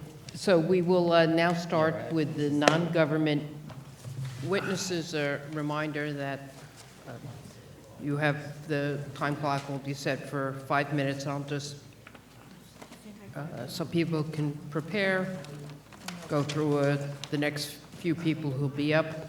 First, we have the New York Public Transit Association, Bill Carpenter, President, the New York State Association of Town Superintendents and Highways, Joel Key, Tom Gadd, William Gary.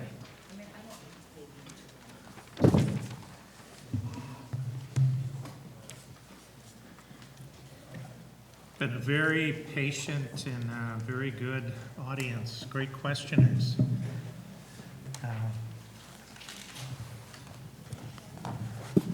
So thank you, Chairman Weinstein. Chairwoman Weinstein, Chairwoman Kruger, for giving the New York Public Transit Association the opportunity to testify today. Thank you, Chairman Kennedy, Chairman Magnarelli, Chairwoman Paulin, and the respected members of the Finance and Transportation Committees for your leadership on transit issues. My name is Bill Carpenter, President of NIPTA and CEO for the system in Rochester, New York. Earlier, you heard from MTA officials, so I'll summarize the needs of transit systems in upstate New York and downstate suburbs who carry more than 500,000 customers every day. Let me start by thanking Governor Cuomo for recognizing the importance of public transportation in his executive budget and for proposing increases in state operating and capital aid. These increases are appreciated and necessary to maintain essential transit networks throughout the state. While the executive budget increases are a good start, two areas need action to improve fairness and equity, especially to upstate communities. The first is transit operating assistance. Last year, you provided upstate systems with a 9.6% increase and downstate systems with a 7.3% increase, both much appreciated and already put to use to stabilize operations and expand service. Because the level and rate of growth of the funding streams dedicated to operating aid to upstate and downstate are very different, the executive budget proposes a 4% increase for upstate system and a 16% increase for downstate systems. But our transit riders are not different once you cross from downstate to upstate, and the costs and challenges to address growing demands for service do not lessen. It's some imaginary border that different funding streams create. An increase in upstate operating aid closer to the 16% increase for downstate will improve fairness to upstate communities and will allow us to continue the progress made from past investments. The second issue is capital funding and the transition to electric vehicles. The executive budget proposes $130 million in capital funding for non-MTA systems, an increase of $26 million from past levels. This additional funding is dedicated to two specific projects, electric buses and an NFTA rail study. That means there's no increase in the base capital funding for non-MTA systems to purchase vehicles, modernize facilities, and add customer-focused technology.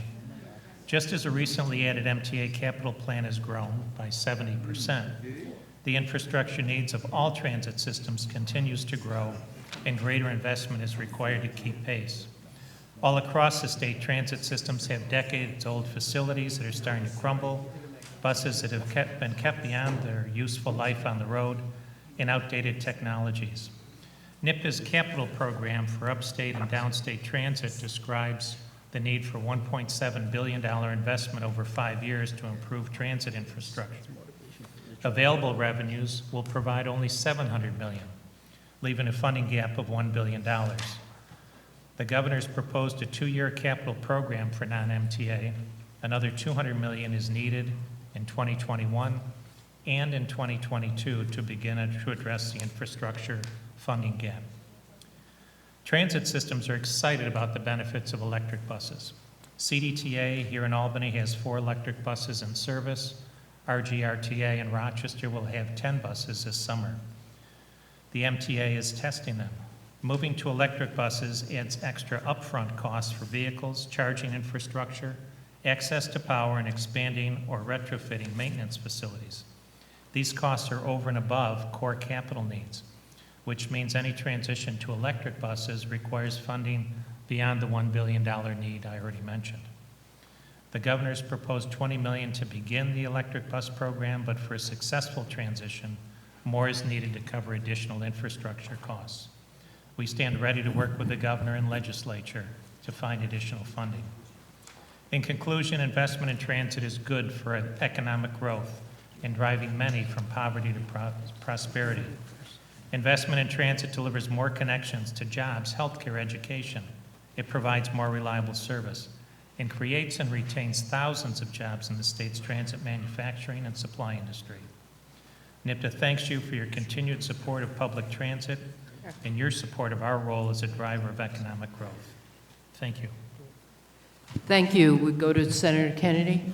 Thank you very much, Bill. I just, first of all, want to thank you for your work and your efforts on behalf of public transportation all across this state. I was out with you in Rochester to see the system that is doing very well under your leadership and vision. You have a tremendous team out there. I think what you've just clearly done is articulated exactly the line of questioning that I put before the commissioner earlier today. And look, we have several weeks in just a couple of months to put this together. We certainly will be leaning on you to advocate and working with the network that you have in place. This is an important story to tell. We can't go backwards. So again, thank you for your efforts. Yeah, very much appreciate your leadership, Chairman Kennedy. Assemblyman Magnarelli.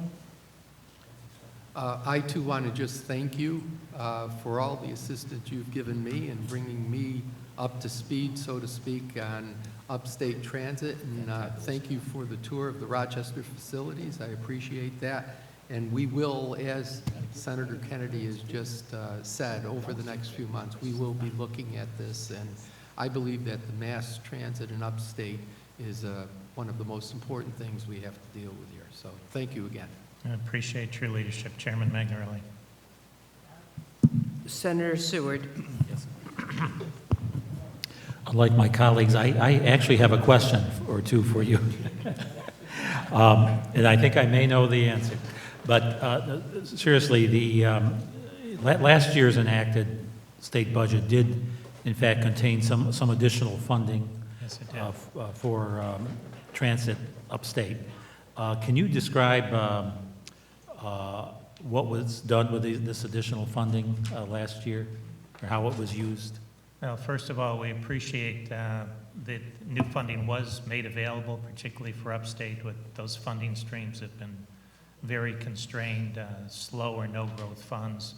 And the rental car tax that was passed is providing, I think, the increase this year because there'll be a full year of growth or use of that revenue.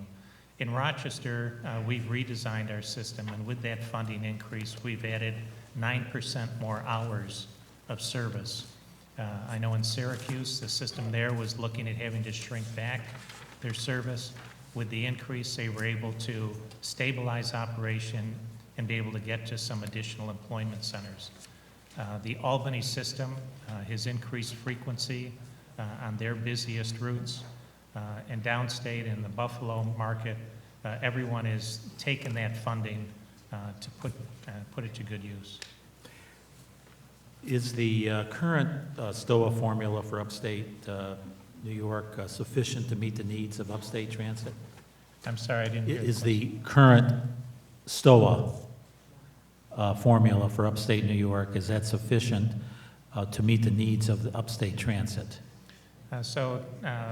Last year was the first year of what we've asked for, a 5-year, 50% increase in STOA increase. So the 10% was that first year down payment on the 50%. And we see downstate after 2 years will be above the 20%.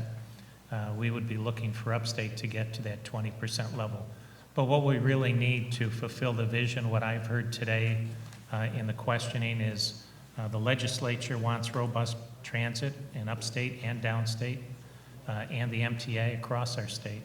And it's really that 50% increase over 5 years that's needed to make that a reality. Mm-hmm. You mentioned the electric buses. Are the funds provided in this budget for electric bus purchases, is that a sufficient amount? So there's I'll speak just to the Rochester case because I think each one is different. Albany has some constraints to their campus. We've got the ability on our campus to get to 30 electric buses, which would be about 15% of our fleet, before we would have to add another garage to do additional charging. So we were looking to add about 10 a year to get started. So we've got 2 or 3 years. So the funding provided in this year's budget works very well for us. For someone else, another system that might need immediately to begin a campus expansion, this would be enough to buy the electric buses, but not to create what in our industry term is a fuel farm, the place where buses will be charged, just like the Chevy Volt I have.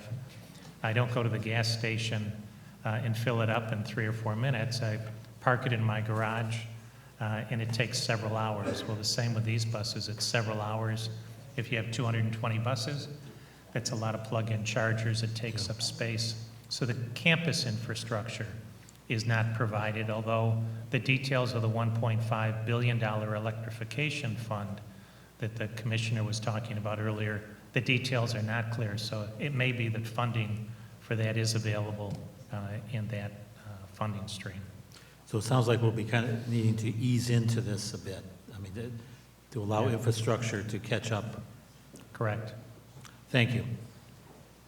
Thank you. That's all the questions we have. Thank you for staying here with us to this Thank you hour. very much. Next, we have the New York Association of Towns, Superintendents of Highways.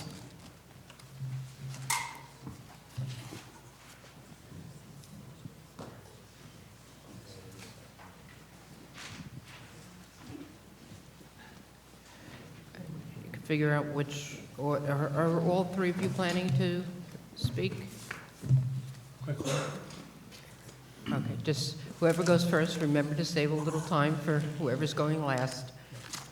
We've Good had the afternoon, Senator 5 Kruger. Yep, go And ahead. Assemblyman Member Weinstein and other members of the New York State Legislature. I am Joel Kai, President of the New York State Association of Town Superintendents of Highways and Public Works Commissioner of the Town of Dickinson. With me representing the County Highway Superintendents Association is their President, Wyoming County Commissioner of Public Works, Todd Gadd, and Legislative Chair, Co-Chair of Erie County, Commissioner of Public Works, William Gary. As always, we appreciate the annual opportunity to discuss the executive budget proposal and the needs of New York State's local transportation system. We would like to thank you for showing your support to our local systems and asking questions to those who have testified before us today. We greatly appreciate that. As you know, our collective membership is responsible for ensuring the safe operation of 87% of the state's public roads, half of its bridges, and plowing not only our huge system, but over a quarter of the New York State Department of Transportation's roads. This massive local system is owned by 1,600 local governments and consists of 97,000 centerline miles of roadways and 8,600 highway bridges. Every time there is a winter event, major snow accumulation, freezing temperatures, or severe flooding, these hardworking men and women of our local crews ensure New York State's drivers get to and from work, homes, schools, hospitals, and other destinations of safety. The executive budget proposes a 2-year, $11.9 billion New York State Department of Transportation capital program. It increases funding by $3 billion over the next 2 years, 33% over the past 2 years of our current 5-year transportation capital program. While we are pleased with the continuation of such valuable programs as CHIPS, Bridge New York, Pave New York, and the budget proposes CHIPS funding for $4.3 million. For that will be the 8th and 9th year. The Bridge New York and Pave New York are also proposed to have no increases. And in addition, the Extreme Winter Recovery Program is cut to 0 over each of the next 2 years. All this. You may want to summarize some of your remarks, or at least the high points. I'm almost done. Thank you. Despite all of this 30% funding increase over a 2-year DOT program, this means that we are held to $678 million per year to be distributed on local throughout the state, including New York City, to address the needs of our systems. This funding for local bridges and programs is simply not enough. According to New York State DOT, 10 years ago, in 2009, local governments were allocated $924 million in local administrative federal aid for bridges projects, which enabled them to build 56 replacement bridges and complete 39 rehabilitations. In 2017, the last year for which we have data, local governments were only allocated $452 million, replacing only 26 bridges and rehabilitating only 23 bridges. Even though the much-needed Bridge New York program has only appropriated $450 million during the next current 5-year capital program, resulting in less funding available for local bridge work in the past years. This lack of bridge funding has a crushing impact on local bridge conditions. In 2009, New York State DOT staff projected that approximately 600 bridges would become deficient over the following 5-year period. In 2017, again, the latest year for data available, New York State DOT projected 1,075 local bridges would become deficient over the next 5-year period, nearly doubling the number of deficient bridges in just 8 years. In 2013, New York State Association of Town Highway Superintendents conducted a survey, and they said on an annual basis, they need $1.3 billion. And even though that's being updated today, we know that the needs are even greater. So to that end, I've asked my counterpart from Erie County to join us today to speak to his specific needs in his infrastructure that is very typical throughout the area. You could just take one.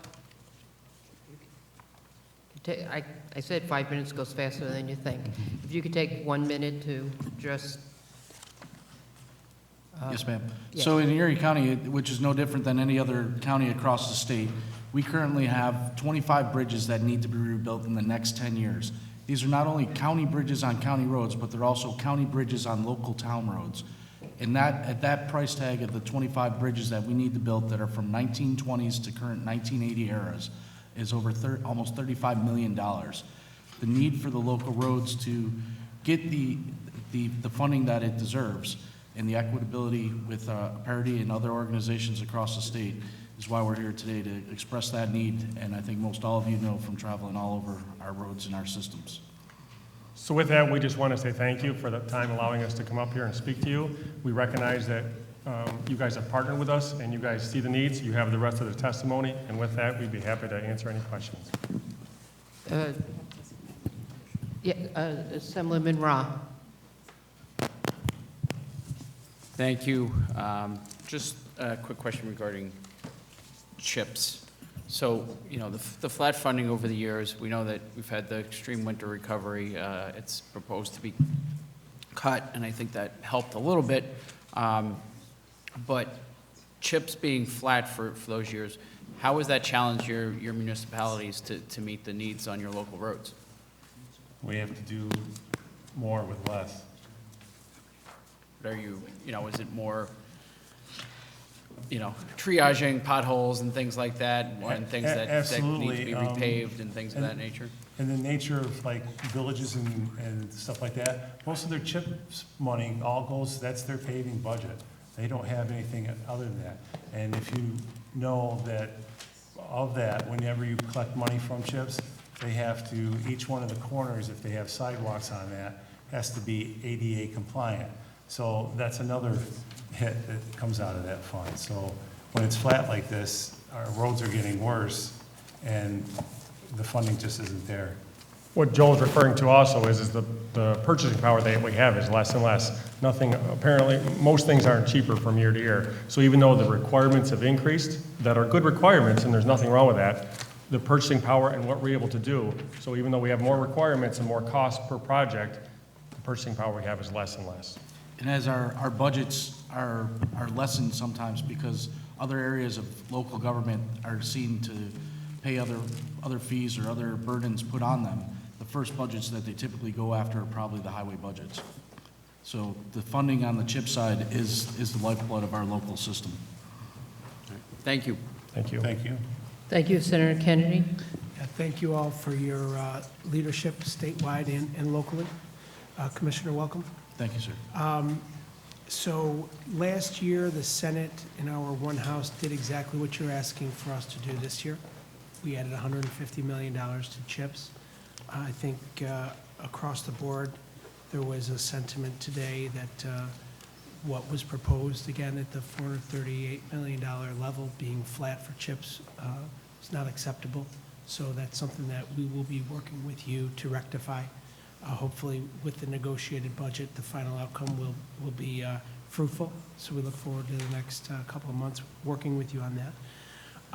And again, thank you for your efforts to this point on that and the other issues, whether it's Pave New York or Bridge New York or Marchicelli or everything in between. I want to talk to you about the increase in thresholds from 250,000. We're very pleased to see that the governor included that in his proposed budget. Can you talk about how that will have a benefit to the local communities? Absolutely. Sir, so it's a trade-off a lot of times internally where we have our own workforce that is capable of doing some of these projects. And as the cost of all our supplies go up, that threshold prohibits us from using that workforce to do the work in-house and rather have to put it out for public bid. But obviously with New York State DOT expanding some of their Office of General Services, we've done some public-private partnerships, which also would not be able to be accounted for CHIPS reimbursement, where if we did an OGS quick quote for paving, using private contractors, working with municipal forces, which is probably the best of both worlds, being able to get 100% CHIPS reimbursement for that under the current condition, the $250,000 threshold prohibits us from claiming that under CHIPS. Right. I'm certain that it's because of your advocacy that was included. So job well done. And Senator, may I add just one thing? We had an example this year where we have a construction crew that goes out and not only maintains, but we're able to construct some of our large culverts. And we had a project that went over $250,000, and I'm super proud of our guys. They went out and they did it, but yet we weren't able to submit it for reimbursement because it was over that $250,000 threshold. Now that sounds kind of counterintuitive, and it really was. Here we're trying to do our best, stretching our dollars, because we know that we can generally do it more efficiently, and yet we weren't able to submit it for CHIPS. So this is big for us, quite honestly. So thank you. Thank you again. Senator Seward? Thank you. As one that attends the local Roads Matter rally every year in the Capitol, I'm a longtime supporter of your cause, because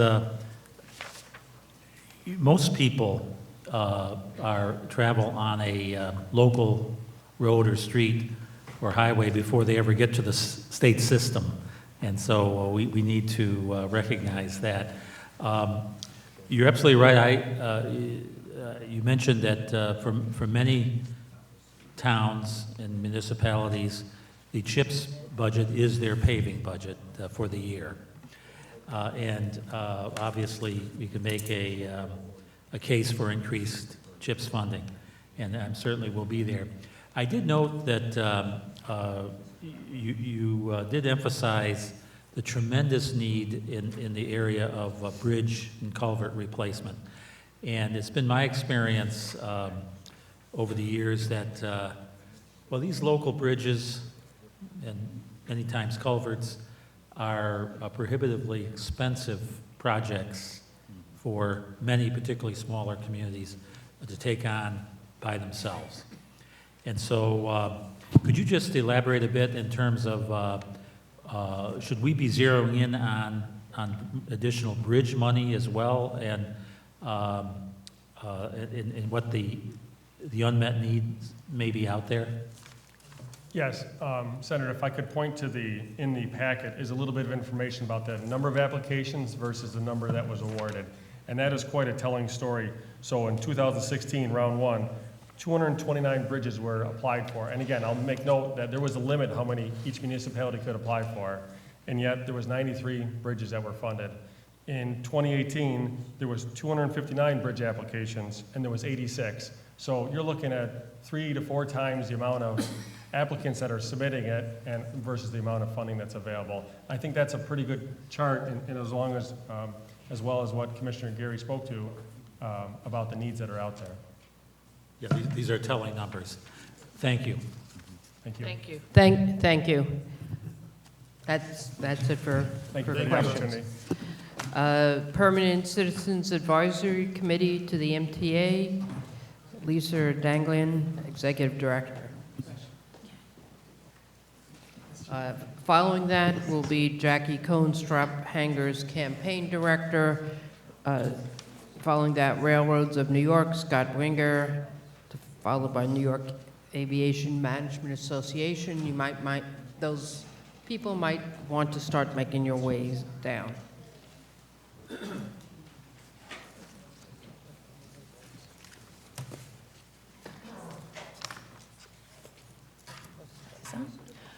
Good afternoon. My name is Lisa Dagley, and I'm the Executive Director of the Permanent Citizens Advisory Committee to the MTA, also known as PCAC. I actually shortened my remarks a little bit, as you all should have, or we can make sure that you do have our longer version.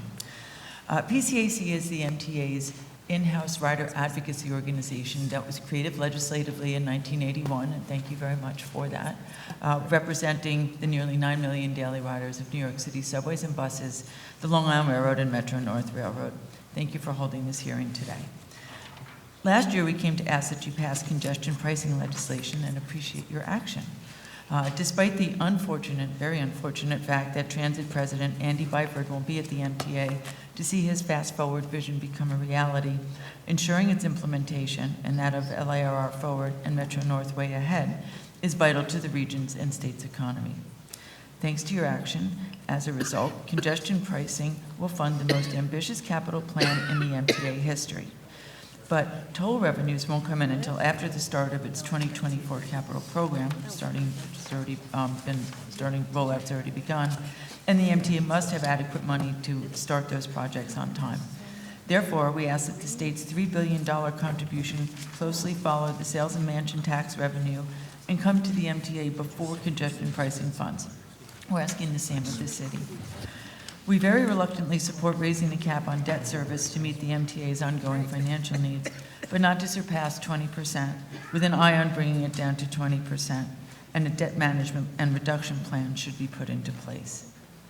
We appreciate the proposed 13% increase in operating aid, but even more is needed to increase service and keep the agency from lurching from crisis to crisis. Until new dedicated and recurring operating funding streams are identified, we're asking for an increase to $10 billion this budget and ask for your help on that. And we look forward to working with you over the next year to find new operating revenue. But the system can't wait.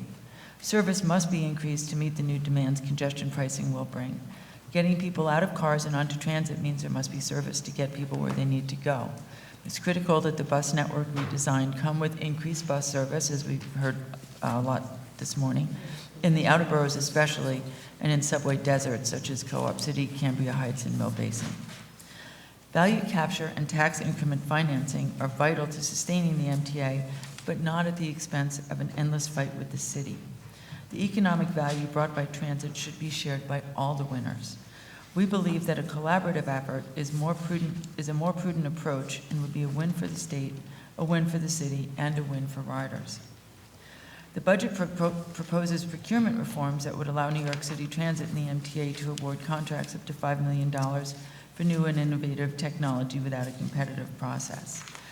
We support a competitive process wherever practicable. And it is critical that the MTA board weigh in on those contracts. We don't see language in the budget that specifies that. Public discourse has helped improve contracts, and the board must be stalwart stewards of taxpayer money for the riding public. Both riders and MTA workers are entitled to feel safe in the system, and we support the legislation that would better protect transit workers by making the heinous act of spitting on them punishable by jail time. Similarly, we support making it a felony to attack and physically injure transit workers. These men and women literally move millions of New Yorkers every day and deserve our thanks and support in the eyes of the law. We're intrigued by the proposal to ban those who assault transit workers and 3-time sexual predators from the system, but have significant concerns about banning people before they're even convicted of a crime. It opens the door to abuse and violates the basic right of innocence until proven guilty. And question whether it's a better use of police to keep a handful of recidivists out of the subways or to keep all riders safe from all crimes by using a data-driven approach to deployment. We question how a ban would be enforced. Increasing cameras in the system, including onboard trains, has shown elsewhere to be a very effective deterrent, and combined with a robust advertising campaign and improved reporting for sexual assaults, should be an immediate step to improving safety. And we'll have much more to say on this in the coming weeks. We appreciate your considering our comments as you begin discussion of the transportation funding for millions of riders who count on the MTA every day. Thank you. Thank you. Thank you. Assemblywoman Paulin? Yeah, I just want to point out that our understanding of what's in the budget is not an expansion of the value capture, it's just an extension of the already, the authority to continue with the current practice. So I just wanted to make that clarity. Thank you. My read and looking at the Citizen Budget Commission's report on it as well made it appear as though it were sort of an additional expansion just in the area, or it was specifically targeting the area for Penn South, and that it would be applied almost more specifically for that. And therefore, it was, We'll look according at to it, them, but not necessary. if it's just an extension, obviously you're fine with it, and we are too. We would yes, we consider, hope that it would be still a collaborative process that would include city input, which I know has caused fights. No question. But in the past. Yeah. All right, thank you. And thanks for your testimony. Thank you. Thank you. Thank you. So now we, Jackie Kohnstram, Hanger's Campaign Director, Division of NYPIRG.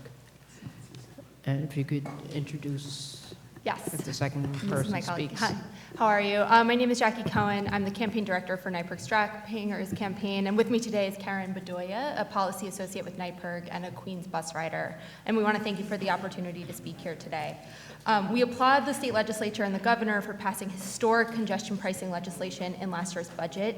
In addition to the $25 billion expected to be raised from new revenue sources, including congestion pricing, the governor's executive budget commits $3 billion in state funding towards the MTA's next 5-year capital program and assumes an equal funding commitment from the city of New York. This leaves an almost $10 billion budget gap in the MTA's capital plan that the MTA will be forced to make up through borrowing. And the we encourage the MTA capital program to not rely too heavily on debt, which can increase the MTA's annual debt service payments and may ultimately result in future fare increases and service cuts. Furthermore, Albany must really produce the $3 billion that is pledged towards the 2020-2024 capital program over the next 5 years and make available the balance of funds it owes from the 2015-2019 capital program. To help fix service, the MTA is undertaking. Can you just, and can you just identify yourself? Sorry. To help, Karen Bedoya, a policy associate with NYPIRG. To help fix service, the MTA is undertaking a full redesign of the city's bus network, the first of such changes in about half a century. Unfortunately, due to funding, the MTA's goal is to keep these networks redesign plans revenue neutral, meaning that the authority can do little to increase frequency of service or provide new additional bus routes.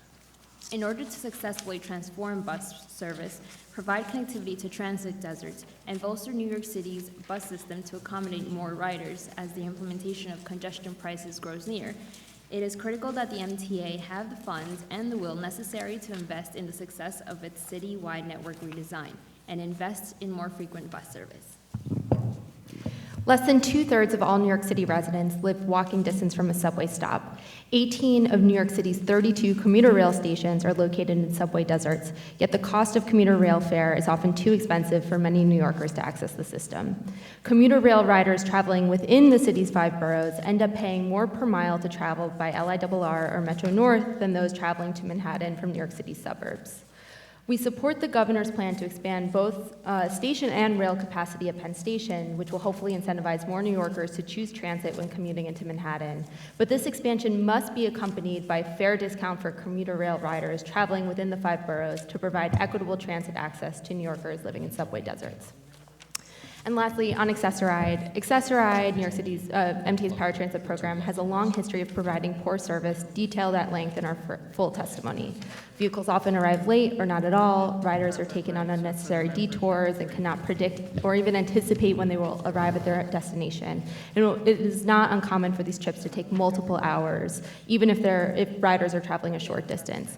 You heard today from the MTA and from others that the widely successful on-demand on-demand e-hail pilot program has been gutted by the MTA. This is a program that has been considered life-changing by many of the people that have depended on it for so long. And the way that the MTA has started to transform this pilot program is to put a cap on rides to 16 rides per month, so that's 8 round trips, as well as a $15 subsidy cap.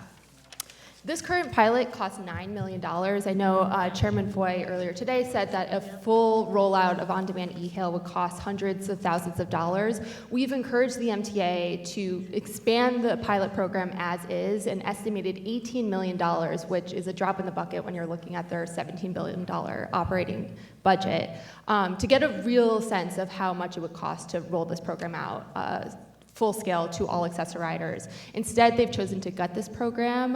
While they're doubling the pilot, they're significantly reducing the efficacy of the pilot, and we think that this is a shame. So we encourage the MTA to fully roll out and make available e-hail on demand to accessoriders, and we also encourage the legislature to support legislation like Senator Comrie and Assemblymember Dinowitz's bill to restore the MTA's existing on-demand e-hail paratransit pilot. So thank you for the opportunity to speak here today. Thank you. Any questions? Amy Pollin. Yeah, just on the e-hail, they actually said hundreds of millions of dollars. Right, I'm sorry. Right. I hundreds of thousands yeah, is definitely, yeah. So I guess I'm just unclear about what you're asking for. Are you asking for the pilot number of participants to have full access, or are you asking for because hundreds of millions is a lot. It's a lot of money, but two things there. We would ultimately like to see on-demand e-hail be the future of Access-a-Ride and be rolled out to all 150,000 Access-a-Ride users. What we're asking for in the short term is to do a full pilot program. I mean, and you heard this today, people that use the current pilot are highly mobile, very active users of the pilot. It was many advocates for the pilot that were enrolled in the program. So we would like a more representative sample of those that use Access-a-Ride to be incorporated into the next phase of the pilot before the MTA determines how much it would cost. They're making these determinations based on on high usership, and that might not be representative of. So so your estimate of 18 million comes from what? Where? Well, it would double the existing pilot. So if the current pilot costs $9 million and and there's 1,200 users on it currently. So we're asking the MTA to expand that to 2,400 users in total. With no cap. With no cap, exactly. With no cap. Right. And we'll see, I think we'll see if, what that looks like, and if they said it themselves, it was self-selected people that had been very vocal and active in demanding this pilot program to begin with were the ones that were initially enrolled, so we want to see a more representative sample. I got it. And would you be at all in favor of, because I know they're negotiating with the city for paratransit at least. Yeah. The MTA is short on operating. Right. money. I mean, are you asking for the state to consider anteing up? Yeah, the city? I think that regardless of who pays, we want to see that this program stays intact. I don't think paratransit riders care who is paying for it. I mean, if I was the city, I have to say, to be asked to pay $100 million towards paratransit without any kind of reform to the program, I would be weary, right? And so I think that we would love to see the city and state work together, but for better service, not for the status quo paratransit service that's been provided for the past 30 years. Thank you. Thanks. Thank you. Thank you very much for your attendance all day and staying here through this evening. Thank you. Next? Next, we have Railroads of New York, Inc.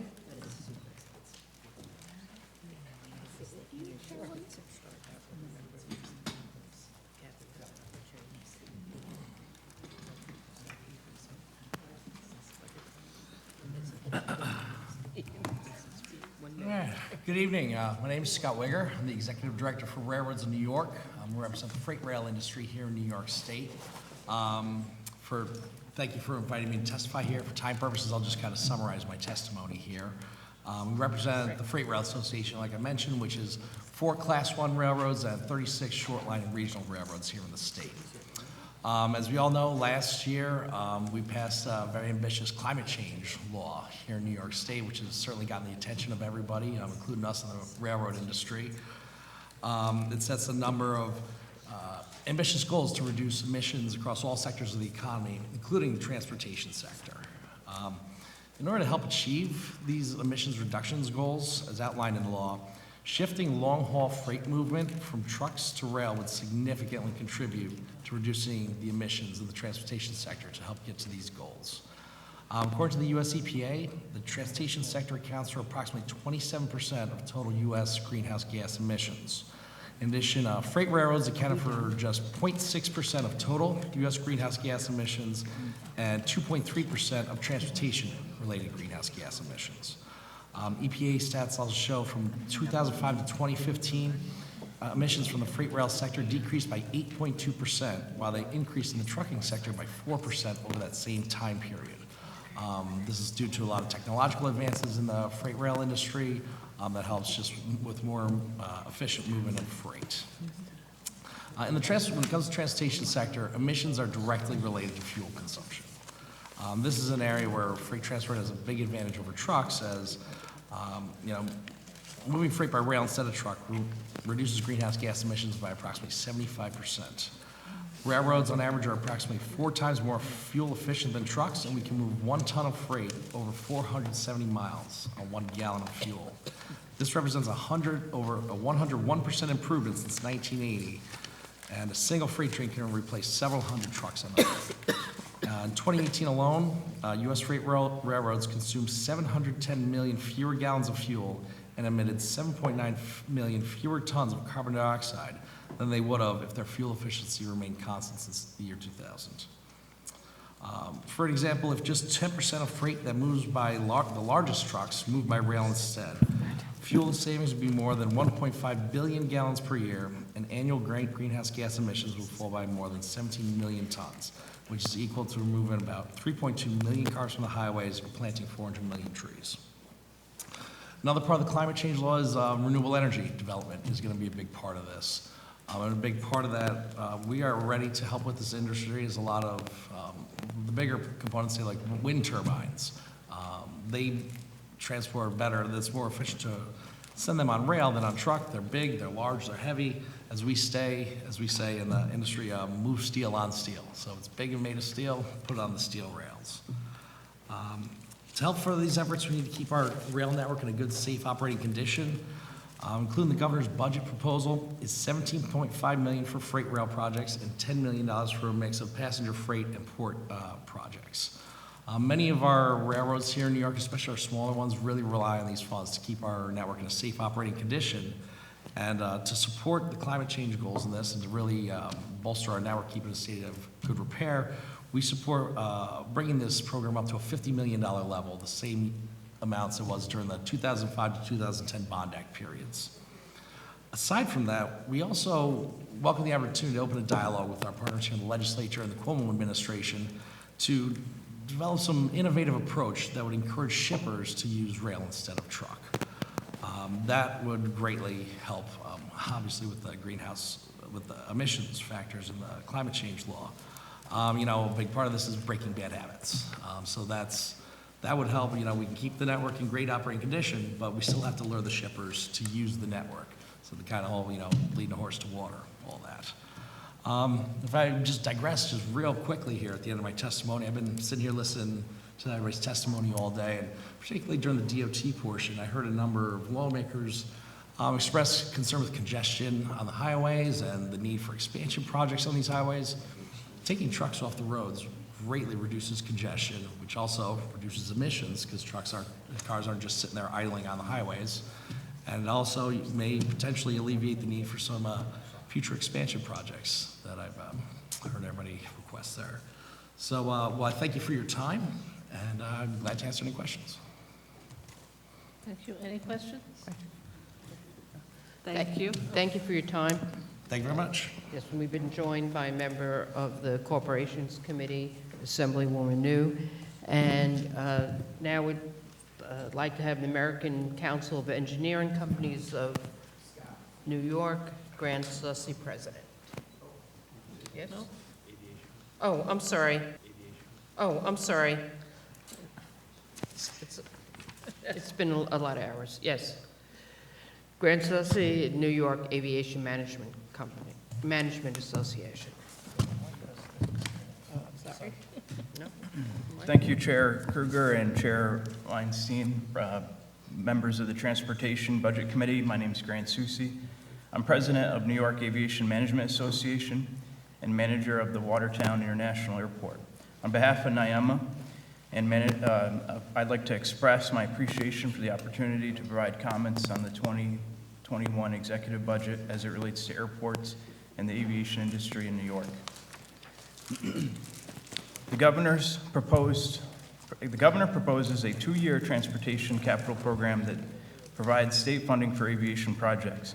As part of this program, the capital project's budget includes $100 million appropriation supported by NYEMA to provide a second round of funding for upstate airport economic development and revitalization competition. NYEMA can't stress enough how the first round of upstate airport competition investments has succeeded in updating and transforming 6 gateway airports. These grant dollars leverage tens of millions of dollars in private sector investments. The grants fund terminal expansions, modernization, cargo receiving, distribution centers, new retail and concession options, as well as general aviation, customs facilities, environmental protection projects, and much more.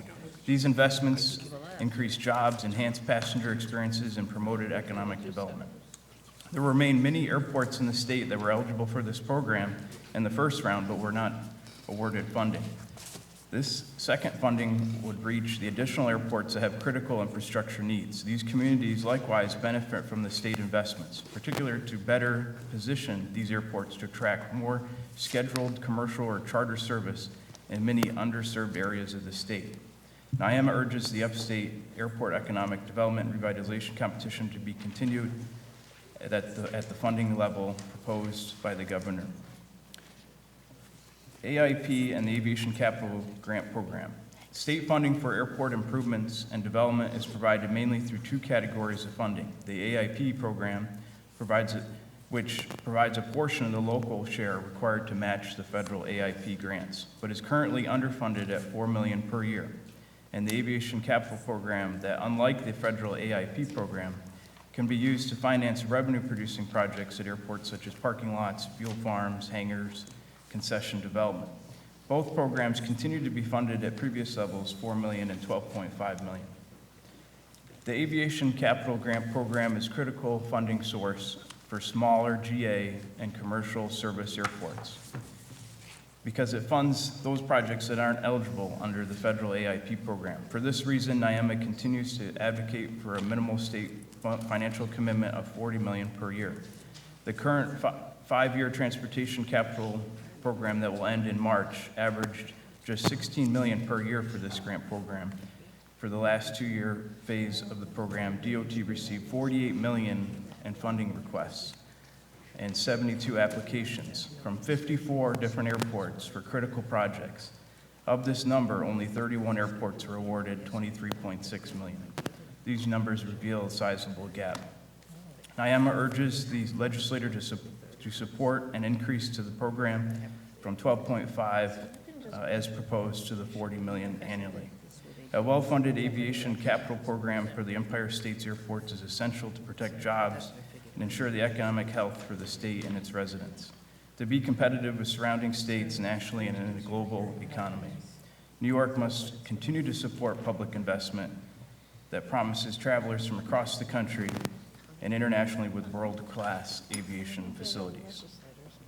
Thank you for inviting NYEMA to comment, and we look forward to continuing to work with the legislature on developing strategies to maximize economic benefits from the state investments in airports and the aviation industry. Be happy to take any questions. Thank you. I don't believe we have any questions. Thank you. Thank you very much. Now we have the American Council of Engineering Companies, Campbell Wallace, Director of Government Relations.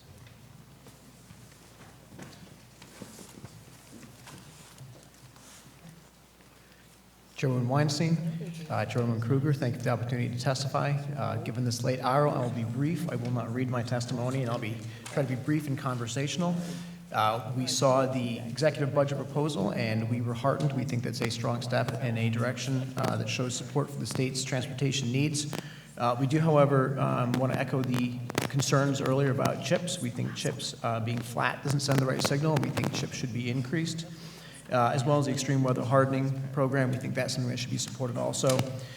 We heard comments earlier that talked about funding for roads in urban cores, including touring roads, and we think that's an important thing also.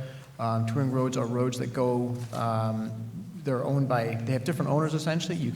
An example of that is in the Capital District. Route 5 is Central Avenue, and in Colony it's well maintained by I believe it's the town of Colony, and when you hit some of the cities that it goes through, it's not as well maintained, and for people following a GPS direction, that can be disconcerting when suddenly the road is no longer as well maintained. So we think that's something that deserves a lot of attention. I heard a question earlier that there was an increase in funding for the consultant community, and we are gratified by that. That's good to hear. Briefly want to touch on, who are these consultants, basically? Our membership represents the state's consulting engineering firms. We have solo entrepreneurs, specialty disciplines, a lot of mid-sized firms, and multinational firms. I want to make clear our firms are local. The money that goes to them goes to firms that are headquartered all across the state. I looked at 10 firms off the top of my list in my membership list. We have firms that are headquartered in Buffalo, Owego, Corning, Watertown, Cazenovia, Clifton Park, Poughkeepsie, Hauppauge, Jericho, and New York City. So these firms are really kind of the bread and butter and the fabric of our community. They've contributed to the construction of landmark buildings, world-famous roads and bridges, and their number one concern is the bedrock, non-delegable commitment to protecting the public's health, safety, and welfare. We think our firms deliver these programs exceptionally efficiently, and by doing so efficiently, you have more money for more of the infrastructure programs that the state needs. Studies have shown that we are up to 15 to 20% more cost effective on a dollar per dollar basis. One last thing, we're seeing in the MTA, they have legislation that requires them to do every project over $25 million being done design build. We think design build is appropriate where there are needs for speed, where there's a need for collaboration, but we don't think that something like design build procurement method should be laid on statutorily. We think the agency should have the discretion to evaluate projects as needed and not necessarily make that choice, have that choice made for them. We think there are room for investigating other alternative project delivery methods. That's included in the budget in the TED bill, and we look forward to working with agencies to educate them on the use of things like CM Build and CM at Risk, and progressive design build, where the designers are engaged at an earlier step in the process. We think there's better alignment of risk and the amount of design when you use different procurement methods like that. I have 1 minute and 28 seconds left, and I think I'm going to conclude it there, and I'm happy to take any questions. Thank you. Questions? Appreciate your testimony tonight. Yes, Thank you. no questions, but get extra points for giving back some time. Right. Thank you. Thank you. Next, we have a panel, the Tri-State Transportation Campaign, Lauren Bailey, and Reinvent Albany, Rachel Faust. These poor people sitting all day. All day, all night. Thank you very much. Thank you so much to everyone who's still here, happy to be here even at this late hour. I'm Lauren Bailey, director from Tri-State Transportation Campaign. I'm their director of climate policy. Tri-State is a 26-year-old organization dedicated to improving people's lives by expanding their access to transit and clean transportation options in New York, New Jersey, and Connecticut. According to NYSERDA, transportation contributes 37% to New York's greenhouse gas emissions. So I have a little bit of a different tack than some of my other colleagues that have spoken today, because I'm here with a bit of an environmental angle. Reducing our state's reliance on fossil fuels by improving public transit and vehicle electrification are necessary and feasible steps to meeting our climate goals. At Tri-State, much of our time focuses on the Metropolitan Transportation Authority, especially focusing on funding for their state of good repair and necessary system expansions. Obviously, this is a big year to be coming to speak to you about this, but you've heard all about that today, haven't we? We are pleased to see the MTA's 2020 to 2024 capital program proposes the kinds of system-wide improvements necessary. We appreciate seeing the full $3 billion the MTA has called on the state to contribute in the executive budget, and we look forward to discussion and inclusion in the Assembly and Senate's budgets as well. We would also like to reiterate our support for a strong, fair, central business district tolling program to further support these historic investments in our transit system. Again, we thank you for taking this bold action last session and the inclusion of state support to get this program off the ground this year. We await the Traffic Mobility Review Board appointments very anxiously and the additional framing needed to implement this transformative concept for New York City. We are also glad, particularly in my environmental capacity, to see the MTA's commitment to an all-electric bus fleet by 2040, along with the new announcement of the 5 largest upstate New York transportation authorities tasked with electrifying their fleets by 2035 as well. This is a clear signal and an important one to the electric bus industry that electrification is here and we are ramping up. And we are glad to see discussion in Albany around another important proposal that has been successful elsewhere, the low-carbon fuel standard that would drive down pollution from gasoline-powered vehicles during this required transition to clean energy by 2050 under the Climate Leadership and Community Protection Act. But all of these investments in capital improvements, while incredibly exciting, raise a very critical question. How will the MTA find the resources to staff these new buses and rail cars? Raising the debt cap almost 100% to fund critical improvements must have been a tough decision that is now bringing more tough choices.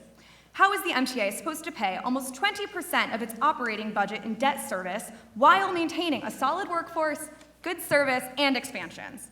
The authority faces a potentially crippling operations budget funding shortfall that must be resolved before it balloons to almost $1 billion by 2022.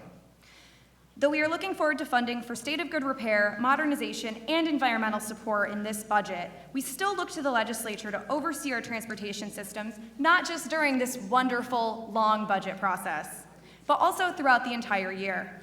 We hope the legislature will commit to at least quarterly hearings specifically on the MTA's progress towards its capital program goals. With climate change looming and communities feeling trapped in their cars with no other opportunities, it is imperative to take bold steps to maintain, improve, and transform transportation for all New Yorkers. Thank you very much. Good evening. My name is Rachel Foss. I'm the Senior Research Analyst at reInvent Albany. We advocate for more transparent and accountable state government. First, we'd like to thank you for holding the joint oversight hearing last November on the MTA and the capital plan. We think that oversight hearings like that and what you've done today are incredibly important to hold the MTA accountable, and we also echo the call for more hearings on the MTA. Congestion pricing was an important victory for the MTA and the metropolitan region as a whole, as it will fund critically needed fixes to the subways, buses, and commuter rails. And while the MTA 2024 capital plan is fully funded in the state budget with the $3 billion from the executive budget, debt remains a large concern, especially with the $10 billion in extra borrowing that is being required of the MTA. Given the MTA has a number of challenges regarding its budget and operations, we ask the state legislature to do the following to ensure a more transparent and stable MTA. First, follow up on the commitments made by the MTA during the November oversight hearing and today on when it will provide schedules and sequencing for all capital projects. They had committed to release schedules within 60 days, preliminarily, and a full list within 6 months. That would be the end of June. 2, ask the MTA to produce their 20-year needs assessment or whatever was used to determine their state of good repair needs for the 2020 capital plan. 3, ask the MTA to release a detailed debt plan to explain how its operations budget will accommodate the new capital debt. 4, ask the state comptroller to independently assess the MTA's debt affordability. And we'd just like to note that the $3 billion in the state budget is likely to be used by the MTA to borrow, and that will come as state-supported debt payments, so we'd like to just flag that as a concern. 6, we'd like the 5, we'd like the MTA and governor to provide a full rationale for the changes proposed to the procurement process. And we want to make sure that the changes don't open the door to non-competitive bidding. 6, publicly disclose the set-aside capital plan and outer borough fund projects as they are finalized by the legislature and capital program review board in the coming months. 7, ask the governor for the full cost and financing plan for the Penn Empire Station Complex project to ensure the MTA is not on the hook for new capital or operating costs, and also to consider the role that it will play on the city in terms of its tax revenue. Lastly, ensure that non-fiscal changes such as the subway sex offender ban are considered outside of the budget process via separate legislation. Lastly, the MTA needs to do the following, which we urge the legislature to oversee. First, it needs to ensure that the recommendations for congestion fees and tolls are made openly available, are made openly in public meetings of its Traffic Mobility Review Board, which should be promptly appointed and follow the open meetings law. It should also revise the emergency regulations that require mandatory debarment of contractors and instead create a fair and more competitive process. The MTA should also bring back quarterly change order reports, which show millions of dollars worth of amendments to contracts. These were quietly eliminated as part of raising its threshold for board approval of change orders last year, which was a step backwards for transparency. And lastly, the MTA should create a detailed and user-friendly capital dashboard that allows the public to track progress made on capital projects. And I have full comments that were submitted to you electronically that go into all these in more detail. Thank you. Thank you. Any questions? Tim Kennedy. Thank you, ladies. Thank you, Rachel. Thank you, Lauren. Lauren, this is specifically for you and your work. First of all, thank you both for your efforts and everything that you've articulated in the work with the MTA and the congestion pricing, and you were instrumental in helping to drive that forward from a community perspective last year. As far as the climate work that you're doing, Lauren, I'd like to connect you with my office on a new company that has formed out in Western New York that's actually electrifying everything from heavy construction equipment and vehicles to buildings. So I think it's important for you to have on your radar screen and, quite frankly, build a relationship there. Absolutely. I've been moving around various players to see what they have to offer, and it's a big win for the state, but most importantly for the environment. And I think you'd be very impressed. Fantastic. Looking forward to it. Great. Thank you. Thank you. Thank you. Thank you for, Oh, wait, was there? Yeah, I'll just, Amy wasn't- I Amy just want to Paul. thank you both for, being partners in all of our efforts. And, we're trying to monitor exactly those things that you point out in both of your statements. Just thank you. Thank you. Thank you. Thank you. Thank you. And our last testifier today, Mitch LaRosa, Program Director, Mobility Development.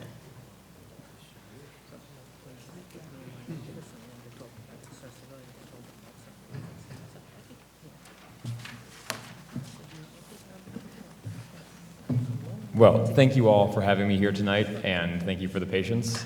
I certainly don't mind waiting, so I'm glad you've all stuck around. Like the Senator said, my name is Mitch LaRosa. I'm the Program Director with Mobility Development. We're a Buffalo-based nonprofit that specializes in shared transportation. We act as a liaison between the private transportation industry and community groups, public agencies, municipalities, and other nonprofits. We've set up and launched bike share, car share, volunteer transportation, and other shared transportation programs over the last 11 years. And we've done so across upstate New York since this time of our founding. And given the hour, I will try to keep it conversational and brief here. So I'm here today to discuss electric micromobility. So that's a general term, EMM for short, of what we would term electric scooters and electric bikes, and pending legislation here in New York State and how it relates to other legislation and policy in place across the country. New York State's in a really unique position right now. We've waited on this legislation for some time, so we have the opportunity to take lessons from other states and communities across the country and learn what they've learned over the last 3 years. In 2017, the EMM industry barely existed, and now you can't say scooters or e-bikes without getting some reaction out of anyone in the room. The sort of the policy landscape has been trial and error since this inception of the whole thing. When they launched in San Francisco in 2018, scooters were pulled off the streets in just 6 weeks because there was no policy framework in place, and it took 6 months for them to even get back on the streets as there wasn't the policy vision at that time. And we can look at plenty of places across the country that are also existing in that void, and now even banning scooters altogether, like San Diego has pending bans, larger cities like Singapore abroad, and even smaller cities like Columbia, South Carolina that are banning scooters altogether before they even get there. New York State is a diverse state. What we know works in Binghamton and Watertown, other upstate communities, might not work downstate in Manhattan and the city. So we have to take that into account in our legislation, how we really promote avenues of community control in these systems. Knowing what your community needs and what's going to work best there needs to be the imperative.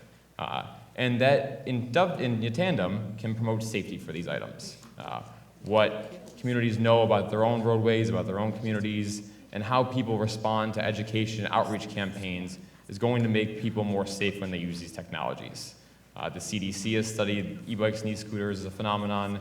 Of the injury rates, which are fairly high, 1 out of every 3 is a serious head injury, and half of all accidents are folks who are using these technologies for the first time and don't have necessarily a good understanding of them. So as we move into a period where the state's enacting legislation, it's important the state get out in front and lead policy guidance for communities. When we put this policy in place, and this is a fairly complex issue, it takes items from downstate where we have folks who are delivery workers who need e-bikes for their own jobs, but also large companies who put in fleets of shared vehicles that have complex usage and unintended consequences sometimes if it's not regulated in the correct way. And when you're a small community upstate or a mid-sized city, you might not have the resources to really go through that policy, take it into account, and make the smart decisions ahead of time. So any resources, be that time, collaborative learning, any resources at all the state can give to communities to learn more about this legislation and take it into account and create it on their own terms is going to be better. You see in Nashville and Atlanta where scooters were deployed, and unfortunately there were deaths and unintended consequences of those launches. Nashville ended up pulling scooters off the streets altogether. In Atlanta, they banned them at night. And it wasn't until after those instances that the states of Georgia and Tennessee came forward and said, okay, at a state level, we need to start moving on this to create that policy frameworks for communities to follow. Fortunately, New York State's in a position where it can create that framework ahead of time, and we don't have to get to that unfortunate point. A good example of the impacts of this, since 2013, City Bike in New York City, the bike share program, has had over 60 million trips with 1 unfortunate fatality. There's already been 3 scooter fatalities in New York City this year alone. And this is at a point where they're not even quite legal. So, as I said before, we know what works in upstate cities is probably not what's going to work downstate, but creating that framework is important. And it's also important to note that the private industry alone isn't going to solve our transportation crisis. And EMM as a whole there's lots of benefits. First, last mile public transit connections, more sustainable transportation, and an affordable, efficient way to get around. But the positive impacts of these systems, especially in shared use environments, will be entirely taken away if we don't take the right steps now and get the policies right, speak with all people at local and regional levels, and move forward from there. I'm happy to answer any questions about this. This is the work we do for communities across the country. Thank you. We have a question from Assemblywoman New. Hello. Thank you for bringing up these important discussion topics because I actually had almost the exact same concerns as you. One of the biggest things that I really feel very strongly about is the legalization of e-bikes, but I have my reservations on e-scooters because of the delivery workers that you mentioned.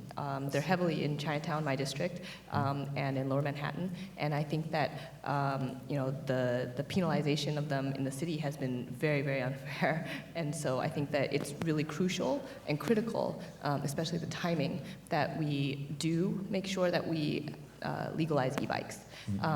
And as you have mentioned, of course, the e-scooter accidents, just like you said, they have been much higher. And in the bill, we had talked about carving out Manhattan.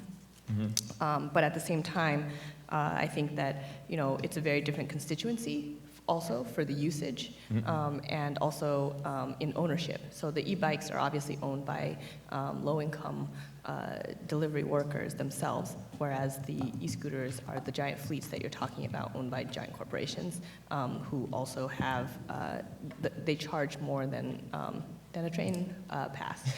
So I'm wondering if you believe that because you're right about the timeline piece too, and that some things could work upstate or in the outer boroughs even very well, but the timing piece, like, do you think that things should be separated, or do you think that, you know, both pieces need to be in tandem? Like, what are your opinions on this? I think that it's important to consider the differences between e-bikes and scooters, and you brought up a lot of very valid points with that. And it even comes down to sort of a roadway recognition. You know, e-bikes are essentially an extension of bicycles. You're on them, and there needs to be education on the proper usage of them. You go a lot faster. They're not necessarily just your everyday backyard bicycle, but when you're on the road, when there is bike wrecks, people recognize you biking. There's a certain understanding and a communication in roadways about that. And certainly we could do more to promote our infrastructure and make these more friendly and make our streets more friendly to use in that way. But scooters are sort of a different animal, and I think Senator Kruger brought it up earlier when speaking, I believe with Commissioner Schroeder about the parking. So we know where to park a bike, right? You have a bike rack, you can lock it or something, but scooters are a whole different issue, and that's not just for parking, that's for riding. I mean, should you ride on the street? It doesn't necessarily feel right because you're on a little two-wheeled plastic device, but on the sidewalk, then it's dangerous for pedestrians, and it's not inclusive that way. So we need to take more time to figure out the differences. You know, we know that legislation is pending, and that these systems will have positive impacts, but any more consideration we can put to the differences here, and the more time we can give our state policymakers like you all, and also then local policymakers to take what the state puts forward and really think critically about what it'll look like in their communities. So any more time and resources to that on that local and regional level is going to be a net positive for the state overall. Thank you. Thank you. This concludes the joint transportation hearing. Tomorrow at 9:30 a.m. we will be having the hearing on health Medicaid, and you may want to bring your sleeping bags. I was going to see PJs. They bring it. That's for the members. Right.